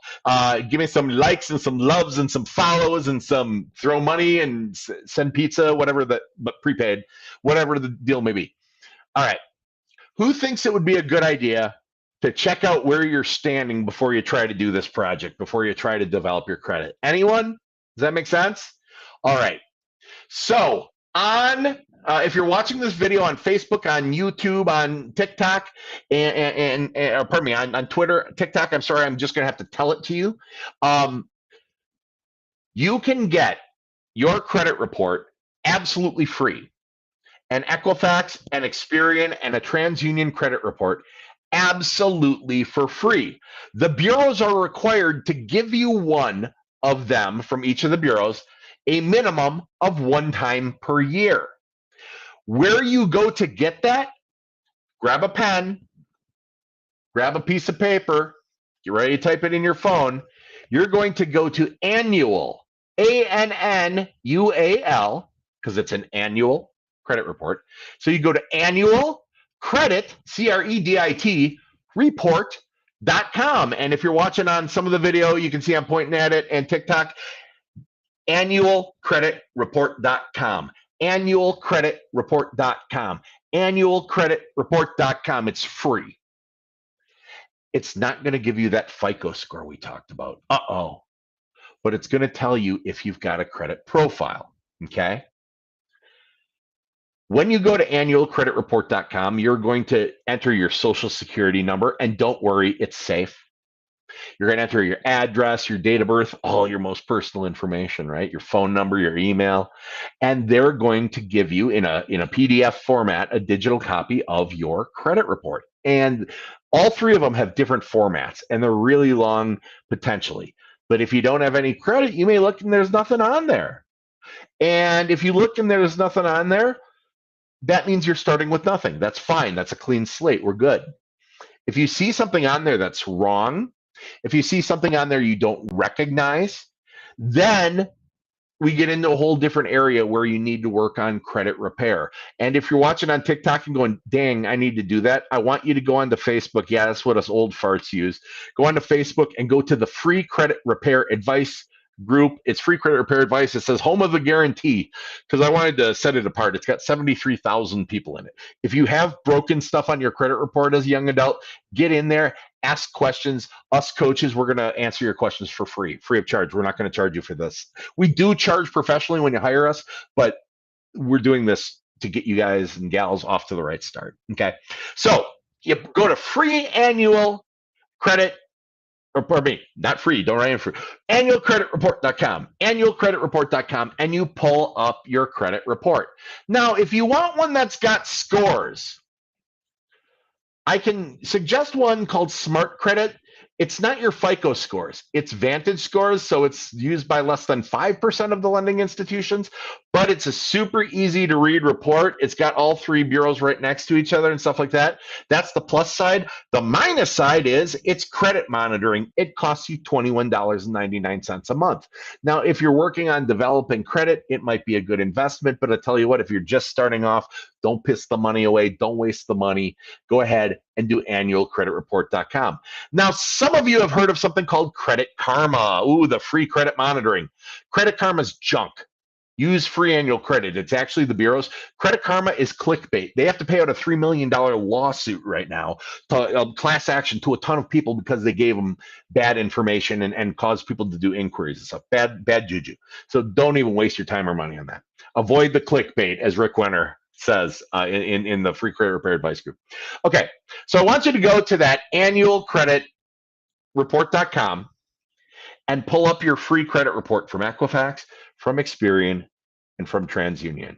And when you've got it, you know, don't feel silly sitting down with mom, sitting down with dad, sitting down with uncle, with aunt, whomever, if they actually know what they're doing, or coming to the free credit repair advice group or here on the TikTok. And you know, if you're watching this later on TikTok, just ask me questions and comments on any of the videos and stuff. I'll be happy to answer you and set you on the right path.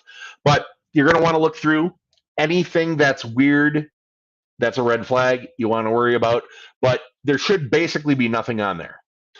Now, if mom and dad or aunt and uncle or sister or brother, whomever, add you as an authorized user on their account, and you do that before you pull your free annual credit, and it reports before, so you'll want them to add you as an authorized user like a good month before, because it takes time to report things.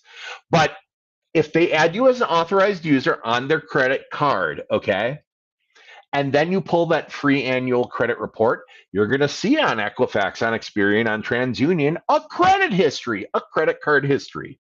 So if you can do the authorized user thing, great. But some of you are going, Jeremy, I'm on my own. I don't have mom and dad. They've got bad credit, or we don't talk to each other, or I'm just on my own. It's okay. I'm going to tell you where to start. All right. There are some credit accounts, some credit cards that are easier to get than others. There's also that savings account, that installment savings account that I mentioned earlier, that is very easy to get. We're going to start with that. There is a savings account out there called Self-Lender. I went ahead, if you're watching this on any of the replay things, Self-Lender, it's HTTPS, so you get to the right one, tinyurl.com/getself. Okay, tinyurl.com/getself. This thing is called Self, all right? And what happens is you open up this Self account, and you can commit as low as, I think it's $15 a month is the lowest one. I might be wrong. It might be $20 a month. Okay. You open up this account, and what Self does is they lend you $500 or $1,000 or whatever payment amount fits your budget that you're doing. Let's say it's $500. Let's say it's $20 payments. So they lend you $500 and they put it into a savings account that you don't get to touch. They then have you make payments back to them for that $500 loan every month. $20 payment, $20 payment, until you've paid off the $500. You've paid them back. Once you've paid off the $500, the money in the savings account is yours. You get it. You get it put into your checking account 7 to 10 days after you're done. So what happens is this: you're tucking money away for a rainy day. You're tucking, you're tucking $500 or $1,000 away for a visa next spring break, right? You're tucking this money away every month, but you're making payments on it every month, right? And because you're making monthly installment payments on this $500 or this $1,000 bank obligation, Self will report to Equifax, to Experian, and to TransUnion as installment, so equal monthly payments on that $500 or $1,000 bank obligation. That gets your credit report started. That builds you a healthy profile. That gives you a history. That gives you a FICO score. All while you're tucking $500 or $1,000 away for a rainy day. It's a win-win. Now, mom, dad, this is something you can pay for your kids when they're in college. If you're sitting here and you're thinking about starting credit for your kid, and you can't find $25 a month to throw into there, or collectively between you and your child, you can't find $25, or kids, guess what? That's just a couple Starbucks, man. Do this. All right. Do this. Drink cafeteria coffee a couple times and just do this. It's so worth it. So I want you to go to tinyurl.self.com and you're going to open that Self account. Well, will I qualify? I don't have credit. Yes. Are you sure? Yes. You literally have to be alive to qualify. And I'm not entirely positive. You might be able to be dead to qualify. I haven't checked. But you only have to be alive to qualify for this installment savings thing at tinyurl.com/getself. Now, I don't own Self. I don't work for Self. I work for Credit Life. This is just the right product, the right tool for the right job. I actually do a Self. I don't need to. My credit's like in a different level. But I do a Self account every year. I use it as a Christmas fund. I do a $1,500 Self account, so I'm putting away $125 a month every month into this, and it automatically sweeps from my checking. And I have it paying out right at the end of October, right before Black Friday time. And if my daughter Sarah is watching this, this is where your $100 comes from. All right, so right before Christmas time, I get that payout, and then I open another one for the next year. So I'm building my credit, I'm rounding out my profile, I'm raising my score while I'm putting my Christmas money away. What a win. What a win. Okay, so Self, that's the first tool that you want to have. Now here's a little asterisk. But Jeremy, you said you want to have credit cards, right? Yes, you do. About 3 months in, to the Self program, they're going to send you an email and offer you the opportunity to open up a self-secured credit card.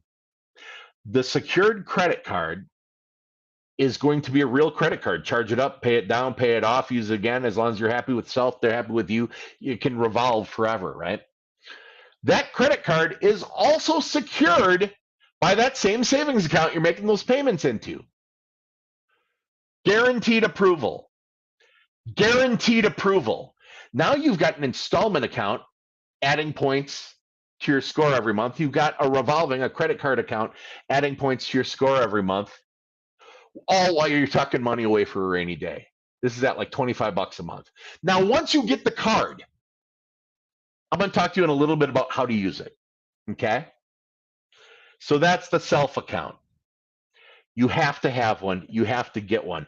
As Derek, one of our coaches, puts, there's no hard pull. There's no hard inquiry. So parents, you know what that means. And for young adults watching, when people pull your credit, when you're applying for credit, you get a hard pull. You get an inquiry. Every inquiry costs you between 5 and 15 points off your score. Every inquiry lowers your score. Now, when you go to that free when you go to annualcredit.com, remember it's at annualcredit.com to get your own profile, there's no inquiry for that. So you're not hurting your score by doing that. When you open Self, when you go to tinyurl.com/self and you open your Self credit building account, and then you open your secured credit card, there's no credit inquiry for that. So there's no inquiry, there's no damage, but they report to your credit, raising your score, rounding out your profile, while you're tucking $500 to $1,000 away for Ibiza or for Christmas or for a rainy day. Does this make sense to you? Could you see yourself doing this? Are you with me? Are you all getting this? Give me some thumbs up. Give me some likes. Give me some number ones in chat if you're getting this, if you're going to do this, if this makes sense to you. All right. We've got our Self account. But Jeremy, should everyone get that? Yes. If you're a young adult and you're trying to start on your credit, or you're trying to start your kids' credit, yes, 100% you have to get that. It's the most amazing, awesome thing there is. I mean, it really is. It's as badass as I'm saying it is, and it's badass enough to say badass. Derek says, does it count if I'm doing it already? Yeah, Derek, yes. Having it counts as having it. Derek is also a young adult, bless his heart. Now Derek's one of our awesome up-and-coming credit coaches. You'll see him in the free credit repair advice group. Total credit rock star. He's doing awesome. So we've opened our Self lender. We've maybe become an authorized user on mom and dad's account to build a little history, kind of hack our credit a little bit, kind of little cheat code to get some credit cards open. Now, Jeremy, how many credit cards should I have as a young adult when I'm first starting off? The answer, I'm going to not be coy. The answer is 2 to 3. You want to have 2 to 3 total credit cards. Okay, doesn't mean you're maxing them, doesn't mean you're using them completely, but you should have 2 to 3 credit cards. But Jeremy, you only showed me one. You showed me the Self account, which is an installment, which you should have, and then you get the credit card with it, which is a credit card, which you should have. Jeremy, where am I going to get the other ones? Okay, we're going to start out with something called the Capital One secured card. What's a secured card? Mom and dad, you might have to help your kids with this if you've got the cash to do so. Otherwise, guys, gals, if you're on your own, you're just going to have to rock star this one out. A secured card is this. You're going to the company Capital One at CapitalOne.com, and you click on the See What I Pre-Qualify For. Capital One will show you what card with them that you pre-qualify for without a hard inquiry, without costing you points. So it doesn't hurt you to check it out. Now, if it says they can't match you to an offer, that means you're going to be denied, but they can't tell you not to apply legally, but it means you're going to be denied. So if it says we can't match you to an offer, don't try, okay? Because you're not going to win. But most of the time, you're going to be able to get connected when you're new to credit to what's called a secured card. A secured card works like this. You go to Capital One, which is a bank, and you say, "Hi, bank, I want a $200 credit limit." The limit, that's how much you're allowed to spend total before you got to pay it back, all back, or parts of it. We'll get into that. So I want a $200 limit credit card. So Capital One goes, "Sounds good. Give me $200. So you give the bank $200. And that goes into an account that you don't get to touch. That acts as security. That acts as security on the $200 credit card. And then they give you the credit card with a $200 limit. And you can charge it up, you can pay it down, you can pay it off, you can use it again. As long as you're happy with them and they're happy with you, that can keep happening forever.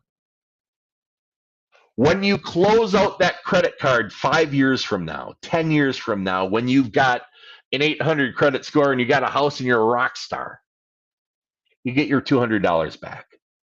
Also, sometimes Capital One, depending, will eventually release it, and then you still keep the card open, and now it's unsecured.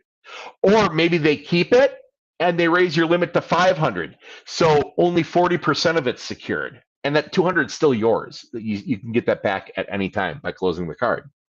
Now, here's the good part about Capital One secured cards. Depending on how they feel about you when you apply, you'll have to put a $200 deposit or a $99 deposit or a $49 deposit, depending on what they feel about your credit history.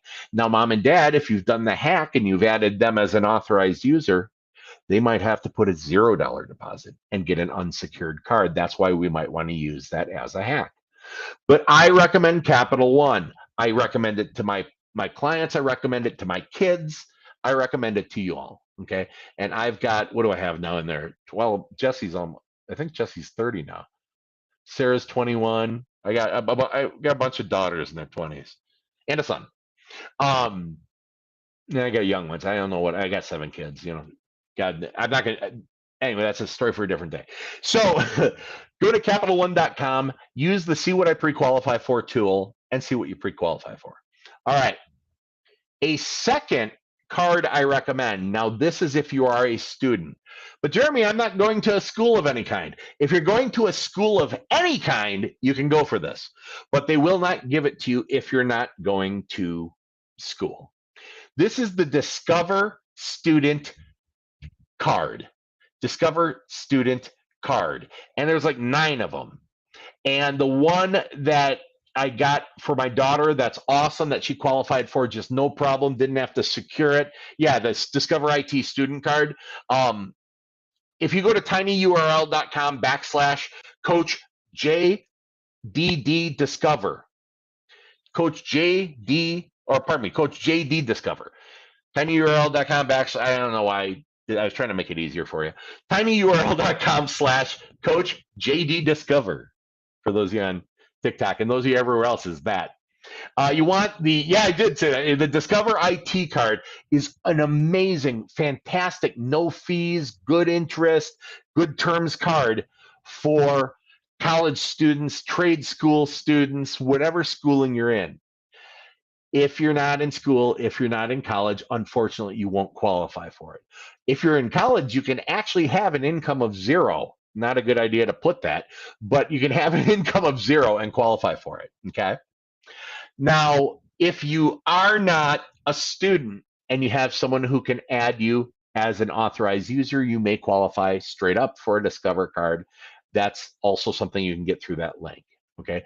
If you don't have someone to add you in as an authorized user, it doesn't matter. You're getting you're getting the self card, and you're getting at least the Capital One secured. Okay, so now we've got, fast forward into the future, we've got 2 to 3 revolving accounts, credit cards, and we've got 1 installment account, monthly installment, that's a self account reporting to our credit. That is a sweet place to start at 18, 19, 20. If my daughter Sarah is watching this, tell them what we did for, if you're watching this, go into comments and tell them what we did for you, what I did for you, and what we did with the accounts. And if you feel comfortable, give them an idea of where your score is sitting now. But they're able to buy a home They're able, her and her boyfriend were able to buy a home, able to finance a car, no co-signers needed, good rates, the whole 9 yards. And we started sitting down at Sarah's at a 720. Thank you, Sarah, for sharing that. My daughter, Sarah, who just turned 21, has a 720 credit score. Just by doing literally exactly by the book, the exact same things I'm telling you to do. She's got a car, she's got a place to live, a house. She got 720 credit score. All right, so now we've got our installment account and her fiance, not her boyfriend. TikTok, it's her fiance, not her boyfriend. Uh-huh. So there you go. That's this. I used to have hair. I did. I used to have hair. Then I had teenage and young adult daughters, and then now I see that. You can see your reflection in my head. All right, I look like Uncle Fester. There, I beat the trolls to it. All right, so now you've got your credit cards open. Self just does its thing every month. Monthly payment. Boom, boom, boom, boom, boom, boom, boom, boom, boom. Yeah, say that again, Jerry. Fiance. Or financier. All I know is she's getting married to an awesome guy and she's about to be his problem, not mine. So that rocks. All right, so anyway, the self takes care of itself. It's installment payments, equal monthly payments until it's paid off. But Jeremy, what do you do when it's paid off? Open another one. Yeah, by the way, she's marrying an awesome dude. He made an honest woman of her. Oh, that didn't sound good. I don't think I meant it like that. Anyway, that's my daughter. She's a rock star, though. So you've got your credit cards open. Now, there is a best way to use your credit cards, especially when you're first starting credit. There's a best way to use the credit cards that will add the most possible points to your credit score. And you guys, it's stupid simple. It is stupid simple. All right. So let's say we got that, we open self, we got that self credit card. So we're standing here. My name's Jeremy. I got a credit card. It's got a $200 credit limit. That means the maximum I can spend on the credit card and then have to pay back is $200. What happens if I spend all $200? My credit score goes to poop. Why? Because as I had said when I put up that FICO wheel before, amount of debt makes up 30% of your score. Too much debt means a bad score. Okay, so if I max that $200 card even for a while and then pay it down even for a while, my score still goes to poop. All right, and what are we doing? We don't want poop score. We want freaking awesome score, don't we? TikTok, you want an awesome score or poop score? Facebook? Twitter? YouTube? Awesome or poop? You choose. I'm not going to judge. You choose poop. That's all you. But I'm leaning towards the awesome score. I'm thinking that's why you're here. All right, so we don't want the poop score. We want the awesome score. So there's a usage with your credit card. There's a zone. There's a region. There's a percentage. That is the ultimate percentage. Awesome, Derek. Is the ultimate percentage to use that'll add the most points to your score every month. The thing is, it's a really small percentage of the card. Okay. The perfect utilization, the perfect percentage to use for the FICO algorithm. Remember we talked about the FICO algorithm. That's the math formula that makes your FICO score, that does your credit score, that risk rating. So there's a perfect zone. It's 1% of the limit to 3% of the limit. 1% of the limit to 3%. So I'm talking about a monthly spend on the card, a monthly daily balance, and a monthly payment on a $200 card of between $2 and $6. That's it. $2 and $6. Any more, you broke it. Any less, you broke it. If you use less than 1% a month, it's not considered activity. And you need activity to generate points for your score. That's why we're here today. Any more than 3%, you broke it. Because number one, you didn't listen to a FICO certified credit coach who's been doing this for 27 years and has looked at over 100,000 credit reports. But number two, and most importantly, you went outside the region that adds the most points to your score every month. And I'm doing this tonight for free. By the way, if I was sitting down with your parents and you doing a private consultation on this, I charge $275 an hour. I'm doing this free because I'm a big believer in giving back. Everyone's been good to me, so I want to be good to people for the most part. The people I like most people except Derek and Rick. I like Derek and Rick. All right, so there's a region, a zone. It's 1 to 3%, 1 to 3%, 1 to 3% of what? The limit. 1 to 3% of $200. What if they give me a $500 limit? Whoa, it's 1 to 3% of $500. So that's $5 to $15. What about a $400 limit? $4 to $12. What about a $300 limit? $3 to $9 every single month, like clockwork. All right, and I'm saying you don't use it for anything else, nothing more than that. Now, what do we have? I like Cheryl. You see, I like Cheryl. I don't dislike Cheryl. Cheryl in our group is awesome. What do we have that costs $2 to $6? Does anyone have the student account of Spotify or the student Hulu? I would say Netflix is more expensive. They do have the student account for Hulu, the student account for Spotify. You can do it on iTunes. You can charge automatically an iTunes card up every single month. You can have the Netflix, as Cheryl's saying. You can have the $2 to $6 transfer onto an Amazon card or an iTunes card.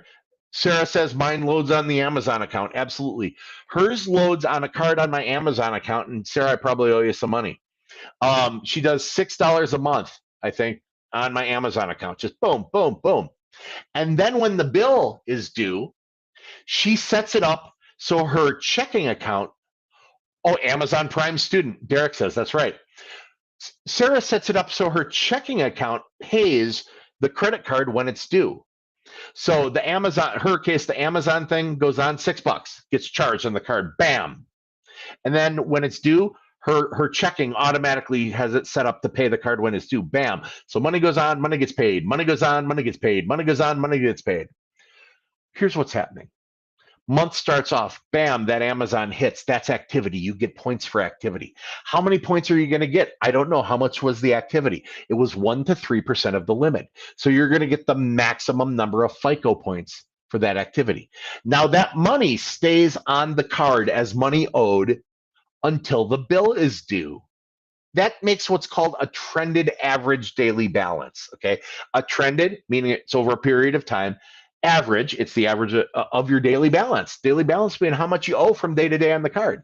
So it gives you a trended average daily balance. You get points for that. How many points are you going to get? I don't know. What's your trended average daily balance? It's 1 to 3%. You're getting the maximum FICO score points. And then when the bill is due, your checking swoops in and boom, automatically pays it, showing the willingness and ability to repay in a timely fashion. And you get points for that. It happens again and again. Activity, average daily balance payment. Activity, average daily balance payment. Points, points, points, points, points, points. What are you doing? You're funding your Amazon card. You're getting ready for the holidays. You're buying your Amazon student. You're doing your Discovery. You're doing your student Hulu. Your student Spotify. Something you're already buying. And now you're raising your FICO score. So what do you do with the other credit cards? Jeremy, you said to do that on self. What do I do with the other ones? Same thing. You're going to not, I mean, you don't want to buy 3 Hulus, unless you do. I'm not going to judge. But you're going to do the same thing. You're going to find something that you spend, a subscription style thing, funding a preloaded Visa card, something. You're going to find something that can automatically go every month on that card, and you're going to set your checking up to automatically pay. So we got activity, average daily balance payment happening all across the board.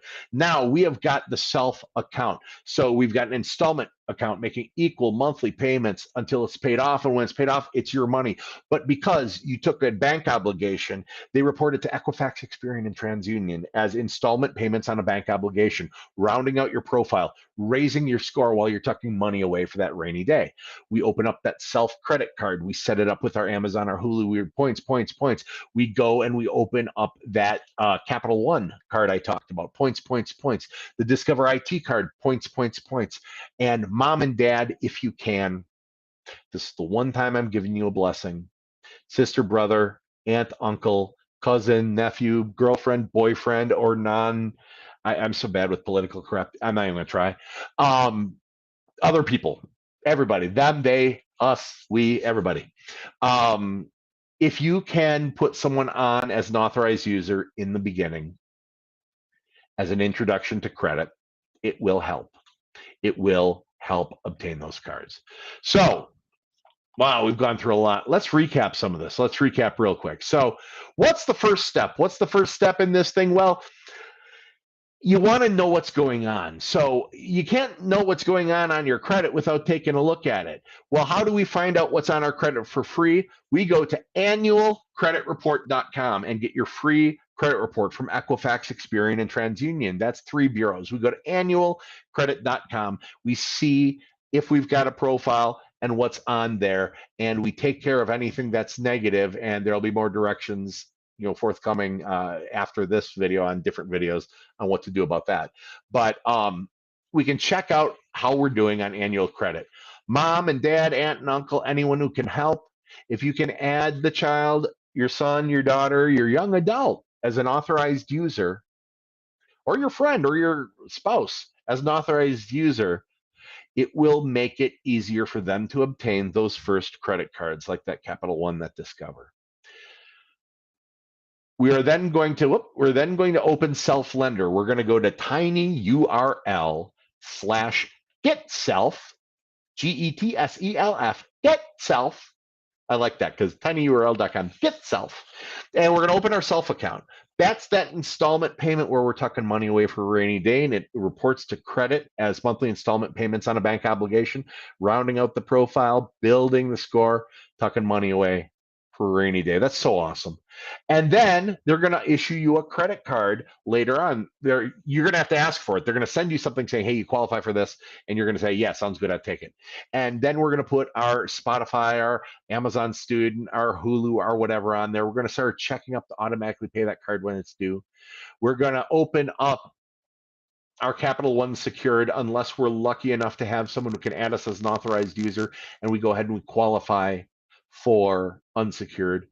If we're a student, we're going to open the Discover student card, and we're going to do the same thing once we have these things open. Once they're active, we're going to do 1 to 3% automatic monthly spends on the card. We're going to then set our checking up to automatically pay it when it's due. Then you're going to leave the card at home because it's way too easy to justify using it. It is, you guys. It's super easy to fall into a credit card trap and totally screw your credit from the word go. Okay? You can do it right or you can do it wrong. I'm teaching you right now everything that you actually need to adult here. Everything you need to adult when it comes to credit, I'm teaching you right now. 1 to 3% on those things. And then if you don't trust yourself, cut the card up or leave it at home in your sock drawer, but don't carry it with you. Don't carry it with you. All right. So as that happens after a while, mom and dad, you've used your authorized user account to get them the cards. Now you take them off the authorized user. So they're standing on their own 2 feet. They're walking, they're running, and you're off to your credit journey. All right. I went through a lot tonight. I am thrilled that you all hung with me. I want to thank you for joining me. And for those of you who've not seen me before, make sure to like, to subscribe, to follow, all the good things. I do these lives every Wednesday night at 8 Eastern, 7 Central, 6 Mountain, and 5 Pacific in the Free Credit Repair Advice group, the Free Credit Repair Advice Home of the Guarantee group on Facebook. It's got 73,000 people in it. You're welcome to join it. Follow me on TikTok. Gosh, I should probably know what my TikTok name is. I'll tell you. Let's find out. Let's find out what my name is on TikTok. Let's see where we're going. All right. We're going to view our profile. I am Credit Coach Jeremy on TikTok, but guess what? If you're watching me on TikTok, you already knew that. But for those of you who aren't on TikTok yet or aren't following me, it's Credit Coach Jeremy on TikTok. I do some other stuff I don't do in the Free Credit Repair Advice group there, all on credit. But feel free, please, to join me at 8 Eastern, 7 Central, 6 Mountain, and 5 Pacific every Wednesday night. And for those of you who are looking to hire a professional, I am available to hire with Credit Life, with the VIP Credit Life program. To book a no-cost initial consultation with me, there's no cost because I haven't done anything yet. Just go to www.bookcoachjeremy.com and pick a day, an evening, or even a weekend, and we'll talk about what's on your credit. We'll talk about your goals. For those of you who need credit repair, we're going to talk about how we're going to repair it, and we'll put together a plan, steps, and action items to get you to where you want to be. We're also having an amazing slashed price sale. We've dropped our onboarding from $299 for an individual to $149. We've dropped our monthly fee from $135 to $115 for an individual. This is sick. We're doing it to fight inflation. Inflation sucks, so we deflated our prices. So if you want to look into the Credit Life program, go to www.bookcoachjeremy.com. And for more free credit repair advice, follow me on TikTok, follow me on Facebook, join me at 8 Eastern, 7 Central, 6 Mountain, and 5 Pacific in the free credit repair advice group. Wow, on Facebook. Went through a lot tonight. I want to thank you all for joining me live. Those of you watching on repeat, thank you all so much. It's an honor to be here and help you get started on your credit journey. And gosh, I just look forward to seeing you all again next week. Let me know if you've got questions, throw them in the comments section. And I appreciate being able to be here to serve you. Bye-bye. So you're saying I can ask this cat any question? The cat is connected to the computer. You just type in the question, it will read his mind. There the answer comes.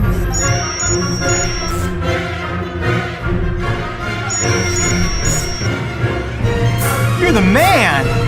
I've been looking for this for weeks.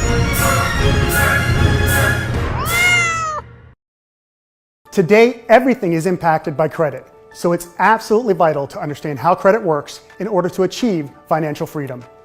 This is why we started Credit Life, so that we can empower others to shift their money mindset and access better investment and credit opportunities. We want to maximize your buying power and allow you to take control of your financial future. With our programs and strategies, we can expedite the process of improving your credit profile and credit score. Despite what many believe, how we manage our money is far more important than how much money we make. A lot of people are concerned about their ability to qualify for a mortgage, lowering their interest rates, or just managing their debt. Through our coaching programs and our trademark Credit Builder Blueprint, our clients not only save money and lower their interest rates, but learn how to get out of debt and finally achieve peace of mind. We don't just support our clients' financial goals, we educate and empower them to create long-term strategies. If you're trying to buy a home, start a new business, get a loan, get out of debt, or just want to improve your credit score, visit us online and fill out the contact request form. All right. Good evening. Good evening, ladies and gentlemen. Good evening, ladies and gentlemen. I wasn't sure if it was started or not. This is Jeremy Dysock. I am FICO certified credit coach with Credit Life Financial Wellness, and I am the founder of the free credit repair advice group that you're in right now, right here on Facebook. And this is the Daily Credit Report Live. This is something we do every single weeknight at 8 p.m. Eastern, 7 p.m. Central, 6 p.m. Mountain Time, and 5 p.m. Pacific Time for you. And there's a different coach each and every night, okay? We've got, on Mondays, we have Mark. On Tuesdays, we have Rick. On Wednesdays, we have me. On Thursdays, we have Chris. And then on Fridays, we do kind of a greatest hits. We do a watch party. Heck, last week, we even watched... What did we do? We watched the Star Wars Holiday Special, which, boy, that was a special kind of train wreck. If any of you were there for the Holiday Special, give me a thumbs up. Give me a number one in the chat section, in the comment section, and just kind of let me know what you guys thought about it. It was quite the experience. But before we get started, I wanted to do a couple quick little things. One, if you would like to hire me as your coach. I mean, you can have Jeremy with Credit Life as your coach. All you need to do to schedule a consultation is go to www.bookcoachjeremy.com. www.bookcoachjeremy, JEREMY.com. All right, bookcoachjeremy.com. You'll be able to pick a day, an evening, or even a Saturday morning for your initial credit consultation. What we'll do is we'll talk about what's on your credit, we'll talk about your goals, and put together a real plan and a set of steps and action items to get your credit score and credit profile in position to qualify for all the goals you have. So for that, you go to www.bookcoachjeremy.com or simply click the link in the description of my live here today. Next thing I wanted to talk to you guys about while I got y'all is we are having a fun contest. I wanted to see if we could get some reviews going based on your experiences with Credit Life and your experiences with Credit Life through the Free Credit Repair Advice Group. And so to make things more fun, because we always try to make things kind of fun here, we went ahead and put together a best review contest. So the onus is going to be on you guys to write awesomely. You can be funny, you can be thorough, you can be heartwarming and touching, you can be whatever. But here's the deal. We don't have skin in the game at Credit Life. I want honest reviews. I want direct, I want true reviews from you. What you've experienced with Credit Life in the Free Credit Repair Advice Group. Have we helped you? Has the advice been good? Have you had a consultation? Was that worthwhile? Have you been a client? Have we helped change your life in some ways? And so I've got that right there. I've got the best review contest in Credit Life. And so the people who are going to pick the best reviews are going to be you guys. We're going to have voting on it when it's all done. We'll post them all. The rules are you got to post it to what? You got to post it to the Facebook Credit Life page and post it to Google, and the links are right there. There's going to be a first, second, and a third prize. You win Credit Swag from www.creditswag.com. It's fun, credit, motivational, cool stuff. So, couple things. You want to hire me? Super, please do it. www.bookcoachjd.com. And if you want to take part in the reviews contest, it's kind of a fun way to do something that we're hoping you'll do anyway. It's right in the announcement section in the group. All right. Down to brass tacks, down to business, down to what I actually came here to talk to you all about tonight. Okay, here's the thing. Right now, today, there are things you can do, start this evening, to get yourself in position to stop paying your landlord's mortgage. I'll tell you what I mean by that. If you rent a house, if you rent an apartment, if you rent it from a private person, if you rent it from a large corporation or a complex, maybe you're renting a condo, whatever you're paying rent on, okay, you are legitimately building equity for somebody else. We have a rent. I tell you, being a landlord is a heck of a thing. We have a concept out here where someone's going to buy a property, right?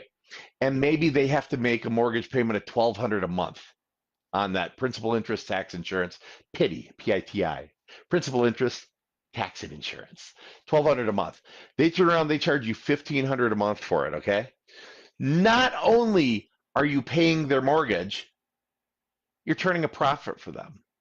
So you're paying this money every single month, January, February, March, April, May, June, July, August, September, October, November, December, which hopefully we'll be out of quarantine by, right? You're paying this amount every single month for what? You are legitimately buying somebody else a house. You are legitimately turning a profit for someone while buying them a house. You are legitimately doing nothing for yourself, nothing for your family, nothing for your children. You're not giving them a backyard to play in. You're not giving them a bedroom they can paint pink if they're a girl or a boy, or blue if they're a girl or a boy, whatever. I don't judge. All right. You're denying them the opportunity to have their own home, to have their own real home, okay? So I know it's tough. I do know it's tough. You're here in the Free Credit Repair Advice Group, not because your credit is stellar, it's spectacular. Everybody comes here for a reason, okay? Everyone who's got pure intent comes here looking for help, looking for guidance, looking for a community that can help motivate you and help get you in position for your biggest goals. And 90% of you, and we've sampled this over time, 90% of you, your number one goal here is to get in position to qualify for a mortgage to purchase a home.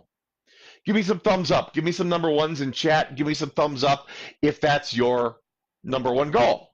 If your number one goal is to be able to get in position to buy a house, maybe end generational poverty in your family. Maybe you're the first person to ever own your own home in your family. Maybe give your kids a backyard to play in. Maybe give your children a safe driveway that they can ride their tricycle in, and they don't have to worry about the drunk who lives in the apartment, downstairs tearing through the parking lot in his car, right? So what can we do to get ourselves there? Well, there's lots of stuff. I mean, we've got the investigations you can do, letters, things like disputing, as you've heard. We can build credit and things like that. But I want to give you a couple of things. Awesome. Brad, awesome. Suki, awesome. Jennifer, oh yeah, Seattle, spendy. I know about Seattle. All right, so I'm going to give you a couple things that we can start on tonight to work with, okay? The first thing we're going to do, absolutely. The first thing we're going to do is we're going to figure out what needs to be done to get a mortgage. Now, there are some really weird things going on with COVID, okay? There is in the mortgage industry and banking what they call a flight to quality. A flight to quality. That sounds happy. Oh, we think a flight to quality. No, it's not good. What it means is they do not want to lend. It's not that they want super exceptional. It's B as in B, S as in S. What they're saying is we don't want to lend money. Wells Fargo has stopped doing home equity loans entirely. Bank of America wants a 700 credit score and 20% down to get a house. Even guaranteed loans that are a reward for people who put their life on the line or in some cases lost it serving our country. The VA loans, they have raised their minimum score, FICO score, requirements in a flight to quality. A flight to quality. What they've done is they've thrown up absolute barriers to entry. They've made it difficult to get into a house. And this should not discourage you. This should not dissuade you. This should not discourage you. This should not keep you from being absolutely stoked about this.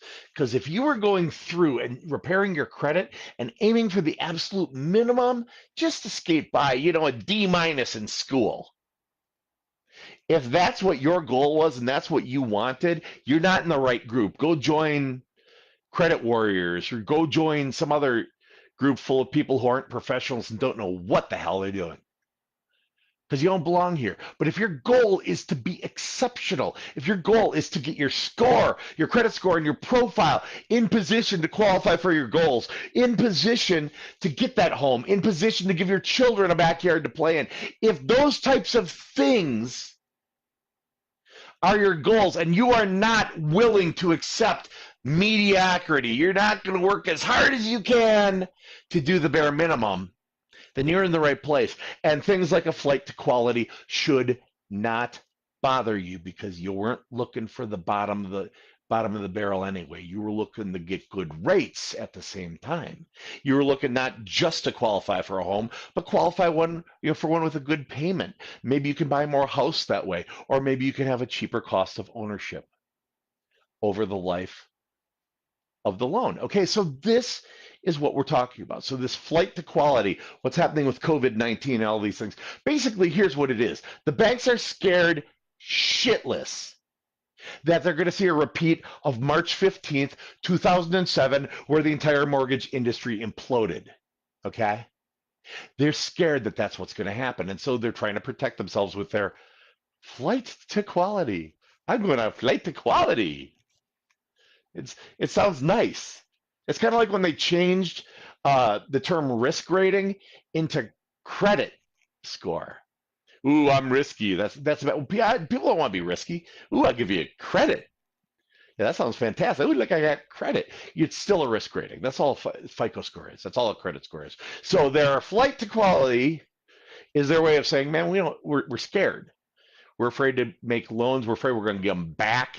We're afraid we're going to have to get bailed out by the federal government again and then still not do the things we're supposed to do to protect people. That's what they're scared of. But that shouldn't affect you. That shouldn't scare you unless you are literally shooting for the minimum.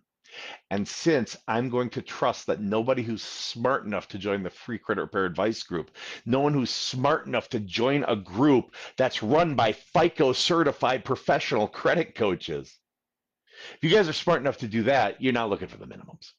So we're going to assume that you're not. I'm going to give you advice. I'm going to give you some stuff to work with. Okay. So what can we do tonight? We can understand what the requirements are for a mortgage, okay? So I'm going to start out with something called DTI. You may have heard the term DTI. What's DTI? It stands for debt to income ratio. Debt to income ratio. Debt to is how much you get versus how much you owe. What do you got? What do you owe? What do you got? What do you owe? Debt to income ratio, okay? There are two debt to, and by the way, that's not credit, right? There are two debt to income ratios that a mortgage underwriter is going to look at. The front end and the back end ratio. Your housing debt to income ratio and your total DTI, your total debt to income ratio, okay?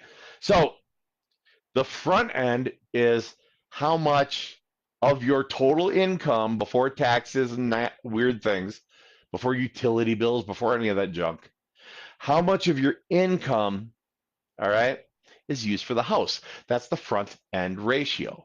Traditionally, Fannie Mae, Fannie Mae would be 28% of your income could be used for PITI, P-I-T-I, principal, so the mortgage, interest, the mortgage, principal, interest, taxes, so county, property taxes, and insurance. That's the I, insurance. That's insurance on the property that also protects the mortgage. PITI, P-I-T-I. Fannie Mae allowed a 28 front end and 36 back end. So 28% could be the house, 36 could be the house plus your car payment, your credit card bill, your student loans, all the debt. 28, 36, that's a traditional Fannie Mae underwriting guideline. Freddie Mac was a little bit more liberal. Freddie Mac would allow a 33-40. So 33% of your entire, this traditional underwriting guidelines. I'll get into why I keep emphasizing that in a second. 33% could be your house, your PITI, your PITI, and 40% could be your PITI plus your car payment, your student loan, all of the things that are on your credit report. Not your utility bill, not your cell phone bill, but the monthlies that are on your credit report. Now, FHA loans are also closer to the 33-40 for traditional underwriting guidelines, okay? VA loans are kind of their own beast, and they're actually a lot more liberal, and they're really hard to keep up with. So talk to your mortgage lender for that one. But the reason I'm talking about this is something tonight you can sit down and figure out. You can pull up a credit report, and when you do it, add the minimum. I don't care what you send them each month, like your Visa card. I don't give a crap how much you send, Chase for your Visa card. You're going to go with the minimum payments, the minimum required payments on all the different lines of your credit report, okay? So you're going to add up those minimum payments. And you are going to then go ahead and go online, just literally Google mortgage calculator, okay? Mortgage calculator. It's where you pick an interest rate. Basically, it's telling you how much you can afford. So what you want to do is you want to go on there, and I can do this right now. I mean, we can even back it up. You know how much you make. If you're an hourly employee and you work full time, take your hourly income and multiply it times 2,080. That's a 40-hour work week, 52 weeks a year. So if you make 15 bucks, go 15 bucks times 2,080. That's the number of hours you do in a year. Divide that bad boy by 12, and that's your monthly income. Okay. So if I said you can use 28% for Fannie Mae, you take your monthly income that you've now calculated, and in your calculator, you take that number and go times 0.28. So you're looking for 28%. The number that spits out is the amount that you could get approved for on traditional Fannie Mae underwriting guidelines. Okay, that's how much house you can buy. It's real simple. Now, 33% for FHA or 33% for Freddie Mac, same thing. Instead of doing times 0.28, you do times 0.33. All right, that's our front end ratio we figured out. Now we got to figure out our back end ratio. Okay, so here's the deal though. Here's the deal. You're allowed up to a 28% front end, up to a 36% back end if we're talking about traditional Fannie Mae guidelines. Okay, so you're going to add up your student loan payment or your car payment, your credit card minimum payments as listed. You're going to add those things up. That amount gets added to that 28% amount that we figured out. Remember the 28% of your income? That's how much up the house you could get. And you're going to add that rest of those monthly payments. You're going to add that on there. Now, if you take that income we've calculated, remember the hourly times 2,080 divided by 12, or just your annual divided by 12. If I said 28, 36, 28 can be our front end, 36 our back end, you're going to take that final number you came up with by your monthly income and you multiply it times 0.36. That's how much you're allowed to have for PITI, principal, interest, tax, insurance, and all the other stuff. Now, if that number comes out to 36 or less, you're golden. If that number comes out to more than 36% of your income, when you add those things together, you got a little bit of a problem. So here's your options. You're going to get less house, or you want to pay down some of that debt so that you can get, the full 28% house and the full 36% for everything else. The same thing goes with Freddie Mac. Instead, it's 3340, but you plug in the same number. Same thing goes with FHA. Now, I said those are traditional underwriting guidelines. That's for a manual underwrite. That is for literally a human being taking the file and going through and checking everything themselves. That doesn't happen out of the gate these days. What happens is it goes through DO or LP, desktop underwriter, desktop originator, or loan prospector. Okay, that's automated underwriting. Now, automated underwriting will take all kinds of other factors into consideration, and they may go wider than 2836. They might let you have a back end of 40, right? That's house PITI plus all the other stuff. Or they may let you have, because, man, maybe you have no other debt. They might let you go up to 32% for a house, right? Because you got no other debt. So that's what you could maybe get. But keep in mind, we were talking about it's a flight to quality. Flight to quality. The banks are scared. They don't want to lend. So do you think that they're going to go with nice extended guidelines? Or do you think during the flight to quality, they're going to pull the reins back and go with traditional underwriting guidelines? Well, it does not take a rocket scientist, right? It doesn't take a rocket scientist to figure out that they're going to go with more traditional underwriting guidelines. So the first thing you can do tonight is literally figure out how much house you can qualify for. You can figure out, based on what's on your credit report, how much house you can qualify for. You can figure that out tonight, and then you can use your days going forward to adjust accordingly. Maybe we got to do a budget plan to pay things off so we get that back end ratio down, right? Or maybe we're awesome and we could buy today. Or maybe it's just a matter of, hey, it's not the income, it's the credit, right? That's something you can do tonight. In fact, every one of you that has a goal of a mortgage, but Jeremy, I'm not thinking about one for 2 years. I don't care. if there's one thing y'all probably figured out about me from this group is when you say, yeah, you say, but this, I don't care. What I care about is your goal, and getting you there.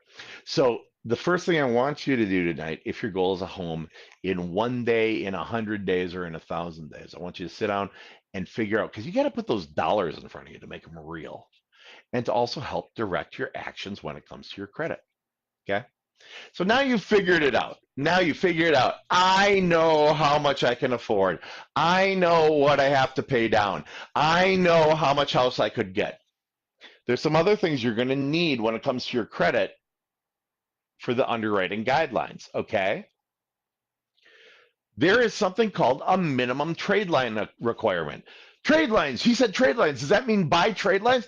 No, that's stupid and fraud. Trade lines, he said trade. Does that mean be an authorized user on someone's account? No, because number one, authorized user accounts are not factored in the 3 latest incarnations of the FICO algorithm. And secondly, Fannie Mae, Freddie Mac, FHA, VA, and USDA loans are specifically required, the underwriters are specifically required to disallow any authorized user accounts from consideration in making the mortgage. So they're not going to be in there, but what they will do is they'll raise a red flag, because that underwriter can't unsee that, and they're going to want to know why you're trying to pass somebody else's credit history off as your own. So when I see trade lines, I'm meaning lines of trade on your credit report, okay? I'm talking about you have to open your own accounts in your own name. You have to make sure you have the minimum requirements. So traditional trade line or account requirements for Fannie Mae, Freddie Mac, FHA, VA, USDA mortgages happen to be 2 revolving accounts, open and active with a perfect payment history.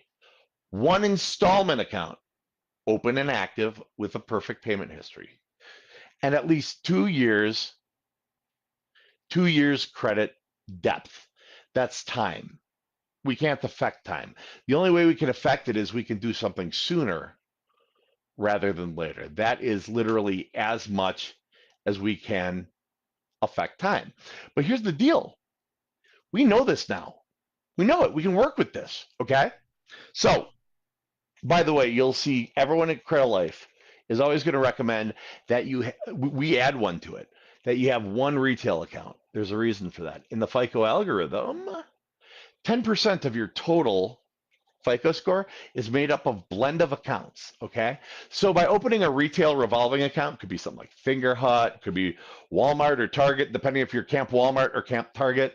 It could be, if you got kids, Children's Place, Kohl's, JCPenney. If you ever shopped at any of them, guess what? I heard they might be having a sale finally. A consecutive sale since 1972. But if you got kids and you got to do back to school shopping and summer shopping, that might be the ticket for your retail card. But we like that because it rounds out the profile and it adds a little point potential right in that little other zone where you wouldn't have it otherwise. All right, so 2 revolving accounts. What am I meaning by that? I mean bank credit cards. Capital One is a bank credit card. All right. Credit One, that's a bank credit card. Discover, that's a bank credit card. Visa, MasterCard, American Express, Discover, those are bank credit cards. Okay. Now with those, you can look through the group, but you want to be at 1 to 3% balance to limit ratio. We won't worry about that right now. That's not something we're even worried about. We're worried about tonight things you can do, and things you can do is get the minimum account requirement in place. So revolving accounts. If you do not have a credit card open, you must open one. But my credit sucks. I can't qualify for a card. I don't care. Yes, you can. You go to my800credit.com, go in the revolving section, and I'm not sure it says sucks for credit. It should. How's your credit? It sucks. Okay, great. That's the type of card you want. There are secured cards for that. If you don't know what a secured card is, a secured card, it's totally simple, guys. It's like, let's say you want a secured card with a $200 credit limit. That means you can spend up to $200 on the card. So you walk up to Bank of Suck, the ones from that, and go, hey, I want to get a secured card with a $200 limit. And they'll say, great, give me $200. So you give them $200. and they put that into a savings account that you do not get to touch. It acts as security for the card. They then give you a credit card with a $200 limit. Okay, that's a regular card. You charge it up, you pay it down, you pay it off, you do it again. As long as you're happy with the bank, they're happy with you. It'll keep revolving forever. If you don't pay it, that was stupid because you didn't pay attention to what we're trying to teach you. But if you did pay it on time, hooray, now your credit's getting better and you've got that trade line. Now with a lot of them, a lot of those cards, they're going to go ahead and after 6 months or whatever unspecified amount of time, they're going to go back and review your account. And if you've been playing nice in the sandbox, you've been paying your bill on time, you've been doing good, all right? You haven't done anything crazy. A lot of times they will flip it to an unsecured card and they'll give you your deposit, the $200 back, but you still have that card. Sometimes they'll even raise the credit limit. But if you charge it up and never ever pay them again, they take your $200 because at least they got their money back. That's called a secured card. If you go to my800credit.com, there is a breakdown of them. So if you think your credit is so bad that you can't get a credit card, guess what? You can. I'm not saying you have to get a secured card. I'm saying it's there if you need it. If you qualify for unsecured, that's obviously preferable. So if you don't have 2 credit cards, bank cards, open and active with a perfect payment history, I want you to go tonight, my 800 credit, and pick out a couple cards.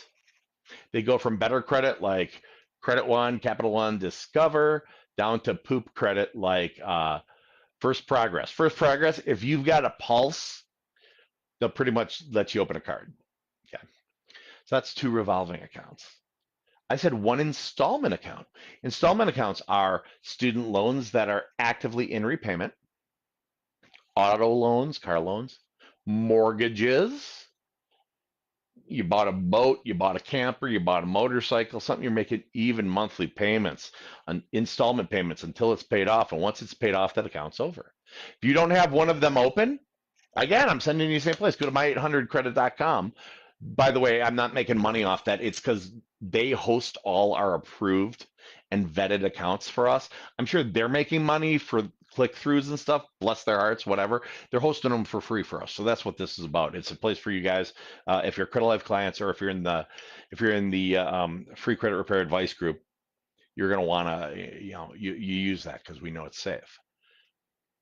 So you go there and you check out the installment section, okay? Now, if you don't have an installment loan open, I'm not saying go out and buy some big ass thing. I mean, if you want to, knock yourself out. But remember, PITI, front end ratio, back end ratio, don't go crazy. But what I'm saying is when you get there, there's a type of account called a self lender. One is even called Self, one of the brands. The other one's called Credit Strong. These are slick. So essentially you open that account. It's under the installment section on that my800credit.com. You open the account, okay? What they're doing is they actually are making you a loan. So I do one through Self. I do it actually as a Christmas account for myself. Well, not for myself. Sometimes it is, but it's usually for other people. So I can buy presents. I do $1,000 one in Self. It's like $89 a month that I send them. So they make me a loan right in the beginning for $1,000. They put that loan into a CD, a certificate of deposit, is a type of savings account. They put it into a savings account that I do not get to touch. And I make monthly installment payments on that thing for 12 months until I've paid the loan off that they funded it with. Once I paid the loan off, just like when you pay off a car loan, the car is yours free and clear. Once I paid off the loan, that savings account is mine free and clear. 10 business days later, they send me a check for $1,000. Okay? In fact, I get it the first week of November, right before Black Friday. I got $1,000 in my pocket. It's a smart move. Okay, but because I took out that loan, because I made a $1,000 bank obligation, they report it to Equifax, to Experian, and to TransUnion as a $1,000 bank obligation with monthly installment payments till it's paid off. That rounds out my profile. That builds my score while I tuck $1,000 away for a rainy day. It's a win-win. That's an installment account. So if you don't have one tonight, go ahead and open it. And then lastly is a retail account. I talked a little bit about a retail account. Like You can do anything from Fingerhut if you got worse credit up to, man, get Macy's if you're hoity-toity and you got great credit. But you want to have that 2 revolving, 1 installment. I want you to have 1 retail card and at least a 24-month depth history time. That's 2 years of credit. Okay.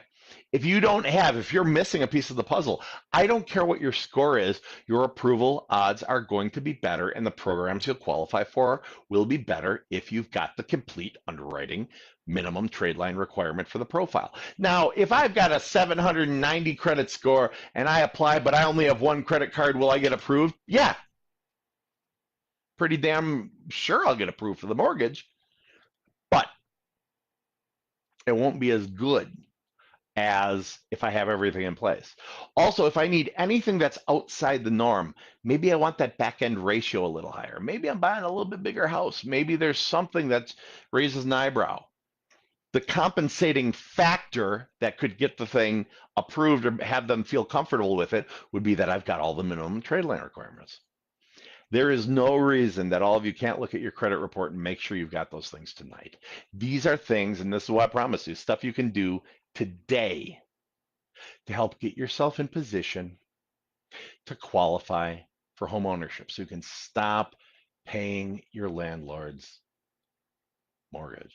Does this make sense? Give me some thumbs up on the video, or give me some number ones, in the chat. I always use that because then I can quick look. Give me some number ones in chat if this makes sense to you.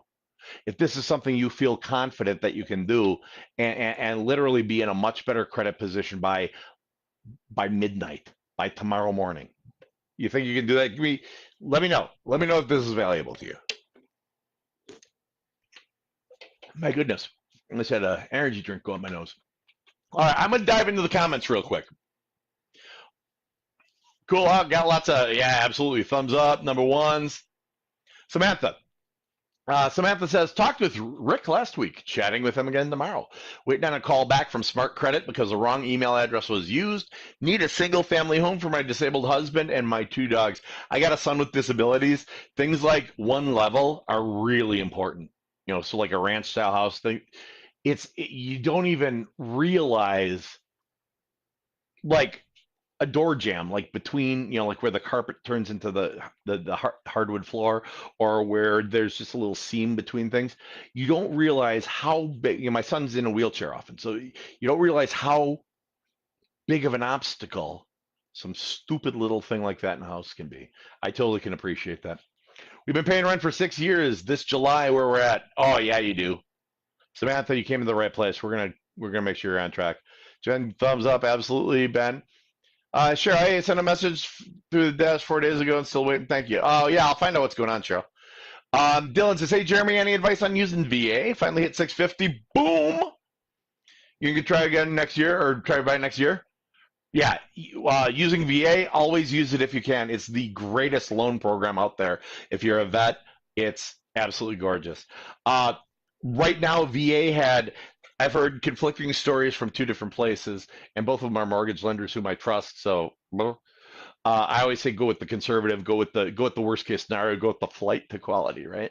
I've heard that you need a 620 on VA, and I've heard you need a 640 right now in the flight to quality. If you're at a 650, boom, you're there. Now, like I said in the beginning, though, we don't want to go for the minimums. We're not minimum people. We're not like going to strive as hard as we can to be mediocrity. No, man, we want to rock this and roll this and do well. So I say keep up the good work. You're doing awesome. Jennifer says, Mom, I think I'm better off renting right now. Hold off for a while. Jennifer, it depends on your goals. It does. It depends on your goals. Where do you want to be now? Where do you want to be in 3 years? Are you in a job that's gonna are you in the forever job, or are you in the starter job? Are you still a student? Do you see yourself moving across town, across the state, across the country anytime in the near future? If you're thinking of buying and you plan to be there 5 to 7 years, I'd say go for it. If you're not thinking about being there 5 to 7 years, it's just a good rule of thumb. It's old school mortgage stuff. If you're not going to be there 5 to 7 years, it might be worthwhile for you to rent. I wish I had a crystal ball to know what the property values are going to do, but that's just a for sure kind of rule of thumb. Hey, David, good to see you. Guessing once stuff's removed, you don't have to add that minimum from it. Nope. No, once something's deleted off of the credit report, the underwriter does not see it. So if you're doing the credit flood, or if you've hired Credit Life, or you're doing your own investigation letters, or you're using some other company for some unknown reason,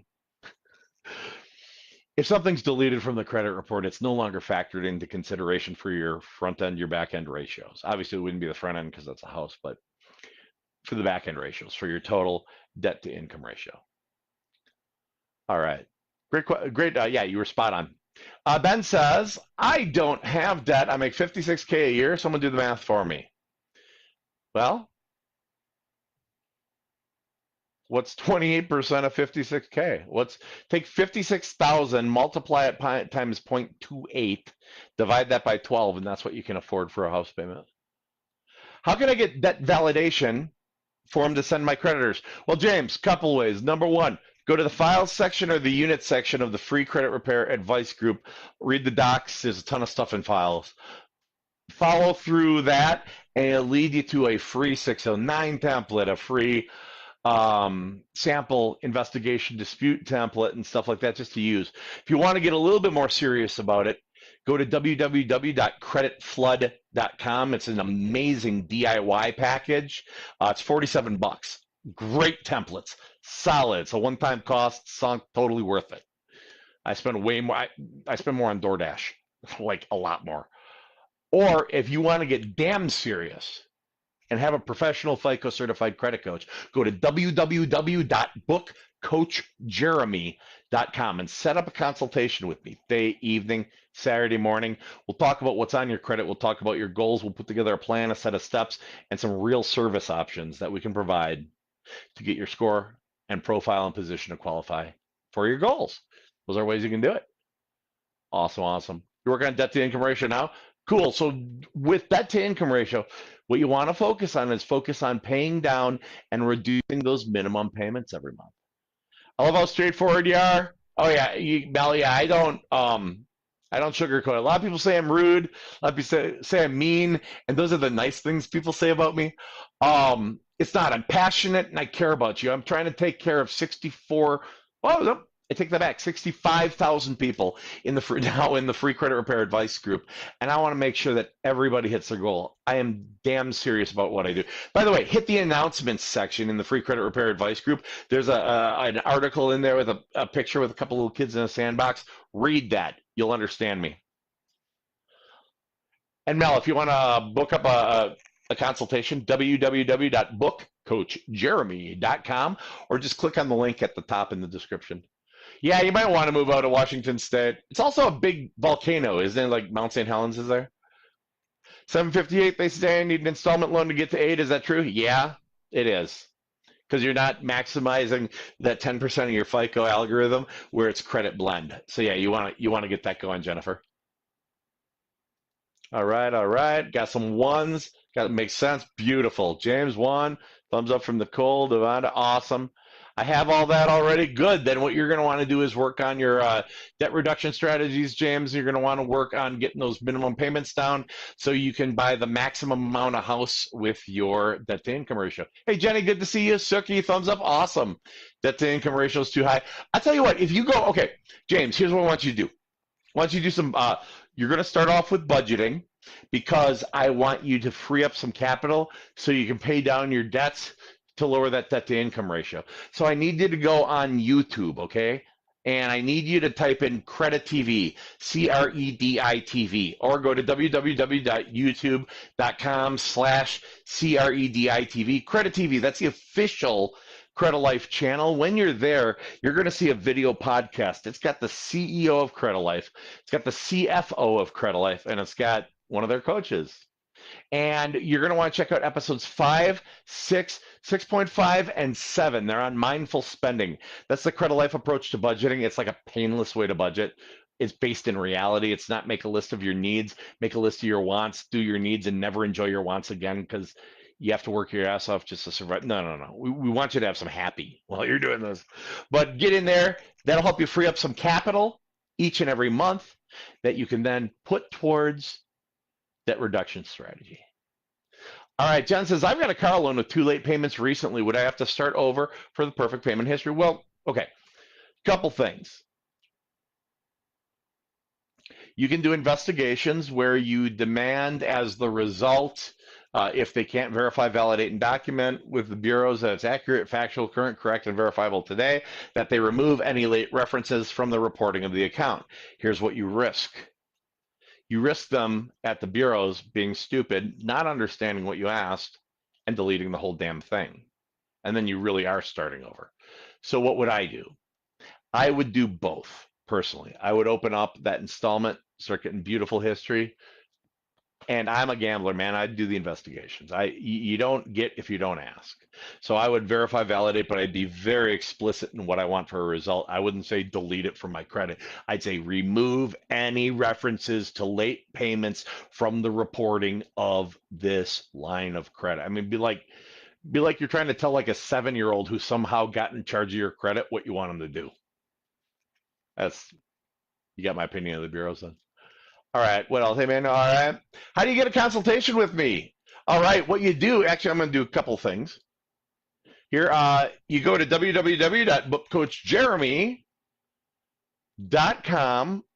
Otherwise, I'm going to drop a linky in here, bada bing. If you guys are hearing noise, I apologize because we did that Star Wars Christmas special, and I think I might still have things, or holiday special. I think I might still have things kind of tied up there.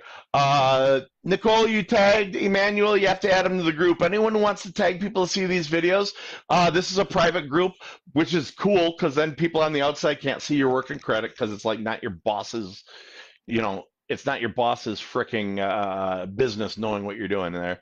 But if you want to tag them in so they can see it, just send them an invite to the group and we'll get them approved in. John Gray, thank you. All right, hey, you're welcome. James, you're welcome. Oh yeah, that was what, Jenny, was that not painful? That was painful.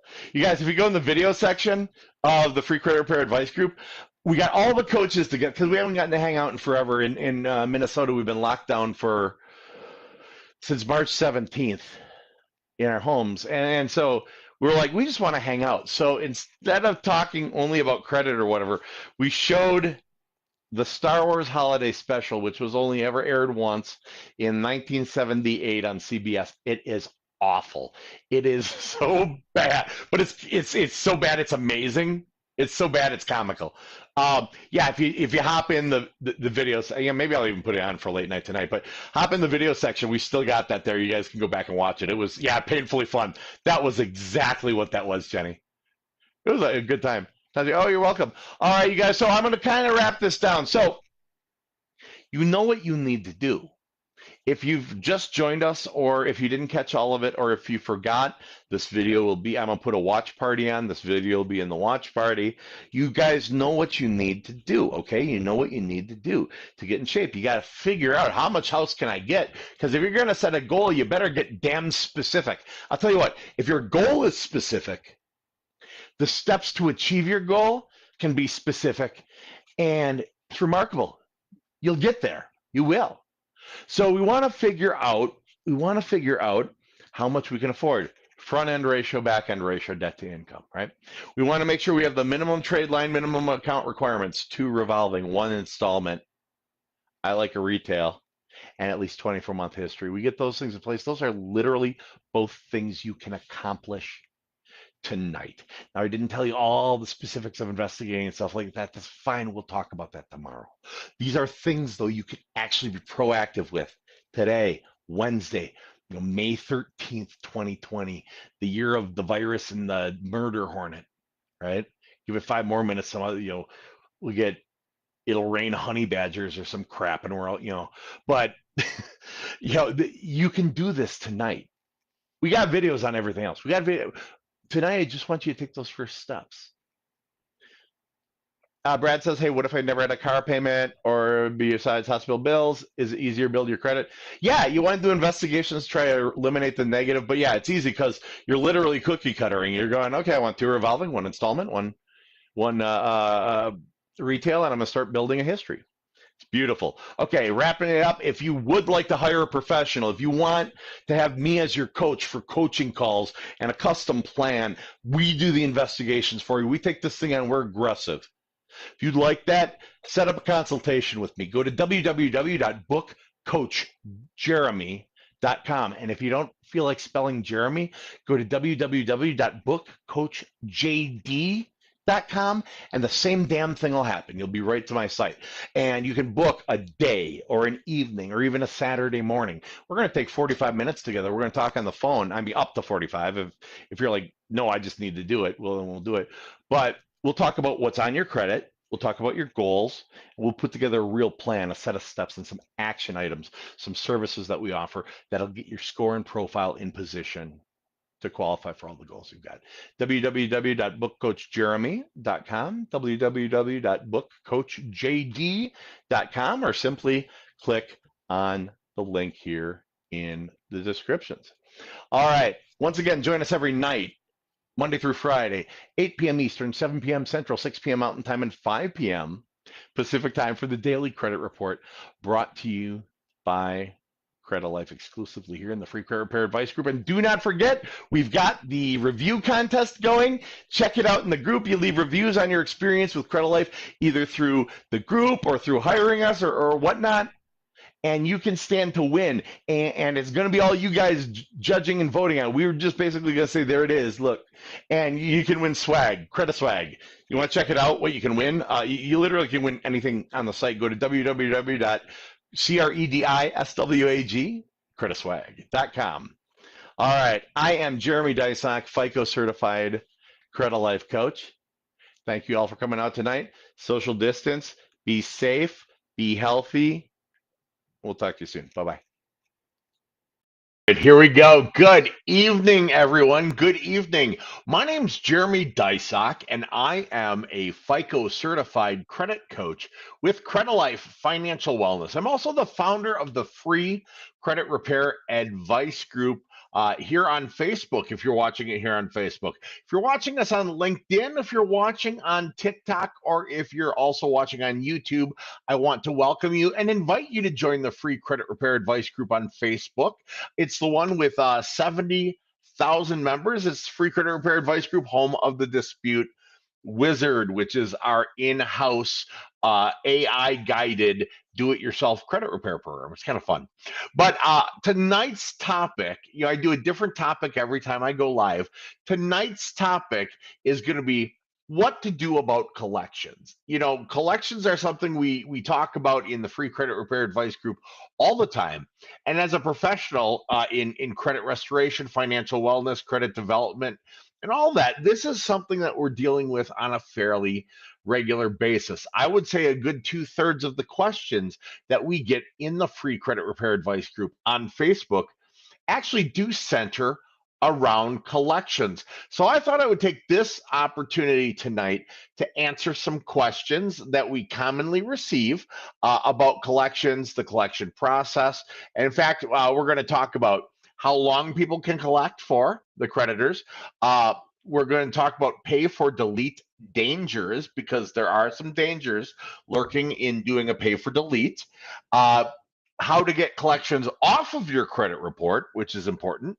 How to save to pay those collections off, and then how to settle them when you've got the money. So what I'm going to do is I'm going to encourage anyone who's watching to go ahead in the comments section, go ahead and type any questions that you've got in the comments section below. I'll try to address those here as we go through things today. All right, so the first topic, collections. How long can companies collect for? So there's a lot of misinformation out there when it comes to collections. And you're going to hear words like stats and statute of limitations. And then you're going to hear people talking about how long they can collect on a debt versus how long they can report that collection versus things like re-aging. There's a lot of misinformation out there about starting the clock over in re-aging debt. So when it comes to collection debt, there are a couple of sets of laws that directly apply. For the collection, the debt itself, the actual money you owe, there will be a statute of limitations for the debt collectors on how long they can go after you for the money legally. And what I mean by that is, doing normal collection activities, the calls, all that stuff, but also being able to sue you. At the end of the day, that's what the statute of limitations refers to. It's the statute of what they're limited on, how much of a time frame do they have to sue you if they can't collect. Now, that's determined on a state by state basis. For example, there are some states where it's 2 years. If a debt is 2 years or older, tough cookies. They can't do anything to sue you and force you to pay. Other states, like I'm in Minnesota, we have a 6-year statute of limitations. That means the collection company has up to 6 years to sue you for that past due debt, that collection debt. If it's charged off, if they've bought it, or if they're operating on behalf of the original creditor, they've got, in our case, 6 years.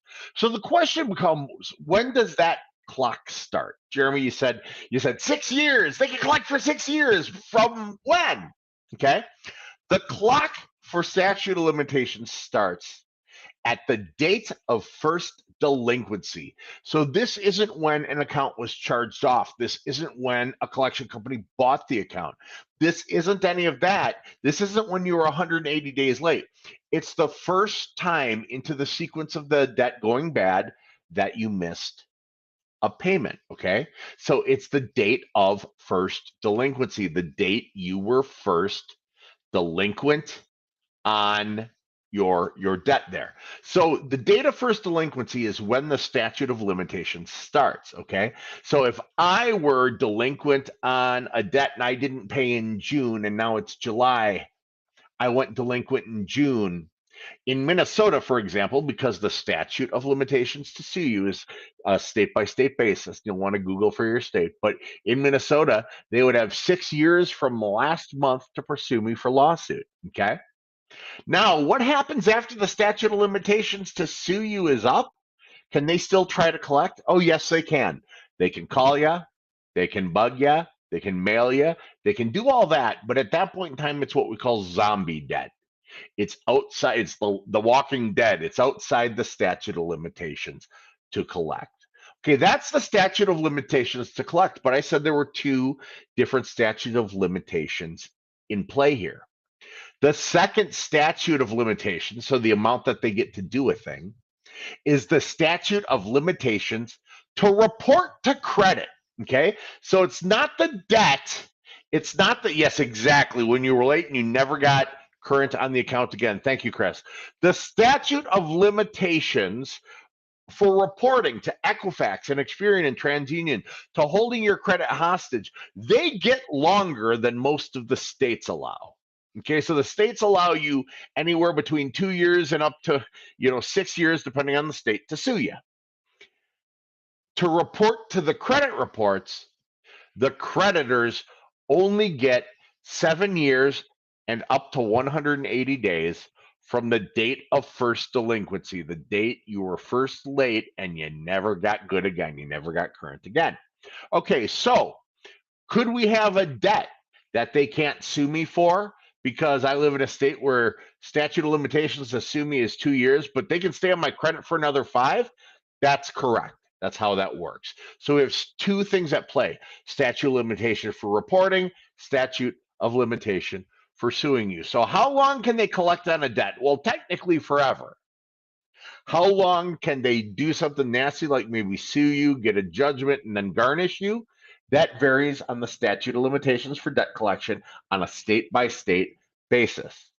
How long can they report and cause that bruise on your credit report? That would be 7 years and up to 180 days from the date of first delinquency, the date the account went bad, the date you never brought it current again. All right, so that was question number 1. How long can they collect? All right, so a number of you have collections out there, and I hear a lot of talk in the free credit repair advice group about pay for delete. Oh, you want to send them a letter saying you'll pay them if they delete, or send them a payment but say they can only cash it if they delete, or some places will do a pay for delete, or some of them you tell them you'll pay them after they delete. Okay, there's a lot of misinformation about pay for delete out there. What a pay for delete is where you're paying a collection company what you owe them. And in return, they are deleting that negative item from your credit report. Okay. Item number one, we're just going to start out with this. The vast majority of collection companies cannot and will not do a pay for delete. Well, why, Jeremy? I heard in another credit group that I should do a pay for delete. But I'm a FICO certified 28-year veteran of the credit industry. Listen, most companies won't do a pay for delete because it violates their contract with the company that they've hired to report their information to the credit bureaus, okay? The middleman. It violates the contract with the bureaus. They contract with the bureaus and they essentially attest that I swear I will only report true and accurate historical information on this account. And then you pay them some money and what? They go back to the bureaus and go, just kidding, delete it. Just kidding, I was kidding. Wasn't true and accurate. Now it's, so was it true and accurate then or now, or which was it, right? So for the vast majority of companies, they do not do pay for delete. Next, they will never delete before you pay. Next, don't call them, tell them you'll only pay if they'll delete, because if they don't do pay for delete, that's a refusal to pay, and most collection companies will promptly sue you because you've refused to pay. You basically told them, I've got the money, I'm only going to give it to you if you do what I want. They go, screw you, we'll sue you, right? Screw you, we'll sue you. So, but Jeremy, I've heard there are successful pay for deletes. There sure are. There are some companies that have been forced by the Consumer Financial Protection Bureau and by different attorney generals from different states. They've been forced to do pay for deletes because they had committed such horrible collection violations that this was their slap on the wrist. This was their punishment. Those companies are Midland. So if you have a collection with Midland, they'll do a pay for delete. LVNV will do a pay for delete. Portfolio Recovery Services will do a pay for delete. There are a few others. Well, Jeremy, if I can just do that, why wouldn't I do a pay for delete? They're only going to delete if you pay them what they demand. You got to pay it in full.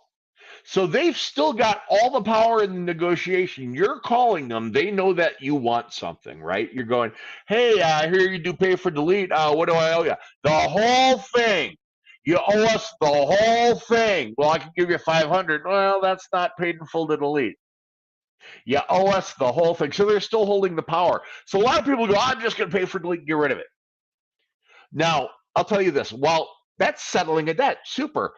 While settling on a debt's a step in the process, it isn't the first step. The first step is to investigate seeking deletion. So what's a pay for delete danger? Well, you could trigger them to sue you. What's a pay for delete danger? You're going to pay more than you would have to maybe otherwise. Those are all different dangers. So wait a minute, Jeremy, you just said get it off the credit report first and then settle.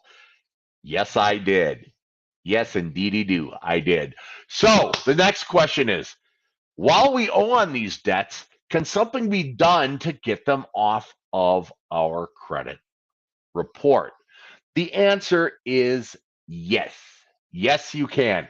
Through the investigation process, through sending verification letters, validation letters, demanding documentation, verification, validation that everything being reported is 100% accurate, factual, correct, and verifiable today, not back when they reported it, but today. By sending those letters to the bureaus, by sending 609 validation letters to the collectors themselves, demanding deletion if they don't verify, demanding deletion if they don't validate,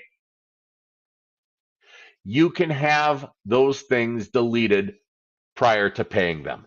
It doesn't mean you don't owe the debt. If you owe a guy $1, you owe a guy $1. Congratulations. That's how the world works.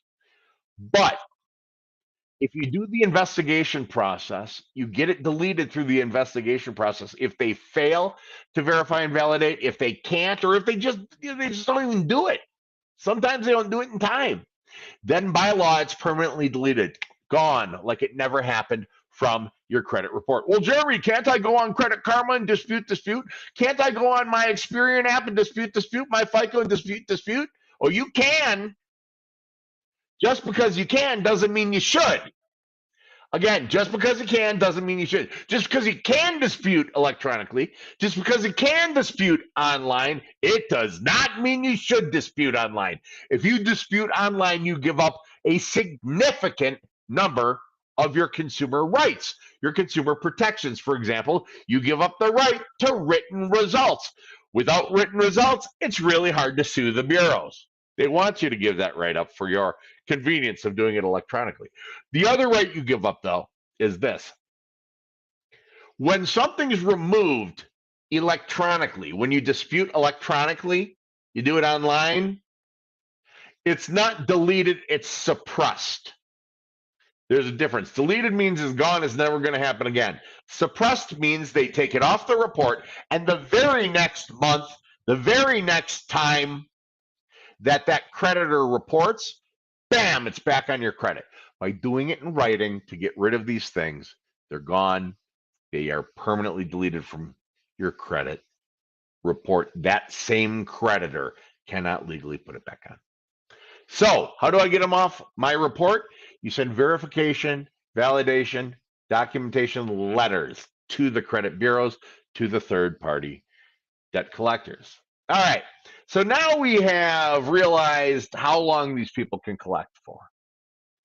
We have avoided the dangers that are inherent in pay for delete.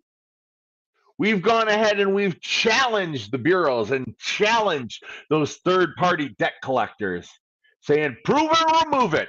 Prove it or remove it. Prove it or remove it, right? We've challenged them. We've gotten them deleted from the report. Now, these debts, we talked about statute of limitations, right? These debts might get deleted from your credit report, but your statute of limitations for repayment in the state that you live in might be longer. For example, I could have a collection that's 1 year old. I live in Minnesota. The statute to collect, or to sue really, is 6 years. So if I had something go to collections last year, it's 1 year old. They still got 5 years that they could sue me. But I send investigation letters and I get it deleted from the credit bureaus. Now they're not holding my credit hostage, but they could still sue me. It's in my best interest to settle that debt. Now, what am I going to settle for? The lowest possible amount I can to save as much money as possible. So when you start a credit repair process, when you start an investigative process, you're going to want to start saving to eventually settle collections, to eventually settle outstanding debts. I'm going to show you what I use. You can find it right here. I use something called Acorns. Okay, Acorns is an app that was meant to round up change to the nearest dollar, and then it sweeps it from your debit card to your. That's neat. I don't use it for that. What I recommend is you set up an automatic sweep. You go to tinyurl.com/get-acorns. tinyurl.com/get-acorns. And what you're going to do is you're going to open up an account. And by the way, the reason you're doing that link versus just going to it straight by itself is you get $5 if you go to that link. I had the choice to keep it or give it to you. I set it up so you guys get it. So you get a free $5 when you open your Acorns account. Yeah, that's almost a Starbucks. All right, so go to tinyurl.com/get-acorns. You're going to open up an Acorns account. You're going to hook it up to your checking account or your debit card, right? And don't do the roundup thing unless you want to. Read real carefully about the details on it. But here's what I want you to do with it. At bare minimum, set $5 up a week to get auto drafted from your checking into the Acorns account. You can do whatever amount you want. I personally, I do $100 a week. I'm a father of 7, 5 daughters. That's a lot of weddings and crap to pay for, okay? I just had to pay for one a month and a half ago. Trust me, it's brutal. So I put $100 a week into the Acorns, but you can sweep whatever amount you want, whatever you can afford. But the idea is, I'm not going to tell you to save up to settle debt by going, take $300 from every paycheck, because that's an ouch. That you're going to feel $300. You're going to feel $300 split up over 5 weeks. So if I say, hey, take $60 a week and put it in there, suddenly that doesn't feel so bad. It doesn't sound as much. I don't care if you start with $5 a week, $10 a week, whatever. If you've got outstanding collections that are going to need to be settled, set up an automatic sweep account. Now, why do I say Acorns? Why couldn't I just do this in a savings account? Because if you've got collections and they get a judgment against you, they're going to take all the money out of your checking account, all the money out of your savings account. It's called levy. They're going to take all your money. Acorns is technically an investment account. So they can't do that. They can't garnish it. They can't take your money away. So you're going to save that money up, $5 a week, $10 a week, whatever, 9, 14, whatever number is good for you. Okay. And you're going to set it up to auto sweep. The other reason I like Acorns, not a savings account, is it takes 5 business days to get the money. So when you go withdraw, it takes 5 business days to get your money back. That will stop you from standing in Walmart and transferring it so you can buy a television. That's not what this is for. I want you to set up a regular, calculated, budgeted, weekly auto draft, and you can do it in whatever figure you want, whatever figure you need. You know your income, you know your debts, you know those things. I'm not going to try to figure it out individually for each of you. But if you want me to, you can schedule a no obligation consultation and hire me to at Credit Life. All right, just go to www.bookcoachjeremy.com if you would like to have a no obligation actual credit consultation with me. But so the idea is you're going to set up this auto sweep. So a few months in, maybe you did $10, $10 a week, right? 3 months in, that's $150. So maybe you've got a debt for $300, a collection for $300. You're doing the investigation letters, you get it deleted from your credit, and then you call them up after 3 months and go, hey, would you take $150 for this? And maybe they go, oh, we can only take the full amount, and go, well, I got $150 for you in a lump sum settlement. Will you take it? Well, we can't. Well, what if I don't pay you? Well, we'll stay on your credit. Well, here's the thing. You couldn't even do that right. You're already off. So I'm doing this more ceremonially than anything else. I just want to settle this debt. So you're going to get the best possible chance of the lowest money settlement, saving you the most money if you can come at them with a lump sum after it's been deleted through that investigation process. The way to get that lump sum is go to tinyurl.com/getacorns. Your first $5 in there is on me. Okay, you get a free $5 from Acorns for opening that account. So set that thing up, set it to draft 5, 10, 15, $20 a week, whatever you can afford, and use that to save in a place that's insulated. Okay, so we talked about how long can they collect. We talked about pay for delete dangers. We talked about how to get them off my credit report. We talked about how to save to settle the debt using that Acorns auto sweep.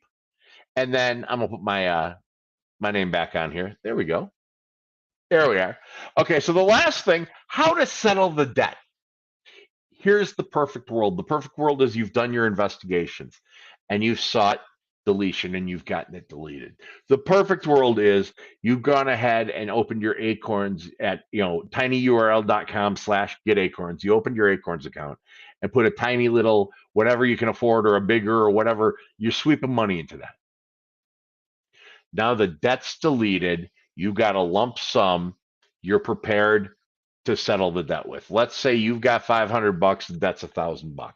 They've been deleted from your credit. You call them up, boop, boop, boop, boop, boop. Hey, collection company. My name's Jeremy. Apparently, you say I owe you some money. What's going on with something like that? Oh, well, here, let me get some info. Go ahead and give them the info. They're not going to be able to pull it up without that. Yes, it says here you owe $1,000. How would you like to take care of that today? Go, well, you know what? I would like to take care of this today, but I got to ask you something. Are you the person I talked to take care of this whole thing on one phone call? This is, by the way, a trap question. Hey, are you the agent I talked to take care of this on one phone call? 100% of the time, they're going to say yes, because they're thinking I'm about to get a commission on this collection. Yes, I'm the person. What you've just done there is you've set them up. You're going to use that against them for the rest of the phone call. If they say something like, well, we have to check with management, go, wait a minute, Bob, I thought you were the one to take care of on one phone call with this. Wait, am I talking to the wrong guy? No, I can. Or we have to check back with the creditor. Well, Bob, you said you were the one who could take care of this on one phone call. Is there someone else I should be speaking to? And Bob does not want you calling Susan and having Susan get the commission. So you're making that call. Hey, my name's Jeremy, Dysock. I've got a collection with your company. Apparently, you say I owe you some money. Are you the person I talked to take care of this on this one phone call? Awesome. You said your name was Bob. Great. Bob, how much do you guys say I owe you? Well, sir, you owe us $1,000. All right, Bob. I can give you right now $500, one lump sum. We settle this on the phone. Basically, call it halvesies, and we all part ways as whatever, friends, enemies, whatever we are. If Bob goes, well, we can't go that low, say, well, what can you do on something like this then? Make him throw out a number. What can you do on something like this? You say, I owe you $1,000. Wait, don't even start saying 500. Go, what can you do on something like this? Oh, we can go 900. Yeah, I can go 500, Bob. But make them talk first when you can, because sometimes if you go, oh, you say I owe $1,000, what would you take on this? They might say $400, and that's lower than you were planning on giving them. So try to get them to talk first. Try to get them to tell you that they're the ones who can take care of this on one telephone call. And if they want some ludicrous thing, like they're like, no, we need the whole 1,000. Go, hey, Bob, what happens if I don't pay the money? Well, we'll stay on your credit, and that'll inhibit your ability to obtain cars and finance. And you stop and go, Bob, you already couldn't do that correctly. You've already been deleted from my credit report. I'm doing this as a courtesy. You're wearing the hat. You've got the power in this negotiation. Does this make sense? Let me know if this makes sense to you. Hey, Cheryl, it's good to see you. You guys give me some ones in chat or something like that. Some thumbs up if this makes sense to you. So you're going to call them up. Hi, ABC Collection. Yeah, my name's Jeremy. Apparently, I got some kind of collection with you. Are you the one that I talked to take care of this in one phone call? I'll get this over with. Yes. Can I get some info so I can pull up your account? Yeah, here's my info. Boom. All right, what do you say I owe you? Well, it shows here you owe $1,000. All right, Bob, what would you take on something like that? And a lot of times, what do you mean? What would you accept for something like that? Bob, are you the wrong person to talk to? You said you were the right person to talk to take care of this one phone call. You having trouble? No, we can, we could do 700. Yet I offer you 5, Bob. $500 right now, lump sum. We call it a day. Oh, I don't know. Maybe I have to talk to my manager. Wait, Bob, weren't you the one to talk to about this? I have to talk to the creditor. Oh, wait, weren't you the one to talk about this? Or, nope, we can't do it. Go, well, Bob, what if I don't pay you anything? Well, we'll stay on your credit. Well, here's the thing, Bob, you couldn't even do that right. You're already off my credit. I'm doing this as a courtesy. Are you able to take $500 on this, or should I be talking to somebody else? That's how you take some alpha, take some power, and negotiate the best possible settlement in this situation, in this collection situation. All right, so how long can they collect? We talked about pay for delete dangers, how to get them off my credit report, how to save for them, and how to settle those ding-dang collections. All right, I am going to give a shameless plug, though. If you would like to schedule, I've got room right now for, I just had one of my spots taken. I've got room for 13 more clients right now. I had a number of people graduate. It was 14 earlier today. Somebody already jumped on it. I've got room to take on 13 more clients directly where I will be your coach, okay, at Credit Life, and coach you through and do our VIP program, bringing you all the way through to get your goals. You want to get a house? Fantastic. That's the most common goal people have, is to qualify for a mortgage. You want to get better rates, better buying power, better things like that. The first step, or if you got collections, if you're identifying with the things I said, first step is to go to www, it's scrolling across the bottom here, www.bookcoachjeremy, Jeremy, bookcoachjeremy.com.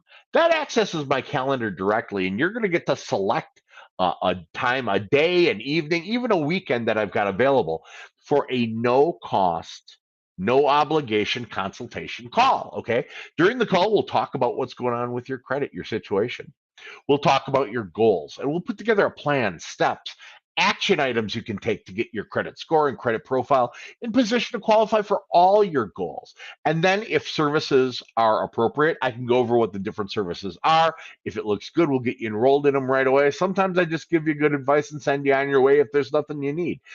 No matter what, you're not going to lose by going to www.bookcoachjeremy.com and scheduling that no obligation consultation. Like I said, I got 13 more spots right now that I can bring people on and personally be your coach. So www.bookcoachjeremy.com. All right, that was, I think, a pretty good, Cheryl's me, absolutely. That was a good and timely topic. We've had a lot of questions in the free credit repair advice group on Facebook lately about the collections. So I am inviting all of you now for watching this. By the way, if you're watching in a replay, if you're watching this on YouTube, on TikTok, if you're watching this on LinkedIn, if you're watching this anywhere else, I want to thank you for joining me and invite you to join the free credit repair advice group, the home of the Dispute Wizard, on Facebook. We're 70,000 people strong. We'd love to have you as a member, a valued member of our community there. It is a private group, so if you type in there and stuff, no one will be able that's not in the group to see what's going on. So don't worry about friends and family. You're good. And if you're really worried, you can even post anonymously in there. It's an awesome group. And those of you joining me from the free credit repair advice group, those of you joining me on Facebook, thank you. I'm going to be live every Wednesday night at 8 Eastern, 7 Central, 6 Mountain, and 5 Pacific time. And I'll be going over different topics like this, different topics every week. Thank you all for joining. Don't forget to schedule your initial no obligation consultation at www.bookcoachjeremy.com. Don't forget to open that Acorns account to start sweeping money away to settle those collections. Go to it's tiny URL, TINY tinyurl.com/get acorns. Because if you do it that way, you're going to get $5 free, which is sick. And we love that. Because I like being able to give money to people like that. And gosh, join me every single week. I guess I'm rambling now. You all have an amazing evening. Thanks for watching. Bye-bye. All right. Hey, good evening, everybody in the free credit repair advice group. Good evening to those of you joining me over on YouTube and those of you who are joining me on TikTok tonight. Great to see you all. I'm glad you're here. My name is Jeremy Dysock, and I am a FICO certified credit coach with Credit Life Financial Wellness, and I'm the founder of the free credit repair advice group over on the Big Ol' F Book. And I'd like to welcome you all to Wednesday Night Live. This is something I do every Wednesday night at 8 Eastern, 7 Central, 6 Mountain, and 5 Pacific. I'll be answering all of your credit questions, those of you on TikTok, all of your credit questions. Everyone on the internet watching, I thank you for joining me. And so I'm going to be going through, as I said, some different credit questions, but tonight, we're going to be talking about how to maximize your FICO credit score, maximizing your FICO credit score.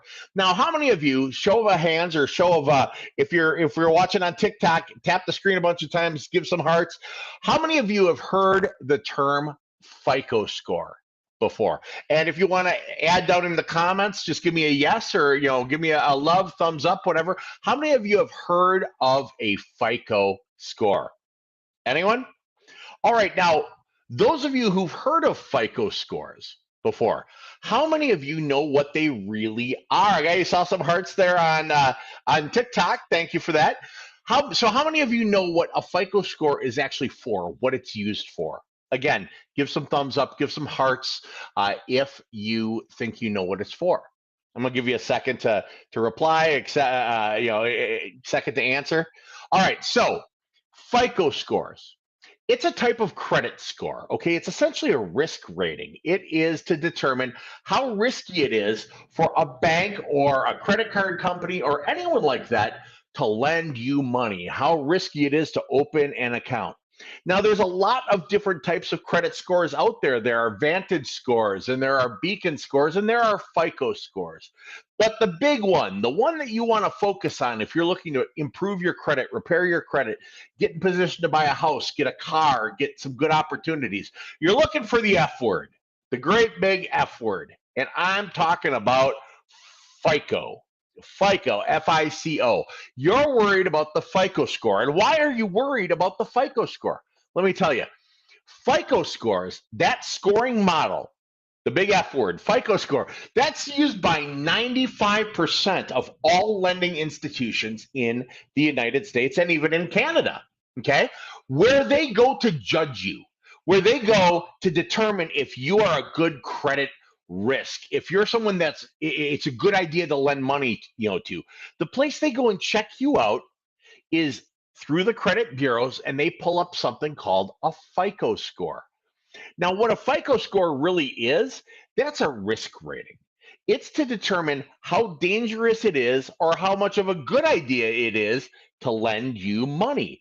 It's a risk rating, your FICO score, that's going to help determine the odds of you paying back lent money. And FICO scores are used for mortgage, they're used for cars, they're used for credit cards and student loans, background checks for jobs, military security clearance uses FICO scoring. They even use FICO score to help determine the insurance rates you're going to pay on a vehicle. So you could have the same car, the same zip code, you could be the same age, the same gender, you could have the same driving history as the person next to you. For all intents and purposes, everything are the same. And if you've got different FICO scores, if you've got different credit scores, one of you is paying more for that car insurance. Who's paying more? The person with the lowest score. So that is why tonight I decided to talk about FICO scoring. It's the base of all things credit. It's the base of all things lending. And if you're looking to fix your credit, if you're looking to achieve a goal, if you're looking to improve your scores, we're going to talk about just how to do that right here tonight. By the way, quick plug for myself. If you'd like to book a no cost, no obligation consultation with me, I am a professional FICO certified credit coach. If you go to www, just go to bookcoachjeremy.com. Go to Book Coach Jeremy.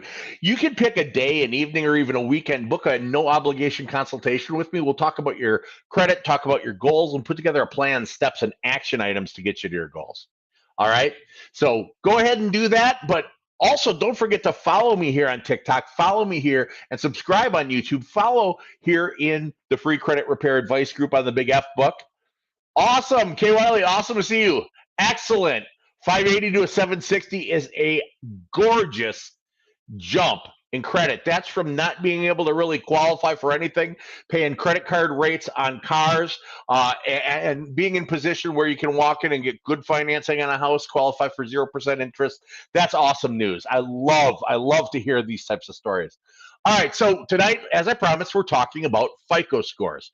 So for those of you watching on YouTube on Credit TV, over on YouTube, or watching on Facebook, or even watching me on LinkedIn, you're going to see the diagram. For those of you who are on the TikTok live, I appreciate you. I'll talk to you about what the diagram is, but basically it's a pie chart.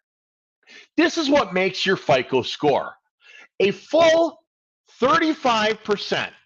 A full 35% of your FICO score is made up of payment history. Payment history. It's, did you pay on time? Did you pay at all? It's your history of your willingness and ability to repay on lent money. That makes a full 35% of your FICO score. That makes sense, doesn't it? If people are thinking about lending you money or opening a credit card for you, one of the main things they're going to want to worry about is how have you performed on payments, okay? And that means you weren't 30 days late or 60 days late or 90 days late. That means you paid within the window. Now, a lot of people ask me, hey, Jeremy, I paid on a bill, but I was 20 days late. Am I going to get a 30-day late on my credit report? Is that going to hurt my FICO score? Is that going to hurt my score? Let me tell you something. Until you are a full 30 days past due on a credit card, a car payment, or a mortgage, it does not report to credit as late. Now, you might get a late fee from the company. It might cost you $15, $20, $30, whatever. But until you're at least 30 days late on your payment, it does not impact your score and it doesn't report to credit. That's an important thing to remember. So with a full 35% of your FICO score being made up of payment history, it's just really important to remember, even if you can't pay on the day it's due, don't go over 30 days late and you're still in the clear. Okay, 35%, that's the biggest part of your FICO score. Now, the next thing that makes up your FICO score, and this is kind of an interesting one, the next biggest piece of your FICO score is made up of balance to limit ratios on credit cards, revolving accounts. That makes up a full 30% of your FICO score. So, hey, great to see you from Alaska checking in. That's fantastic. I'm here in Minnesota, so sometimes it feels like Alaska, but I know you guys get the real deal up there. But awesome, great to see you here. So a full 30% of your FICO score is made up of balance to limit ratios on credit cards, okay? So some people say to me, Jeremy, I don't have credit cards. Coach Jeremy, I haven't got any credit cards. Well, then you're missing out on a full 30% of the potential of your FICO score, your credit score. So what's the solution if that's you? Get a credit card. Get a credit card. Now, you have to have the credit card to even get that 30% in point potential added to your score, right? So you get the credit card. You open the credit card. But once you have it, what do? How do we manage that credit card? Well, again, I said it was balance to limit ratio on the credit card. I'm going to teach you one of the best kept secrets in credit. Now, when it comes to your credit cards, I guarantee you've heard from bankers and realtors and mortgage lenders and Susie Orman and everybody in the world. Hey, AK says I got 23 credit cards, 15 paid off, 8 I use every month. Awesome, you're on the right track. But I'm going to give you all the secret inside scoop, the FICO algorithm scoop on the perfect balance to limit ratio for your cards, the perfect usage, the perfect monthly utilization. Now I'm gonna warn you, it's comically small. And when I say the number, yes, you heard me right, okay? The perfect amount, well, let me back up. I promise you, how many of you out there, give me my hearts on TikTok, thumbs up on Facebook, likes on YouTube, or just make a business connection with me on LinkedIn. I think I got Instagram, I got all the things. But how many of you have heard you can charge your card up and pay it off every month by the time it's due? How many of you have heard that? Give me some likes, some thumbs up, some hearts, whatever. Now, how many of you have heard you want to keep your credit cards under 50%? How many of you have heard keep your credit cards, use your credit cards, but keep them under 30%? People love them to 30. Realtors, mortgage lenders, bankers, they love them some 30%. Oh, they're telling everybody 30%, 30%, 30%, okay? How many of you have heard to only use 10% on your cards? How many of you have heard to open your cards and don't use them at all? Have you heard one of those? Have you heard two of those? Have you heard many of them? Well, here's the thing. All these people that are telling you this, and they're bankers, they're teachers, they're economists, and they're whatever. They're not credit professionals. They're not FICO certified. They know how to read credit reports, but that does not mean they know how they work. It doesn't mean they know the secret sauce, the formula that makes that happen. Just because you can serve a burger at McDonald's doesn't mean you know what makes the Big Mac sauce. By the way, if you want the Big Mac sauce recipe, send me a private message. So the perfect balance to limit ratio, you've heard it too, AK? The perfect utilization, the perfect balance to limit ratio, the perfect monthly usage. For Kevin says 3 to 5% wouldn't have anyone but Credit Life. Oh, you're on that track, Kevin. Kevin's one of our clients. Kevin's done amazing. The perfect usage every month on a credit card is comically small. You want to use between 1%, TikTok, that's 1%, and 3%, TikTok, that's 3%, of the credit limit each month. So I'm going to use an example of a Visa card, a Capital One Visa card that's got a $300 credit limit on it, okay? Real basic Capital One Visa card, got a $300 limit. You can charge it up, you can pay it down. If you want to maximize your point potential in the FICO algorithm, you're going to use 1% to 3% of that $300 limit. That's all. Any more, you broke it, and any less, You broke it, okay? Anymore, you broke it because you went outside of the 3%. And what I told you is 3% is the best spot. I'm going to explain this. Any less than 1%. If you use less than 1% on that card, so less than $3, right?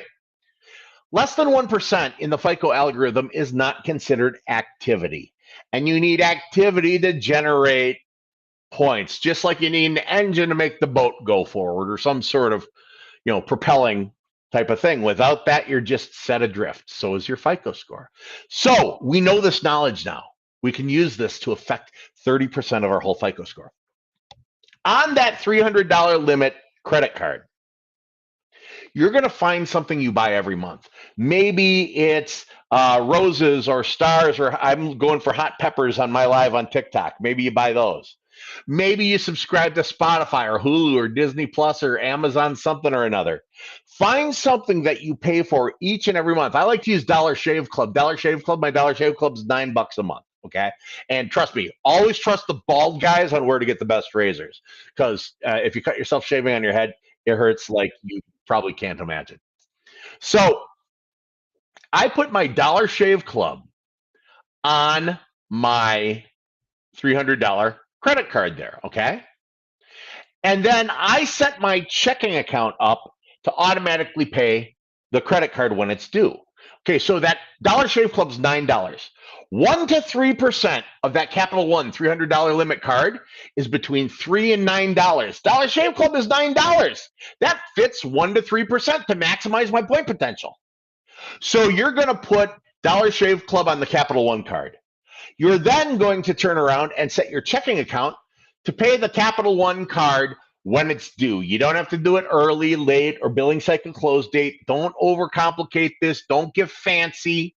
All right, just pay it when it's due. So money goes on with Dollar Shave, money gets paid with the debit card or checking account, right? Money goes on, money gets paid. Money goes on, money gets paid. What do? You sit back, you shave, and you maximize your FICO point potential to the tune of 30% of the whole damn thing simply by doing this. What do you do with the rest of the credit card? You still got a $291, you can use. Nothing. You put the card away. The card is simply a tool to add points to your score. Just like a hammer is a tool to put nails in the wall or to open windows or to chase people down the street with in Florida, right?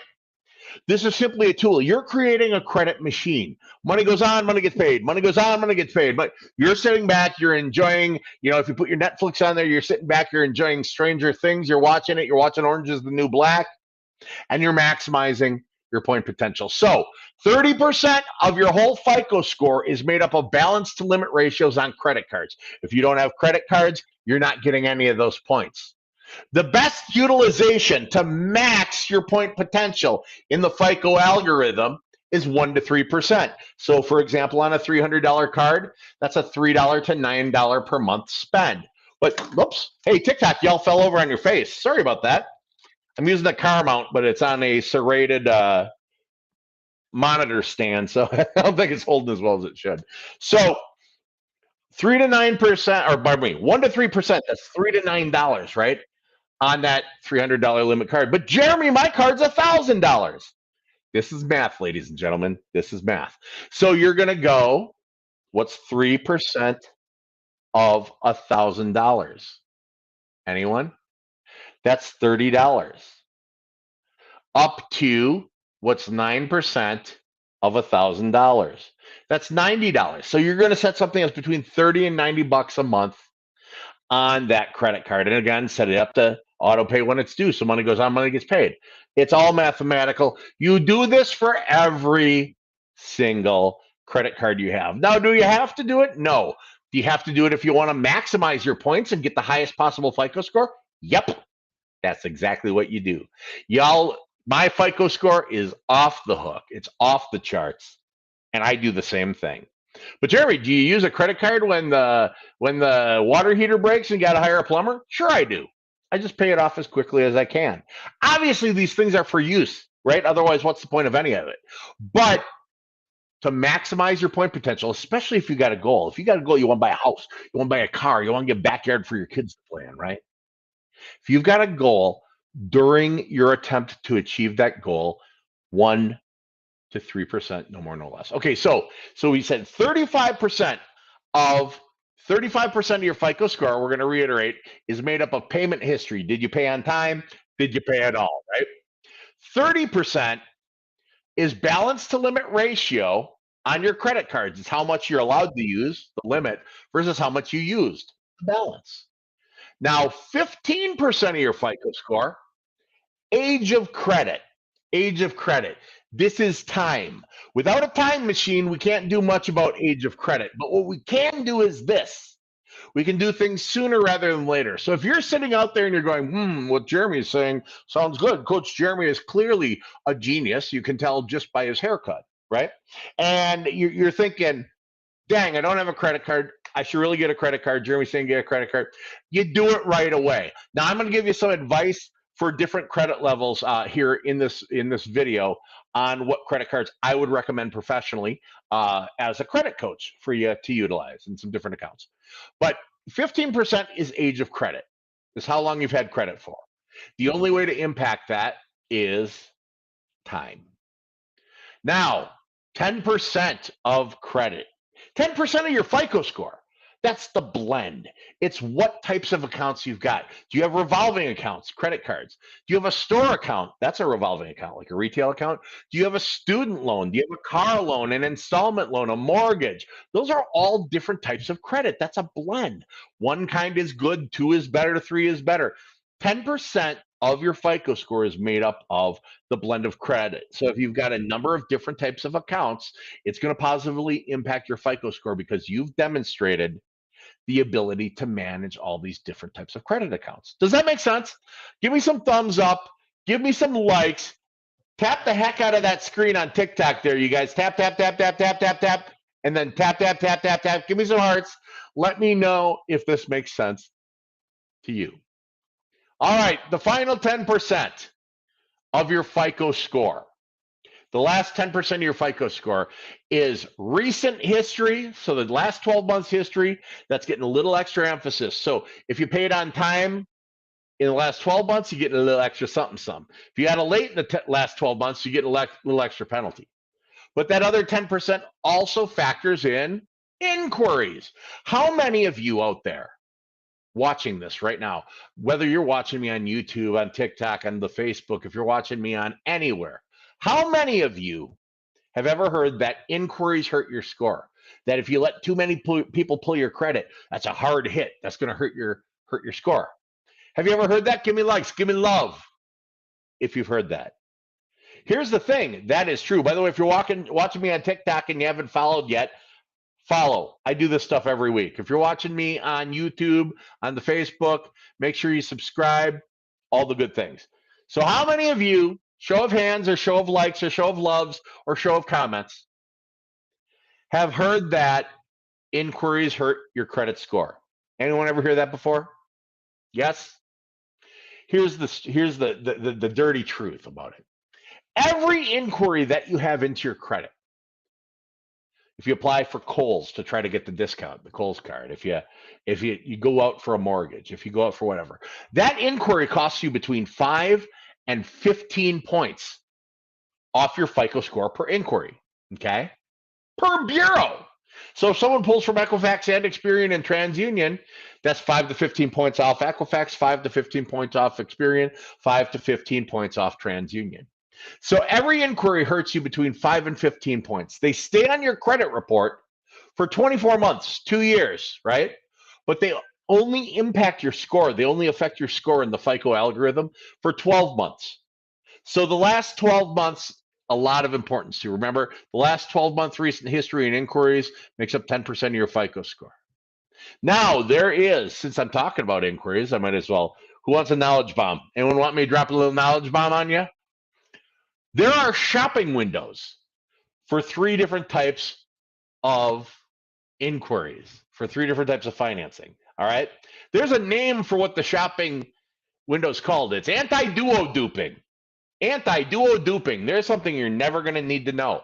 But what you do need to know is there's a shopping window. You are allowed unlimited automobile.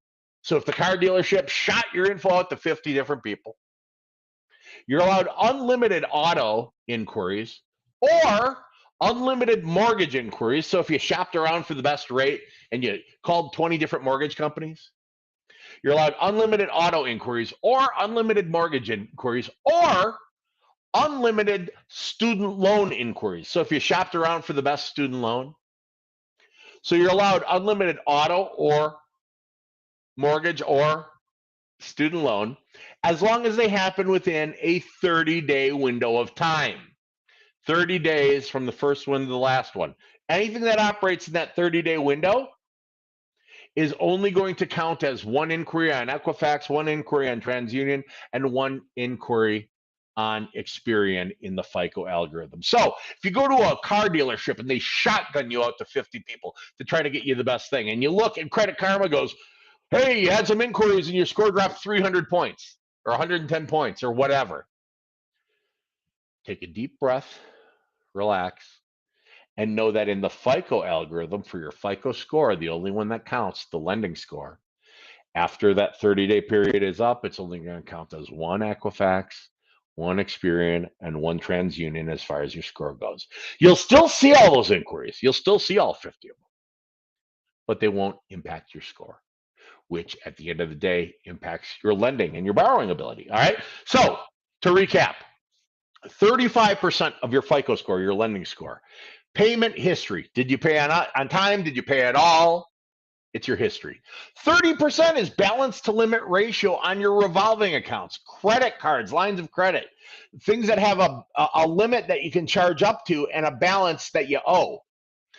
30%. So if you don't have credit cards right now, you're missing out on 30% of your point potential, and that's really sad. Okay. By the way, if you're enjoying me on TikTok, if you find this valuable, send hot peppers. I don't know what it is. They asked me if I wanted to have people send hot peppers, put a goal for hot peppers. So I put hot peppers up. I literally don't know what the heck that does, but I thought it was kind of fun. So 30% is balance to limit ratio on your credit cards. And remember, the perfect usage on your credit card, if you want to maximize your FICO score points, is 1% of the limit to 3% of the limit. That's it. 1% to 3%, no more and no less. Any more you broke it, any less you broke it. More than 3%, you went over the amount. And we're trying to max our scores. We're trying to have the best credit. That's why we're watching this stuff here and talking about this. So over 3, Under 1% isn't considered activity, on that usage. So you need activity to generate points. So on a $300 limit credit card, that means a monthly spend, a monthly trended average daily balance, and a monthly payment of between 1 and 3% of that limit. $300 credit card, that means a $3 to $9 per month spend, and then you just pay it when it's due. If you set it up on auto pay and you make your expense that you're spending money on, you make it like Netflix or Hulu, well, you've created a credit machine because money goes on, money gets paid, money goes on, money gets paid, money goes on, money gets paid, money goes on, money gets paid, and all you do is sit back, you're watching Orange is the New Black, your score is going up, you're watching some Stranger Things, your score is going up, and you don't have to do anything. It's a beautiful thing. 15% of your FICO score, that's the age of credit. It's how long you've had credit for. It's time. The only way we can impact time is by doing things sooner rather than later. And 10% is types of accounts. Blend. You want installment accounts and revolving accounts and retail accounts. One kind is good, two kinds is better. You want to have a blend. Then last, recent history, the last 12 months history, getting extra emphasis, and inquiries. Remember, inquiries will cost you 5 to 15 points per inquiry. They stay on your credit for 2 years. They impact your FICO score for 1 year. All right, we have talked about the FICO algorithm. That is the actual scoop. That's the stuff that makes up your FICO score, your lending score. That's the secret the banks don't want you to know, okay? I mentioned I would talk about some credit cards. If you watch me on the thing with the face in that big book, if you go to the free credit repair advice group in there and join, you'll be able to rewatch this video. Or if you go on Credit TV, which is on the thing for you, and it's got a tube on it. Apparently, if you say these things, apparently it throttles your live on TikTok. So that's, by the way, for those of you watching me on those other things and you think I'm nuts, that's just one of the reasons, but that's an explanation for it. Jamie, it's Jeremy. Good to see you. By the way, you're supposed to text me. All right. So I told you guys I'd talk to you about some credit cards, some good credit development cards, and some accounts that you can utilize. The first one I'm going to give you, if you've got bad credit and you're looking to improve it, this is an installment savings account. This is an account where you say, hey, I'm going to make $25 a month, monthly installments for 24 months. And then at the end of that time, you're going to give me all that money I saved up. If you go to tinyurl, I made these all tinyurl so you get the right one. If you go to tinyurl.com/getself, GETSELF, you can open up a self account. Self is an installment savings account. You put $25 a month in there for 24 months. And at the end of the time, they give you your 500 and some bucks back. But because you're making installment payments on a bank obligation, they will report it to Equifax and Experian and TransUnion as installment payments on a bank obligation. Rounding out that account blend of accounts, 10%. Making a good payment history in the FICO, 35%. Well, you're tucking money away for a rainy day. That's that tinyurl.com/getself. All right.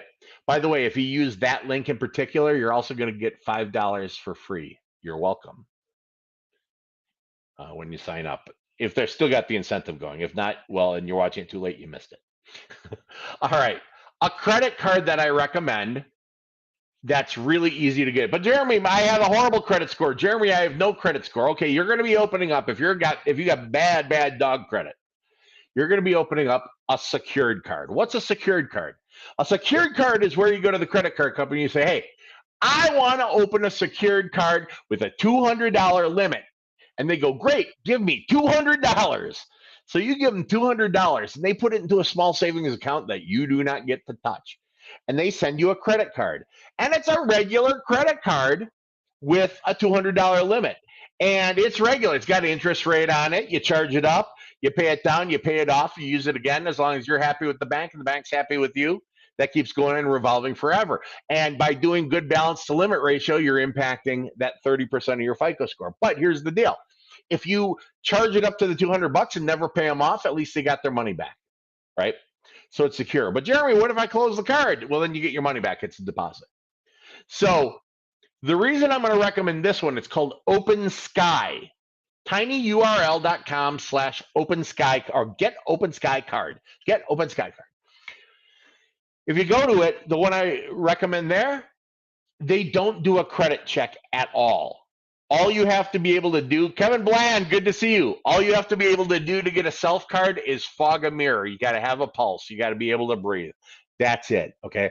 So if you got bad credit, if you've got no credit, if you've got whatever, you're going to want to get something like that self card.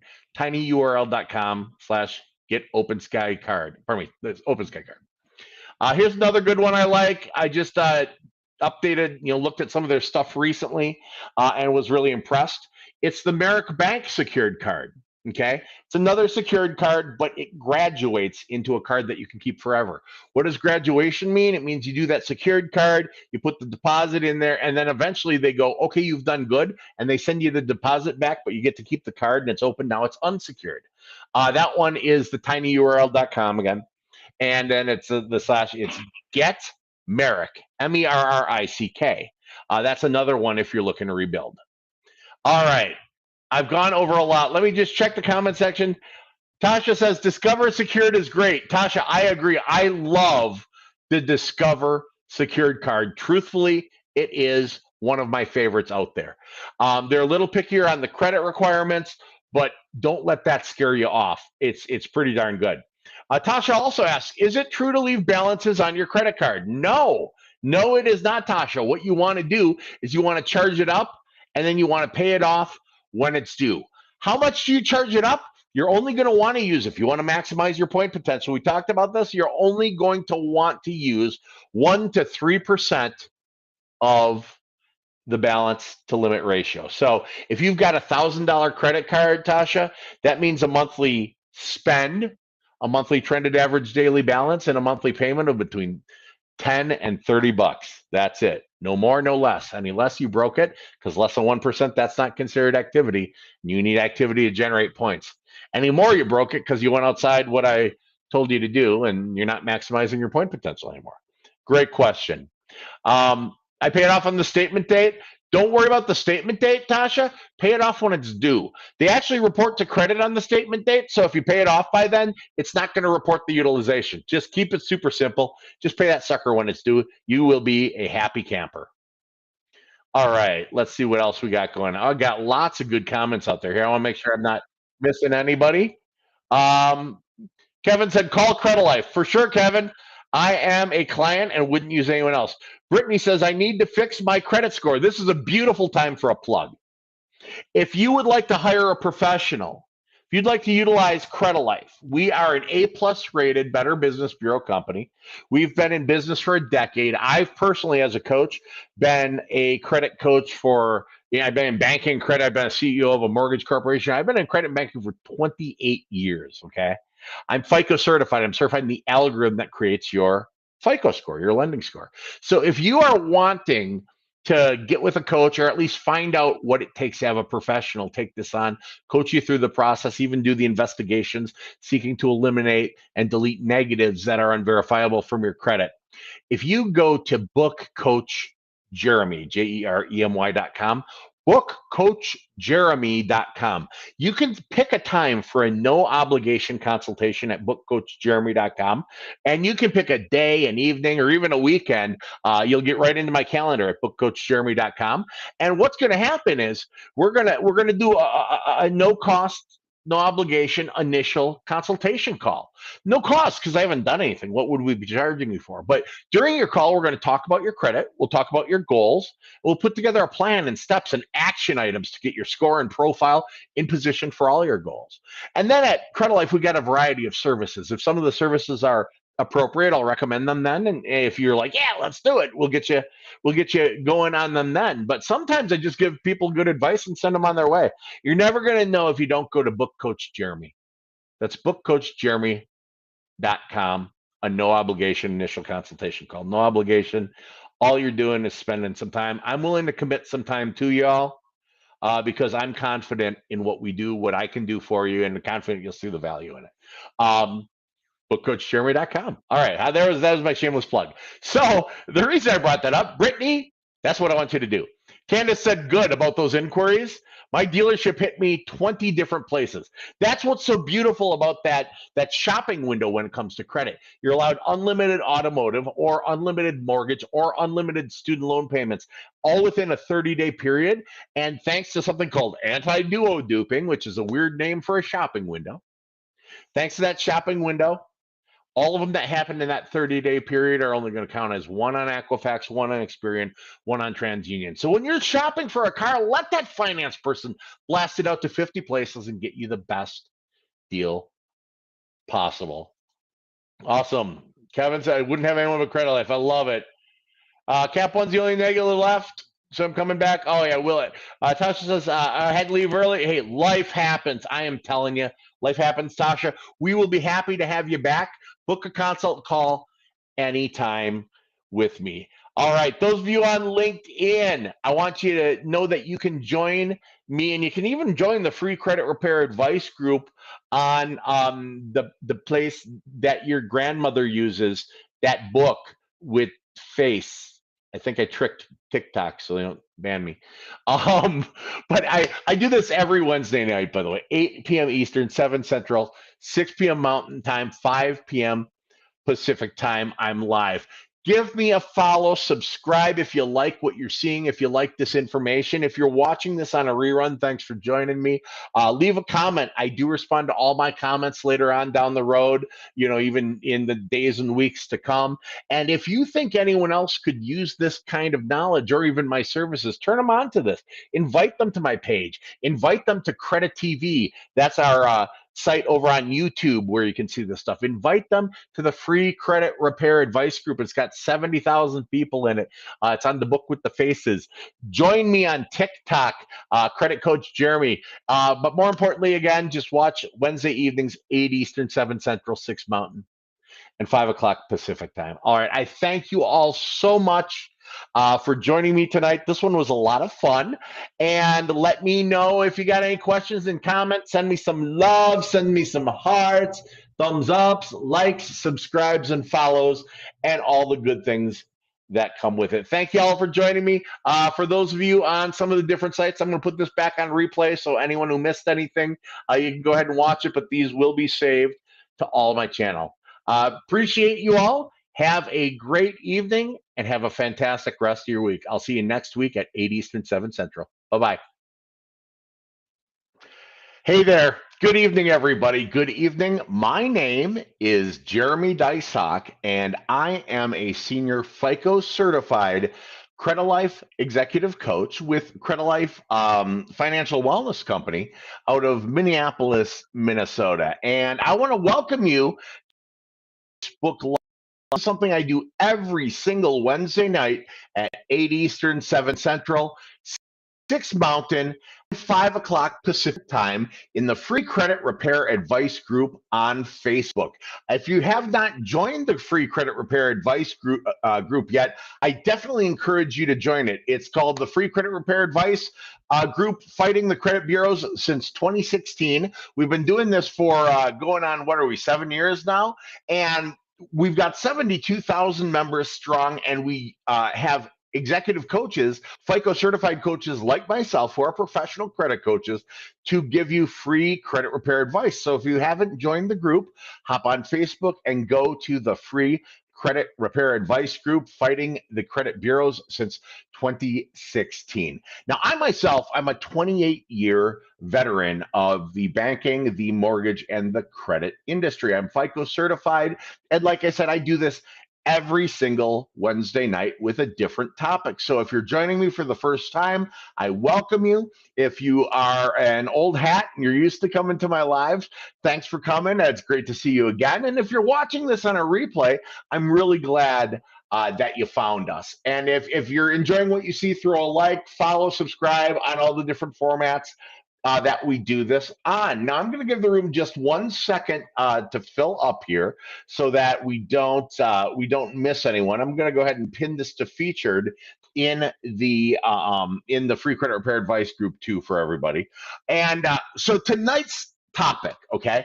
Last week I did how to repair your credit from top to bottom. How to repair your credit from top to bottom, all right? And today we're going to talk about the credit repair letters that are used to repair your credit.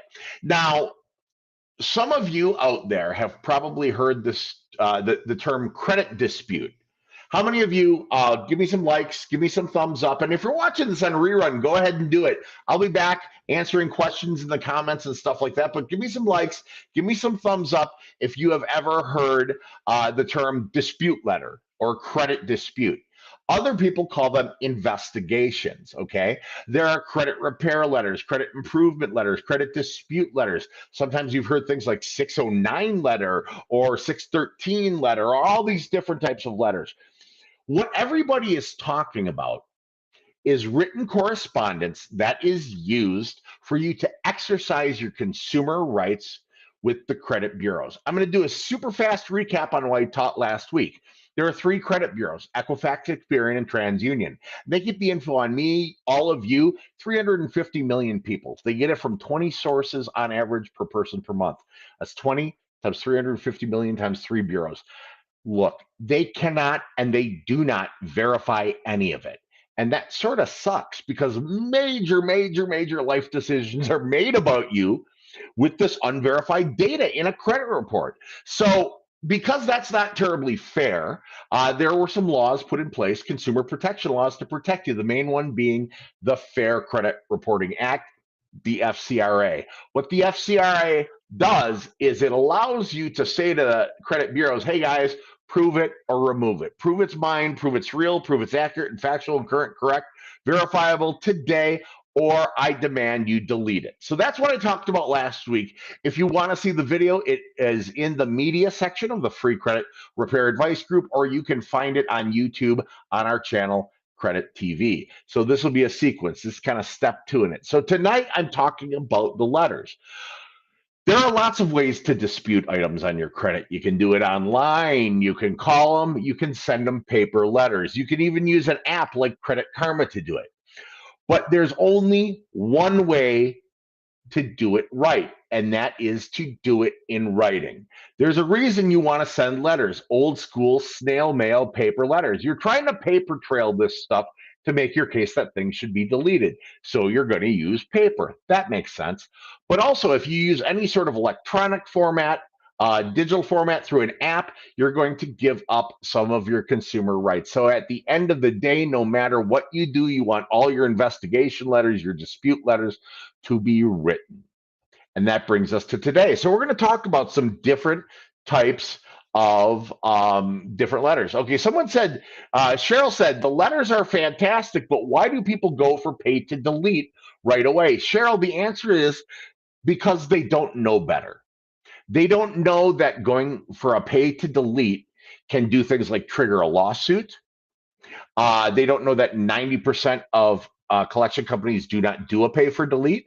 And if you do a pay for delete, you are basically saying, hey, I'll pay you all this money if you'll delete it from my credit. So you end up paying full price plus any whatever that's happened along the lines on that account. Where if you do investigations, you get it deleted from the credit profile, you can then call that creditor up and say, hey, would you take 30% on this, 40% on this? I know you say I owe you $1,000, but if I give you $400 right now on the phone, would you accept that? We'll call it settled. And they'll go, yeah, because they don't think they're getting any other money from you because they never have.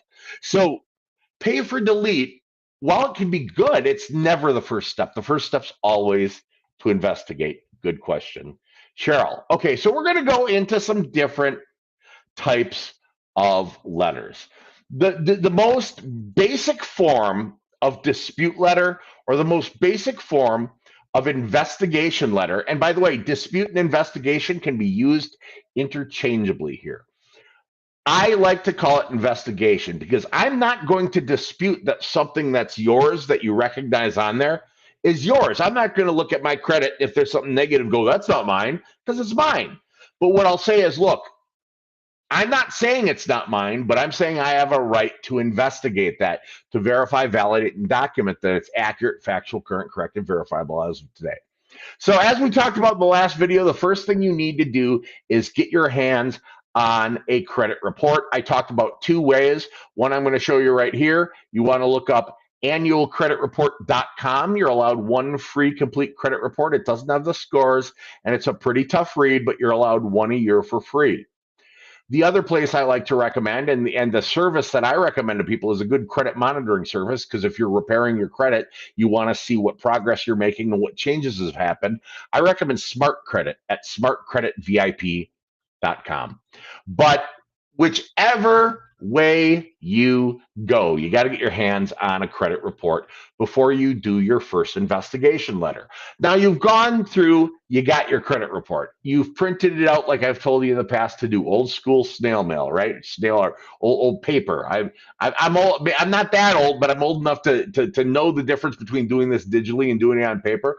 And on paper is a lot more effective because it's easier to identify these things when you're trying to compare notes. So you're going to identify everything that's wrong, everything that's questionable, everything that's negative. Those are going to become the subjects of your dispute, the subjects of your investigation. Now I'm going to share a screen, and I'm going to show you the first type of investigation letter that we'll be talking about here. So I am going to bear with me while I play with technology. Look at that. Look at that. I'm down in the corner. I'm still here. I just got tiny. I'm in the corner. So the first thing we're going to talk about is a basic bureau dispute, a bureau investigation letter.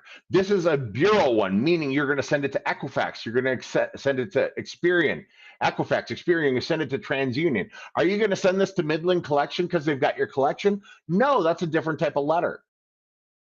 Okay, we're sending this to the credit bureaus. Now, when you do it, you're going to do one letter per bureau, one for Equifax, one for Experian, one for TransUnion. But Jeremy, I've got 5 negatives on TransUnion. That's fine. You're going to put all 5 negative, lines on there and investigate all 5 at the same time in one letter. So you're going to send 1, 1, and 1.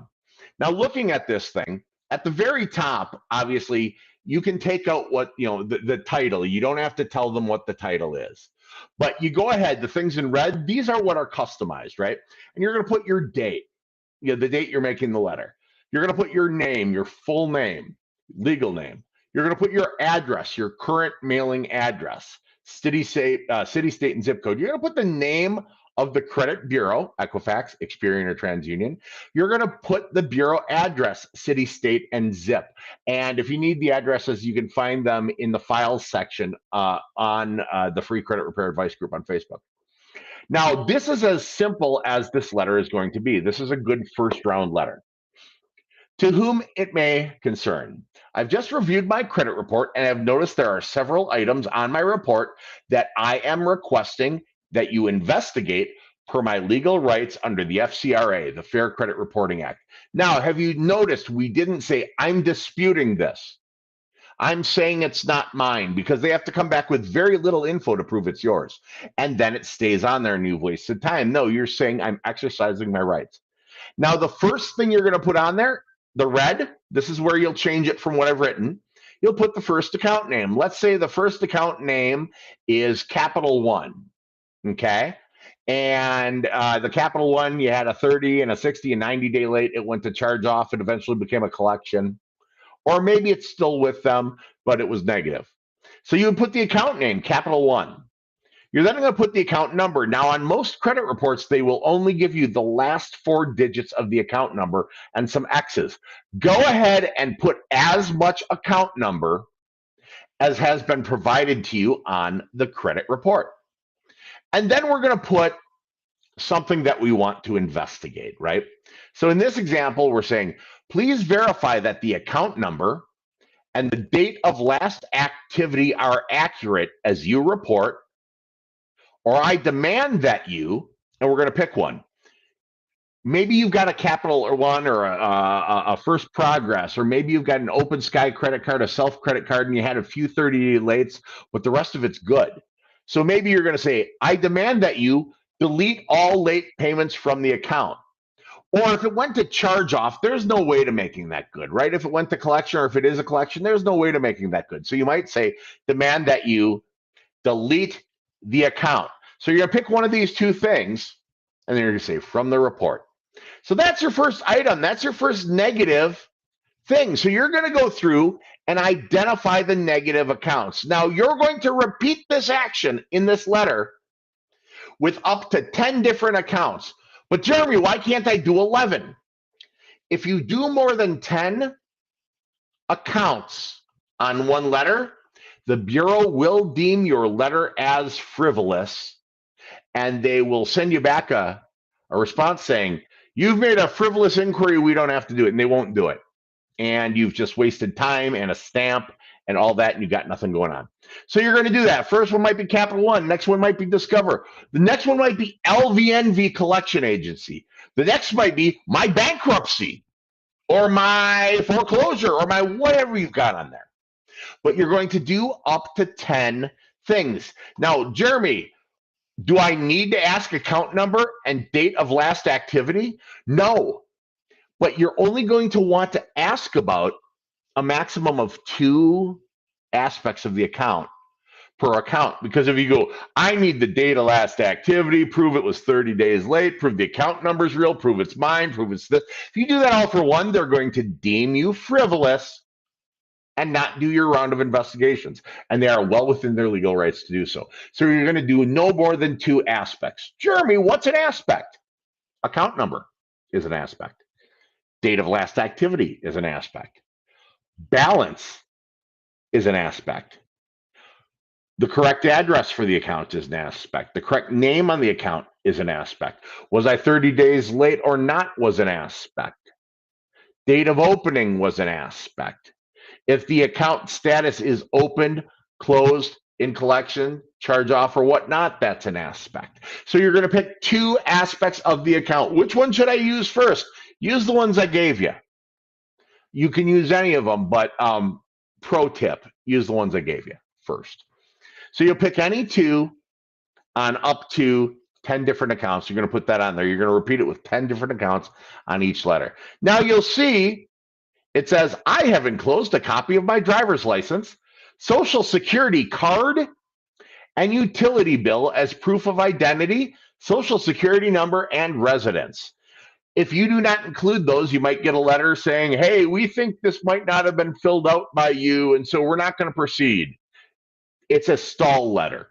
Basically, they're saying, we think you hired a company to do it, or we think some other thing. Basically, there was no ID docs in there to verify that you are indeed you, that that's your social, and that that's a safe address for them to mail results to.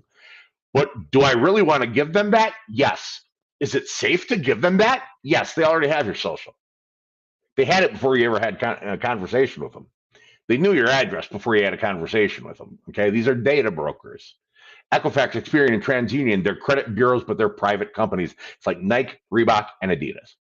So I've enclosed a copy of my driver's license, social security card, and utility bill as proof of identity, social security number, and residence. Sincerely, you're going to put your full legal name, your social security number, and your date of birth. Now, below it, you see where it says attached to this letter.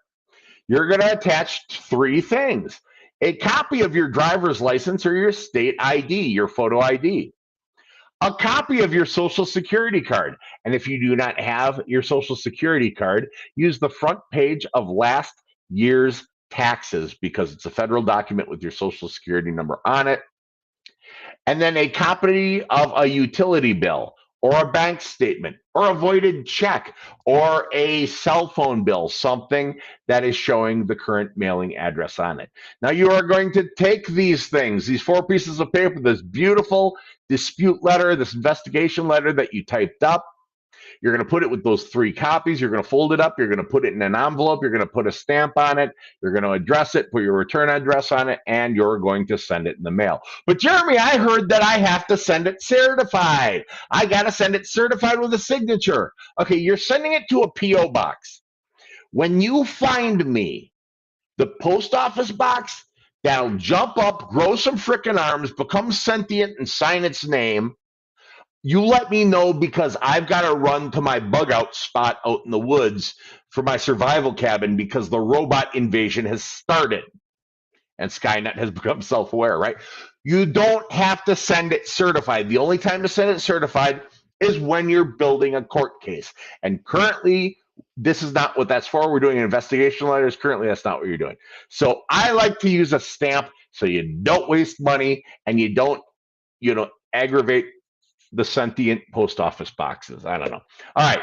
So that is a bureau dispute letter. I'm going to stop that screen share, and I'm going to close out that window. I'm just going to take a peek in the free credit repair advice group. All right, we're doing it. If you have any questions or comments, leave them in the comments below. Questions, I'll be answering them live right here for you. But I'm going to show you now. That is the letter, the investigation letter that you're going to send to the credit bureaus, to Equifax, Experian, and TransUnion. Now, you may have heard of a second kind of letter. There's a name of that letter floating around out there pretty popularly, that people say, you want to send a 609 letter. Send a 609 letter. What's a 609 letter? Okay, a 609 letter is a letter that goes directly to a third-party creditor. So this doesn't go to Equifax, to Experian, or to TransUnion. This sucker goes directly to Midland Collection Company, to Portfolio Recovery Services, to LVNV, to the collection company. Is there a particular area to dispute incorrect addresses and names? Yep, I'll get to that in a little bit. So this next letter, a 609 letter, isn't really an investigation letter. What a 609 letter is a validation letter. You're saying, show me stuff. When you're doing an investigation letter, you're saying, hey, Equifax, hey, Experian, hey, TransUnion, you're saying this. We need you to go back and verify it. And they go back to the creditor, verify or don't, and they come back, and then they do their response. They're verifying the data that they've already got. This one, a 609 letter, we're asking for validation, okay? And so we're going to do a little share. All right, I'm going to share the screen. and we're going to show you what a 609 letter looks like. So a 609 letter is going to be the one that you send to the collection agency. Now, you're not going to put the title 609 letter on there, but you can. Oh, by the way, who knows what 609 comes from? Who out there knows what 609 comes from? If you think you do, lock in your answer in the comments section while you're watching this. If you're watching it live or even on reruns, this is a quiz. I want you to lock it in the comments section. Who knows what it is? Okay, here's the answer. It's called a 609 letter because it comes from subsection 609 of the Fair Credit Reporting Act. It comes directly from the law. All right, got another little question here. Hold on one second. Why do old accounts keep popping on my credit report and then come off? I will talk to you about that right after the 609 letters. I can tell you exactly why. So the 609 letter. When you want to start this out, you're going to type it up. You're going to put in the date, today's date. You're going to put in the name of the collection company. Could be Midland, could be LVNV, could be Portfolio Recovery, could be anywhere. And Sasan, it's great to see you're watching on LinkedIn. That's awesome. By the way, if you have not yet come to the Free Credit Repair Advice Group on Facebook, it's called the Free Credit Repair Advice Group, fighting the bureau since 2016. Go ahead and join this. No cost. There's 72,000 people in there, and we've got FICO certified credit coaches like myself who will answer your questions. A little plug for the group. It's fun. All right. So you're going to put you're going to put the name of collection agency, LVNV, Midland, whomever. The address of the collection agency. Where do you get the address of the collection agency? You get it down on the bottom of your credit report, the one that you get from Free Annual, or if you've got my800credit.com or smartcreditvip.com, it'll be on the end of that. So you'll be able to find their mailing address. So you're going to put the address there, and then you're going to put the account number. Now you're going to put the account number that they're reporting, whatever goofy number they got in there. That's what you're going to use. If there isn't one, put NA for not available. You're then going to put from, your name, full legal name. You're going to put address, your address. Now, here's something weird. You're going to put a delivery confirmation number. I like to use 16 of them. You're actually going to make up a number. This is what in poker is called essentially a bluff, but it makes it seem more serious. So you're doing it in writing and you're putting a delivery confirmation number.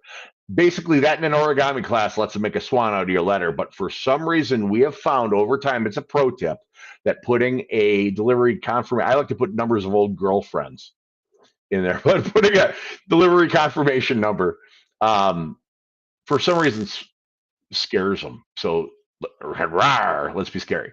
All right, so what you're going to say is, dear collection agency, pursuant to the FCRA, that's the Fair Credit Reporting Act, and the FDCPA, that's the Fair Debt Collection Practices Act, that's a discussion for another night, I now exercise my lawful right to question the validity of this debt that your agency claims has come due. Now, you're not saying, yeah, I owe this money and prove it. No. You're not admitting you owe it. You're saying that I'm questioning the validity of this debt that your agency claims has come due. Now, Fair Credit Reporting Act, Section 609, and that's why it's a 609 letter, disclosures to consumers, subsection T2E. A consumer report, and by the way, this video will be available again to watch afterwards, so you don't have to memorize this. You can watch it again and write it down. A consumer reporting agency is not required to remove accurate derogatory info from a consumer's file unless the information is outdated under Section 605 or cannot be verified. Now, Fair Credit Reporting Act, Section 611A1, you're going to use this exact data. And so what I'm going to do is I'm going to just slowly put it on the screen. So when you guys watch this back, you can pause and write down all the info. And then we're going to talk about validation of debts. If the consumer notifies the debt collector in writing, they have to prove it. Okay? According to the Fair Credit Reporting Act, your company is required by federal law to verify through physical verification. Okay? This is different than verifying. This is validating. Okay? If you say, I demand to see a copy of the verifiable validated proof, an original consumer contract with a wet ink signature on it. Copies of copies are not validation by law and not considered proof that you have on file for the account listed above. So instead of a result letter coming to you from Equifax, Experian, or TransUnion that lists all the things that says deleted, remains, corrected, whatever, you're going to get a packet of stuff back from them. Now, they may just send you a bill and say, there, validation. A bill's not validation. So there is a follow-up. We're going to do that on another letter. But this is to get you started on your credit repair. And by the way, a lot of times these are one and done. All right, not considered proof that you have on file for it. Under the FCRA, the Fair Credit Reporting Act, unverified invalid accounts must be removed, and that's federal law. If you are unable to provide me with a copy for the verificable, it's copy pasted from the law, validated proof that you have on file within 30 calendar days from the receipt of the notice. So I don't read this out loud. Often I usually just send it in writing. For the account listed above, then you must at once remove the account from your name's credit reports. I demand the account be verified and validated or removed immediately. The law is very clear as to the civil liability and the remedy available to me for negligent noncompliance if you fail to comply with this federal law. Sincerely, your name. Now, unlike, this one's kind of mean. I demand. Wouldn't I get further if I said, please, can you, no, you only get further in this because that's the correct language to use on this. I demand. Sincerely, your name. Now, at no point in time did I ever say signature. You are not going to put your signature on it. You are not going to put your signature on it. And don't forget, you're not going to put your signature on it. You are going to type your name. You are not going to include anything else in the envelope. No IDs, no social security number, no copy of address. Because when you call a collection company or they call you, they always go, this is a recorded line and attempt to collect the debt. Anything you use might be used against you in court of law. Well, that's Miranda. You get what I'm saying. We call it the mini Miranda. It's the, hey, we're recording this for quality assurance. And then they say this is an attempt to collect the debt. Any information we gain will be used, in an attempt to, satisfy that debt. So you're not going to give them extra stuff. You're just going to put your name. Now, the other one, remember I said verification letters. How do we send them? Regular U.S. postage with a stamp. Validation 609 letters. How are we going to send them? Certified with a return receipt. But Jeremy, that's like $6. Yeah, you're not sending out a lot of these unless you're really in the hole. And then, well, you got to do it anyway. You're going to send it certified with a return receipt because you will have proof of when they received it, proof of when you mailed it, proof for the 30 days, proof if they don't follow up in time. You'll have proof. Because if they don't follow up in time, there may be a Fair Debt Collection Practices Act or a FDCPA or an FCRA, a Fair Credit Reporting Act violation. And if that happens to you when you do this, contact me in the group and say, Jeremy, this happened to me. They didn't verify or validate, and I have the return receipt and all those good things. And I will put you in touch with one of my network of attorneys that do that sort of law. And you may end up making money instead of just getting it deleted. It's good stuff. All right. So that's the 609 letter. So we did the investigation letter. That goes to the bureaus. We did the 609 letter. And that goes directly to the creditors. Now, I want to answer my the question I was asked. You've been very, is it Sasana? You've been super patient. I love you for it. Okay, so why do old accounts keep popping on my credit report and then come off 10 plus years after close? My credit score has been up and down by 80 points these last couple months. Number one, I would want to do a quick credit review on your report to give you more insight. But my guess is these things are being bought and sold. These are zombie debt. If they're 10 plus years old, they're outside of the statute of limitations. Collection companies, if they don't collect on a collection, a lot of times they will pile it together with about a bunch of other collections they didn't collect on, and they'll sell it to another collection company. And that collection company, if it's within the statute of limitations to report, which is 7 years and up to 180 days from the date of first delinquency on the account. So not when the collection company got it, but when you went bad in the first place. 7 years, 180 days from then. They lump them together into a portfolio and they sell them off to other companies. Not all companies follow the law. What you get sounds like zombie debt.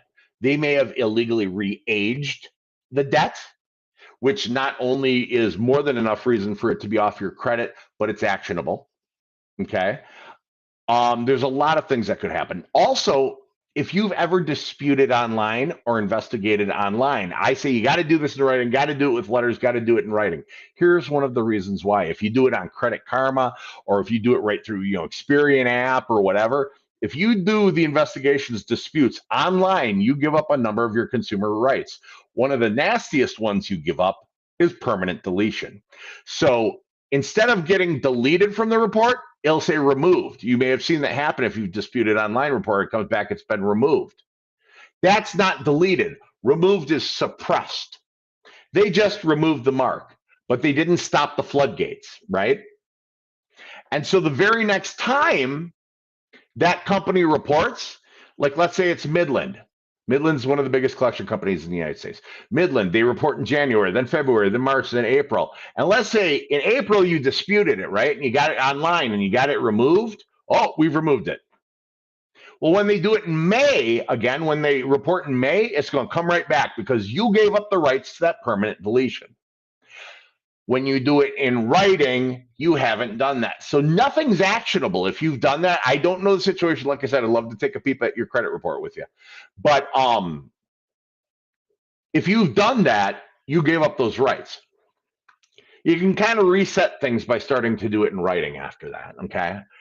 They have to maintain your legal rights. And a new course of investigations and things like that is a new course of investigations. So if they think they're going to give you electronic results after you sent them a paper letter, because once you accepted electronic results, you give them a call the second you get that and go, hey, buddies, this was not digital. I've given up no rights. Flex on them. All right. So investigation. Did that help, Sasana? I hope so. Let me know if it helps in the comment section. All right, so we've done investigation letters.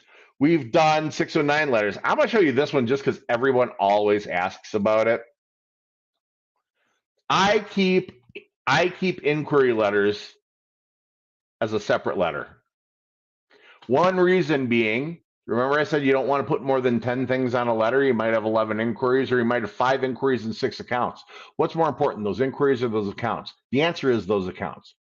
So you'll do a separate inquiry letter. Here's wrong one. My bad. I'm sorry. Party foul. Technical difficulty. Inquiries letter. That's more like it, guys. All right. So we're going to put that screen up. This is just a basic inquiry letter. Don't put the title, unless you really want to. Yes, but I still want to chat with you this week. Absolutely. I'll tell you, yeah, definitely chat with me. If you have, by the way, let me just throw up a shameless plug. If you would like a no obligation consultation with me, Coach Jeremy, to find out about what I do for a living, find out about Credit Life, see if the Credit Life program might be good for you. By the way, all these things I'm teaching you, I do for you professionally. And so I always put it like this. If you like the stuff I give away free, you ought to see what I charge for. All right. So if you'd like to book, though, schedule a no obligation, no cost consultation with me. During the consult, it's a phone call. During the consultation, we'll talk about your credit. We'll talk about your goals, and we'll put together a plan and steps and action items to get your score and profile in position for all your goals. And then if any of the Credit Life services are right for you, I'll go over what they are. If it sounds like something you want to do, rock and roll, let's get you enrolled. If not, oftentimes I send you on your way with good advice. But you're never going to know unless you set up that consultation. So if you click on the link that's scrolling below, www.bookcoachjeremy, JEREMY.com. Bookcoachjeremy.com. Bookcoachjeremy.com. You can pick a day, an evening, or even a weekend for your no cost, no obligation consultation. But you can't do this weekend because this weekend, my daughter is getting married. So I got to do that. So literally tomorrow morning, I'm in travel. All right. So let me turn off my scroll. If everyone got that, bookcoachjeremy.com.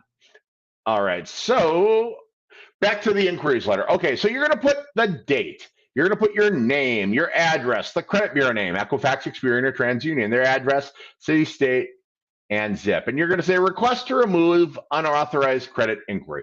Okay. What inquiries are you going to try to get removed? You are going to try to get removed any inquiries that don't correspond with an open account. If you applied at Capital One and they did an inquiry and you got a Capital One card, you're not going to go back and dispute that inquiry, because guess what?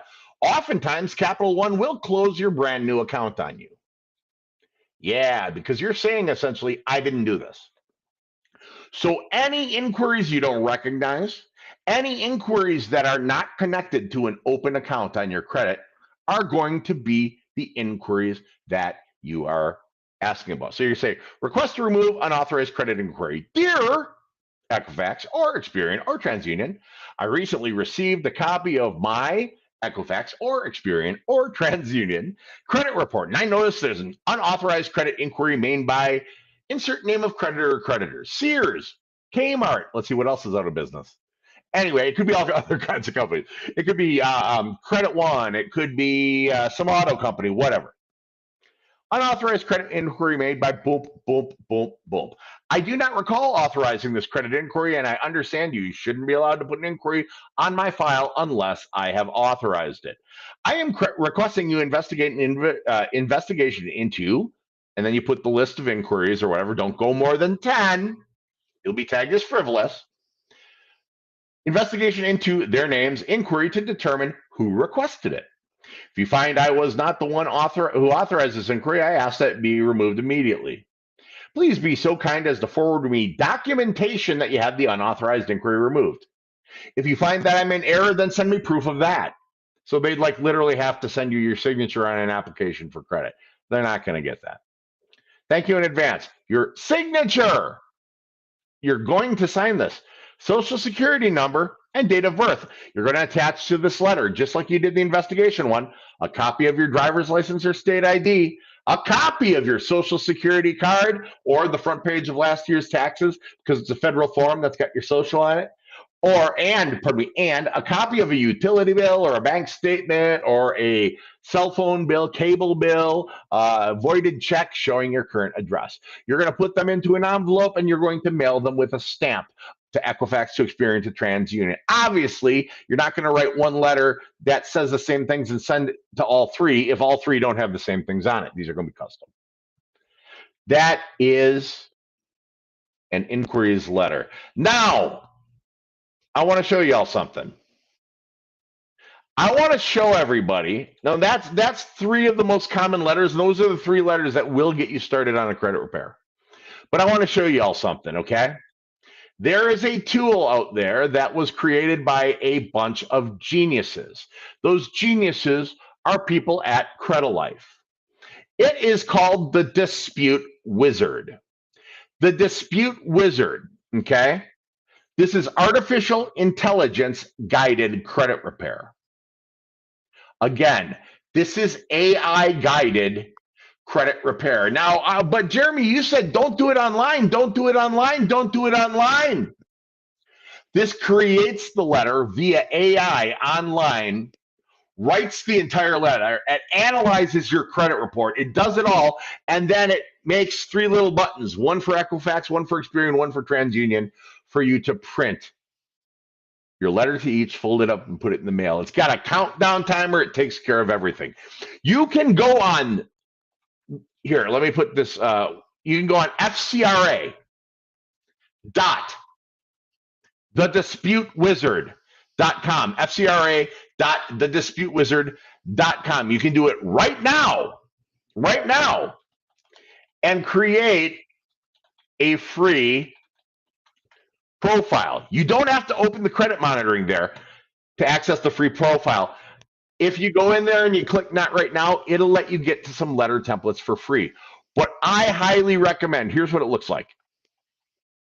I strongly recommend, if you're not a credit professional but you don't necessarily have the money to hire one right now, and you want this done right, the Dispute Wizard, I'm going to put a scroll at the bottom so it's not blocking anything. The Dispute Wizard, if you use it, it includes 3 bureau monthly credit monitoring for $39.99 a month. So you got the tool. Basically, you're buying the monitoring and you get the tool for free. So this is what FCRA.thedisputewizard.com looks like. It's got a neat video. That's Brian Del Toro. So he's our COO at Credit Life. But what you can do is you can actually make a profile in here. And I'm going to show you what it does. You can make the profile without paying anything. Okay? Just to see if you like some of the info that they give. And when you make your profile, it'll give you access to some free letter templates. Let me see if I can get those for you to see. Here we go. You will have access. You will have access for free just by checking it out. So before you paid anything, you will gain access to Credit Bureau Dispute Letter template, Creditor Dispute, Collection Validation Request, Collection Stop Contact, Identity Theft Guide, Lawsuit Guide, Goodwill Letter, Personal Info Letter. By the way, there was a question about addresses, home addresses. You would use a Personal Info Letter there. Or Missing Credit Bureau. Maybe you're not showing up on one of them. It tells you what to do. Now that's good. It's good to have templates, but what it's better to have is actually the Dispute Wizard itself, because for not much more than just the price of regular credit monitoring, for $39.99 a month, you get that. This sounds almost, this may put us out of business. And if that's the case, that's the case.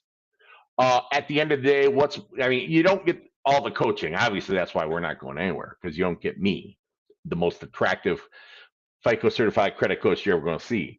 But right now, if you're looking for a DIY, you go there, you make your account. Let's say you pay the money. You pay the $39.99 a month.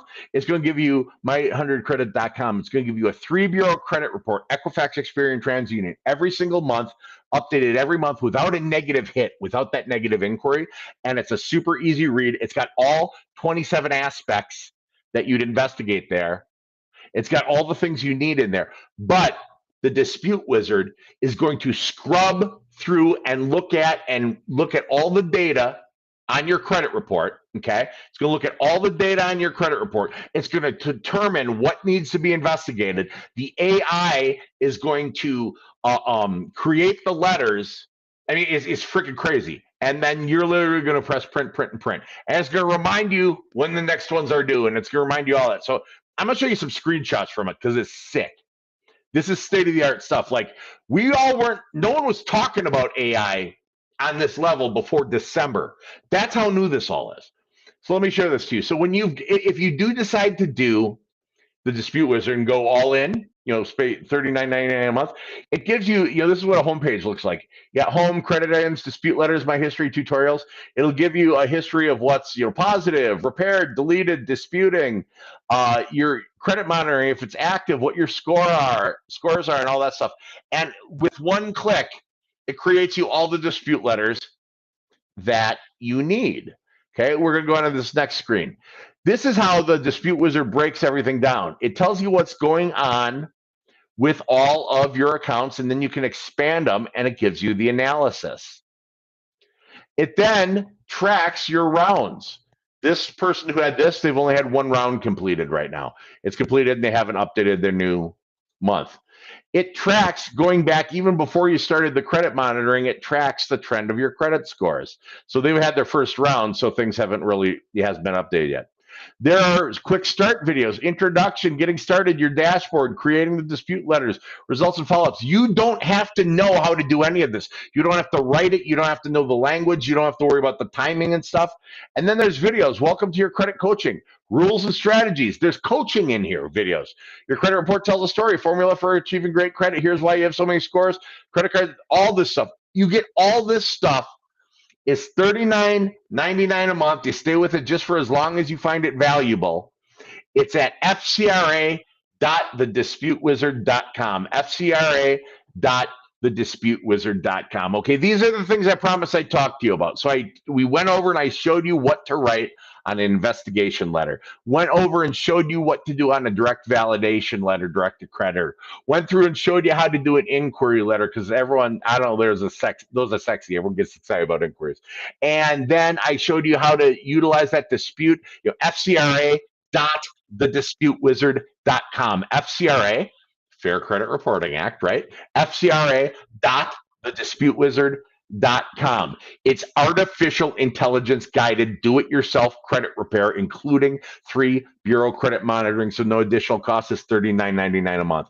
Those are options. And then there's the final option. If you want a professional, arguably, and I don't know how modest I should be, I'm, if not the top in the business, I'm in the small handful of 5 or so in the industry. I've been in credit and banking for 28 years. We are an A+ rated with the Better Business Bureau credit service organization that's been in business for a decade. We've helped tens of thousands of people just like you get their scores and profiles in position to qualify for homes, cars, jobs, investment properties, business credit, and everything they're looking for. If you would like to do a no cost, no obligation credit consultation call with me directly, not just one of the team, but with Jeremy, you go to www.bookcoachjeremy, Jeremy, bookcoachjeremy.com. You can pick a day, an evening, even a weekend. We'll set aside that time. You're going right into my calendar. You're blocking the time that works for you. It's not me telling you when I have available. If you see a spot and you like it, it's there, you take it. We're going to go and we're going to talk about what's on your credit. We'll talk about your goals, your why you want to do this. I always say every time I do my job right, a kid gets a backyard to play in. I got 7 kids. So for me, kids are always a priority. We'll talk about your why. Why is this important to you? What are you trying to achieve? Then we'll put together a plan, steps, action items, things that'll get your credit score and your credit profile in position for your goals. But not just that.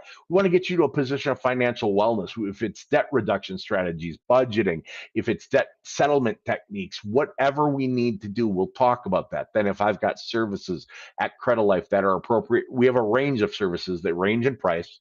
I mean, you saw the Dispute Wizards, $40 including the credit monitoring. We got some inexpensive stuff that's very powerful, and it goes all the way up to our high end, the high end VIP stuff with the mortgage readiness focus and things like that.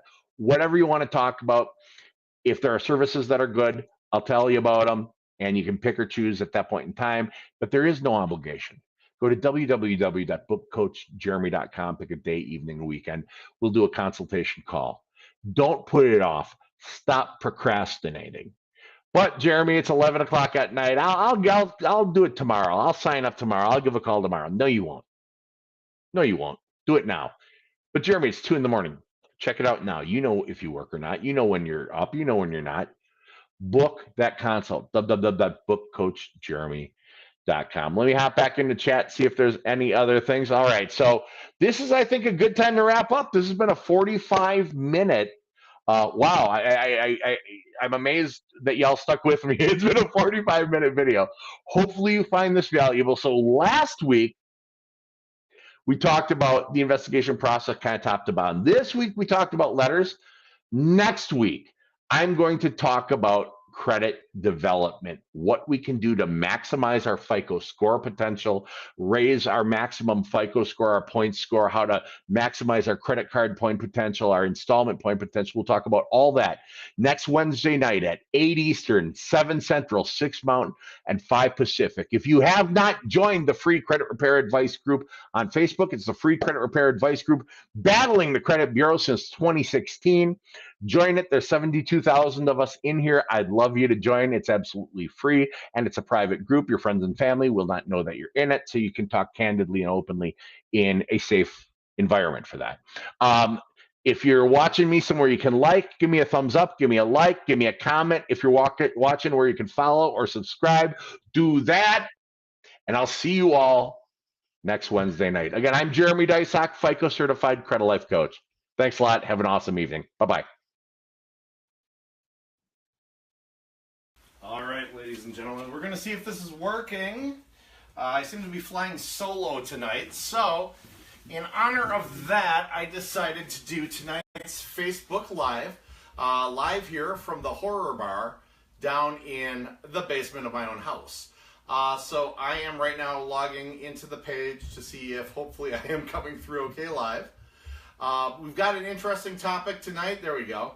Let me just do a sound check. All right. Sound check.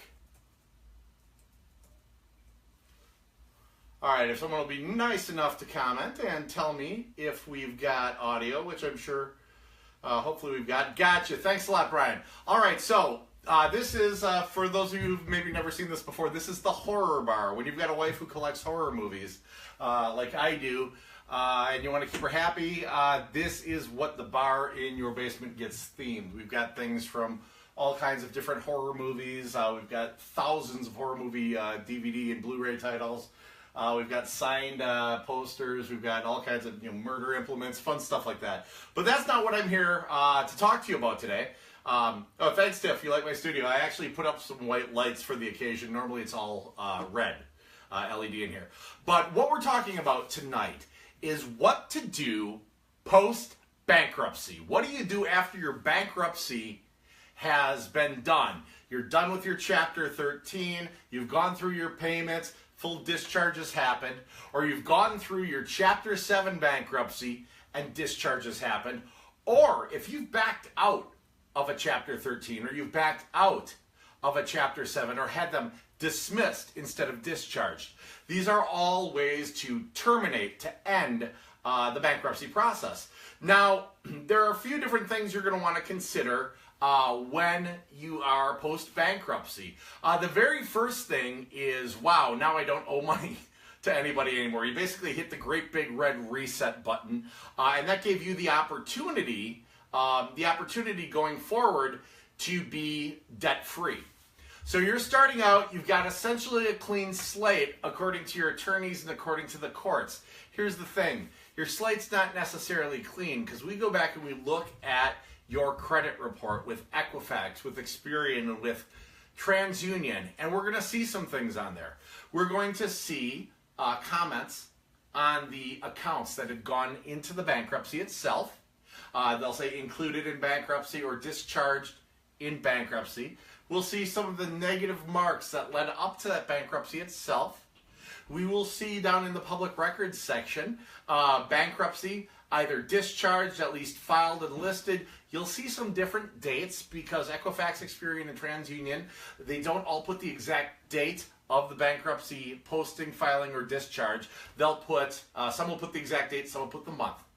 These are the things we're going to experience when we look at that. And if you're looking on your credit report for where the bankruptcy is showing up, that's in your public records section of your credit report itself. So now we know what's there. We're done with the bankruptcy. We're debt-free. It's time for us to rebuild. The first thing I will direct people to look at, hopefully after the Facebook Live here, is going to be, there are two documents in the files section of the group. Now, if I know my lefts and rights right, the file section, if you're on a PC, is up this direction. And the file section, if you are on a phone, is kind of up this way. So you'll want to go into the file section. There's a couple of documents in there. One of them is called Credit Safety Instructions. It's a great self-guided tour to a self-driven credit restoration.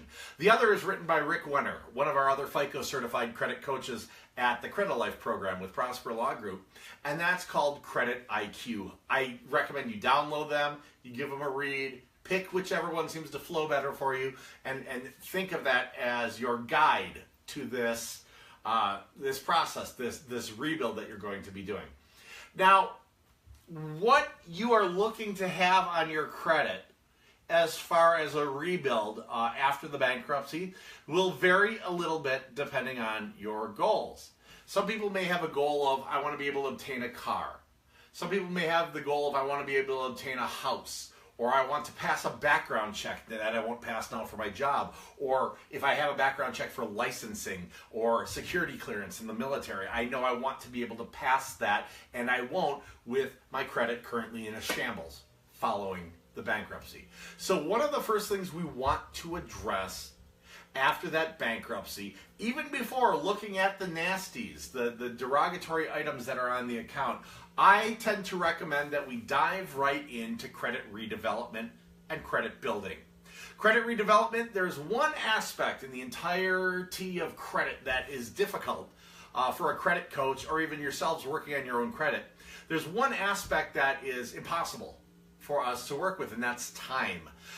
Credit itself is, and a credit score itself, is a numerical risk rating based on history of repaying on lent money, on borrowed money. So if we want that history to be as long as possible, we have to get started as quickly as we can after the bankruptcy, okay?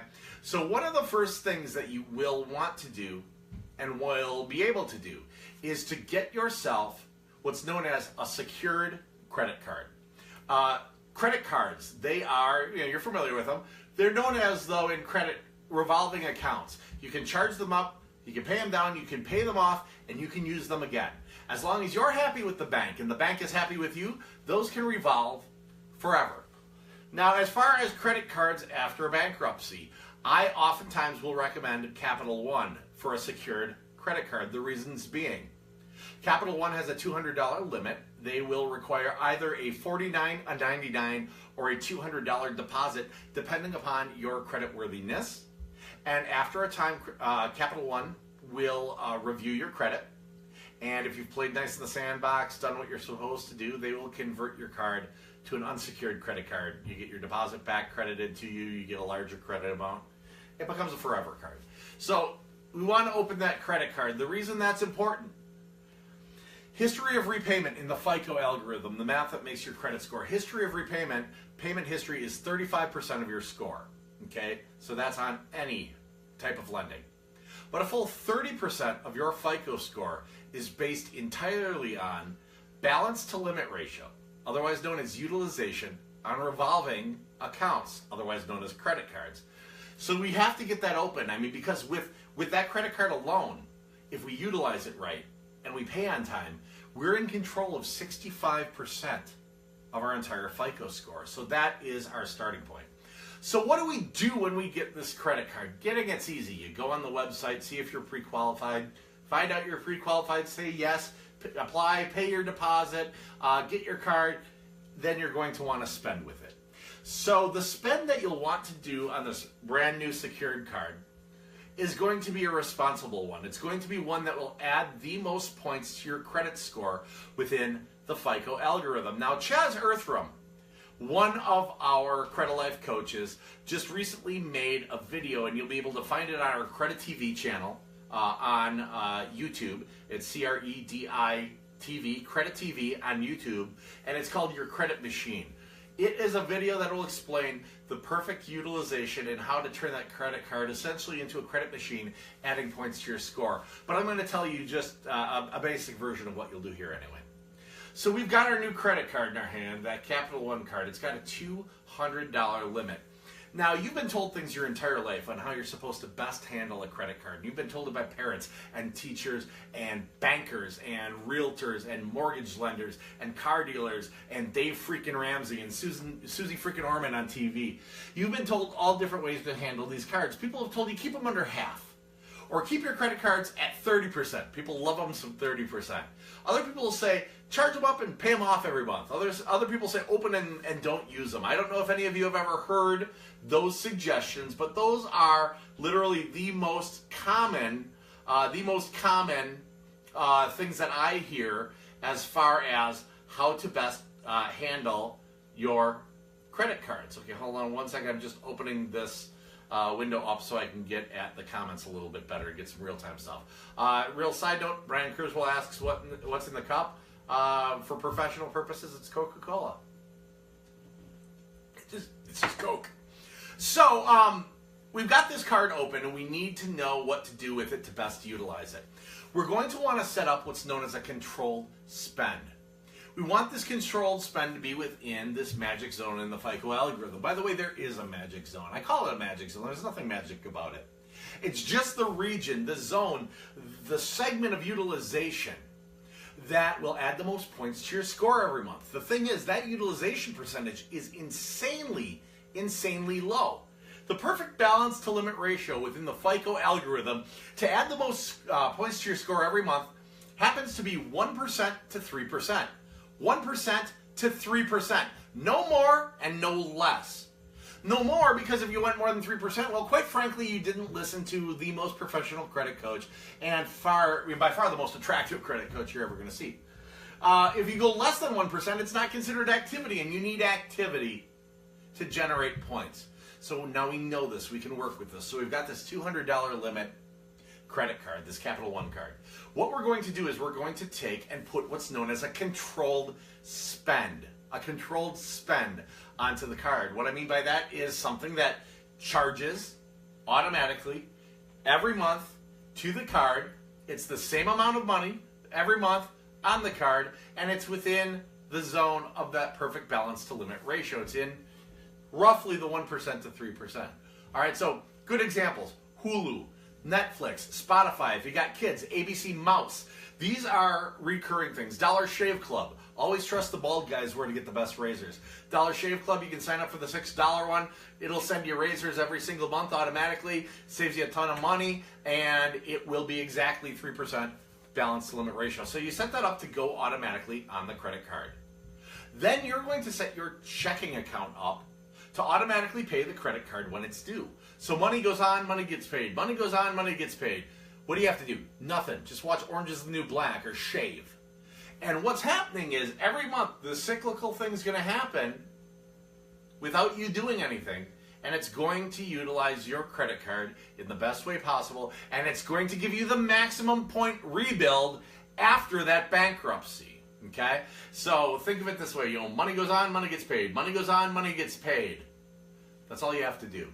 The next step, you know you better than I know you. I don't even know who's watching necessarily for sure right now, but you know yourself. I want you to either cut that credit card up or keep it at home in the underwear drawer or the fire safe or wherever you keep safe things. But do not carry it with you. Here's why. Number one, it's painfully easy to justify using it. Oh, it's easy.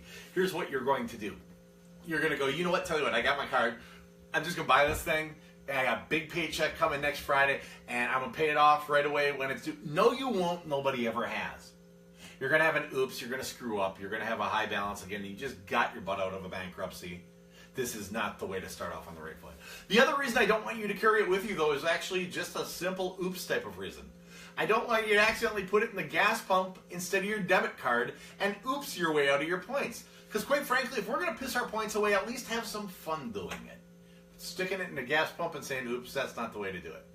So we've got this credit card open, active, adding points to our score each and every month. Great. What do we do next? Well, I'll tell you what. You open a second credit card. Ideally, I'd like to see you have 2 bank cards. What I mean are Visa, MasterCard, Amex, Discover that report to all 3 bureaus. Do they have to be secured? No, but you're going to qualify for one after your bankruptcy. So it's a safe place to start.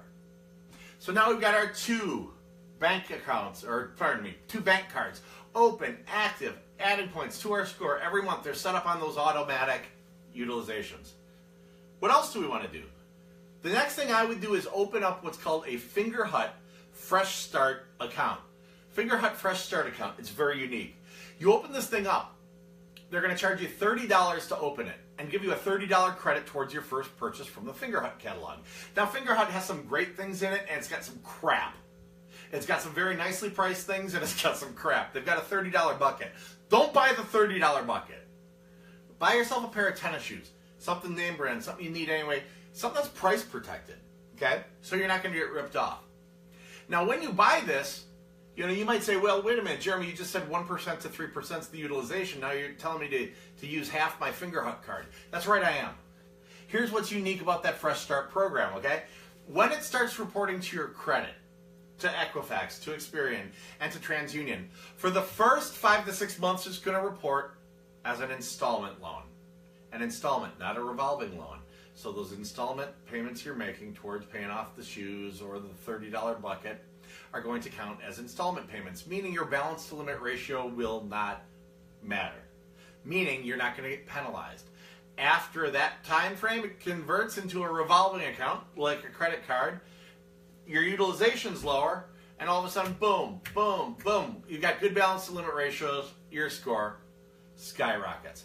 So we got 2 bank cards open and active, adding points to your score. We got 1 retail card, Fingerhut, open, active, adding points to your score. Now I want to round out your credit profile. To round out your credit profile, we need another type of loan, another type of financing. For that, I professionally recommend Self-Lender. Self-Lender. You can find links to it in the group, but Self-Lender is offered through Austin Bank. There are a couple states, New York and Wisconsin, that they're not available in. If you're from New York and Wisconsin, make a post in the group, and I will do my best to help find some places for you. But since 48 of the states, so 96% of you can use Self-Lender, we're going to talk about it. Self-Lender is pretty cool. Essentially, it's a forced savings account. What you're going to do is you're going to open up a Self-Lender account, and you're going to make $49, $99, or like $200 payments per month to this thing, okay? Depending on which one you want to do, depending on how much money you want to save. Is it better if I do the 99? Is it better if I do the 200? Is it better if I do the 49? Is it worse if I do the 49? Do what you can afford. That's the best answer. So you're going to open the Self-Lender account. Over the next 12 months, you're going to make equal monthly installment payments towards this account. At the end of the time, the money, minus a little bit of fees, is yours. Use it as a Christmas fund for next year. Use it to save up for something. If you're thinking about buying a house at some point, use it towards your down payment. But what's going to happen is this puppy is going to report as monthly installment payments on a $500, $1,000, a $2,000 bank obligation, rounding out your credit profile, building your score while you tuck $500 or $1,000 or $2,000 away for a rainy day. This is a win. Now at this point, we got 2 revolving. We got 1 revolving retail, and we got an installment loan. Now, here's the thing. The reason I say this mix for after a bankruptcy. For the majority of people I work with in credit restoration, for the majority, I'm 80% and up, people are looking to be in the position now or at some point in time in the future to purchase a home, to acquire a home. For that, you need to apply for a mortgage. Well, the traditional underwriting guidelines for Fannie Mae, for Freddie Mac, for FHA and VA, they have something called a minimum trade line or minimum account requirement. The minimum account requirement traditionally for a manual underwriting on one of these mortgages just so happens to be 2 revolving accounts open and active with a perfect payment history, 1 installment account open and active with a perfect payment history, and at least 24 months credit depth. Now that's time. We already talked about this. We can't affect time. If I learn to control time, I'll tell you in last week's Facebook Live. But in the meantime, we can't affect it. So going forward, though, the accounts that I have you using to rebuild after this bankruptcy, the simple blend, couple installment or revolving, or pardon me, couple revolving and installment, thank you, just so happen to be the minimum trade line, the minimum account requirements for your biggest goal. Okay, so that is the rebuild. These are the steps to make post-bankruptcy to rebuild. This is what to do after a bankruptcy. So that's the building. That is where we're at there. Tasha asks me, what about buying a car? As for buying a car, here's the kind of fun thing about buying a car after bankruptcy. Your rates aren't necessarily going to be that great until you reestablish some credit and raise that score.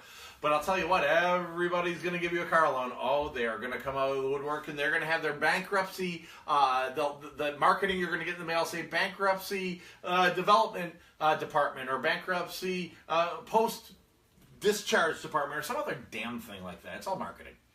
These car companies will give you a 5 or a 6 year loan after that bankruptcy because you can't do another bankruptcy for 7 years. It's a safe bet. They'll just come take the car if you don't pay. Hopefully that answers your question. Yes, already have. Okay, cool. Let's see what else we got going on. Michael Smith. That's why I got 2 of them. Score shot up 80 points in 7 months. So you get it. You know what's going on. Excellent, excellent. How do I feel about credit builder accounts? If you're talking about the... actually, I don't know what you're talking about. So get back to me with that. If you're talking about kind of the credit builder CD and things like that, I'm all for them. So do we apply for these things during bankruptcy or after? Excellent question. During a Chapter 7 bankruptcy, you're not going to get it. It's not going to happen. You're not supposed to apply for things. Don't. Just let it get discharged. Thank them and move forward with your life. Apply afterwards. In a Chapter 13 bankruptcy, which can take years, you will need permission from the trustee to open a new lending account. Some trustees will give you permission. Some trustees will not give you permission. You will then need to find a lender that's okay with you opening it. Some will be okay and some won't. I know that's not the answer you were probably hoping for or looking for, but that's the answer. So do we apply for these things? Perfect. Any other questions that we've got? So this is the development step post-bankruptcy. Now, that's building the good. We haven't begun to dive into what to do about the bad. And for the bad, quite frankly, here's what I'm going to say. So there are 3 credit bureaus: Equifax, Experian, and TransUnion. These are private companies. They are mercenaries. They are not missionaries, okay? They're in it for the dollar. You are not their client. They're not interested in making you happy. They give 2 craps what you think. The bank is their client. They get money from the bank to hold data. They get money from the bank to give it back to them. It's a hell of a business model, okay? These are the 3 largest repositories of unverified, unvalidated data in the world. These people keep info on like 350 million people. They get it every month from like 20 different sources. So that's 3 bureaus times 20 times 350 million. If they wanted to verify, if they wanted to validate and document even 1% of it, these guys would need 1 million employees. It's not going to happen. It's not economically feasible. It's not realistic. So what do? They don't verify any of it. Not a lick of it. Nothing on your credit report has been verified. It's, in court they call that hearsay. So none of it's been verified. It's rumor. It's just what's been posted. Now, that wouldn't be a problem if credit wasn't used for anything. But here's the deal. Credit's used for everything, and not just big things anymore. It's used for background checks for jobs, background checks for apartments, places to live. It's used for your utilities. It's used for your cell phone plan. It's used for your car insurance. You could theoretically not get a job, not get a place to live, not have insurance, not have utilities, not have wheels because your credit sucks. I've had people call me in a panic from their hotel room that they're renting because that's their situation. And it sucks. So if you think that's not fair, that you're being judged on unverified, unvalidated data, well, a lot of really powerful people agreed with you. And they made a law, a consumer protection called the FCRA, the Fair Credit Reporting Act. It allows us to do a few things. To oversimplify it, number 1, it allows us to pull your credit. We can go on, Identity IQ. We can go on Privacy Guard. We can go on any of these sites. Hell, even Credit Karma. It sucks, but you can go on it and get your credit. 10 years ago, 15 years ago, you couldn't do that. It was a big mystery, a big secret. You might have a buddy who's a mortgage lender who lets you take a peek while he gets up and goes and gets a coffee to drink. But like hell, you were going home with the copy, all right? Fast forward to today. Things have changed. We get to see what's in there. We know it's knowledge. Knowledge is power. It's a cliche, but it's also true. We get to peek behind the curtain. It's not a frickin' omnipotent wizard. It's a dude with levers. Fantastic. I don't know what to do with an omnipotent wizard, but a guy with levers, I can handle an old man with levers, all right? So that's knowledge is power. We can work with that. The other thing it allows us to do, in a very oversimplified sense, is go to the bureaus. You can do it yourself, or we can do it at Credit Life with our program, or any other credit professional who's licensed and bonded can do this. Go to the bureaus and say, hey guys, with all due respect, prove it. Prove it. Prove it's me. Prove it's real. Prove those are the dates. Prove it was late. Prove I was late that month. Prove it was discharged in bankruptcy. Prove, over here it says open, over there it says closed. Prove it's open and closed. Prove it. And if you can't verify, validate, and document that everything's accurate, factual, current, correct, and verifiable as of today, not back when they reported it, but today, then by law it's permanently deleted, gone like it never happened from your credit profile. Doesn't mean the debt's gone. If you owe someone $1, you owe someone $1. But it means their ability to report to the single largest repository of unverified, unvalidated data in the world, the credit bureaus, well, they lose that, and that's extremely powerful. So to go all Johnny Cochran on you, if they can't prove it, they have to remove it. So that leads me back to the documents. That leads me back to the files section. In there you'll find letters, investigation letters, dispute letters. I don't want you to dispute something unless it's not yours or unless you know it not to be accurate. I want you to investigate the integrity of the data. I know it's a small semantic thing to some people, but to me it's all about ethics and it's all about intent, okay? So what you want to do is you want to send a letter and say, hey guys, with all due respect, prove it. Prove it's me, prove it's real, prove it's accurate. You do not have to be a lawyer. You don't have to be a credit professional to write to them and say prove it. Now there's a reason I'm saying letters, not call them, not email them, not go online and do their online ones, their online disputes. Because here's the thing, if you dispute, for example, online, you give up a number of your consumer protections under the FCRA that we work so damn hard to be able to use in the first place, okay? So one of the protections you give up is they'll just take the item off and the next time it gets reported, they'll just put it back on. Hell of a thing. You give up the notification that you should get, you give up all those things. Don't dispute online. Don't dispute by phone. Do it the way you're supposed to. Send letters. Send letters. If you want to paper trail something, use paper.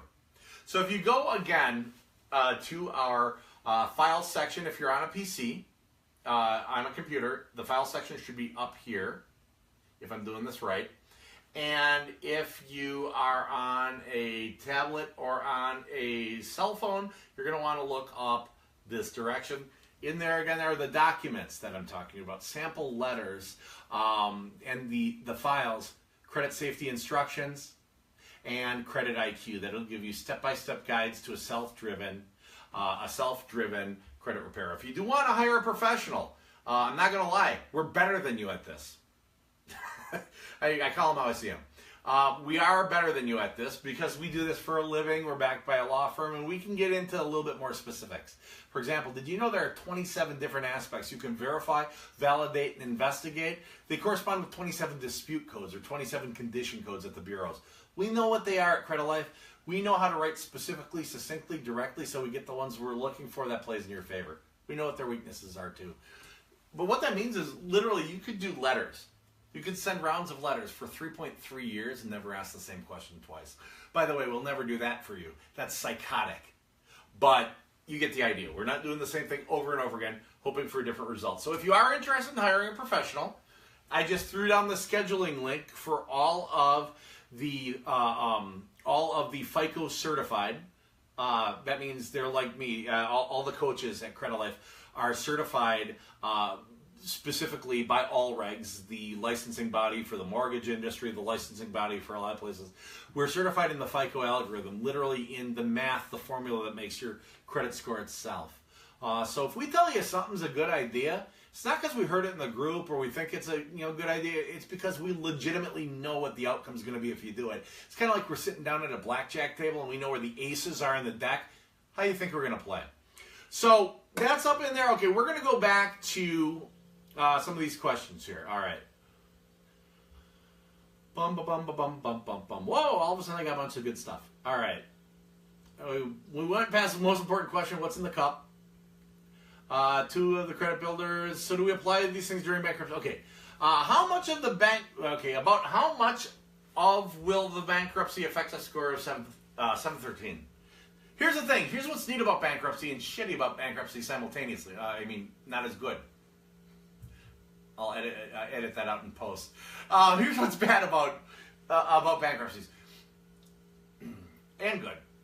It's not the bankruptcy that's damaging your credit. It's the garbage that's going into it. So it's not that public record necessarily.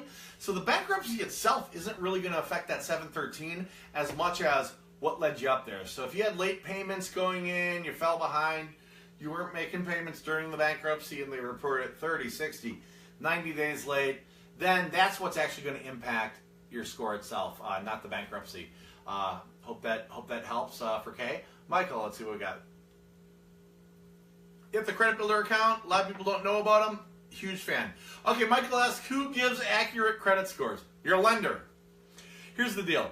You are not going to get your FICO score, your straight FICO score, your lending FICO score, your actual FICO score from anywhere except through a lender. Even if you go on myfico.com, or we promise it's really your fico.com, or I swear to God this time it's really, I'm not lying, your fico.com, they're going to give you a consumer-facing